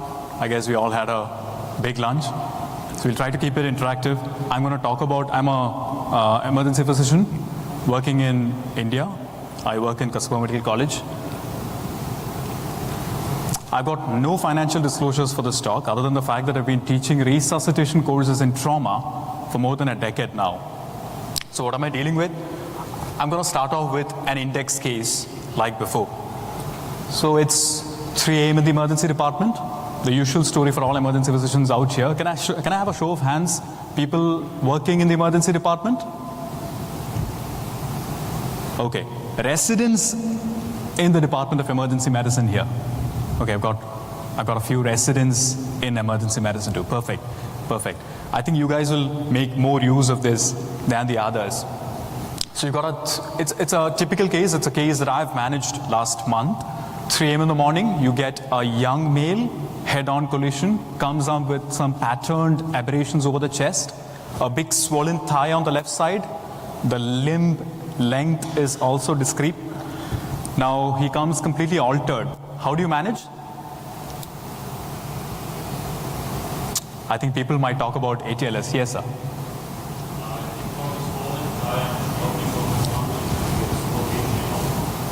Perfect. Agree, the musculoskeletal component. He's also altered. So you're thinking a brain injury part, so you want a CT scan done. Excellent. So we went on with that. The challenge here, however, is that the triage nurse comes to me and tells me, so the patient is in shock despite giving fluids. We do give a lot of fluids in the emergency department. The patient's still in shock. Now that's going to ring a bell somewhere. What are we going to do for a patient who is persistently in shock? You want to give blood. You're thinking blood, right? You're thinking some strategies to reduce the bleed, right? So we'll talk about how you can change your thought process for managing a refractory shocky patient post-trauma. Emergency medicine is nothing but you recognize patterns, you translate the knowledge that you have, and you have the courage to take the best decision based on the limited knowledge you have at that point in time. Because retrospectively, and I'll tell this to all residents in the room, retrospectively, every other consultant would come to the ER and say, you didn't know this? Retrospectively, they'd come down and say, we had more information, you guys didn't do this in the beginning. So that's a curse that we're born with, the responsibility that we have to work with limited information. We'll talk about some newer strategies in managing hemorrhagic shock. We'll talk about a case-based approach, something that I do day in, day out for hemorrhagic shock in the emergency department. Shock, we all know, it's inadequate perfusion to the tissue. It's not just a low BP. We know that trauma is a leading cause of mortality. There are stalwarts managing trauma in this very room, and you'll hear from them in a bit. Trauma, it just doesn't kill. It kills more than 40% of the world. It just leads to poor quality of life. And that is the reason we just don't need buildings for trauma care. We just need processes in place, systems in place for trauma right from the field to rehabilitation. That is what the focus should be. There's a need for rapid intervention in identifying and managing shock, specifically in the polytrauma victim. The biggest challenge that we have when you're managing trauma, hemorrhagic shock, is trauma coagulopathy. Now there are different definitions for this. I believe even here in this land, you would have multiple semantics for defining hemorrhagic shock in trauma. Some people would call it as acute coagulopathy of traumatic shock. That is there over there at the edge. The endpoint is the same. All roads lead to Rome. Ultimately, it's about hemorrhage. The more we resuscitate with saline, it creates more problems. If you don't get blood very quickly. The shock that you have is made worse by the hypothermia in your setting. All emergency departments are cold places, right? The shock that you have is worsened by the acidemia that you have in that place. Your triad kicks in, your death triad kicks in with severe acidemia and hypothermia leading to coagulopathy. The dilution that we induce on the patient by pushing in a lot of saline is another component. Not to forget the inflammation, the medications that the person's already on, and the genetics part. Now we are living in an era of longevity. We are living in an era where we are treating more and more elderly, older people. People who are on oral anticoagulants, newer oral anticoagulants, newer antiplatelets, newer drugs, which can lead to more bleeding, specifically in our part of the world. There is a huge focus. The focus earlier when we were doing residency a long while back was on products. You order for blood, you get pack A with a certain ratio of blood, plasma, platelet, and cryo if required. You order pack B, you get a certain pack, and it's time delineated packages. Now the focus has to move from the product to the patient. If you look at transfusion medicine societies right now, they are focusing on the patient. That's why there is a big domain of patient blood management, PBM.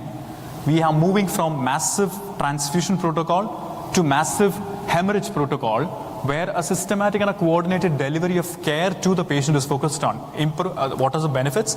It reduces wastage, it improves the interprofessional communication, it standardizes the process, there is faster blood reception, and more importantly, it reduces the variability in your treatment. The biggest challenge that we have is how do you establish it? How do you make it work? The 7 T's, I call it the Magnificent 7 protocol, is the way forward. How do you do that? T, first, how do you trigger your massive hemorrhage protocol in your setting? You got to work on that. There are different stratification scores which have come in to trigger a massive hemorrhage protocol. There is an RABT score, there is an ABC score.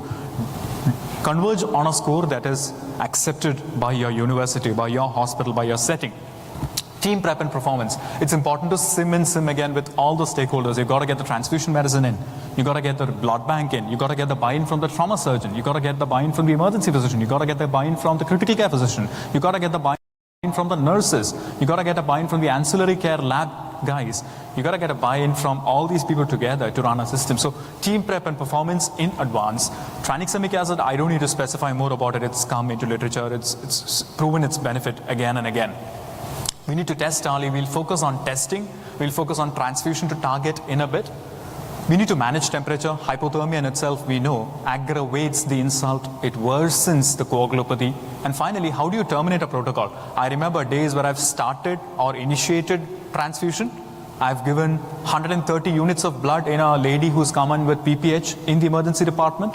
Finally lost her in the OR room. The challenge is who closes the protocol? Who closes the call for transfusion? Is it the emergency medicine person? Is it the trauma surgeon? Is it the gynecologist who comes in? Is it the interventional radiology team which comes in? We need to figure that out too. So the 70s protocol here, what I'm going to do is, I'm going to focus on two aspects here. The early testing and the transfusion targets. We're going to refine the way in which we're going to transfuse blood, one of the most precious commodities. How are we going to do that? We're going to do a dynamic strategy. And what do I mean by dynamic strategy? Everybody here, show of hands, how many people are doing PT, INR, APTT in your setting? Platelets, PT, INR, APTT, and fibrinogen in your setting in the hospital for coagulopathy? I guess everyone in the room. Anybody who's doing any dynamic testing, ROTEM or TEG? I think that is going to be the point of care test for hemorrhagic shock. This is the ECG for hemorrhagic shock for your trauma patient, for your polytrauma patient. And I'll tell you why. If you look at viscoelastic hemostatic assays, they give you a dynamic opinion of where you are in the cascade, whether you've got a hypocoagulability, whether you're hypercoagulable, whether you need cryoprecipitate, whether you need platelet, or you just need fresh frozen plasma. It's as simple as that. Who decides on the product? It is a patient who decides on the product. It is not the protocol of your hospital that decides, I need to give this patient pack A or I need to give this patient pack B. It should be the patient's hemodynamic status. It should be the patient's coagulopathy status which tells you, you need to give him more cryo. For example, all our PPHs need cryo earlier because we know that pregnancy leads to that state where your fibrinogen levels could be a little low. So the way you manage a PPH could be entirely and starkly different from the way you manage a polytrauma shock. And that could be entirely different from the way you manage an upper GI bleed in a decompensated liver disease with portal hypertension in the emergency department. Again, 3 hemorrhagic shock, 3 different flavors, 3 different ways in which you're going to transfuse blood. That is the dynamic strategy. More importantly, I want you to focus on the last line here. The ratio-based transfusion that everyone in this room is doing will be replaced by periodic testing massive hemorrhagic protocols in this decade. Write it down. By 2030, all trauma care systems, all emergency systems would move to massive hemorrhage protocol, which is a lab-based approach where you look at patients, where you look at strategizing blood product delivery to patients based on their coagulopathy status. A patient's going to dictate terms, not the protocol which is fixed in the hospital. Now, how do you do that? You need to look into using TEG or ROTEM. So my center, I use TEG. I have no financial disclosures. I don't work for any company. Thromboelastography is something that we worked on, not just for shock. We do a lot of TEG for snake bites. And 3 years back, we have a pandemic. I hope people still remember COVID. We used a lot of TEG during COVID, and it made a huge difference for us because COVID is a hypercoagulable state. And it helped us treat patients better. So we'll look into how it guides transfusion therapy. We look into how you get objective evidence for endpoints of resuscitation. Now, when you start blood transfusion, the biggest challenge for us is how do you alter the dynamics of blood transfusion from paper to the patient who comes in with shock. The biggest challenge for us is we depend on lactates. We depend on endpoints for perfusion parameters, which might not be the foolproof method. For example, you continue giving fresh frozen plasma or even platelets or let's say other parameters other than cryo to a hemorrhagic shocky patient post-partum. It is going to be catastrophic. You are going to end up with a patient with possible transfusion-associated circulatory overload TACO and transfusion-associated lung injury. And we've burnt our fingers enough to know that you need to go for cryo early. Same thing with upper GI bleeds. You need to ensure that thrombocytopenia is not your target. Your target is the coagulopathy that the patient is coming with. And that can be worsened with our volume resuscitation in the emergency department. You need to dictate terms on how you can correct the same. Now, if you look into the method, it's all in a cup. I call it the cup and pin method. You take in a cup, a pre-warmed cup, either the cup rotates or the pin rotates. You have a shear strain on the cup. It forms a clot, a thin clot, and you measure the clot stability. The mechanical activity is converted into electrical activity. Where have you heard of that? Residents in the room? ECG. You look at mechanical activity or electrical activity and you convert it into some mechanical activity on a piece of paper, right? So this is what happens with this also. You basically look into the formation of clot, the time to formation of clot, the rate of formation of clot, and the stability of the clot. Now, what do you get? You get something called a graph in TEG. Thromboelastography gives you a graph. You start off with vessel injury, and then you form an immature clot. You have the R time or the reaction time. For the residents in the room, R time is reaction time or the time to clot formation. You have the K time, which is a pre-specified clot strength or the strength of the clot. You have the alpha angle, which is a rate of formation of the clot. You have the maximum amplitude or MA, which tells you that it's a very mature clot. The clot is strong on its own. And you have lysis at 30. Now it has implications not just in trauma, But we in our region, we've got a lot of hump-nose pit viper bites, pit vipers. They do lead to a lot of coagulation problems with us. COVID has led to a lot of coagulation problems. Again, we could have a lot of solutions to how to manage patients using this.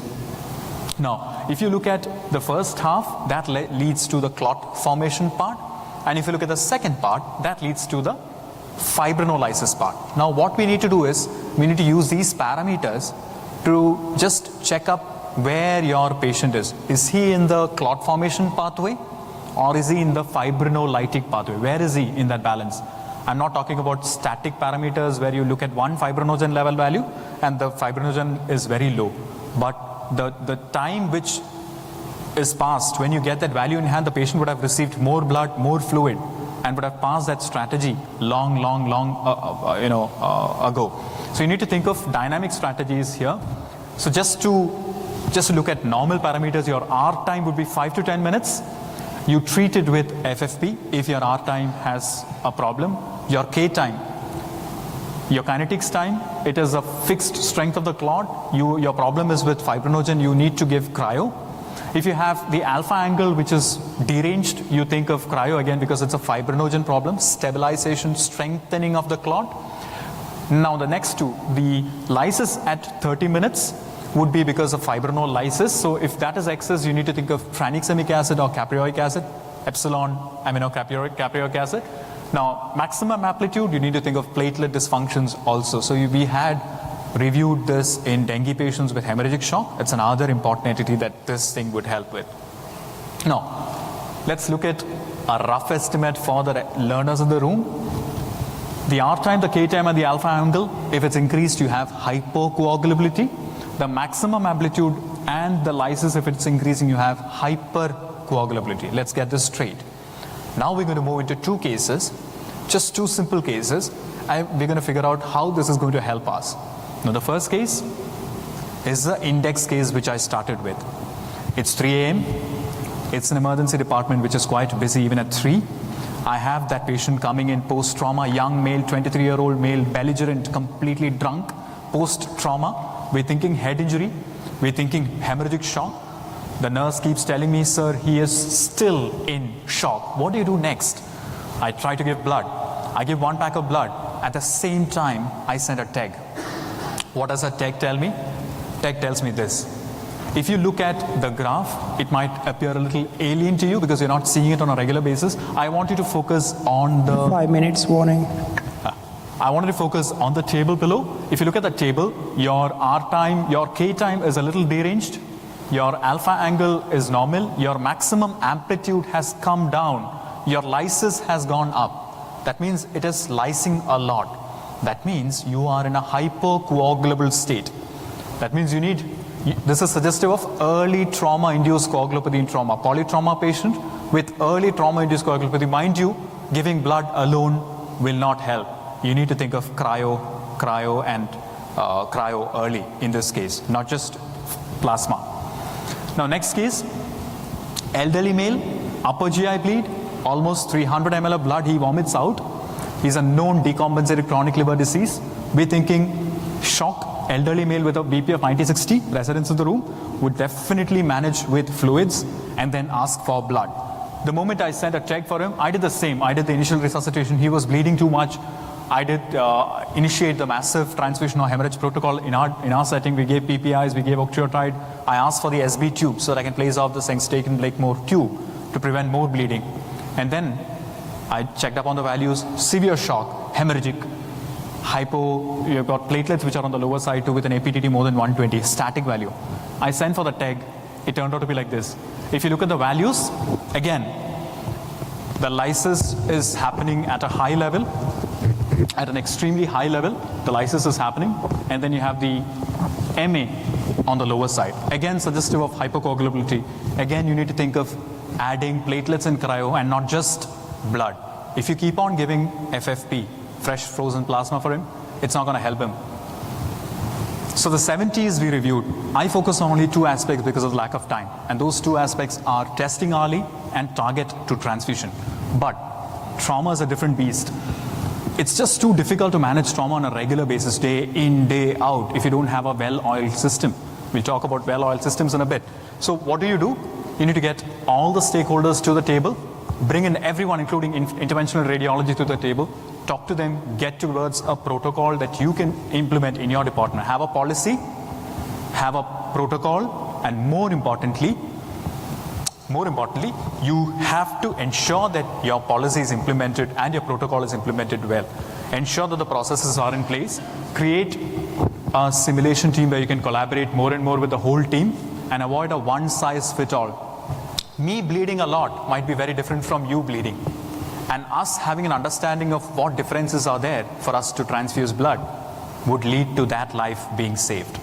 Ultimately, it's about periodic testing and accelerated diagnostic protocols incorporating viscoelastic hemostatic assays. That would make a huge difference in managing hemorrhagic shock in your trauma center, in your emergency department. And it's high time we move from static to dynamic protocols. Ultimately, it's about not being blind in resuscitation, not being blind in hemorrhagic shock, but being able to visualize what is dynamically happening with them. And that in itself will make a difference. And like what our father of our nation, Bapuji Gandhiji, says, it's about what differences you make. You need to make a change to create a change in the world. Thank you for your patient listening. You can have my references from this QR code. We have 2 minutes for any questions.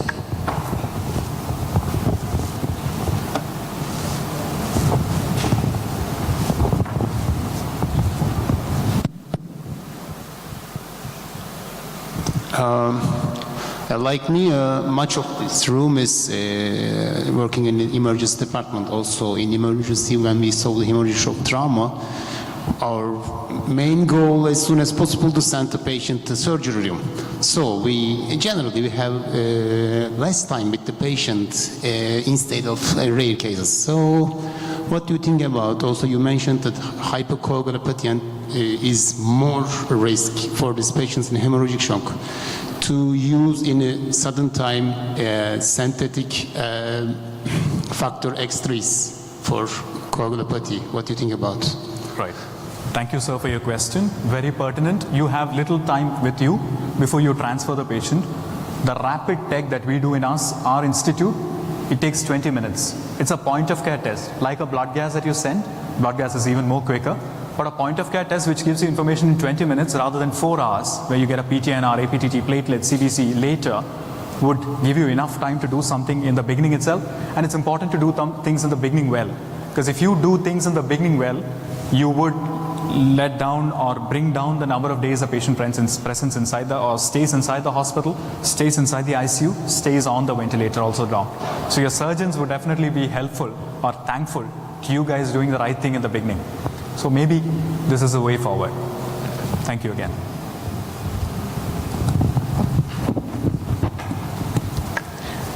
Thank you, Dr. Pillai. Thank you.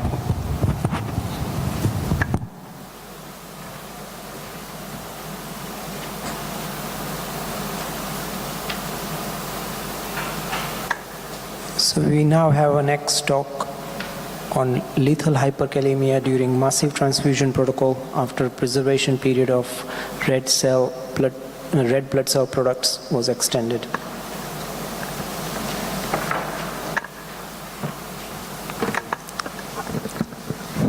Welcoming Professor Mizobata.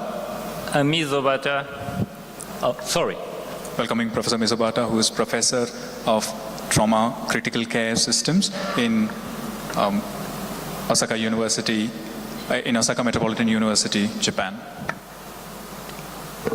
Thank you. I'm Mizobata from Japan, and I appreciate for EPAT and WASM for giving me this opportunity to present my study. And also thank you for Professor Himanshu and Professor Bimal to moderate this session.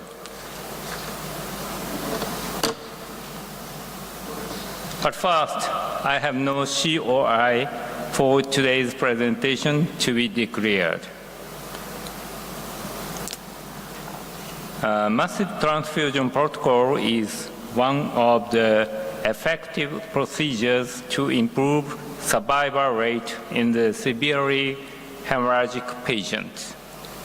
There are several reports that the 1:2 ratio of transfusion of FFP, platelet, and RBC improves mortality of trauma patients in the studies using historical comparison design. In our institute, we implemented the MTP 10 years ago, and we enabled quick start of transfusion and keep 1:1 blood product ratio. In Japan, the Japanese Red Cross Society is working on the blood donation system and the supply of blood products to hospitals. Recently, the society issued a notice of their approval to extend the preservation period of red blood cell product. This extension is, of course, evidence-based and mainly promulgated to reduce costs and avoid the destruction of limited resources. However, when massive transfusions are administered under the massive transfusion protocol to treat hemorrhagic patients, the incidence of adverse events related to this change are not well known. We report our experiences with 2 cases of critical hyperkalemia during trauma resuscitation with massive transfusion protocol. Case 1 is 24-year-old Asian man who was transported to our hospital after having been stabbed his right posterior chest by a housemate. On his hospital arrival, the airway was maintained spontaneously, respiratory rate was 30 breaths per minute, blood pressure was unmeasurable, but the pulse of the femoral artery was palpable. Heart rate was regular at 136 beats per minute. Glasgow Coma Scale was E3V1M5, and his body temperature was 36.1 Celsius. After we found a massive hemothorax on his right side chest via focused assessment with sonography for trauma, first, we immediately performed tube tracheostomy and activated MTP with the use of O-positive RBCs within 3 minutes after his arrival. In our hospital, 20 units of O-positive RBC are stocked in the emergency room for the emergency requirement. The surgery started 17 minutes after his arrival. During the surgery, we found a penetrating injury in the proximal region of the inferior lobe of the lung and rapidly performed non-segmental lobectomy under the use of a Hyla clamp. However, even though quick hemorrhage control has been obtained within 35 minutes after the patient's arrival, he went into ventricular fibrillation during the surgery. The arterial blood gas analysis were performed 8 minutes and 35 minutes after the arrival. This is 8 minutes after the ventricular fibrillation. Arterial pH decreased from 7.37 to 7.14 with the elevation of blood lactate level. The potassium concentration increased from 3.5 to 8.9 milliequivalent per liter. This elevation of the potassium concentration was supposed to be the cause of the lethal arrhythmia. The amount of blood products used at this time were 8 units of RBCs, 12 units of FFP, and 10 units of platelet concentrate. The calcium-ion products were not yet administered when ventricular fibrillation was observed. The patient could not be resuscitated even with the full use of considerable resuscitative options, including the calcium-ion product. Next case is a 44-year-old Asian man. When he was riding on his motorcycle, he ran out to the opposite lane and had head-on crash with a car. He had no helmet and was transferred to a hospital. On hospital arrival, the patient's airway was maintained spontaneously, respiratory rate was 30 breaths per minute, blood pressure was 98/87 millimeter Hg, with a palpable left femoral artery pulse. Heart rate was regular at 138 beats per minute. Glasgow Coma Scale was E1, V1, M2, and his body temperature was 36.1 Celsius. We found a left pneumothorax and fluid collection at the Morrison fossa as a perispring area in the first examination. Then we started blood transfusion with activation of the MTP. As the patient's hemodynamics completely collapsed, left tube tracheostomy was immediately performed, and we prepared to open the patient's abdomen in the resuscitation unit. During the preparation for surgery, as we also obtained radiological information about the concomitant severe pelvic fracture, we initiated resuscitative endovascular balloon occlusion of the aorta lever, but didn't inflate the balloon yet. The patient's abdomen was opened 35 minutes after arrival. The operative findings were minor liver laceration, intramesenteric hematoma, small bowel perforation, and minor splenic injury. Following the damage control strategy, we focused on hemorrhage control with hemostatic agent, Surgicel, and peripheral and perisplenic packing and ligation of the mesenteric vessels, and also we minimized contamination. We finished the operation with open abdomen management using Acil. However, although the patient's hemodynamics once appeared to stabilize, he suddenly went into ventricular fibrillation 2 minutes after the surgery. The blood gas analysis had been measured 1 minute before the arrhythmia. This was 46 minutes after the start of the transfusion. Arterial pH was low on his arrival with high blood lactate level. The potassium concentration increased from 3.5 to 7.8 mil equivalent per liter. This elevation of the potassium concentration was supposed to be the cause of lethal arrhythmia. The amount of blood product delivered at this time were 12 units of RBC, 12 units of FFP, and 20 units of platelet concentrate. The calcium-ion products were not yet administered when ventricular fibrillation was observed.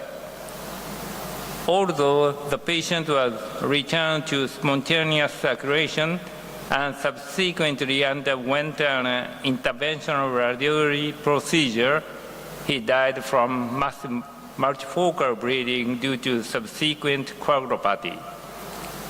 The CT images after the IVR demonstrated the intrathoracic, intra-abdominal, and retroperitoneal hemorrhage after the surgery and IVR are not so obvious. MTP is already globally well-known one of the main procedures for achieving success in trauma resuscitation. Recently, although the several protocols for the guidance of massive blood transfusion, such as goal-directed transfusion by using thromboelastography, have been proposed. We traditionally assume that most of the high-level trauma centers, including ours, follow the RBC, FFE, PC 1:1:1 ratio theory based on the previously reported evidence. In our institute, blood product including cryoprecipitate is always available, and once MTP is activated, packages are constantly brought to the resuscitation unit to maintain the ratio of composition as shown on the slide. We usually administer blood transfusion with the use of level 1 fast flow fluid warning system from the peripheral vein by a 16 gauge or larger size needle. In 2023, the Japanese Red Cross Society issued a notice of their approval from the nation to extend the preservation period of RBC product. Since then, the validity period of RBC products have been prolonged from 21 days to 28 days after the blood has been drawn. Previously, the Japanese Red Cross Society had published in their guidelines that the potassium concentration in RBC products after the blood has been drawn is 36.3, 4.8 milliequivalent per liter at 7 days, and that it increases to 60.3 in 28 days. To combat this problem, we currently can only check blood gas values constantly at approximately 15 to 30 minute intervals, use the calcium chloride preparation more frequently, and prepare washed RBC product if available. The option to use a potassium absorption filter is also available, but the filter needs to be exchanged at an interval of every 4 units delivered according to the manufacturer's documentation. In conclusion, we experienced 2 cases of critical hyperkalemia during MTP after the allowance of extend the preservation period of RBC products was granted. Although there might be several other factors involved in the increase of potassium in these patients, we consider it is important to pay attention to these unexpectedly rapid increase in potassium levels during MTP to those who perform MTP with the use of current RBC products. Thank you very much.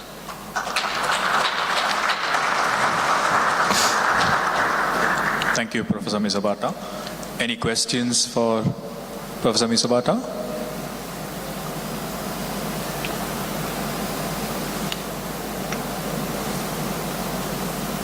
There are no questions? No. There's one, yeah. How practical, thank you for the excellent presentation, but how practical changing the filter for the potassium during a perfusion every 4 hours, and the amount of blood transfusion in this patient is quite extensive. So how practical changing, potassium filter to capture all the excess potassium? Thank you very much. Yes, I know that the filter for the potassium is recommended to change every 4 unit. But it is thought to use in the ICU or in the ward. For the mass transfusion protocol, the 4 unit of RBC is infused very rapidly. So it is not practical to change the filter.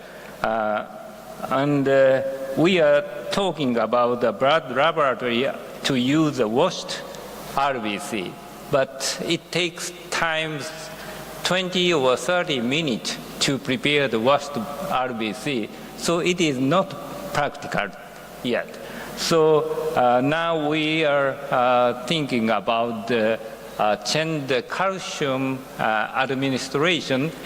Before these 2 cases, our protocol was administer calcium ion every 10 units of RBC.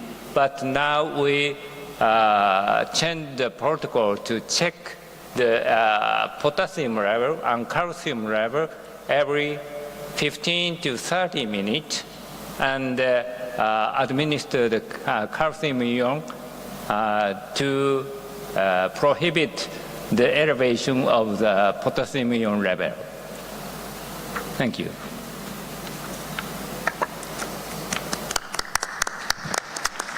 Thank you very much. Thank you, Professor Mizabata. For the last talk on the session in trauma, we have Professor Dr. Hassan Al-Thani, head of Trauma and Vascular Surgery section at Hamad General Hospital, Qatar, who will be talking about acute kidney injury in trauma. What do we know? Over to you, sir. Thank you.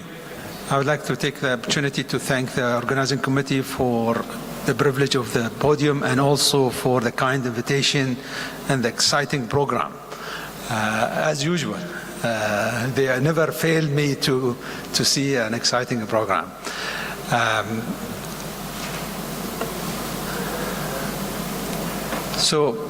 This is what Sagar recommended that we have to put the slides. So my name is Hassan Al-Thani. I'm from Doha, Qatar. I have nothing to disclose for this presentation except that I am working in Hamad Medical Corporation. So the specific objective of this is to review the pattern, the predisposing factor, and the outcome of acute kidney injury in a trauma patient. As we know, worldwide, the burden of kidney disease is rising, but the public awareness remains limited, and the public, including physicians, underscoring the need for effective communication by the stakeholder in the kidney health community. The incidence and the predisposing factor for acute kidney injury among patients sustaining a major trauma injury are not well studied. So the theoretical model for kidney disease in a trauma is, or in general, is usually we start with a normal kidney, then we have a raise in the kidney function, then the damage, and then the decrease in the glomerular filtration rate, ending with kidney failure. So with the damage, the GFR starts to decrease, and then the damage actually starts to increase. With that, the complication start to build up, ending with the mortality of the patient. So the pathophysiology of acute kidney injury in a trauma setting is a similar thing. We actually give a contrast for these patients when they come for scanning. We have a tissue damage, we have hemorrhagic shock, we have rhabdomyolysis and abdominal compartment syndrome, as well as the excessive fluid that we give the patient. There is a ischemia, reperfusion injury, hypovolemia, myoglobin is produced, systemic inflammatory process, renal oxidative stress, and then intrarenal vasoconstriction, and the abdominal compartment will result also in renal parenchymal effect with the renal vein compression and actually compromise. And then we'll have the excess of fluid with renal edema, and the inflammatory process will continue, resulting in the aggravation and the start of the immune modulation and stimulation. This will result in renal hyperperfusion and hypoxia, ending with acute kidney injury, and the insult continue with rescanning of these patients. So when we classify kidney injury disease, we have to look at 4 dimensions, and they are a structural, functional, and outcome, and this is related to the duration and time. And there is a number of classification of kidney injury.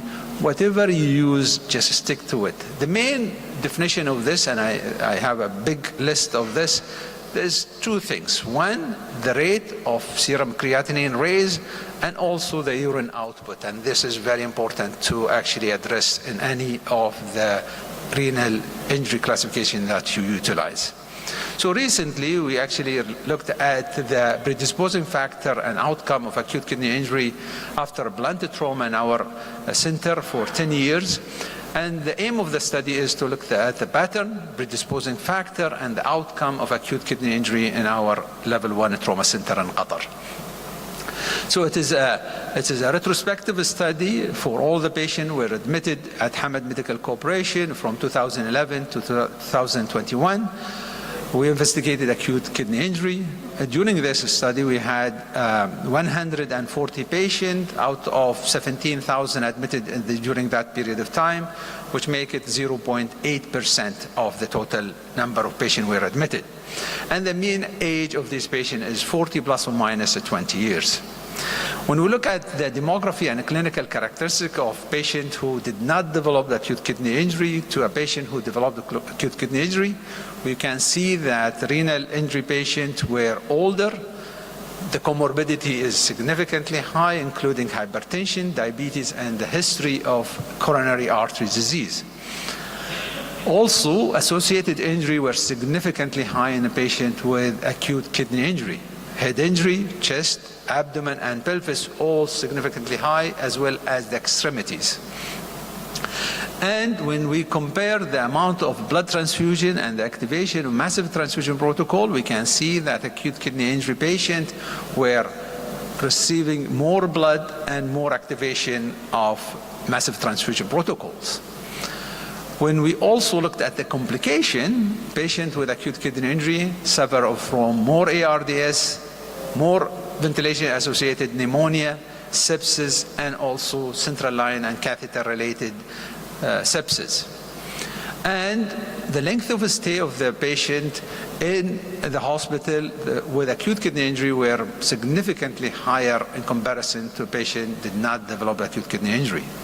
Ventilation requirement is high, and hospital length of stay was also significantly high, with significant mortality. 65% of the patients who developed acute kidney injury died while they are in hospital.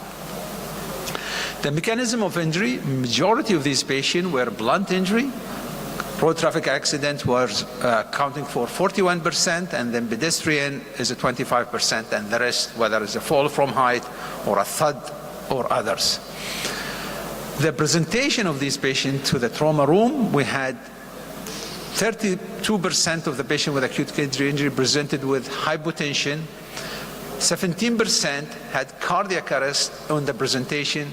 Myoglobin level on admission was 1,200 and increased after 24 hours to 2,088. The need for vancomycin in these patients was 7.9%. So this has actually increased the insult on the kidney, and the number of CT scan for these patients in average was 4, but it raised up to 11 CT scan for them, and the contrast required for these is quite high. When we looked at also the procedure done for this patient, we have 96% of the patients were intubated, the patient who actually suffered acute kidney injury. Hemodialysis was required in 64% of the patient, and patient who survived and off dialysis was 23%. And there is patient recovered from acute kidney injury with normal kidney function is 32%, and with not normal kidney function but did not require dialysis was 32% also, and 7% of these patients require ECMO. The stage of acute kidney injury, the majority were stage 3, high stage of actually acute kidney injury, and renal replacement therapy was required in 6.4% of the patient. Patients who had direct renal injury were accounting for 6.5%, and we actually published a paper looking at this patient who actually had direct kidney injury, and that can be reviewed in this paper. But when we also compare survivor versus non-survivor of these patients who had a kidney injury, we can see that the age of the one who did not survive were older, more hypotension, more cardiac arrest, and also shock index was high, and Glasgow Coma Scale was low for the patient who did not survive. Also, the associated injury was higher in terms of head injury and chest injury, whereas the pelvic and lower was also high. The other abdomen and the upper extremity were not statistically significant. Also, the severity of injury was much higher. ISS was 33.7 plus or minus 12 for non-survivor in comparison to 25%. 25.5 ISS. And as I said, all the patients who did not survive with acute kidney injury were intubated in the scene or in the emergency setting. And 30% of them underwent laparotomy and 6% had craniotomy. Complication was also significantly higher for the patient who who did not survive. And the main thing when we look at the multivariate regression analysis for the predictor of mortality for acute kidney injury were age, hypotension, and injury severity score. And this is actually a chart of all the patients who actually had the kidney injury, and you can see they are classified into stage as well as direct injury and non-direct injury. And the majority of the cases in our group were having a stage 3 injury with higher mortality. 70% of these patients died from their acute kidney injury. And the Kaplan-Meier for these patients showed stage 1 injury had the best survival. There is no much difference between stage 2 and 3 for these patients with acute kidney injury in terms of survival. When we looked at what's been published in the literature, there is 10 papers published in the literature regarding acute kidney injury in a trauma setting. There's 5 of them from a multi-center and 5 from a single center. And they were published recently from 2018 up to 2023 in our cases. The largest one is the American College of Surgeons, the TQIB data, which has actually the highest number, but it is 825 institute. And the second is the UK and also the Spanish multi-center study. The duration of the study in our case is 10 years and a half, and in the UK is 10 years, and the rest were between 2 years and 4 years. In our group, we had the mortality group with acute kidney injury is 40 years, and the rest were much higher in comparison to our study. When we look at also the number of cases, you can see that we had 17,000. The American College has close to 1 million. But the percentage of the cases we had, the lowest is 0.8%, which is similar almost to the American is 1%. The highest was actually, the paper was coming from Al-Zaghazigh University in Egypt, which is a single center, and they have 50% of the patient who developed acute kidney injury with severe. The ISS score was high in our group, is 30, but in the Egypt study was 41. And we had a low Glasgow Coma Scale. The mortality, unfortunately, in our group was 65%, and in the Egypt one is 70, but in the rest of the studies goes as low as 2.1% in the Japanese population. So when they looked at actually the risk of mortality score with a severe acute kidney injury, you can see that the higher the score, the higher the mortality as demonstrated in the graph here. So in conclusion, acute kidney injury is not uncommon among the trauma patient and associated with high rate of a prolonged hospital stay and mortality. Early detection and prevention of acute injury should be a priority in such high-risk population. I would like to thank you for actually the privilege to present, and I thank the organization committee for the invitation. Thank you, Professor Altani. Any questions from the crowd?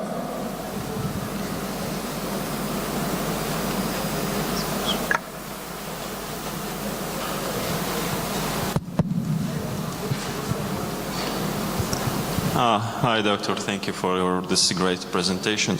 I have one question as I'm a new emergency medicine resident, so I have this inquiry about the rhabdomyolysis.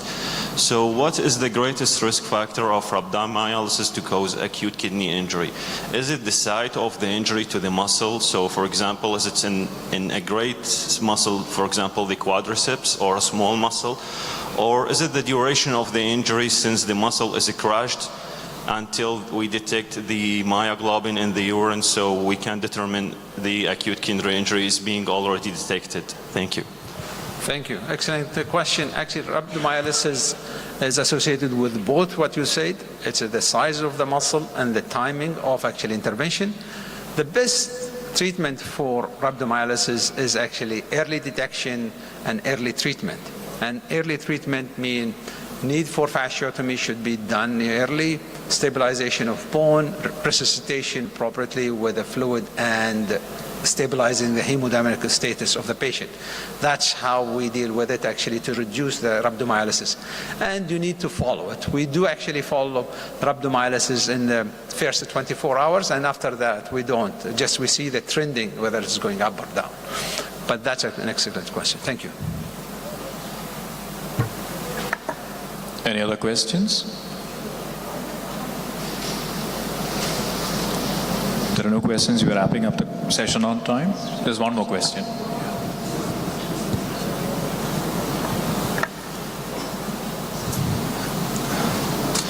Hello, Dr. Altani. About AKI in trauma patients, the crush injury point was a very excellent point regarding the injury pattern. But when it comes to preventive strategies to prevent AKI, is there still an accepted norm to have a prevention algorithm in terms of fluid, or if there is a crush injury, we start with bicarbs early, estimating rhabdomyolysis, or we make sure that the pressures are maintained? Because if the patient is in hypovolemic shock, there is a high chance that there would be a kidney injury. Now, the new papers suggest that the creatinine and contrast don't go hand in hand. Right? So in trauma patients, we use a lot of contrast when it comes to CT angiography. So the angiography has now become prominent in all traumas. So technically, we know that if there is hypotension, there is a chance that we will have kidney injury or there could be a kidney damage. But we still go ahead and scan the patients beforehand without knowing whether there is kidney injury or not. So do we have renal protective strategies which are mentioned in hypovolemic patients to make sure that the three major factors, that is hypotension, rhabdomyolysis or crush injuries, prolonged hypotension and the use of contrast, when they come together, that could be, so is there a renal protective strategy which has been discussed or highlighted in literature? That's a good question. In a trauma setting, the best renal protection method is resuscitating the patient early. By resuscitating is trying to stabilize the patient hemodynamically. When you achieve that, you actually achieve the renal protection method.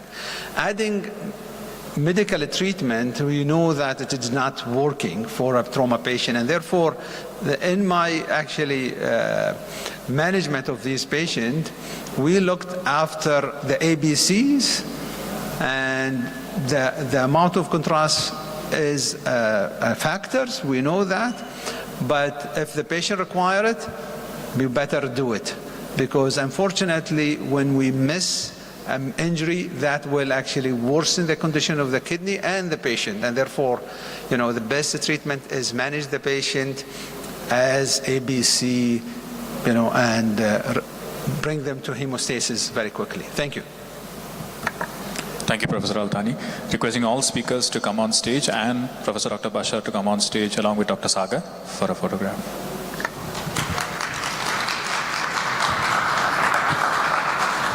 Okay, thank you. Thank you very much. Şey yapalım. Şunları verin. This is Vimani. Okay, Viman. Doktor Viman. For you.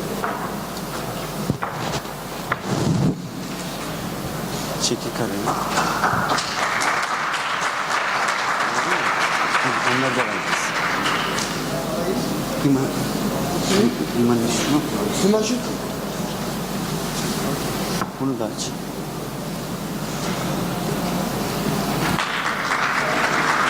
Bir de şey abi.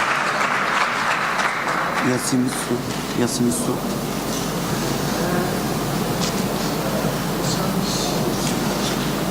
Şimdi helva vereceğiz abi.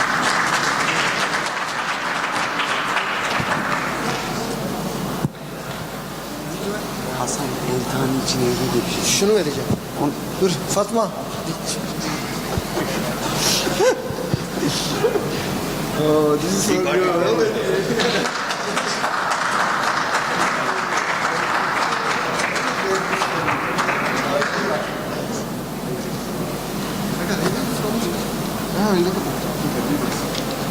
And I yeah, just for a second.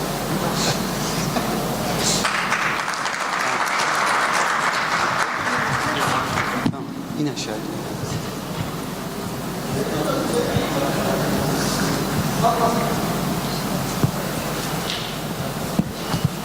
Şu mikrofonu al.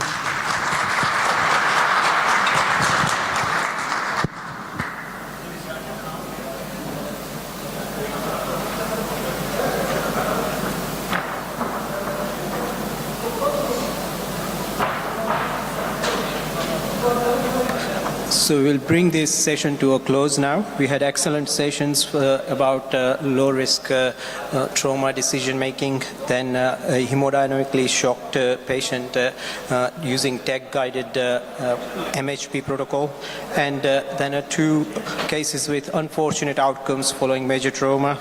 And finally, Atuder ve Vacem Başkanı Sayın Profesör Doktor Başar Cander. Bir diğer konuşmacımız ise Altınbaş Üniversitesi Klinik Farmakoloji Bilim Dalı'ndan Sayın Profesör Doktor Barkın Berk.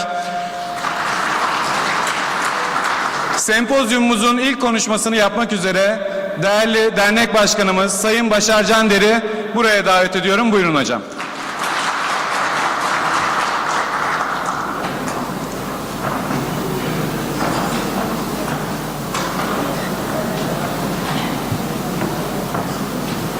Evet arkadaşlar, hepiniz hoş geldiniz.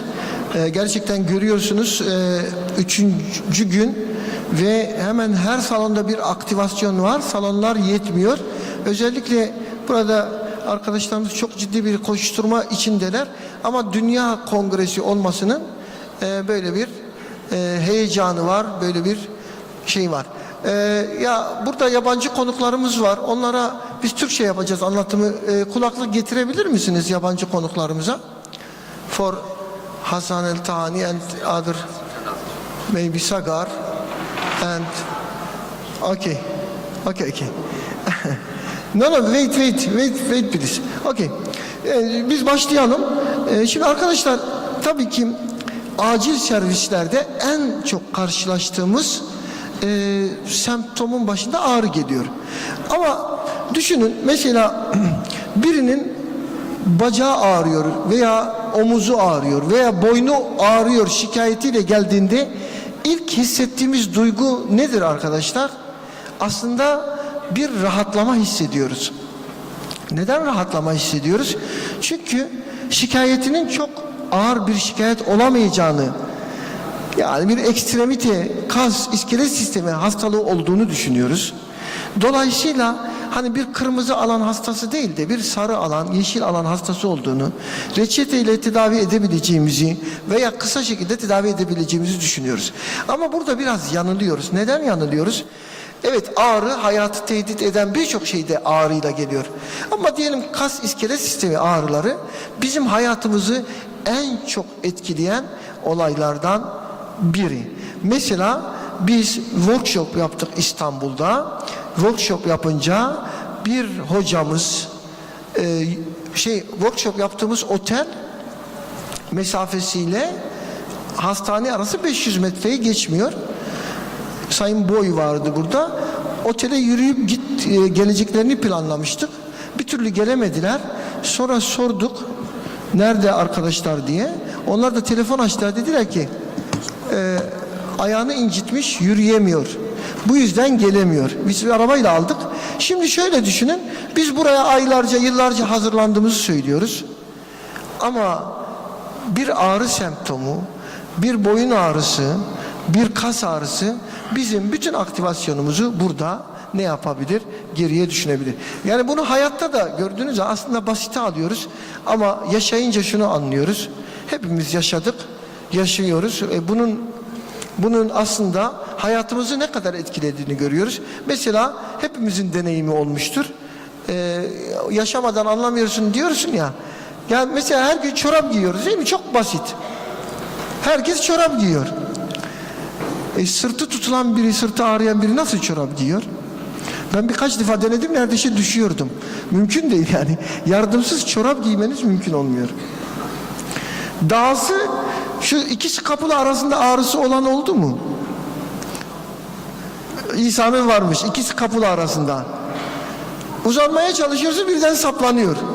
Uykun geliyor ama uzanamıyorsun. Uyuyacaksın, şansın yok. Yine çok önemli bir şey var, boyun. Hele böyle uzun boyunlu olanlar, şu 8 omur. Boyun tutulması. Ya sağa dönemiyorsun, sola dönemiyorsun. Yani hayatımızı o kadar etkiliyor ki bu ağrı. Hastalar içinde bakıyorsun, ya bir şey yok ya, işte kas ağrısı geçer, şunları kullan. Ama onun hayatında ne kadar yeri var o ağrının. O yüzden bizim bu tedaviye çok dikkat etmemiz gerekiyor arkadaşlar. Şimdi kas iskelet sisteminde hepimizin bildiği şeyler var. İşte kemikler, eklemler, kaslar, pasif elemanlar ve aktif elemanlar olarak söyleyebiliriz. En genel belirtiler ne? Ağrı, işte sabah tutukluğu, hareket kısıtlılığı, kas kitlesinde azalma, krepitasyon, hassasiyet, halsizlik vesaire, bunlar semptom olarak karşımıza çıkıyor. Tabii bunlar bizim hayatımızı, sosyal hayatımızı engellemek yönünde çok etki ettiğini az önce belirttik. Ama bunun dışında da şuraya görüyorsunuz arkadaşlar, herhalde şuradan göstermem mümkün, pardon. Geriye alabilir miyiz? İleriye alalım. Bir daha ileri. Evet, şurada görüyorsunuz. Şunu nereden? Evet, acile başvurma. Ölümcül olmayan hastalık yükü içinde. Yani psikiyatrik hastalıktan sonra sondan 3. olarak görüyoruz burada. En sık görülen 10 hastalık istatistiklere göre bel bölgesi kas iskelet sistemi problemleri 1. sırada. Yani bize en çok başvuran hasta grubunda ilk sırada yer alıyor. Ama 3'e, 5'e de dikkat edin, 8'e dikkat edin. Bütün bunlar hep ne? Hep ağrı semptomu. Yani sonuç olarak şuraya geliyoruz. Ağrıyı dindirmek çok önemli bir sanat. Bunu kabul etmemiz lazım ve bu ağrıyı kesmenin de önemli bir iş olduğunu anlarsınız. Ben modern tıp konusunda gerçekten şeyler olabilir. Bakın kafamızda bazen soru işaretleri oluyor modern tıp konusunda. Acabalar oluşabiliyor. Ama modern tıbbın doğruluğunu kendi vücudumda en çok hissettiğim yer ağrı kesiciler. Eğer etkili bir ağrı kesici. Mesela bir diş ağrısı çekiyorsunuz. Hayatınız kararıyor. Hiçbir şey yapamıyorsunuz. Şiddetli ağrı için diyoruz. Ve bir ağrı kesici eğer sizin diş ağrısınızı kesiyorsa veya renal koliyi düşünün veya işte bahsettiğim sırt bel tutulması. Ağrı kesici alıyorsun ve birdenbire bir konfor hissediyorsun. Bir mutluluk oluşuyor. Dolayısıyla arkadaşlar ağrı kesmenin bir doktorun en önemli görevlerinden biri olduğunu unutmamamız gerekiyor. Bu yüzden de tabii ki biz ağrı kesicileri çok fazla kullanmak, çok fazla yazmak durumdayız. Bunun için de mutlaka ağrı kesicileri çok iyi tanımamız gerekiyor. En sık kullandığımız ilaçlar olduğu için. Tabii burada bir ağrı var, bir de spazm var. Bunlar birbirini tetikliyor. Bel boyun ağrıları gibi spinal bozukluklarda bir de spazm ekleniyor. Spazm da ağrıyı arttıran bir şey. Yani ağrı oluştuğu üzerine bir de spazm, bunlar bir kısır döngü oluşturmuş hale geliyorlar. Yani sırt ve omuzlar ben anlattım. Bunların hepsini ben yaşadım. Tabii siz de yaşayacaksınız. Yani bu kaçınılmaz bir şey. Yıllar ilerledikçe daha fazla yaşıyor insan ama yani gençlikken de yine yaşadığımız iskelet ağrıları mutlaka peşimizi bırakmıyorlar. Bunları düşme çarpmayı söylemiyor. Onlar zaten kaçınılmaz ama gerek postürden gerek de yaşla ilgili mutlaka bu ağrılar, bu spazmlar karşımıza çıkıyor.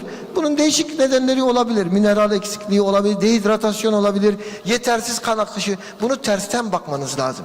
Yani kas spazmı deyip geçmeyin. Evet kas spazmı vardır ama belki bunun altında bir yetersiz kan akışı vardır. Yani o zaman ne yapmamız lazım? Ona bakmamız lazım.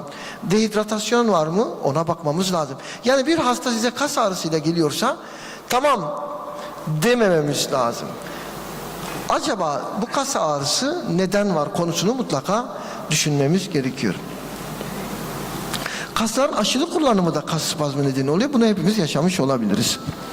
En son dünkü maçtaydı değil mi? Ben maçta bu neydi? Fred miydi? Fred değil mi? Fred'in kaslarında bir şey oldu.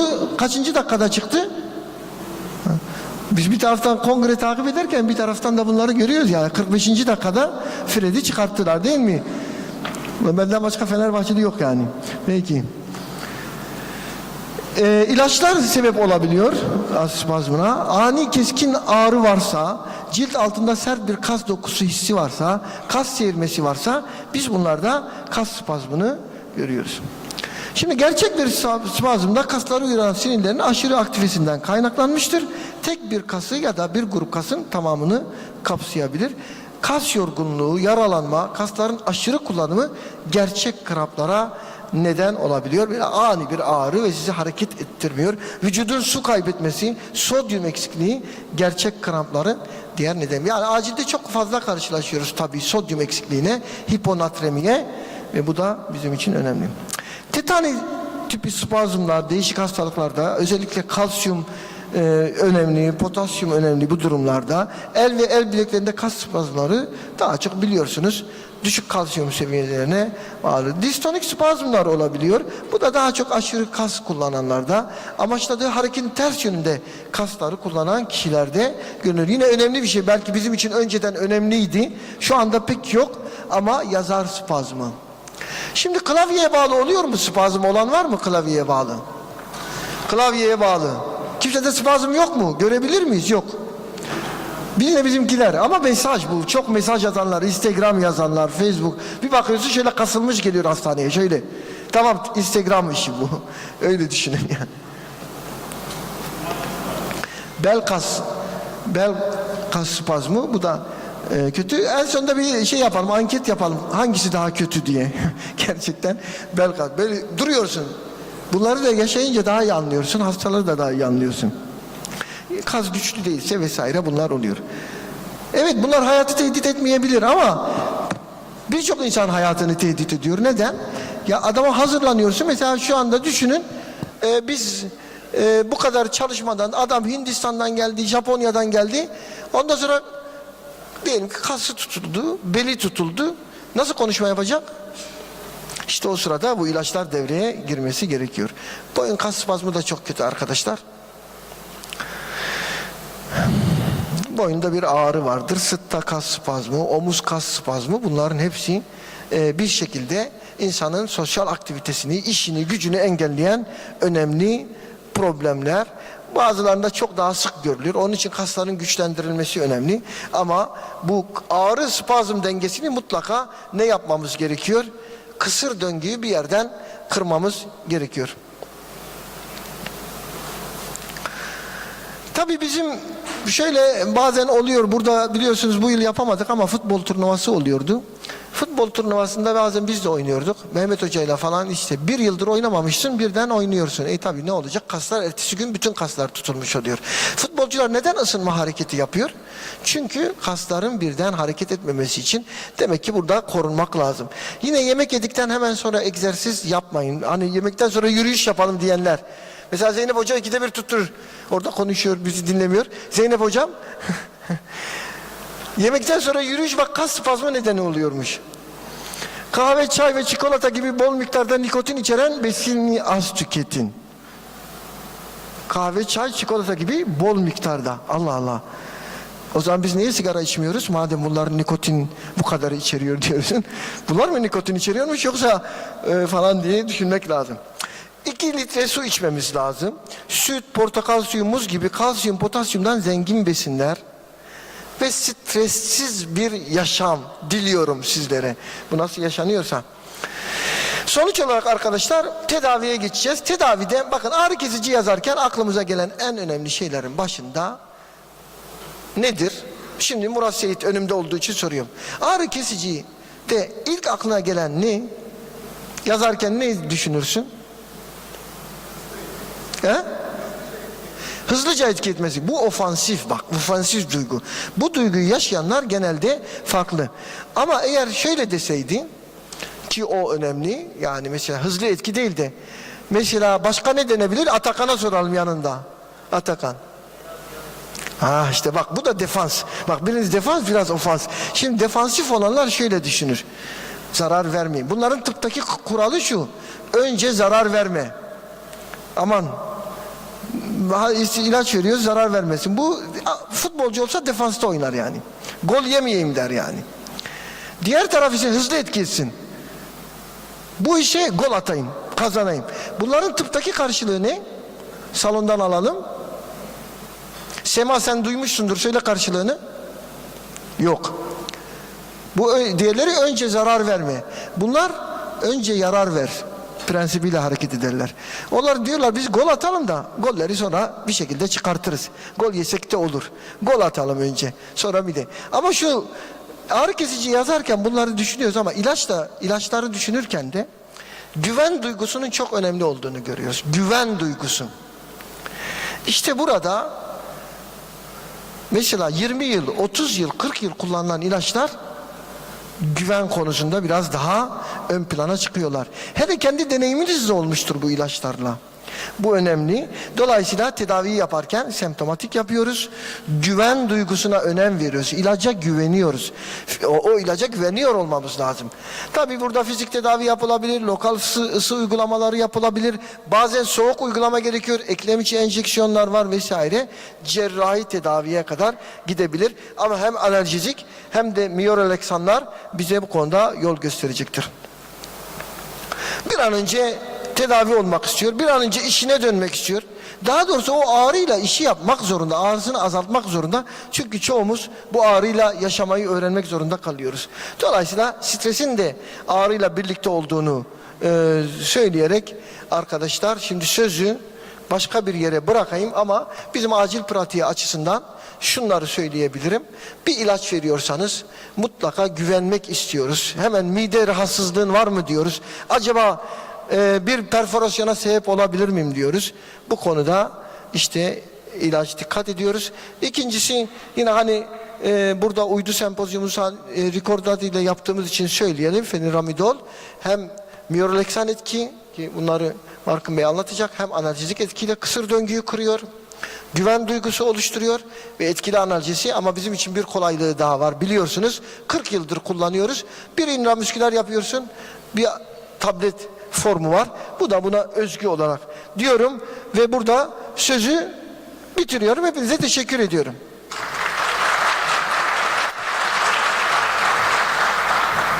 Siz ben anons edeyim hocam. Profesör Doktor Barkınberk Altıntaş Üniversitesi'nden daha önce de misafir etmiştik. Bu konularda uzman olan bir hocamız buraya geldiği için, teşrif ettiği için teşekkür ediyorum. Buyurun Sayın Hocam.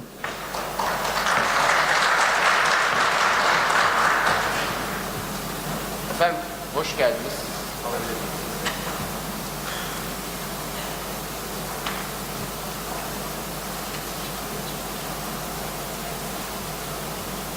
Tamam, zorlamayalım.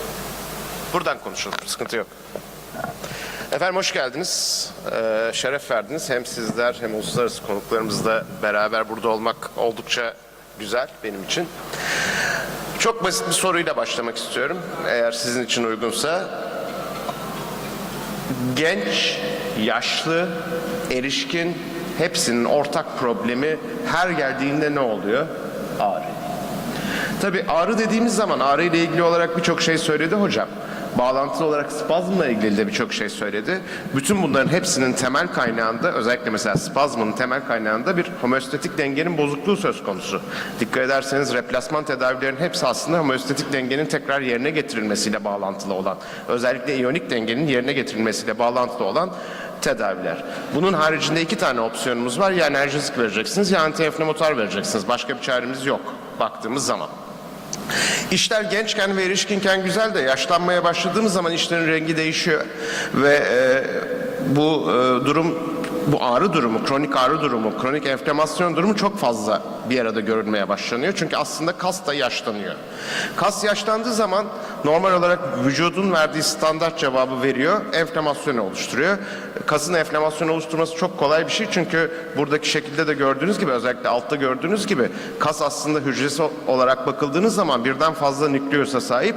Dolayısıyla çok ciddi anlamda herhangi bir durumda hemen hızlıca kendisini onarmaya yönelik olan bir yapı. Tabii otomatik olarak da herhangi bir cevap vermesi gerektiği zaman enflamasyonla karşı karşıya kalıyoruz ve bağlantılı olarak da hemen gene sizin şu anda sağ tarafta gördüğünüz enflamasyon durumu söz konusu oluyor. Yani kasların arası enflame olmaya başlıyor. Aynı şeklin bir başka görüntüsünü burada sol tarafta görebiliyorsunuz. Enflame oldukça aslında kas lifleri hafif hafif birbirlerinden ayrılmaya başlıyorlar ve arası şişmeye başlıyor. Tabii enflamasyon beraberinde kendi medyatörlerini de getiriyor. Enflamasyonun medyatörleri çok enteresan. Enflamasyon medyatörleri bildiğiniz gibi aynı zamanda ağrıyı da tetikleyen medyatörler. Özellikle nosiseptörler üstüne çok ciddi anlamda etkililer ve sensitizasyonunu sağlıyorlar. Ağrının en kötü tarafı şu: ağrıda bir ileti gerçekleştirdiğiniz zaman ağrı yukarıya kadar gidiyor. Yani hani yukarıya kadar, beyine kadar geliyor fakat cevabı oluşturulamayan bir durum. Yani bir respons veremiyor vücut buna karşı. Sadece diyor ki ağrı var, ağrı var, ağrı var. Bunu bir şekilde gidermen lazım. Bu durum erişkinlerde ve yaşlılarda, özellikle yaşlılarda çok daha fazla gözlemleniyor. Çünkü bu enflamasyon sonucunda çok ciddi anlamda aslında kas kendisini tamir etmeye çalıştıkça da protein consumption'ı, protein tüketimi çok artıyor ve ortadaki durum daha da kötü hale geliyor. Özellikle vücuda binen, böbreklerin üstüne binen yük açısından baktığımız zaman. Mekanik veya non-mekanik herhangi bir etkenle karşılaştığımız zaman bir doku hasarı var. Doku hasarı evet ağrı olarak kendisini gösteriyor. Homeostatik denge bozuluyor. Dolayısıyla spazm olarak kendisini gösteriyor ve cevap olarak da enflamasyon olarak kendisini gösteriyor. Dolayısıyla aslında baktığımız zaman ağrı, enflamasyon ve spazm birbirlerini tetikleyen durumlar. Enflamasyon daha da fazla tetikleyici halde. Ağrının ana kaynağı bir önceki slaytta gördüğümüz medyatörleri yüzünden. Peki güzel de hani akut mu kronik mi, her zaman standart sorduğumuz soru. Akut olduğu zaman bizim için iyi bir şey. Hani nereden kaynaklanıyor, nasıl kaynaklanıyor bunu gözlemleyebiliyoruz. Ama akutun ilerleyen safhalarında, yani enflamasyon cevabı oluştuktan sonra endotel hasarı başlıyorsa, dokuda ciddi anlamda ödem gerçekleşiyorsa veya doku bütünlüğünün bozulması başlıyorsa o zaman bir fasit daire haline geliyor ve doku hasarı sürekli kendisini yeniler bir duruma geçiyor. Tabii biz bunu hani kronik olarak CRP'nin falan filan çok yükselmediği durumlar da söz konusu bu arada. Ama yani hani akutta gördüğümüz kadar çok fazla gözlemleyemiyoruz. Ama vücut içten içe kendisini hırpalamaya ve dokusal olarak hasar vermeye devam ediyor.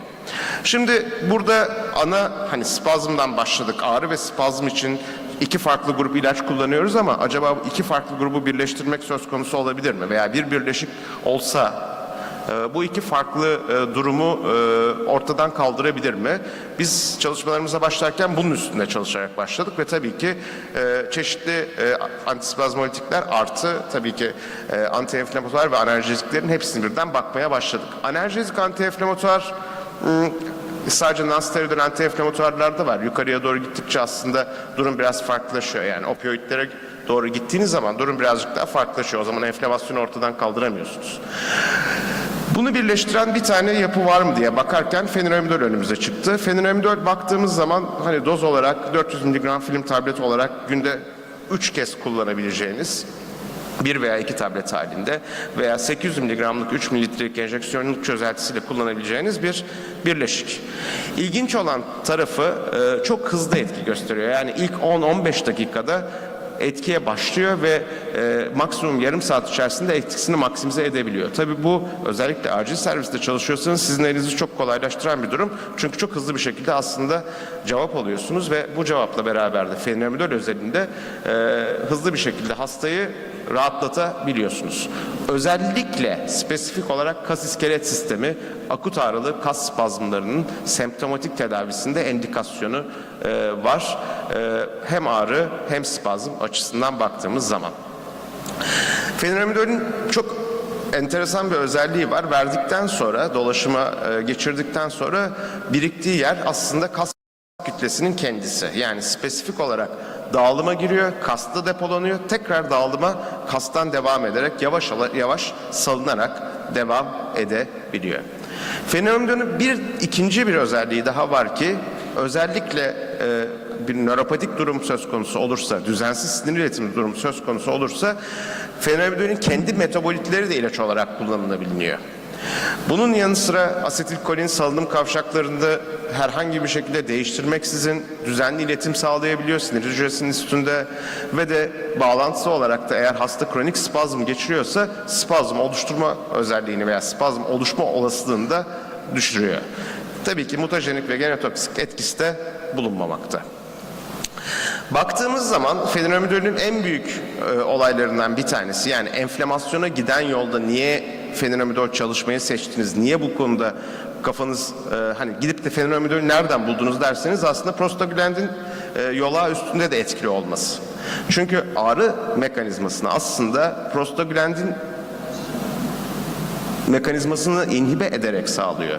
Prostaglandin E2'yi inhibe ediyor ve nosiseptörlerin de bu şekilde uyanmalarını azaltıyor ve periferik sinir ucunda da bu uyarıyı oldukça düşük seviyeye çekiyor.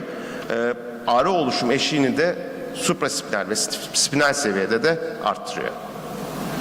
Bizim işimiz sizinkinden biraz farklı. Bizim işimiz hastayla değil, bizim işimiz moleküllerle. Moleküller dediğimiz zaman birçok farklı molekülü aslında özellikle başka bir etkisi var mı, nasıl bir etkisi var şeklinde deneyerek işimize devam ediyoruz. Daha önce yaptığım konuşmalarda bunlardan bahsetmiştim. Aslında bu bir repurposing çalışması ve de hani fenomenal yapısal olarak da aslında siklooksinaz enzim inhibisyonu gösteren yapılara çok ciddi anlamda benziyor. Ama buradaki kritik kısım şurası. Santral sinir sistemi depresyonu yapıyor mu, yapmıyor mu? Fenomenalin bir özelliği daha var ki santral sinir sistemine geçişi çok az. Biraz sonra başka bir deney setiyle beraber bunu tekrar söyleyeceğim. In silico çalışmalarda gerçekten de siklooksinazın aktif yöresine etkisini çok net olarak gözlemleyebiliyoruz. Şimdi geçmişte yaptığımız çalışmalara ek olarak bir kısım yeni çalışmalar daha yapmaya başladık. Özellikle fenomenalin kendisinin adsorpsiyon, dağılım, metabolizasyon, eliminasyon açısından diğer nonsteroidal antiinflamatuarlarla veya diğer antispazmolitiklerle karşılaştırdığımız zaman durumu nasıl bunu gözlemlemeye çalıştık yaptığımız çalışmalarla. Bunlar da aslında in silico çalışmalar fakat klinikteki genel durumla da şu anda örtüşür vaziyette. Oral absorpsiyon açısından bakıldığı zaman fenomenal %100 absorbe olabilen bir molekül ve ilginç şekilde pasif transportla bağırsak lümeninden hızlıca geçebiliyor. Yani %100 bağırsak lümeninden transfer edebiliyorsunuz. Bu iş için herhangi bir ek kuvvet kullanmıyor vücut. Çok rahatlıkla bağırsak lümeninden dolaşıma pasif transportla geçirebiliyor. Serum albümüne bağlanma oranı oldukça düşük ve aynı şekilde de pasif transportla kan doku epiteline geçiş sağlanabiliyor. Bu da bizim çok hani gene kas dokusu üstünde nasıl rahatça depolanabildiğinin bir göstergesi aslında bizim açımızdan. Yani kasta depolanıyor, kasta depolandıktan sonra salınıyor diyoruz ama hani gerçekten böyle bir durum var mı? Gerçekten de var. Yaptığımız çalışmalar ciddi anlamda da dokuya çok hızlı transport olabildiğini, enerji gerektirmeden transport olabildiğini gösteriyor. Aynı durum dolaşım kan-beyin bariyeri içinde geçerli. Kan-beyin bariyerini çok az geçen yapılardan bir tanesi fenomenal ve bağlantısı olarak da santral sinir sistemi depresan aktivitesi aslında diğerlerinden çok daha az, neredeyse yok denebilecek durumda. Bunun haricinde ikinci önemli olan şey, özellikle yaşlı hastalar açısından, biliyorsunuz yaşlı hastalarda demin bahsettim, protein yıkımı çok yüksek miktarlara vurabiliyor. Dolayısıyla çok ciddi bir böbrek yükünüz var.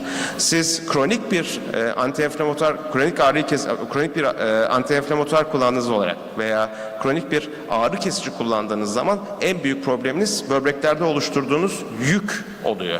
Dolayısıyla bakıldığı zaman böbrek üstündeki, yani böbrek hücrelerinin üstünde de bir toksik etkisi olup olmamasını da bakmak zorundayız. Sağlıklı insan böbrek hücrelerine baktığımız zaman fenomenolojinin sitotoksik etkisinin çok düşük olduğunu gördük. Diğerlerine oranla aslında böbrek hücrelerini çok daha az hırpalıyor veya çok daha az yaralıyor bir ağrı kesici ve antispazmolitik olarak. Tabii bunun yanı sıra bir de kalp krizi oluşturma riskimiz var biliyorsunuz. Özellikle kalp krizi oluşturma riski non-steroid antiinflamatuarlarda her tipi potasyum kanallarının inhibisyonuna dayalı olabiliyor çoğu zaman. Baktığımız zaman bunu da fenomenolün çok az bir miktarda yaptığını görüyoruz. Diğerlerine oranla inhibisyon, her tipi potasyum kanallarının inhibisyonu çok düşük. Tabii hemen buradan enflamasyon sonuçlarına geçmek lazım. Gene enflamasyon için yaptığımız sonuçlarda, yani antiinflamatuar sonuçlarına baktığımız zaman da siklooksingenaz 1 ve 2'yi diğerlerine oranla daha dengeli olarak gerçekleştirdiğini görebiliyoruz in vitro eseylerde.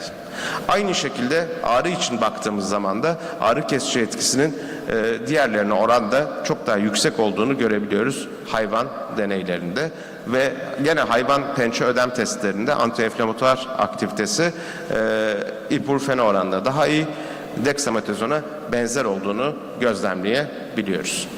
Buradaki en önemli şeylerden bir tanesi bizim dokunun içerisindeki o stokinleri veya mesajları dengede tutuyor olmamız. Çünkü günün sonunda enflamasyon bir cevap ve enflamasyonun temel mantığı da dokunun iyileştirilmesine yönelik olan bir cevap. Doku iyileştikçe enflamasyon azalıyor aslında kademeli olarak. Ama bu azalım, yani bu dokunun iyileşme sürecini hızlandırabilir miyiz? Veya antiinflamatuarlar bu dokunun iyileşme sürecini geciktiriyor mu kullandığımız zaman? Sorulardan bir tanesi bu. Birçok antiinflamatuarın ortak olarak yaptığı şeylerden bir tanesi özellikle interleukin 1B ve TNF-alfa'nın aynı anda inhibe edilmesi ve dolayısıyla dokunun tedavisini geciktirebiliyorlar veya daha net söylemek gerekirse tedavi için gerekli olan moleküllerin birbirleriyle haberleşmesini bir miktar engelleyebiliyorlar. Fenilomidonun böyle bir özelliği yok. Özellikle iletişim bozmadan aktiviteyi gerçekleştirebiliyor. Bununla bağlantılı olarak da tabii hani bir kısım yayınlar yaptık ve yayınları yapmaya devam ediyoruz. Klinik araştırmalarını da yapmaya devam ediyoruz. Bu en son fenomenol ile ilgili olan çıkan araştırmalardan, klinik araştırmalardan bir tanesi. Yaklaşık 100 hasta üstüne yaklaşık her biri 400 miligramlık 1 veya 2 tablet olmak üzere 3 veya 7 gün boyunca günde 2-3 kez fenomenol uygulaması yapılıyor ve daha sonra da sayısal ağrı değerlendirme ölçeğiyle hastaların genel durumu ölçülüyor. Bu ölçek hem hastalara uygulayabildiğiniz hem de hekimlere uygulayabildiğiniz bir ölçeklendirme sistemi. Sonuca baktığımız zaman hekimlerin %89'un ciddi anlamda global etkinlik değerlendirmesinde fenomenolü başarılı bulduğunu görüyoruz. Hastaları da mükemmel olarak %43 derecelendirilmiş, iyi olarak %38 derecelendirilmiş, orta olarak %15 derecelendirilmiş ve zayıf olarak %4 derecelendirilmiş. Dolayısıyla totale baktığınız zaman neredeyse %70-75'ler oranla iyi ve mükemmel kategorisi içerisinde hastalar tarafından da seviliyor. Fenomenol kullanıldığı zaman da memnuniyet yaratıyor. Efendim dinlediğiniz için teşekkür ederim. Tekrar sağ olun, var olun. Evet, çok teşekkürler hocam. Arkadaşlar soru katkı kısa bir süre için alabiliriz varsa. Şu anda salonda herhangi bir soru katkı göremiyorum. Zaten anladığımız bir konu, hepimizin muhatap olduğu bir konu. Hepimiz bu konuda deneyimlerimizi paylaşabiliriz. Ama bu kadar vaktimiz yok. Hepinize katkılarınız için buraya geldiğiniz için teşekkür ediyorum. Ve şu anda program devam edecek burada ve diğer salonlarda. Ona göre herkes görevli olduğu veya dinlemek istediği yere gitsin ama salonlara gitsin. Başka yere gitmesin lütfen. Bu şeyi de bitirelim. 2 saatimiz kaldı bugünün. Şunun şurasında çarşambaya ne kaldı diyorlar. Onun gibi bir şey yani. Bekliyoruz arkadaşlar. Evet.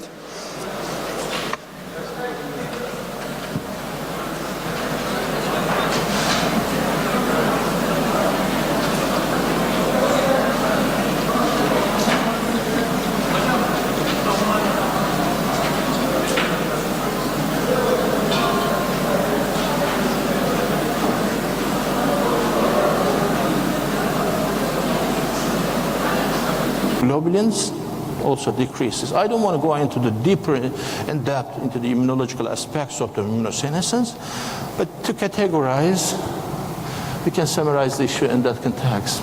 Okay. So this 20 minutes over. It's, yeah, I'm finalizing 1 minute. So according to the study of Dr. Yahau, it's an meta-analysis. They have shown that when we look at the fever in the elderly population, the median of the fever in these studies is 77%, which means 1/4 of the patient population cannot mount fever response in the elderly. The second one, in some of the studies, it was noted that when the patient is getting elder, compared to young elders, fever response is coming less. The fourth issue, when we look at the hypothermia, which means the detection of human body temperature below 35 Celsius degrees, approximately in 2% of the patient population in the elderly, hypothermia is obvious. And one of these studies published in Journal of American Geriatric Society journal, they have noted that when the patient admitted to the hospital with central line, with previous surgery, with gastroenterostomy, with urinary incontinence, or if the patient has an expectation to die within 3 months, or if the patient is obese or male, then the bacteremia is likely in this group. This is an historical, record. Sir William Osler, in his internal medicine textbook, previously noted that pneumonia can be defined as captain of the men of death, because at that time, in the colder seasons, everybody has the potential to acquire pneumonia, community-acquired pneumonia. And according to our study, we have recruited the data from the historical records of the Turkish General Staff Headquarters. We have seen that the basic aim of this study was to analyze the natural courses of the infections in the absence of antibiotics. So we have seen that pneumonia has 31% mortality 100 years ago in the absence of antibiotics. So most likely to be the bacteremic form at the ultimate stage, community-acquired pneumonia is a significant issue compared to other types of infections which are most likely to be related to the compromised infrastructure in the countries, earthquakes, war times, etc.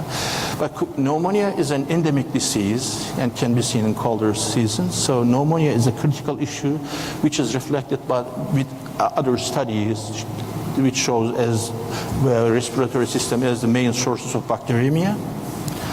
So I'm finalizing.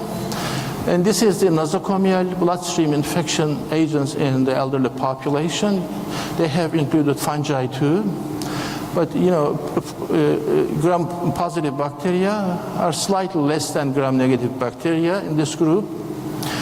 And, advanced age, presence of intravenous catheters and being bedridden are the major parameters that result in the bacteremic courses. Finally, this is my last slide. In the rational management of bacteremias, first, the microbiological diagnosis is excessively important because no antimicrobial therapeutic modality is reliable in our age. Anytime we can see a drug-resistant microorganism that the antibiotic we have provided is not working on, And the second issue is infection control and prevention. This is the basic issue to prevent the dissemination of problematic microorganisms from one patient to other patient. And the third one is the source control. Time to time we have in the management of problematic infections, we have real problems in that context.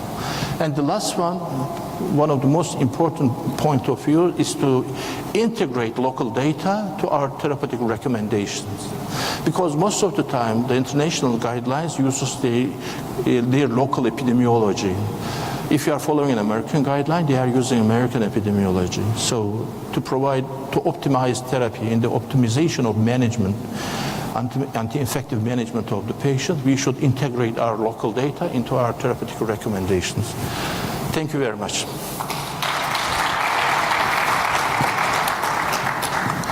So that was an excellent presentation. I think we'll take the questions in the open session. We'd like to go for the next speaker. That's Dr. Mohammed Hanif. He'll be speaking on geriatric emergencies and its unique challenges in an ED.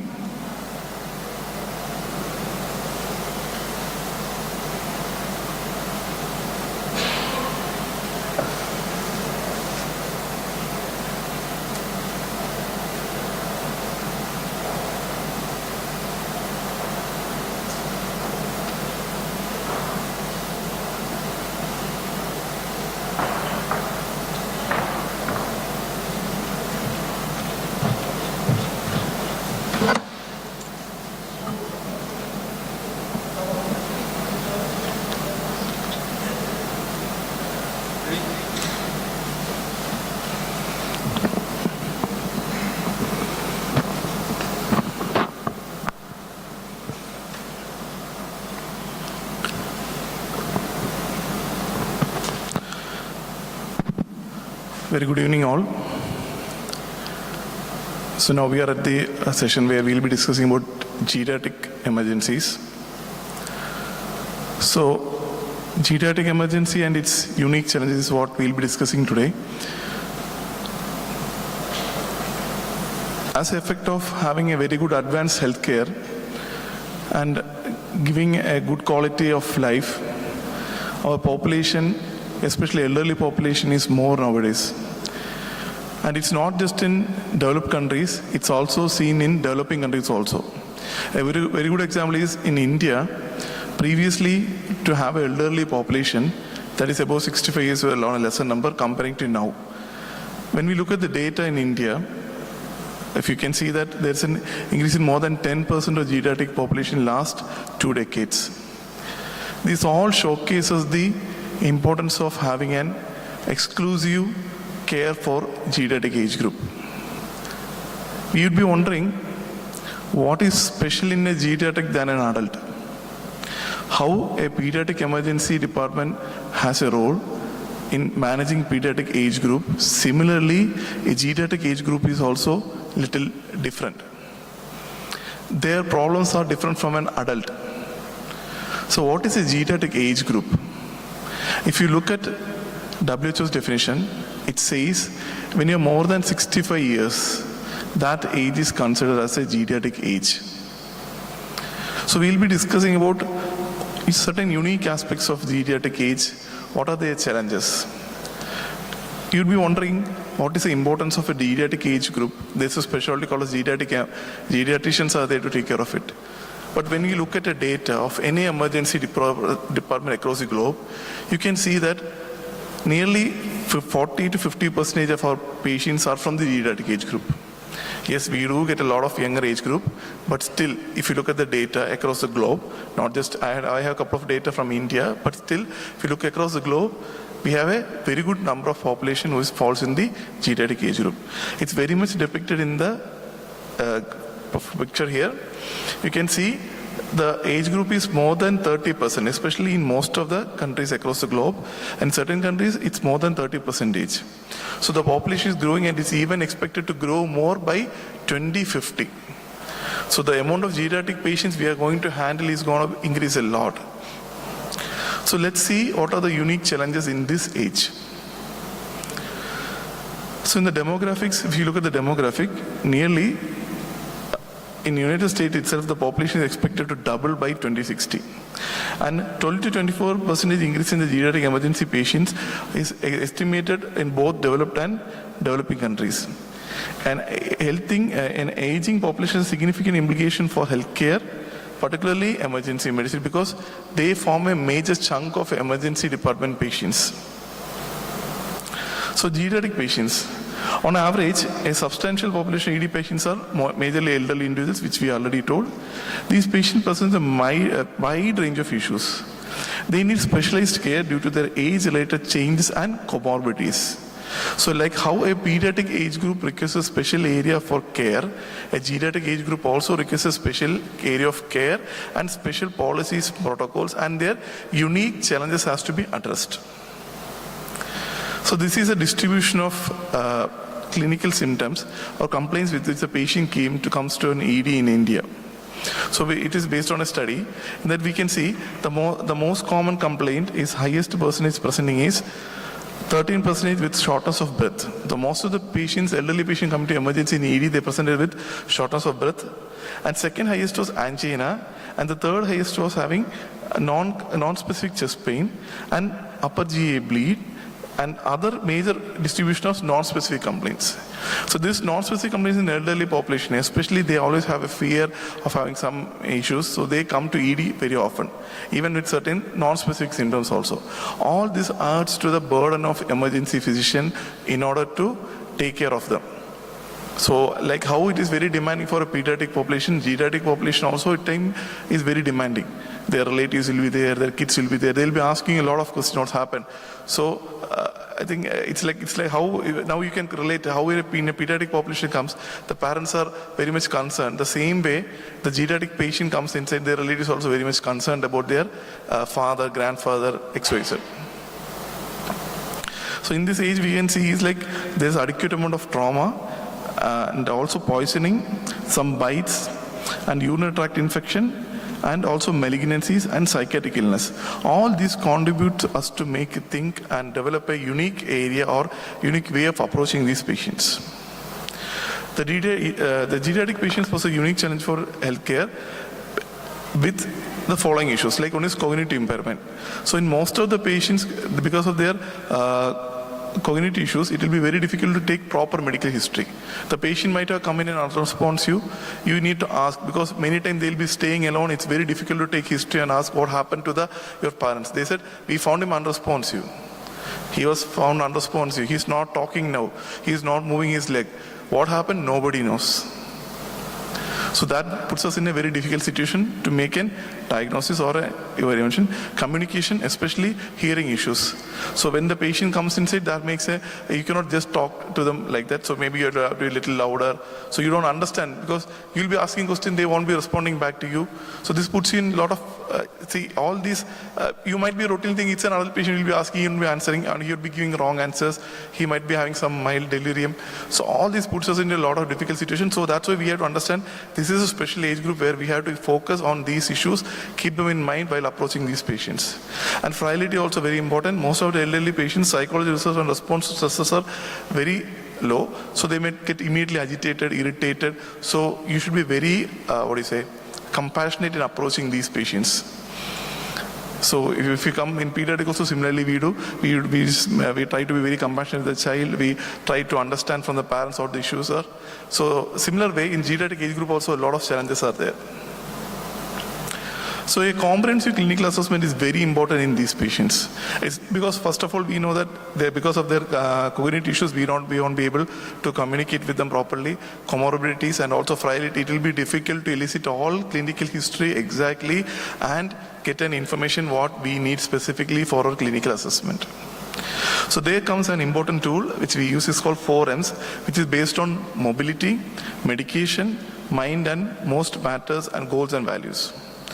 A geriatric focus history and physical examination is essential for accurate diagnosis and treatment. So here comes the 4M screening tool. First is mentation. Confusion assessment method score or CAM score can be used, where you can ask questions to the patient and see whether he's having a proper response to the answers. We'll be discussing about it later. In mobility, ask for mobility, whether there was a fall within the last 3 months. Because many times they will come and tell, my father is not moving his leg from today morning.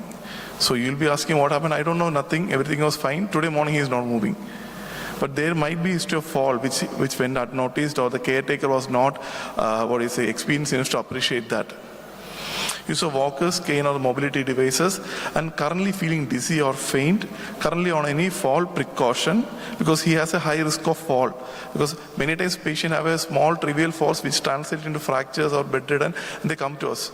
So if any fall precaution is advised, it means that he has already in a risk, patient is a risk for getting injury due to fall. And completion of fall risk education, time up and go test has to be done. And if there is answer to any of these questions, there is an abnormal time up and go test, it means that there is affected the mobility. Then medication. Medication is also very important, because one of the unique challenges of geriatric population is polypharmacy. They'll have multiple comorbidities, multiple clinical issues. They'll be on multiple drugs. So you should have a proper idea of what current medication that have, and recommendations is based on AGS base criteria that we'll be discussing soon. And if that is done, then a positive medication scheme is done.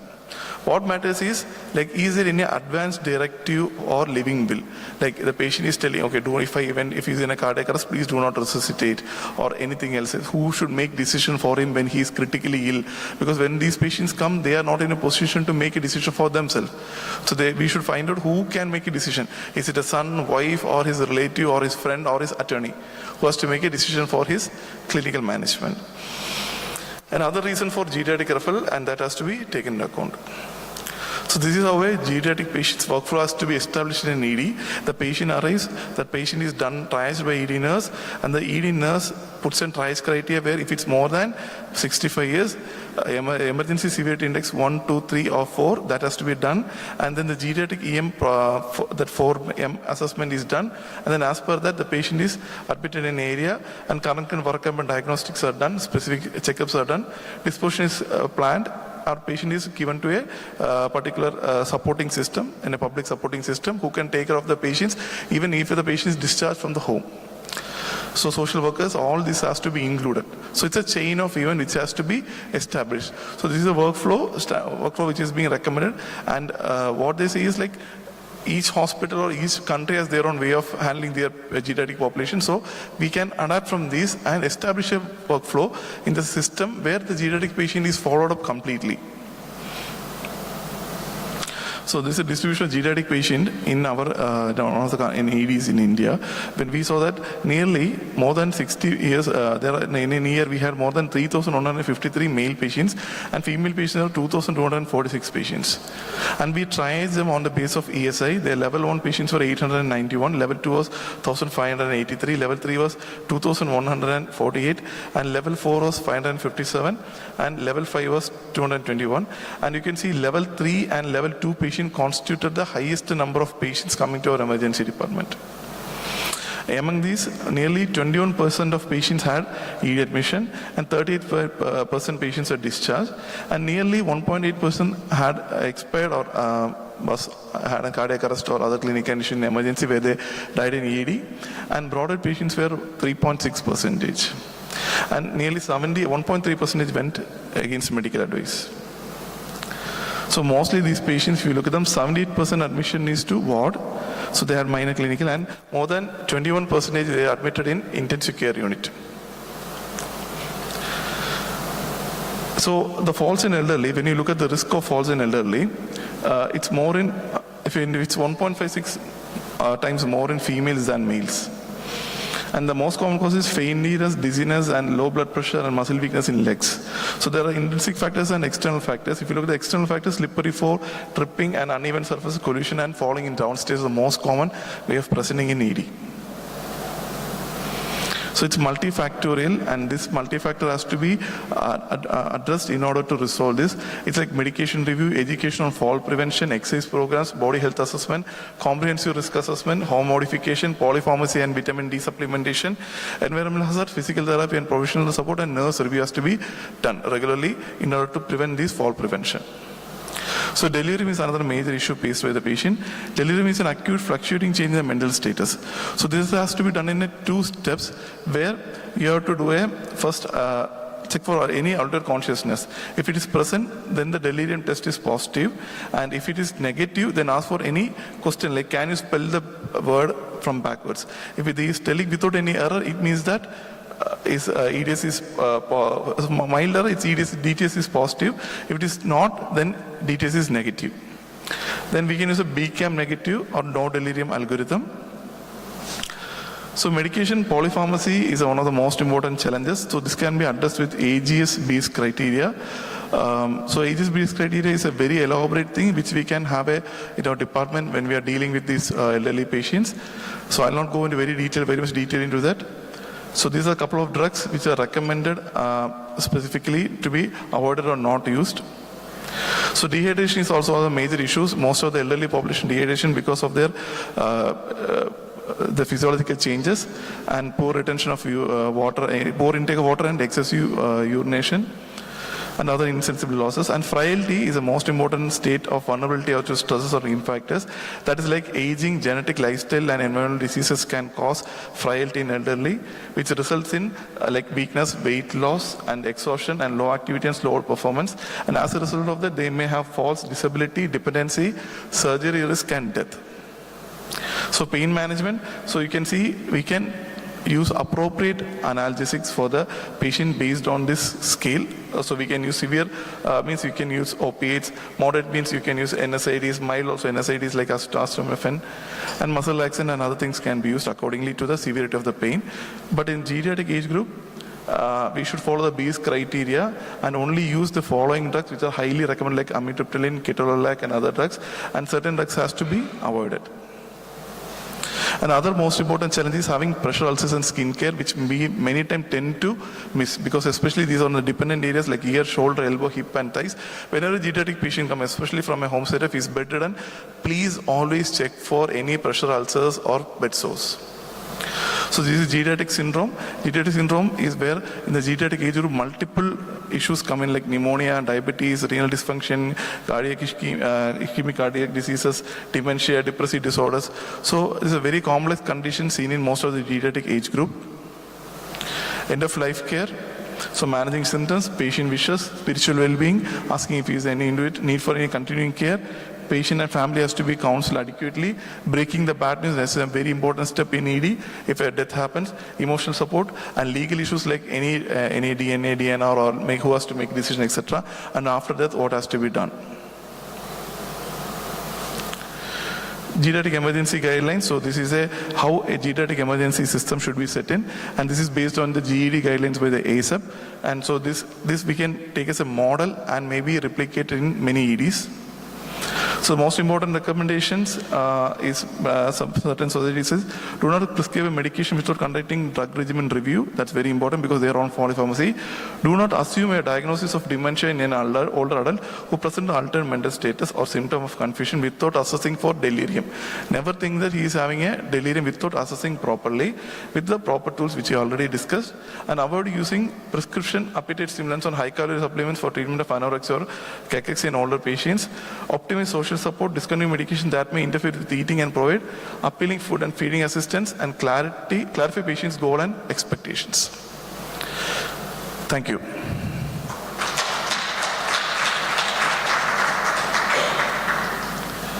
Next, I would like to invite Dr. Rahul Balasubramaniam for delivering a geriatric analysis here.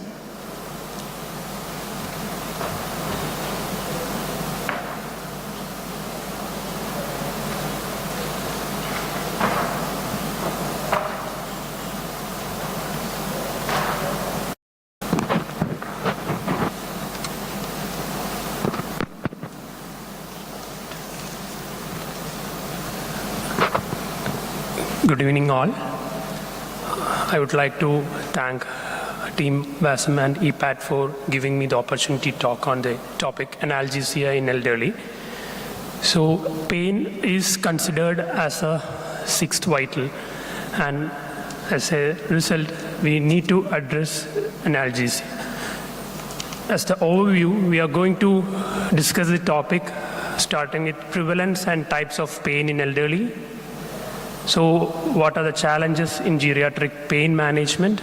Already Dr. Hanif has explained the challenges in general care of geriatrics. So what specific for pain? Pain management principles, pharmacological and non-pharmacological modalities, and in specific regarding opioid use in geriatrics, and also some pain management in special situations. So with the data, almost 49 to 83% of elderly individuals above the age of 60 may be in care homes or as well as in community has suffered from pain. And if it is not addressed properly, that can have serious complications too, like depression, anxiety, sleep disturbances, and mood changes, which will later on progress to some other serious complications too.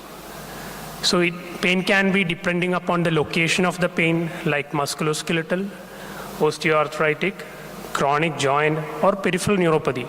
This is only a small list. It can be depending on the location any. As well, we can have different type of pain according to the etiology also, like neuropathic pain, can be a colicky pain due to spasms.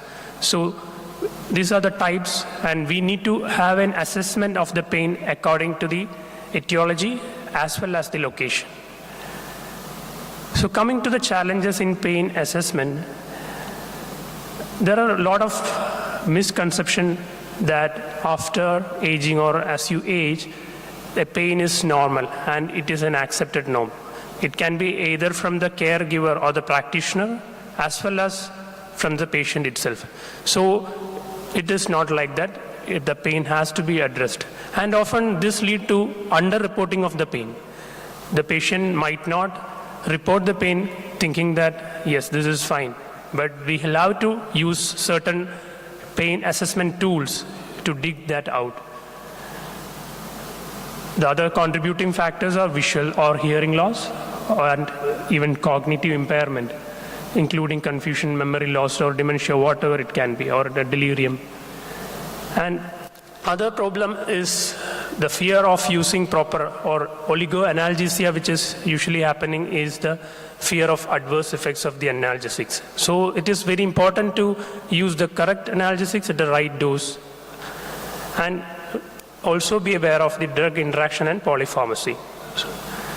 So this is a study which comprises of 1,454 patients with hip fractures over the age of 65 years. I put this study to exemplify the fact that even though the pain was severe, the pain score was 7, over the 40% of the patients were not prescribed an analgesic, and there was no objective assessment done. So you can imagine there can be multiple reasons for the same, but the pain as such has to be addressed as treated. So the oligoanalgesia, if not treated properly, can lead to severe cardiopulmonary morbidity, long hospital stay, which can add on to the cost, then lengthier rehabilitation, frequent readmission of the patient, and even development of chronic pain syndromes. So physiological changes which are the challenges are the central nervous system, decrease in blood flow, which can lead to the altered perception and effective expression of the pain.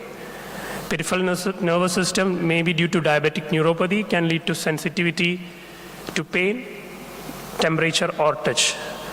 In cardiovascular system, there will be decreased cardiac output. As a result, there can be increased toxicity of the drugs. In gastrointestinal system, due to decreased secretions, it leads to impaired dissolution of some drugs, and as a result, there can be decreased effect of drug as such.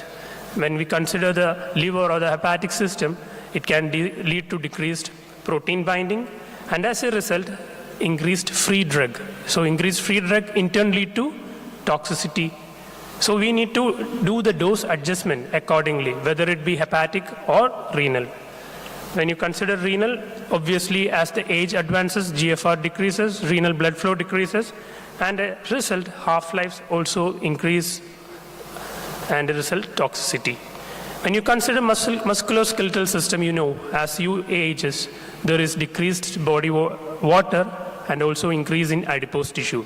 So considering the lipophilic or the hydrophilic drugs, there can be either toxicity or there can be accumulation of the drugs. So you should consider these physiological factors before prescribing an analgesic in an elderly individual.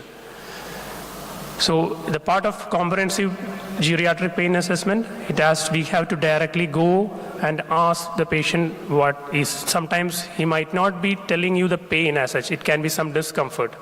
So you need to use the assessment tools and how it can impact the daily function.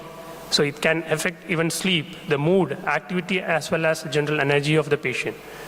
And also consider other comorbidities and the drugs which the patient is also using, because there can be a drug interactions which you are going to prescribe. So you should discuss with the patient as well as the caregiver regarding the goal.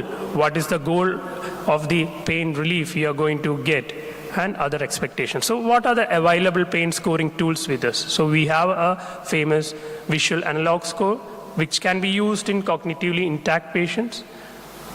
So it can be from no pain to worst possible pain. Okay. The other is numeric rating scale, which is numbered from 0 to 10, and 0 is no pain and 10 being the worst. And next is verbal descriptor scale, phaser scale. And phaser scale you can see in the last row, it's usually used not in elderly, but in pediatrics. You can ask the child to indicate which is the phase or which is the type of pain he or she is affecting from.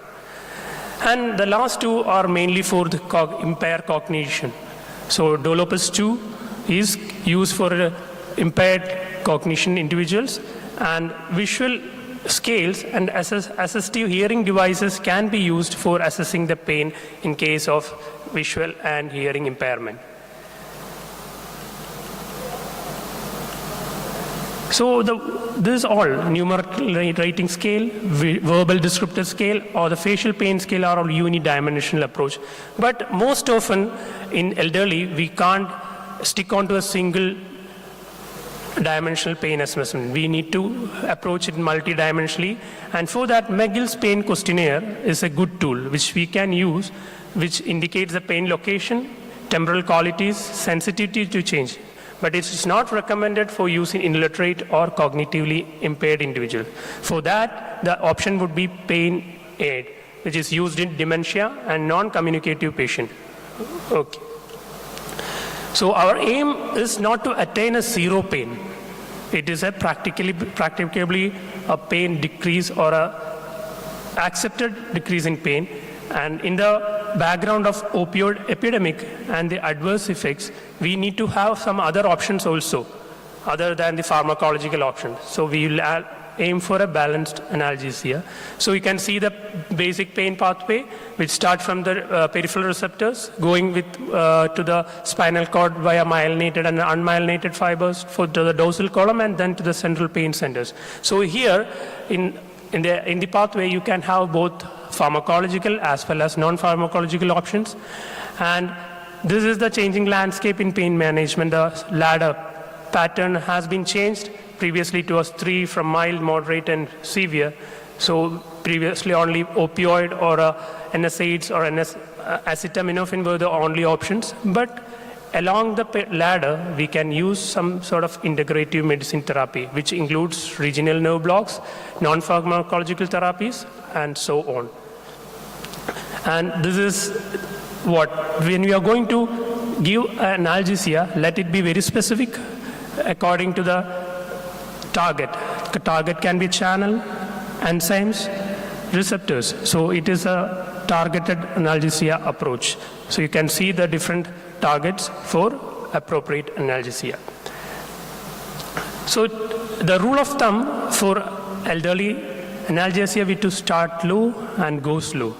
And on reassessment, if you want to increase, it can be done later. So to start with, the paracetamol, which is widely accepted across the globe, It is a safe drug to be used even for musculoskeletal pain and other pain also. And it doesn't have any anti-inflammatory action.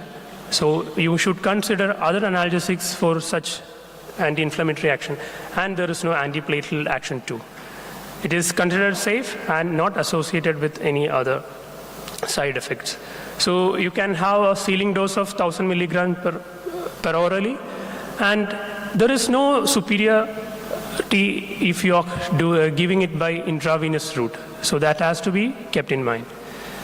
So when you talk about NSAIDs and selective COX-2 inhibitors, it should be started at low dose and should be for the shortest period and reviewed on regular basis because it can have renal, GI bleeding, a lot of complications. So GI bleeding can be dose dependent. It can be depending upon the duration as well as the age. And if you are going to take it along with some antiplatelets, it is going to increase the risk of GI bleed. And apart from that, if you are using it with a selective COX-2 inhibitor, you are not going to get the advantage of GI safety. And it's going to worsen your chronic kidney failure if used with diuretic as well as AC inhibitors. As you all know, it can increase water and sodium retention, edema, worsening of congestive cardiac failure.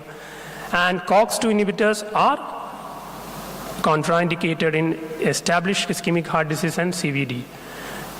When coming to opioids, it's efficient in short-term persistent musculoskeletal pain as well as various neuropathic pain.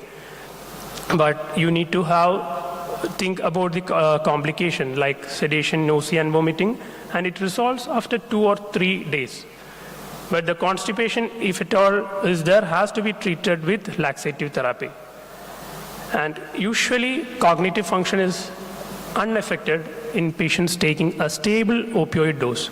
But when you escalate the dose, that can actually impair the cognition for up to 7 days. So in such case, you consider it as a switching or a rotation, and a significant adverse events with one particular opioid is seen, you can switch it with another or rotate with another drug, maybe not opioid, or a lesser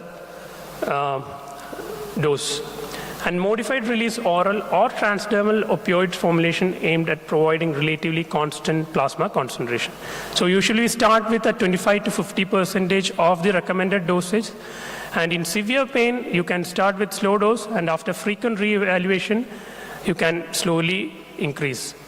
Other drugs are codeine and dihydrocodeine.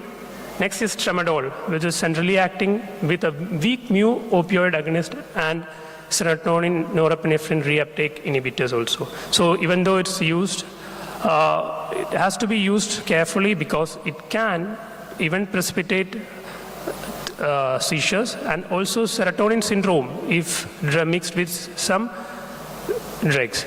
And always 20% less tramadol than younger adults. So the drug regime is to start with 25 milligram once or twice daily, increase by 25 milligram if increments, and finally a goal of 100 milligram per day. And coming to the morphine, it has a similar efficacy to neuroopioids such as oxycodone.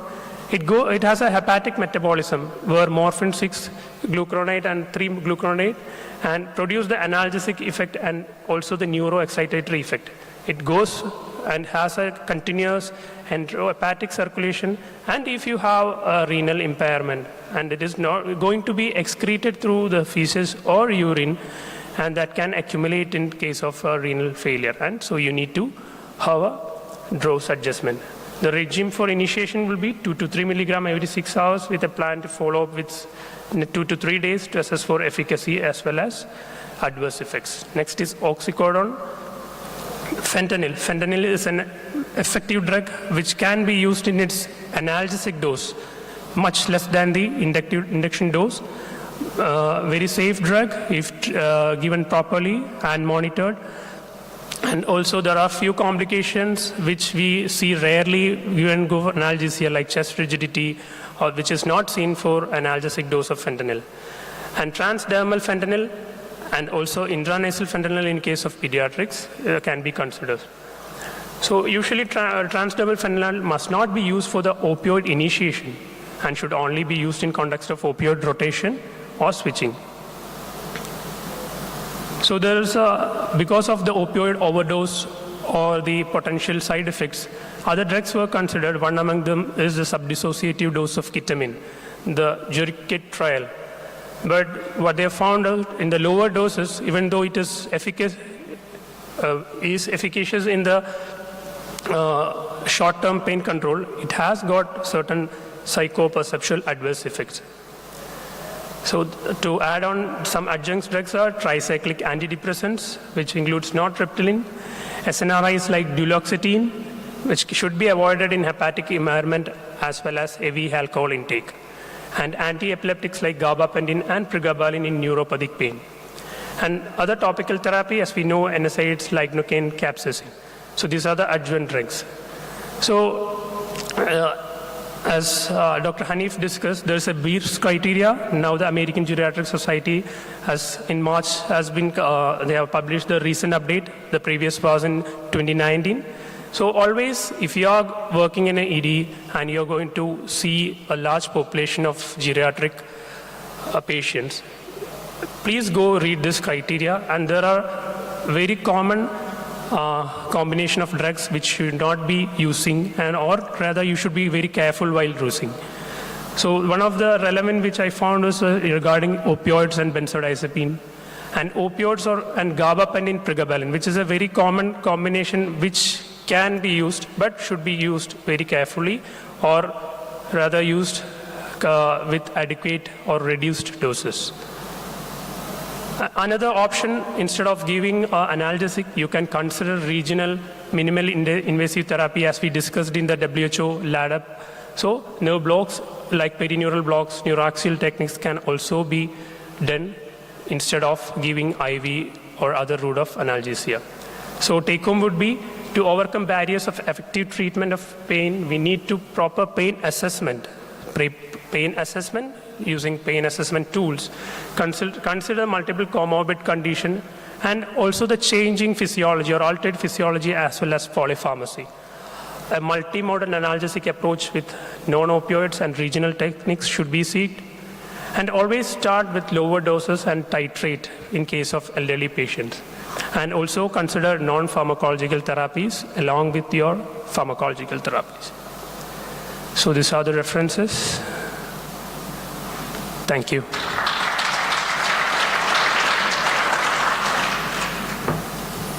Any questions? Thank you, Dr. Rahul. Now the session is open for question. You can ask questions from the previous sessions also.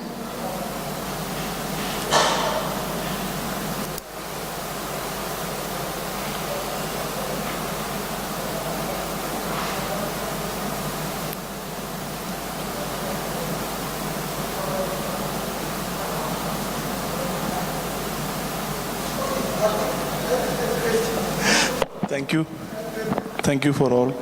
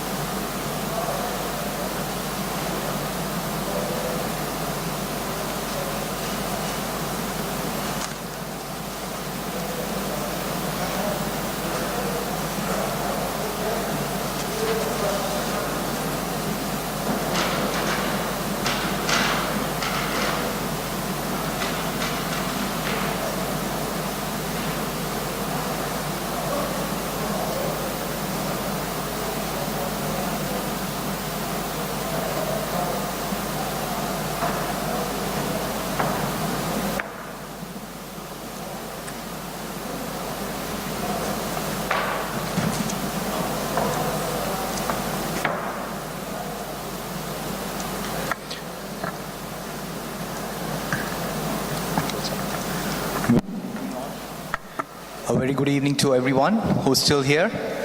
Thank you so much for being such a good audience. And thanks to the translators who's actually making this possible. Now, we'll have our toxicological symposium. I am Siju V. Abraham, and with me I have Linu Shekhar. And we'll start. I just realized I was the first speaker. So the first speaker would be Siju himself, and he's going to present to you a revolutionary finding which can make many of our lives easy. For people who deal with snake bites, probably if you listen properly, you can cut down on your costs and financial commitments involved in diagnostics. So be awake.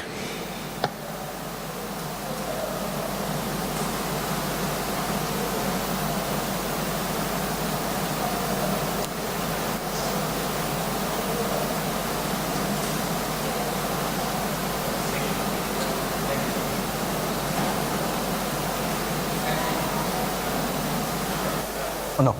Thank you, Linu. And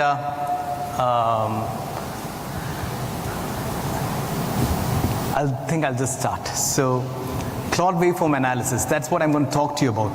So when I came for the earlier session today morning, that's when I realized that most of my people here are medical residents, students. So instead of just bombarding you with what Claude waveform analysis in snakebite looks like, I want to actually start by saying a show of hands. How many of you have heard of Claude waveform analysis? Just a show of hands. Okay, so I got, yeah. Okay, I got just 4 hands up there. So let me put it this way. Claude waveform analysis is what I'm going to talk to you about right now, and I've got a few financial disclosures. One, the results of the study which I'm going to present right now is actually funded by Indian Council for Medical Research. And this is the disclaimer from my institute, and I'll go directly into it. I want to introduce to you Claude waveform analysis, as Dr. Linu was gracious enough to say. I have this tool which came out of necessity for me, because when we were taking care of snake bites, so I would like to look at TEG, I would like to look at Rotem. We do have Rotem, but Rotem costs maybe 3,000 rupees, which is approximately divided by 3 is what in lira. So if you look at it, it's actually quite expensive for anyone in our part of the world to actually afford. And the people who get bitten by snake is almost always the lowest strata of the society. So looking for stuff which can actually make a difference is when I came across this particular parameter, and probably it would be useful for you also. So first, I'd like to introduce you to this unexplored parameter. 2, I would like to tell you about our work on snake bite. And 3, if you guys go back to your institute, I want you to know if you have this there. I'm pretty sure, how many of you have APTT being done in your institute? APTT, activated partial thromboplastin time.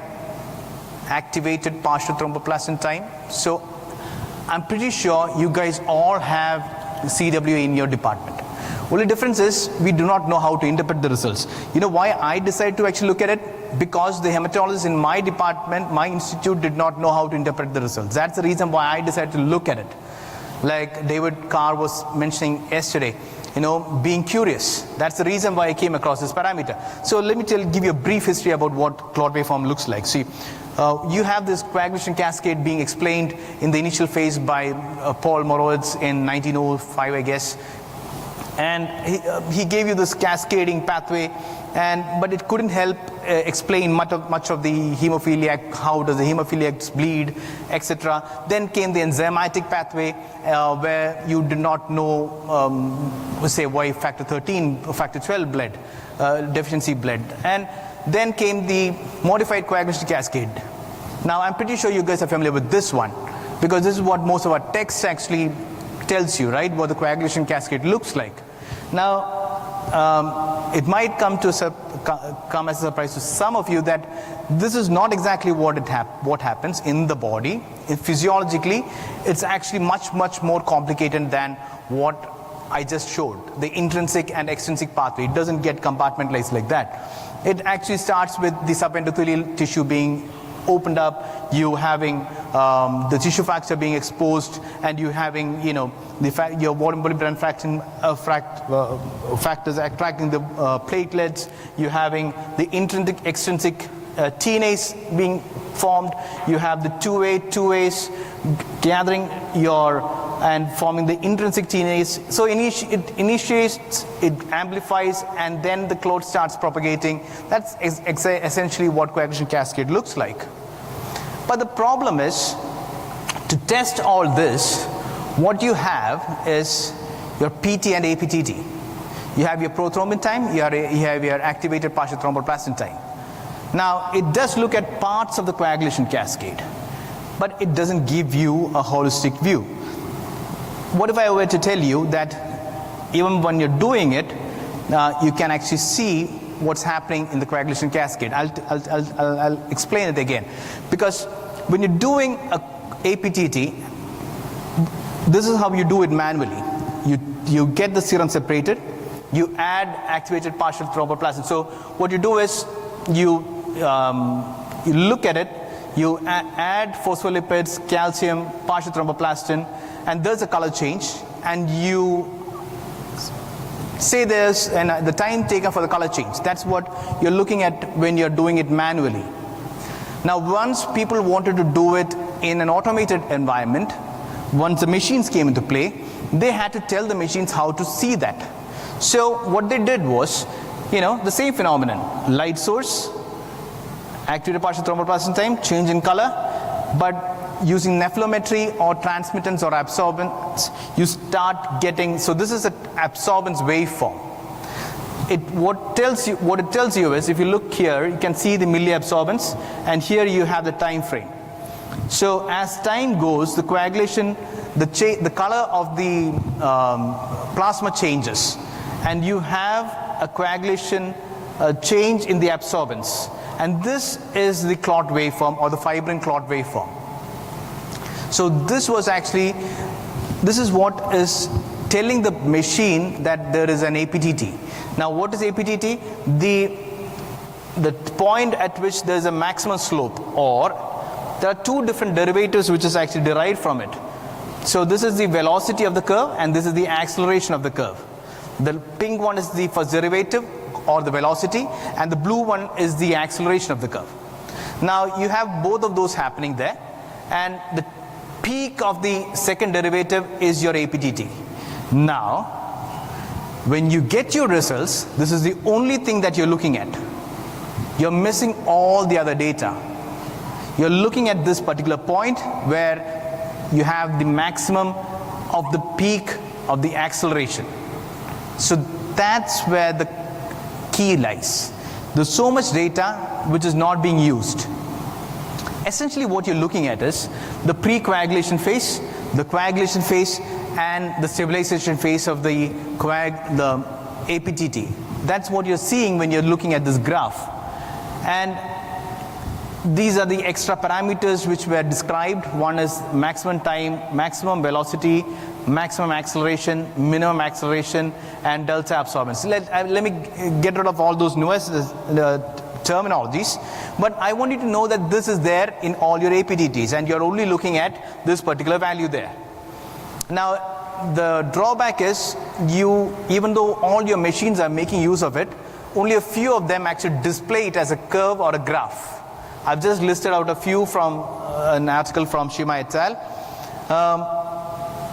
So that's a basic of what clot waveform is. Now let me tell you about our work on snakebite.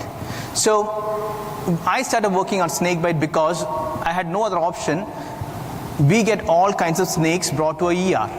We get all kinds of snake brought to a ER, and we get all kinds of manifestations with regards to snakebite happening in our ER. So we treat around 900. So last year it was 964 snake bites. And we treat one. So it's like one requiring antivenom every 2 days. So it's kind of a large number, and we have this luxury of having all the snake bites brought to us. So I looked at the clot waveform analysis in specifically Russell's viper bite victims, and this is where we had the first major breakthrough, where you could see here all the APTT values except the last one was normal, but the clot waveform from the ones which I've been showing you were abnormal. Now that kind of triggered our interest, and that's when we started working on it more. We registered a study called Waveform Analysis in Snakebite with Hematotoxicity Wish as a trial, and now we are in a position to actually propose 3 different uses for clot waveform in snakebite. 1, to detect envenomation. 2, to detect species-specific changes. And 3, to detect response to antivenom. I'll go through each one of them. 1, picking up early presentations. You know, we are in a state where we get people, unlike the common thought process, we don't have late presentations. We have people who come to us quite early because of the awareness in our community. We got people coming to us with snakebite early. Now, say this is a case of a lady who was brought in at 5:30 p.m. and 7:10 p.m. and she reached the ED at 7:10. 5:30 was a bite time, and that's a Russell's viper, which is a hematotoxic snake in our part of the world. And that's the initial APTT. APTT is actually quite normal, 28. But if you look closely, you can actually see there's a slur in the second derivative. Now the patient had local signs and symptoms, but coagulopathy hadn't developed. Now, in a situation where we have to wait for the coagulopathy to develop, for instance, snake bites, you don't have venom detection kits in most parts of the world, including ours. So we have a polyvalent antivenom, and to give antivenom, we have to look if that particular patient is having some sort of an envenomation change. And this actually shows you that. Now I'll tell you why I'm more excited, because once you give the antivenom, the coagulation, the clot waveform normalizes. I'll give you another example. So this is another case, bite time 8, brought to a test 9, 1 hour's time. That's the initial waveform. If you look closely, there's this part of the waveform is missing, means that it's prothrombotic in the initial phase. It's initially prothrombotic, then becomes coagulopathic. So that's missing, and post antivenom you can see that has corrected. I'll give you another example. Now, what about the other parts of India, you know, where people get brought to the ER quite late? By the way, all these are Russell's viper bite. I had the luxury of actually compiling only the Russell's viper bite for this particular session.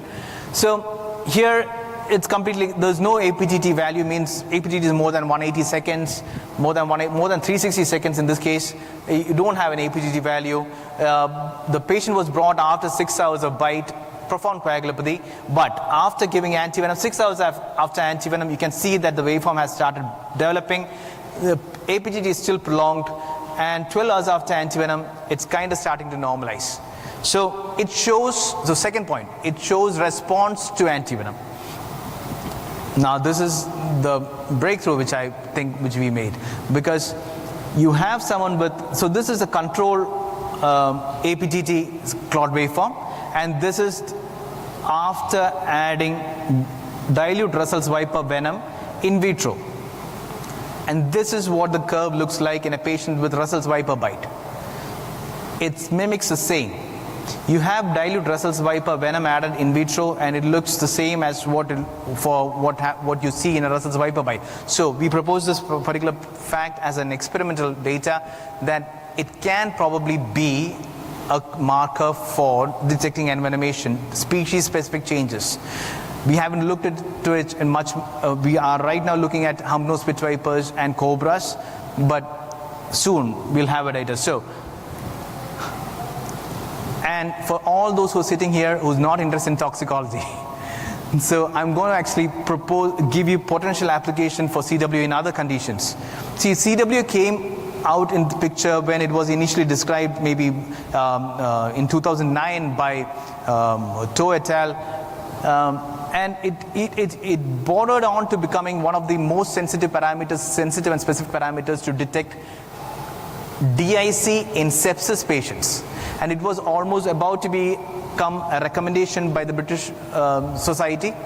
And with high specificity of 97.6 and 98% to detect intravascular coagulation sepsis. So a particular change in the waveform called a biphasic waveform. Later people started experimenting with it in Claude waveform in hemophiliacs. You have multiple papers showing in hemophiliacs it as a useful parameter. And when you look at utility of Claude waveform coagulopathy, in the last few years, 2021, 27, something changed. COVID-19. And with COVID-19, people started describing so many more with regards to, I'll just point out a few. So this is a study which was done by Tan et al. In 2023, I guess, 2020, that's when it was published. So I'm not sure if you can actually read it. Bacteremia, dengue, viral fever, and that's control. There is a statistically significant difference, p-value less than 0.001 between. So it helps, in other words, it helps in distinguishing between different kinds of infections. So CW has been proposed as a parameter which can be considered to distinguish across bacteremia, dengue, viral fevers with relatively good sensitivity. Now in coagulopathy, in COVID-19, there's been multiple waveforms which has been described, and experimentally recently in thromboembolism, it has been shown that the values which I earlier mentioned, the min 1, min 2, the max 1, delta change has a significant difference amongst patients and controls. So in summary, CW remains an unexplored parameter, and in snake bite specifically, detection of envenomation, species-specific changes, detection of response to antivenom are things which you can consider. And research potential is still there. Anyone who's here, who's actually got, so I want you to go back, find out if you have CW in your system. It can actually probably cut your cost a bit. Or maybe at least, as an experimental parameter for research purpose. Thank you so much for listening.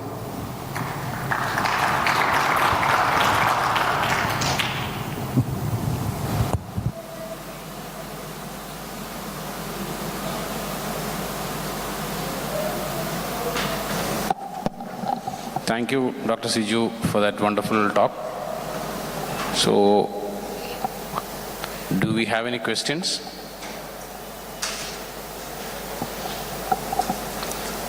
So the next speaker would be Sari Sogin on chemical leaks and toxic effects. Hi, everybody.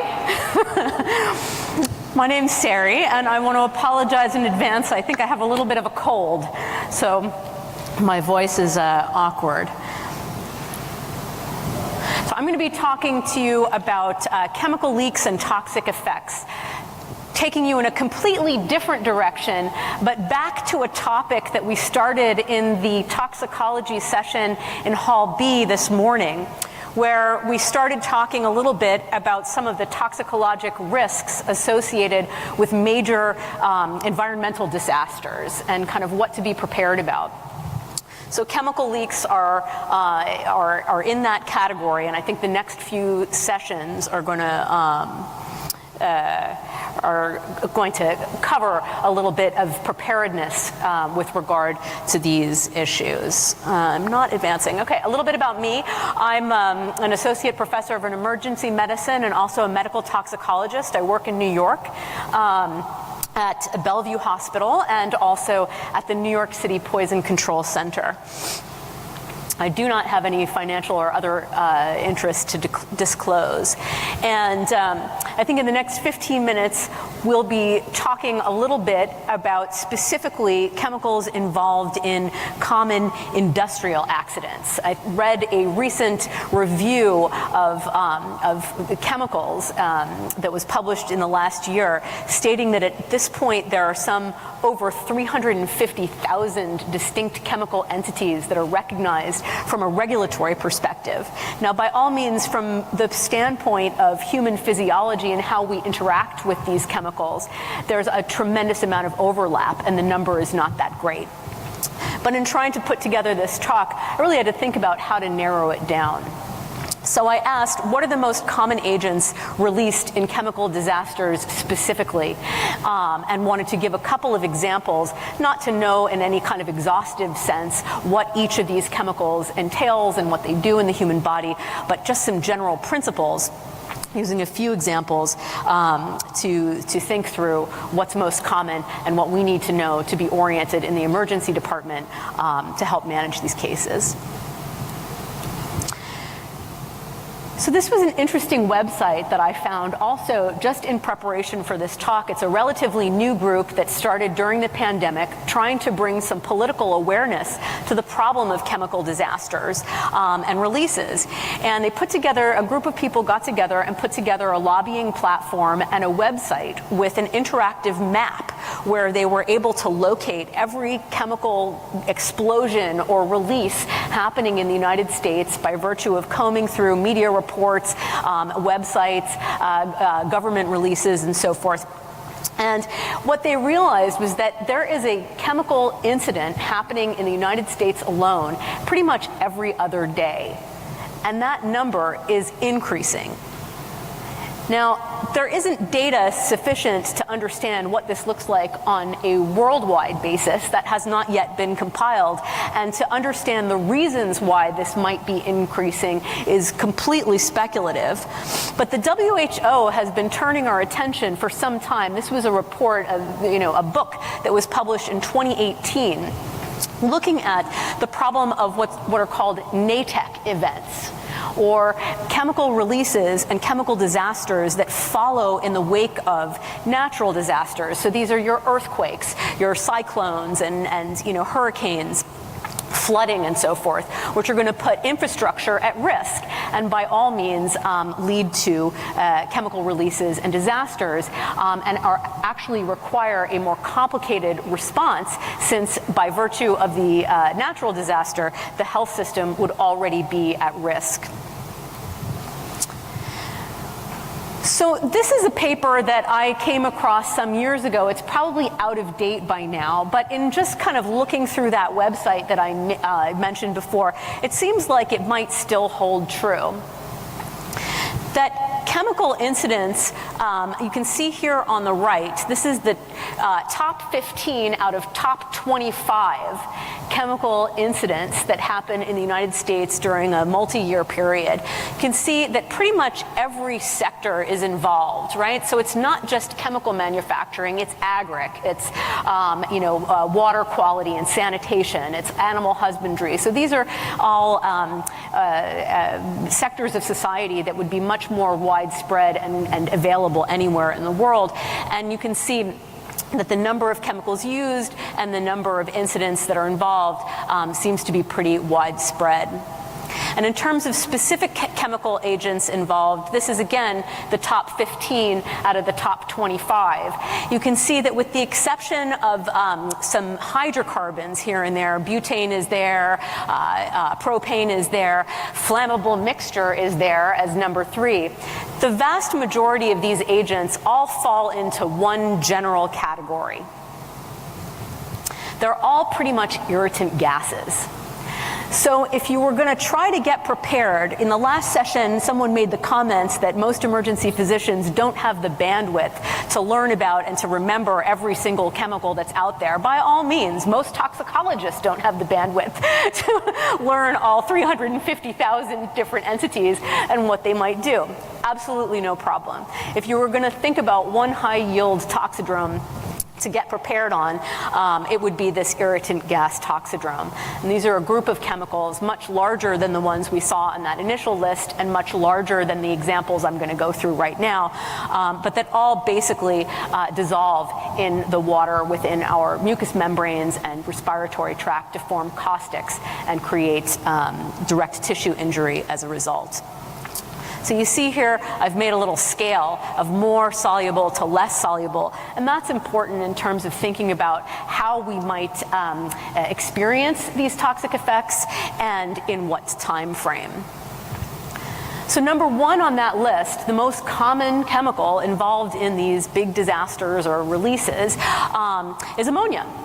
And most of us might have a frame of reference for pneumonia, or ammonia, not pneumonia, though it does cause pneumonia, as something we've encountered in smelling salts. I don't think those are all that ubiquitous now, but certainly when I was in training, we still had them around, these ampules of ammonia that you could break and hold under a patient's nose, and it would be immediately noxious. And most of you can remember what that felt like. So ammonia is something that is highly water soluble and will dissolve in your mucosa, your conjunctiva, your eyes, your upper airway quite immediately to form that noxious effect. And that's kind of protective because you can know to get away with it, from it. The other protective thing is that it's lighter than air, so it tends to disperse. If a big tanker like this were to explode, most of that would go up into the atmosphere and not settle on the ground. By contrast, chlorine tends to be a little bit heavier and to settle where we would breathe it in. That's also something that most of us can relate to as being relatively noxious from our experiences in swimming pools that might have been over-chlorinated and cause us to have stinging eyes and some chest heaviness. This is somewhat less soluble in water, however, and so it dissociates more slowly, and some of us, again, can relate to that we keep swimming despite the pain, and it's only later at night that our eyes are truly tearing and our lungs feel so terrible. So you could conceptually get a bigger dose and hang around longer within a chlorine cloud should a tanker like this explode in one's vicinity. Along those lines, I want to mention phosgene, which itself is not something that we would experience as being noxious all that much immediately. This takes quite a bit longer to dissolve, forming hypochlorous and hydrochloric acid within the respiratory tract. And the detectable limit is about 4 times higher than the upper limit of or upper threshold for toxicity. According to, I've never smelled it myself, but according to these World War I posters where it was used as a chemical warfare agent, it smells like fresh mown hay or like grass, something sweet, and not something that one would immediately want to run from. Again, increasing the risk that one could get a fairly decent dose before removing oneself from the gas. I don't know how many of you clued into what was happening during Fashion Week in Paris this year. There was a huge bed bug infestation in Paris that apparently is ongoing. And as a result, people were spraying a lot of chemicals to try to decontaminate these rooms and kill the bed bugs. I don't know if anybody knows what that agent is that is most commonly used for purpose, but it's sulfuryl fluoride. And this is a bit of an exception to the general irritant gas toxidrome that the other 3 agents I've just spoken about would produce.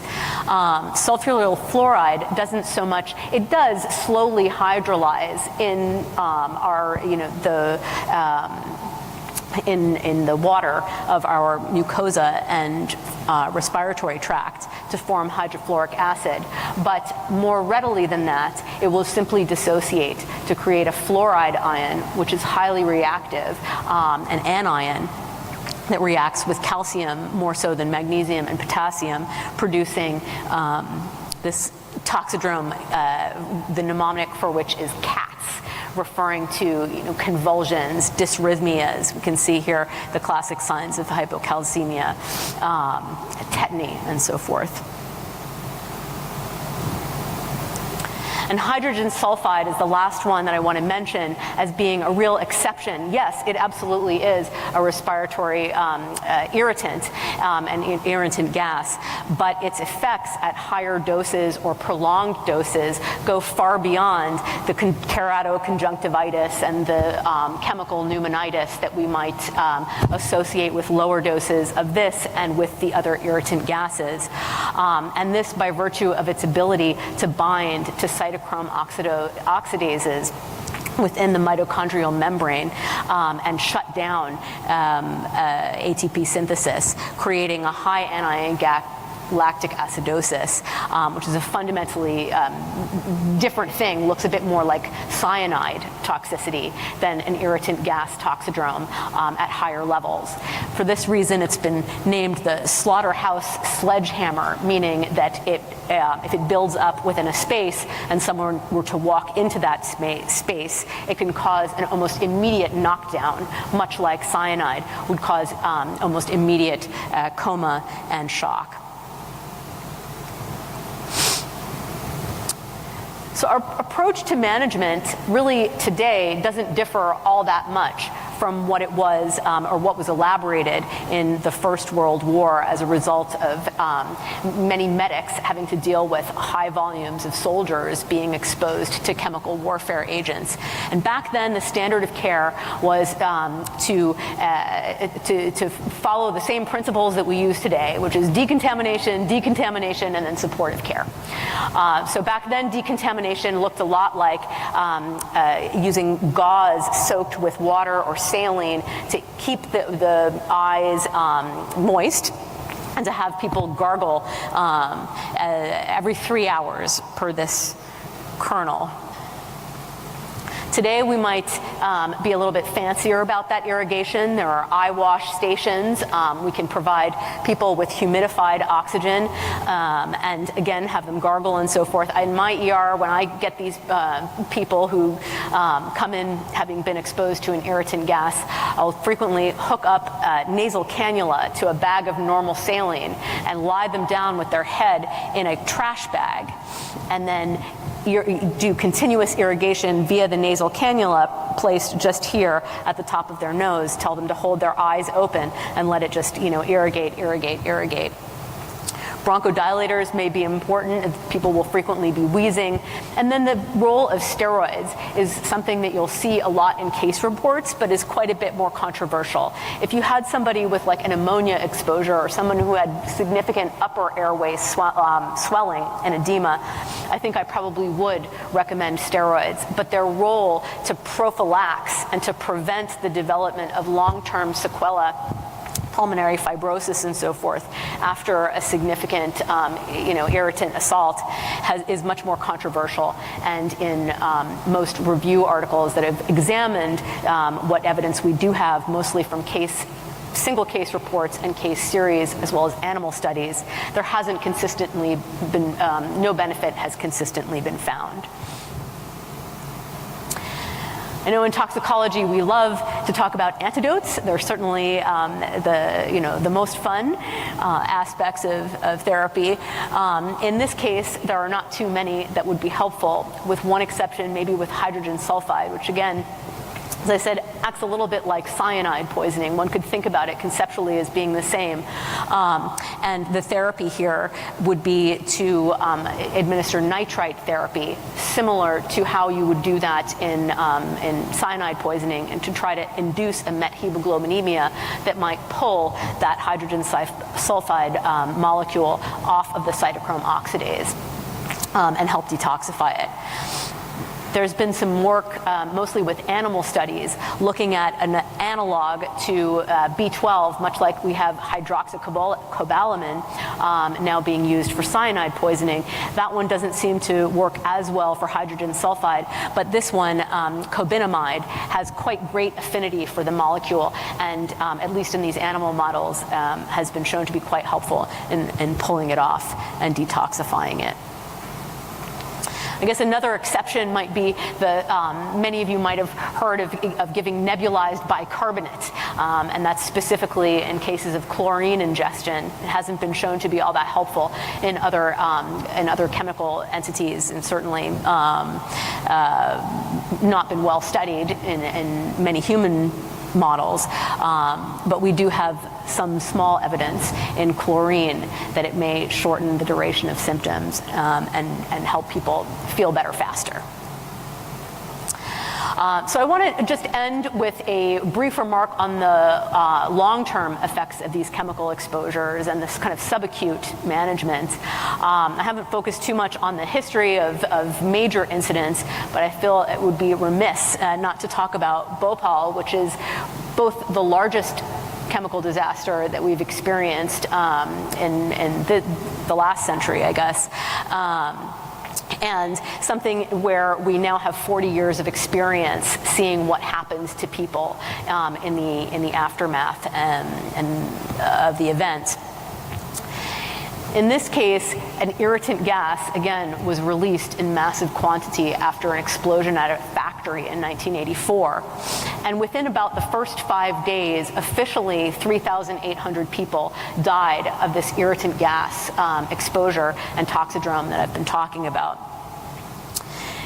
At the 30-year mark, however, the government officially recognized almost 600,000 people who had been affected and who continued to show the effects at 30 years, including a high incidence of birth defects and of cancers, anywhere from 8 to 27 times increased risk associated with this, as well as significant sequelae from long-term inflammatory changes in the eyes and the corneal opacification, for example, and in the lungs, both bronchiolitis obliterans and pulmonary fibrosis developing kind of 30 and 40 years out. People are still suffering from this. So I wanted to end with just this note that the good physician treats the disease, and I think as emergency physicians, we all have the advanced life support skills to do a great job in the vast majority of these cases without much specialized knowledge of what specifically the chemical was and how to treat it from a toxicologic standpoint. But the great physician treats the patient who has the disease, and in many of these cases, people are going to want to know not just, how can I feel better right now, but am I going to be okay down the road? And in that case, knowing what actually was released and being able to say something specific about the long-term consequences can be extraordinarily reassuring to people and an important part of what we do. So with that, I'm going to end and hand over to the next speaker, who I think will talk more about how one might go about finding out which agent was released. Thank you, Sari. And we have Sage coming next. And Dr. Sage is going to talk about the prevention and protection measures in the community level.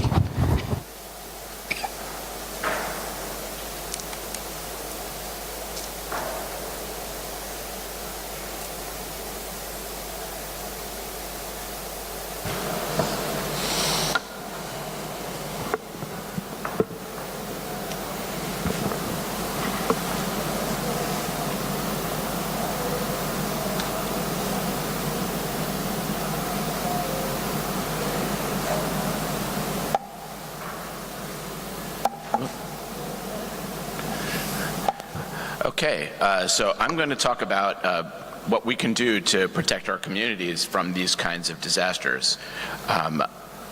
Brief slide about my background. I'm also a toxicologist who works in New York City. I work in Brooklyn, and I have no conflicts of interest to disclose.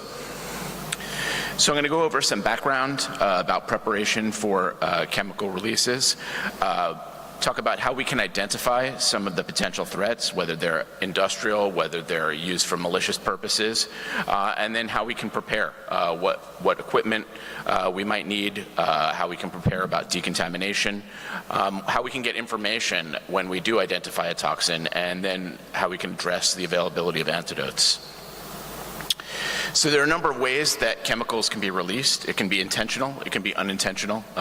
Some sources include natural disasters, industrial accidents, transportation of chemicals, terrorism, and chemical warfare. And it's important to recognize that to some extent there's a bit of artificiality of this, because while it's true that people who have malicious intent with release of a chemical, there's a lot of agents that have been developed specifically for that purpose.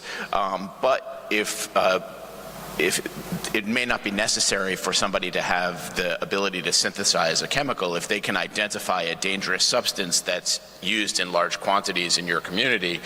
They could attack that source of the chemical that's already sitting there and potentially cause a release that can cause damage. So I'm just going to review some examples of some of these. This is an example from Cameroon where there's a lake in the bottom of a valley that contains a lot of rock that contains carbon dioxide. And one day the lake essentially burped up a big cloud of carbon dioxide, and that acted as an asphyxiant that killed a lot of people and livestock that were living in that valley. Here in Turkey, there was a release just a year ago of cyanide from a mine into a lake. So there are industrial sources, and Dr. Sari did a great job of reviewing how ubiquitous all of the different potential industrial sources are, and it cuts across a lot of things that we don't necessarily think of as sources of chemical releases. This is one that happened this year in the U.S. in Ohio. A train derailed that was carrying phosgene and hydrochloric acid, and also led to release of vinyl chloride. And this is a tough one to address because we can identify the chemicals that might be being used in our community and prepare for those, but then how do you prepare for chemicals that just happen to be passing through your community and are released because of an accident like this? This is from the sarin attack on the Tokyo subway, so this is an example of an actual chemical weapon that was used. And another example of state-level chemical warfare, this is in Syria, and you can see that in the explosion here, the gas release, that green color indicated the presence of chlorine gas. So these are all different potential ways that people could become exposed to a chemical in large numbers.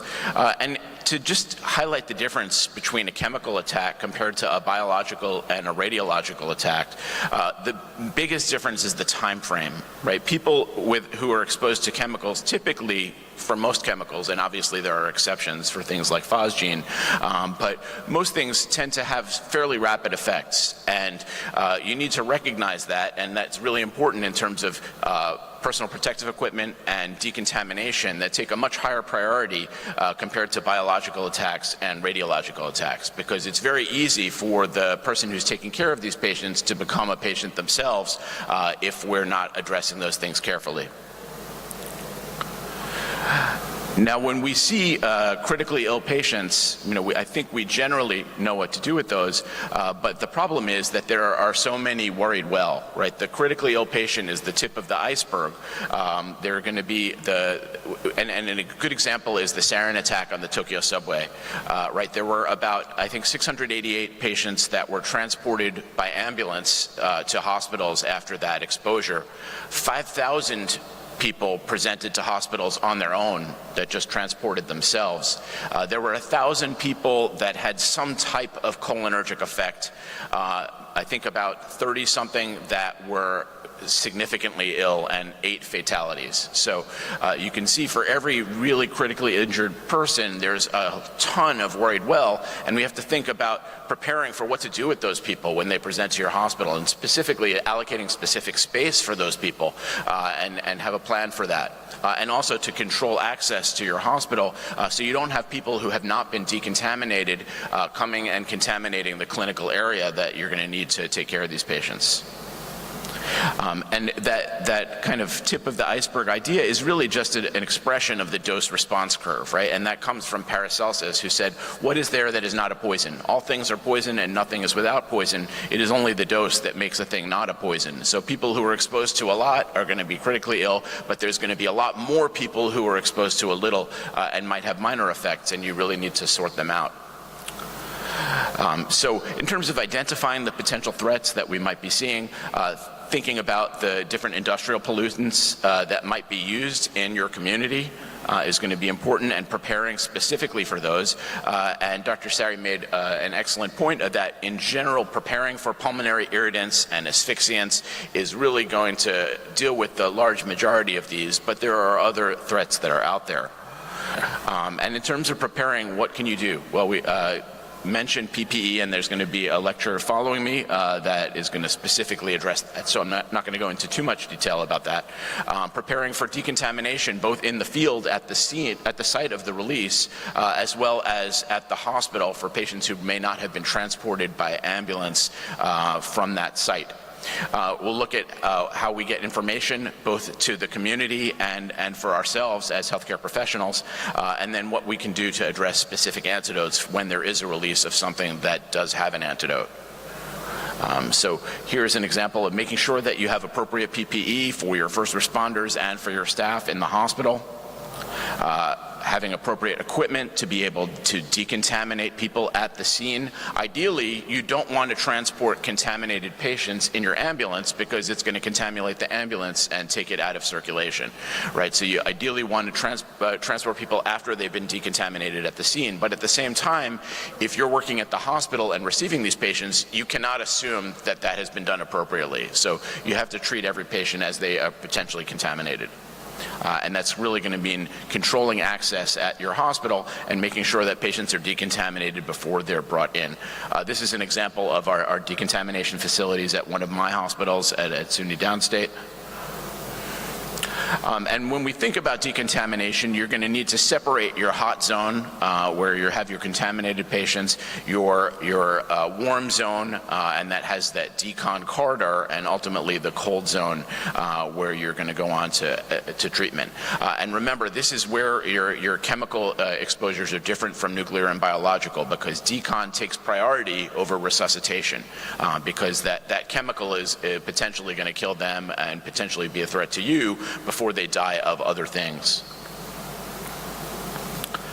In terms of getting information, getting chemical fact sheets for the community can be helpful, and a lot of them are online. In the US, we have the CDC and ATSDR, our agencies that produce some of these chemical fact sheets. For healthcare providers, the MSDS, or Material Safety Data Sheet, is going to be a valuable resource, and I'm going to give you an example of how that can be useful.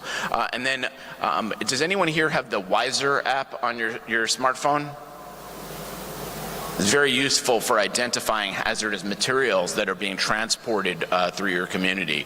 If you've ever noticed on trucks or trains that are carrying chemicals, there are certain types of a code that basically tells you what's being carried, and that it can help you rapidly identify what's being used.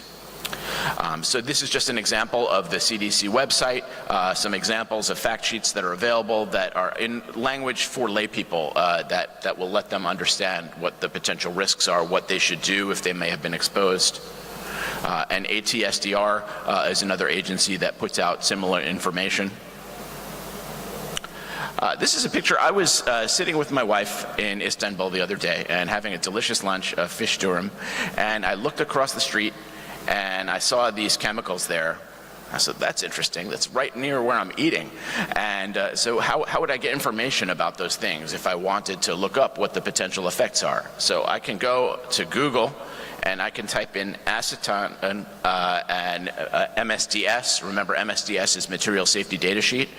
And I'll get a bunch of different sources for material safety data sheets. Now, these were originally developed for industrial purposes. So in the US, any chemical that's potentially hazardous that's being used in the workplace, they have to have the MSDS for that chemical on site. But now these are all online, and you can look them up for basically anything.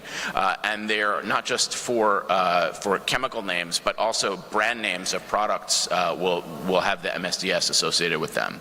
And it has a ton of information, physical properties, what potential hazards that they pose, what to do for first aid, what to do for firefighters if there's combustion of these agents. So a ton of information with a quick Google search that's available. This is a 10-sheet document just for acetone as an example. This is an example of the hazmat symbols that are used when a chemical is being transported in the US. And so we can use these symbols to identify what potential threats, if there's a spill, if there's a train that derails, or if there's a collision of another type of vehicle that's carrying chemicals. And the Wiser app, which is soon to be replaced by the ERDSS app, is really useful. It's something that you can download for free. It allows you to browse if you know what substance is involved, but if you don't know what substance, you can use the codes and it'll help you identify what the substance might be or what class of substances might be involved. The next thing I want to address is antidotes. And again, most of the things, as Dr. Sari mentioned, is really about removal from exposure, decontamination, and supportive care. But there are a few things that have antidotes, and there are guidelines for what antidotes should be stockpiled for hospitals. This is an example of a consensus guideline for the United States, at least, about what things should be stocked. And this is the New Mexico Poison Center has put how they have interpreted that and what they stock in their hospital. And obviously this needs to be tailored to each community. If you have different potential threats that are involved, then you may have to adjust that to some extent. And you want to prepare for mass casualty situations by having a pharmacy disaster cart so that you'll have an easy way to get a large amount of needed material to where it's needed within the hospital if you have a large amount of patients presenting at once. And on a larger scale, thinking at the government level in terms of strategic national stockpiles, in the US we have what's called push packages of antidote and equipment, about 50 tons of material in each of these push packets, and it's enough to fill the belly of a wide-body cargo jet. This is a picture, and you can see there are a number of carts, and they're designed to fit exactly into the space in the cargo jet. And you can get a large amount of material to where it's needed within a few hours, and they're at strategic locations around the United States for when they're needed. This was first created in 1999 by President Clinton at that time in response to a number of chemical events at that time, the first World Trade Center bombing, the sarin attack on the Tokyo subway, and the Oklahoma City bombing. And initially it was just for CBRNE threats, but now it's been expanded to other types of threats, and they have 2,000 caches of nerve agent antidotes known as chempacks that are strategically placed around the country separately from the other types of push packets. So just to recap, think about the different potential ways that you might have a release. Think about how we can identify the potential threats, both industrial, and think about how those potentially could be used by people with malicious intent. Prepare in terms of your equipment that's available, in terms of thinking about decontamination procedures ahead of time before you need them, how you're going to deal with those worried well, and how you're going to control access points within your hospital to prevent people who are presenting on their own from getting, who have not yet been decontaminated, from getting into your clinical area, how you're going to get information to the community and to healthcare providers, and think about your antidotes. Are there any questions? All right, thank you. Thank you, Sage, for this comprehensive overview of prevention and protection measures in the community level. Now, we have Dr. Linu Shekhar talking about the prevention and protection measure on a personal level. This will be the last talk for the session. And the last speaker, which was given as Ashish Bhalla, has already taken a session in the toxicology session earlier. So, Linu Shekhar, prevention and protection measures, personal protection.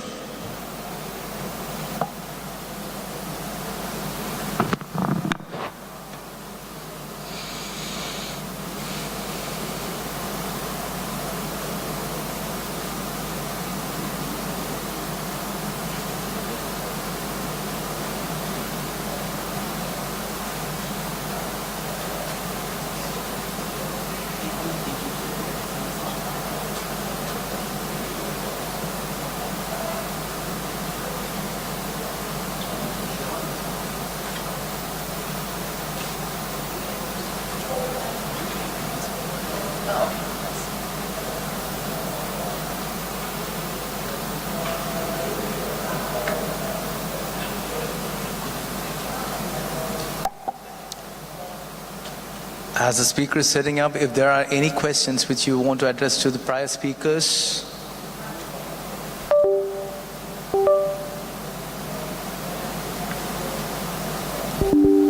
Everyone's having a stretch. That should be good. Now, we'll have Linu back on stage. Linu.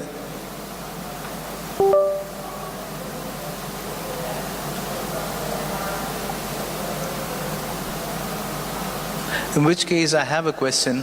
Can I have the mic to one of the... So, the question is to Dr. Sage. With regards to... So, we decided to actually have an antidote bank in our place. Now, our biggest problem was the expiry date on these and the cost of maintaining it. So, for us, a cost, say, underdeveloped nation, do you have any suggestion as to how we can actually start one on a smaller scale with regards to what should be stored? Say for the Sinokit, it's 5 lakhs Indian rupee to actually store 1 vial of it, and we get. So, is the mic available? I think you can take this thing. Yes, sir.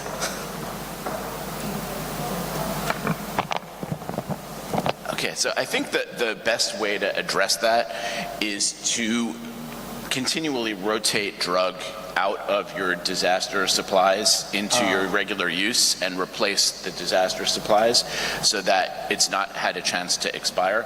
I mean, that won't help for things that are used very rarely, but for things that are used commonly, you want to restock the disaster cart, move supplies from the disaster cart into your general use so that they're not sitting there and expiring is really your best approach. And what about the expiry dates? You know, say methylene blue.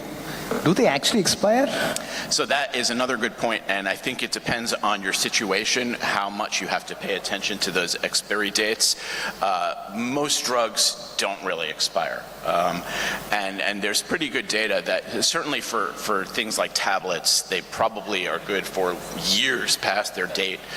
One of my colleagues at New York City Poison Control did a study where he looked at atropine from a World War II nerve agent antidote kit and found that 70 years later, it still had close to 90% of the original amount of drug in it. So, if you don't have the capacity to maintain those supplies within the suggested expiration dates, it's probably fine to use them. In my clinical setting, that's not considered acceptable outside of an emergency setting. But depending on your clinical scenario and your resources, it may be reasonable to use expired drug. And we do have precedent for that, even in the US. Some of our antivenins, when the YF polyvalent antivenin that's used for crotalid envenomation was all expired, it stopped being produced, they were still making exceptions to allow it to be used after it was expired. Thank you, Sage. And thank you for filling the gap when Linu was setting up. Thank you so much. So, good evening. My job is to complete the gap that what you do for personal protection level in case of a hazmat event. And my job has been made much easy by 2 factors. One is our senior Dr. Sage has completed it very comprehensively, and another one would be the pandemic which we had just encountered, which has taught all of us how to do a proper donning and doffing of a personal protective equipment. So I don't have any financial interest to disclose. So disaster is considered as a hazard when it is more of a natural cause, something's beyond something called as force majeure. It's beyond the control of the humans, and it is considered to be a threat when it has got a more of a man-made character, like act of bioterrorism or such things. Be it hazard or be it threat, we need to cater ourselves accordingly so that the event is mitigated properly. So, depending upon what we are dealing with, we will have to change our strategy. But on a personal level, the first and foremost thing to be understood is that unless you have a healthy rescuer, a healthy doctor, a healthy paramedic, a healthy technician, there is no scope for the community who is at the face of the disaster. So before going into PPE levels, the protection levels, I just dwelled on to find whether there are any prevention or mitigation strategies so that there is increased efficiency in handling future events. So as we all know, as emergency physicians, training is the way to go. But apart from that, there are few legislation points which the administrative section with a good political will can handle. Firstly, it would involve improved methods and procedures for transporting hazardous materials and poisonous agents, promoting compliance with safety codes and regulations and status. Many countries of which would have, many of the developing countries don't have the same. And there should be a plan so that hazardous chemicals are manufactured far from civilian areas. So those are few things which can probably mitigate or prevent future events. Increasing public and community awareness and support for the prevention.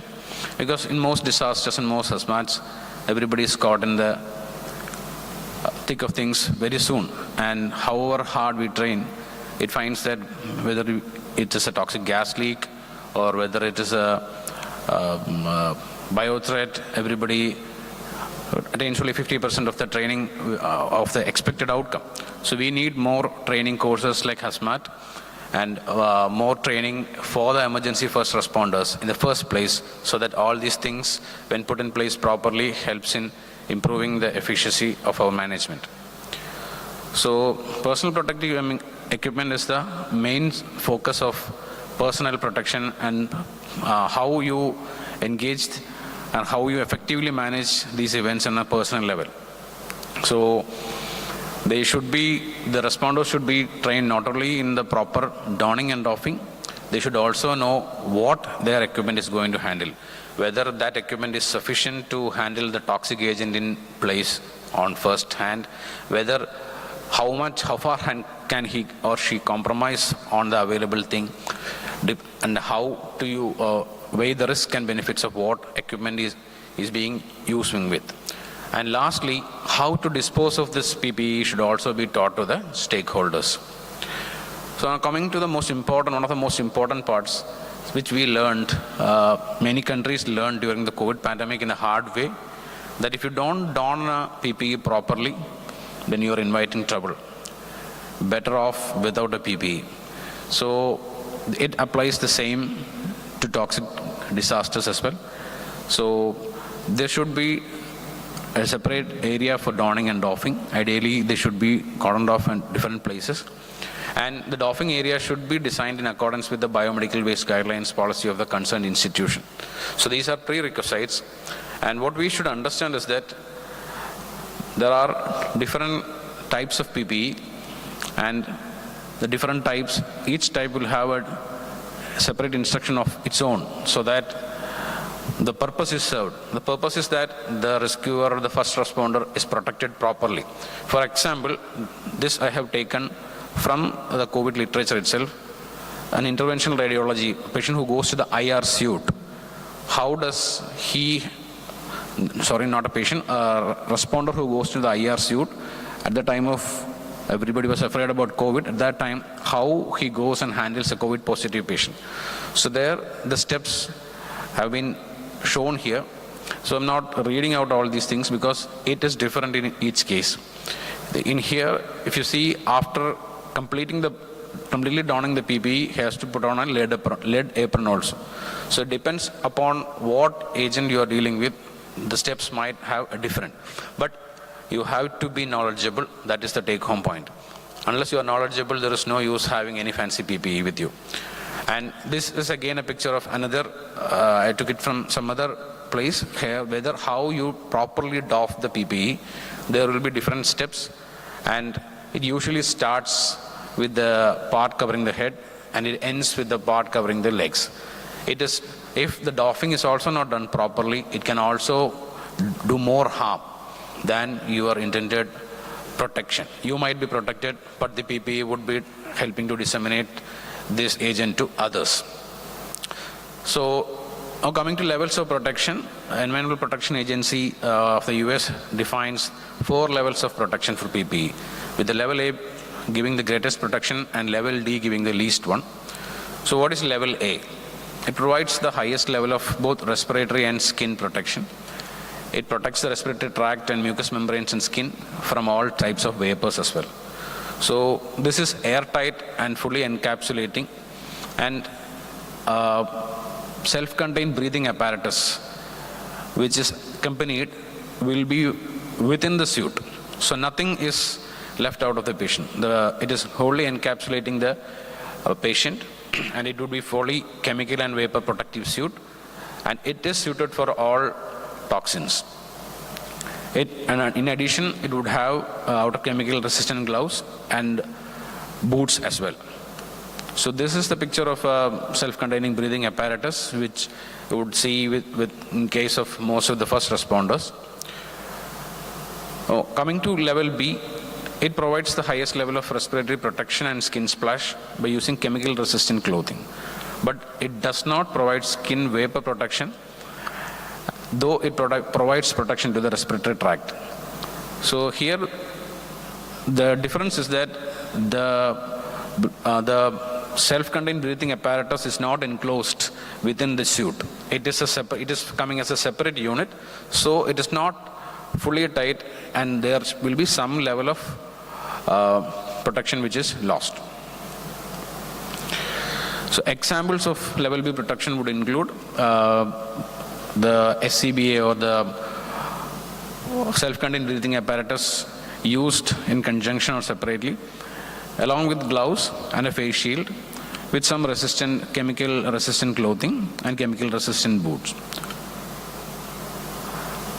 And coming to level C, the level C protection should be used when the airborne xenobiotic is known, its concentration can be measured, and the toxin qualifies for use of air purifying respirators.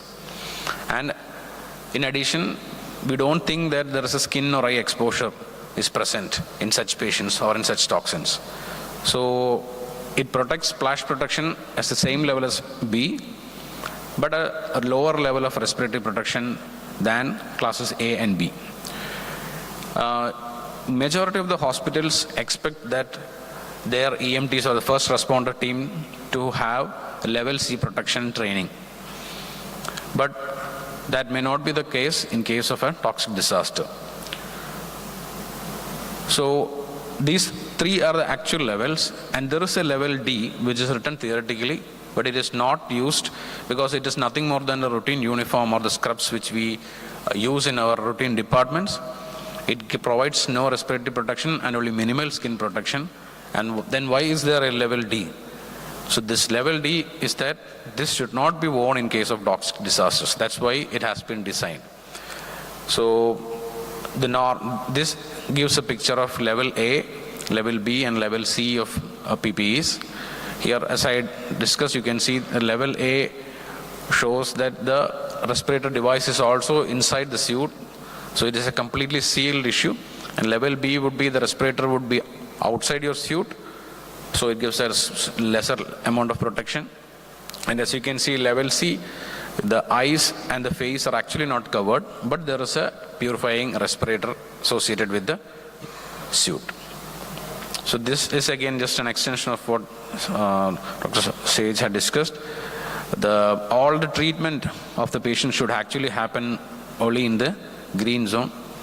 So the red and the hot and the warm zones are actually for extrication and for removing for decontamination of these patients. And so these PPEs are done appropriately in accordance to the area as well as the toxin in question. So this is just a summarizing of the what level of protection is given by each type of PPE, and obviously the level A PPEs would be the best, which gives comprehensive protection against vapors, aerosols, for the eyes, skin, and the respiratory tract. So with that, I end my talk here. If there are any questions regarding personal protection or donning or doffing techniques, I'm happy to take it. Are there any questions from the audience? I'm pretty sure by the end of COVID kind of helped us understand what donning and doffing meant. You know, it brought that to everyone.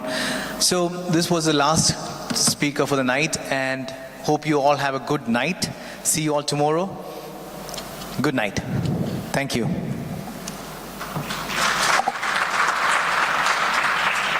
You can calculate the surface according with the weight. Total body superficie, weight, kilograms, and also for less and more than 10 kilograms.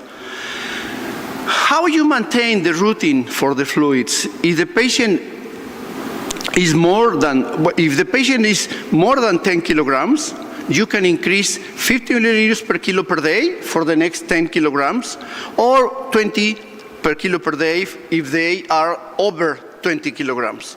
So you need to be careful, because sometimes if you use more than this, you are overloaded. How is the balance between the income water is about the income oral water that you use them, and also performing water and oxidation water? And what is the expenses that you have? In sensitive losses like urine, stool, sweat, temperature, and breathing. So this is how you expense this. In this period, you have two different periods to treat the patient. The first one is the resuscitation phase in acute presentation, when the fluids is needed to restore adequate tissue perfusion and prevent the lesion. In this time is immediately, the next couple of minutes and the next hour. The second phase for the period is the tridatration phase. Is a critical window to determine what intravascular repletion has been achieved and the trajectory of the fluids gain versus losses. And the third phase, or the third period, is maintain the phase, is the moment in which the fluids must be supplied to achieve the precise homeostatic equilibrium between the needs and the losses the patient present. And the next phase is convalescence, the period in which the administration of exogenous fluids is stopped and the patient return for the intrinsic regulation of the fluids. So it's a break to invite you to come to the conference next November in Mexico. So be careful. A specific protocol's dose is not able to apply for all patients. Every patient needs to be particular way to treatment. The needs of the fluids in patient ER is very widely. So many patients depend the pathology, depend the antecedent they have, because it's very different. So the choice of the appropriate type and amount of the volume require great care. So you need to be careful about that. This is why we use different type of the solution. We have crystalloids and also we have colloids. Colloids is the best expanding capacity given by the sodium and maintain the electrolyte balance. But you need to be careful. 80% of the volume of the solution go straight to the internal space. Between 20 and 25% stay intravascular space, and the next 15 minutes disappear. So you need to be careful about that, because when you start to overloading the doses of the solution, you produce more damage. So the colloids is try to maintain the colloids pressure, and is one of the best expander volume. So you can use other solutions like gelatin, dextran, or albumin. And you can see, if you compare the solution that the crystalloids, Ringer lactate, and you compare with the plasma, and you see the tonicity, and you see the equivalence between sodium and chlorine are similar. This is why we use most of the time this solution in the beginning of the patient. So also the osmolarity, if you compare with the plasma, The first one, the isotonic, is the osmolarity is osmolar and isotonic. But also, if you compare with the plasma, the next one, the tonicity is the same. So it's osmolar and isotonic for the patient that they use isotonic crystal contain between 121 milliequivalents of the sodium per solution. So what is the indication if we want to use the solution? In emergency room, normally we use a lot of physiology solution, and also we use the lactate ringer. So what is the indication for this is for reposition volume, hypovolemic shock, and also when you use lactate is for hypovolemic shock and reposition. The other one is the artificial colloids that we use for replacement volume, and also with the patient when present burns or ascites or nephropathy syndrome. You can see in this table what is the characteristic of the different states. The principal goal that you have in the first step, the rescue, is the life-saving and correct the shock. So the time that you need to use is minutes. And this is typical scenario for septic shock and major trauma and hypovolemic shock. The next is the optimization. The principal goal is rescue the organs, and also you can use for burns, ketoacidosis, and you can spend 4 hours, the next hours to use it. And the third line, this is the stabilization. The principal goal is the organ support. You can use in days and stable it, and also use for patients that they have pancreatitis or they have open wound or something. And the last is this escalation is for preserve the organ recovery. This is the principal goal. And this is the time that you see, you can use in days and the weeks, but also you can use it for patients that they are in the parenteral or they are in the other problems for the surgery and other things. So in these different states, you can see what is the principal goal in every state that you see to try to maintain the solution. So in resume, rescue is between 0 and 24 hours. Optimization is between 24 and 72 hours. Stabilization is 72 to 110, and desreanimation is after 110 hours. So you can see the strong recommendation accord with this chapter. This is one of the papers that they wrote in the last November, and this is other one in the last December. And they showed the guidelines to this, and they are the evidence to recommend the fluids, the use of the provide critical support for patients that they are really serious, and for that patient that they cannot provide or they do not use the enteral administration like gastroenteritis, respiratory problem, and the patient with neurology, right? So in these papers that I show you, they recommend the administration of the hypotonic solution has been the standard in pediatric. But most of them, they have incident for the hyponatremia. So you need to be careful because the patient, when you start to use this solution, they produce more hyponatremia than the other ones. This is why in these papers and other more than this, they recommend the isotonic solution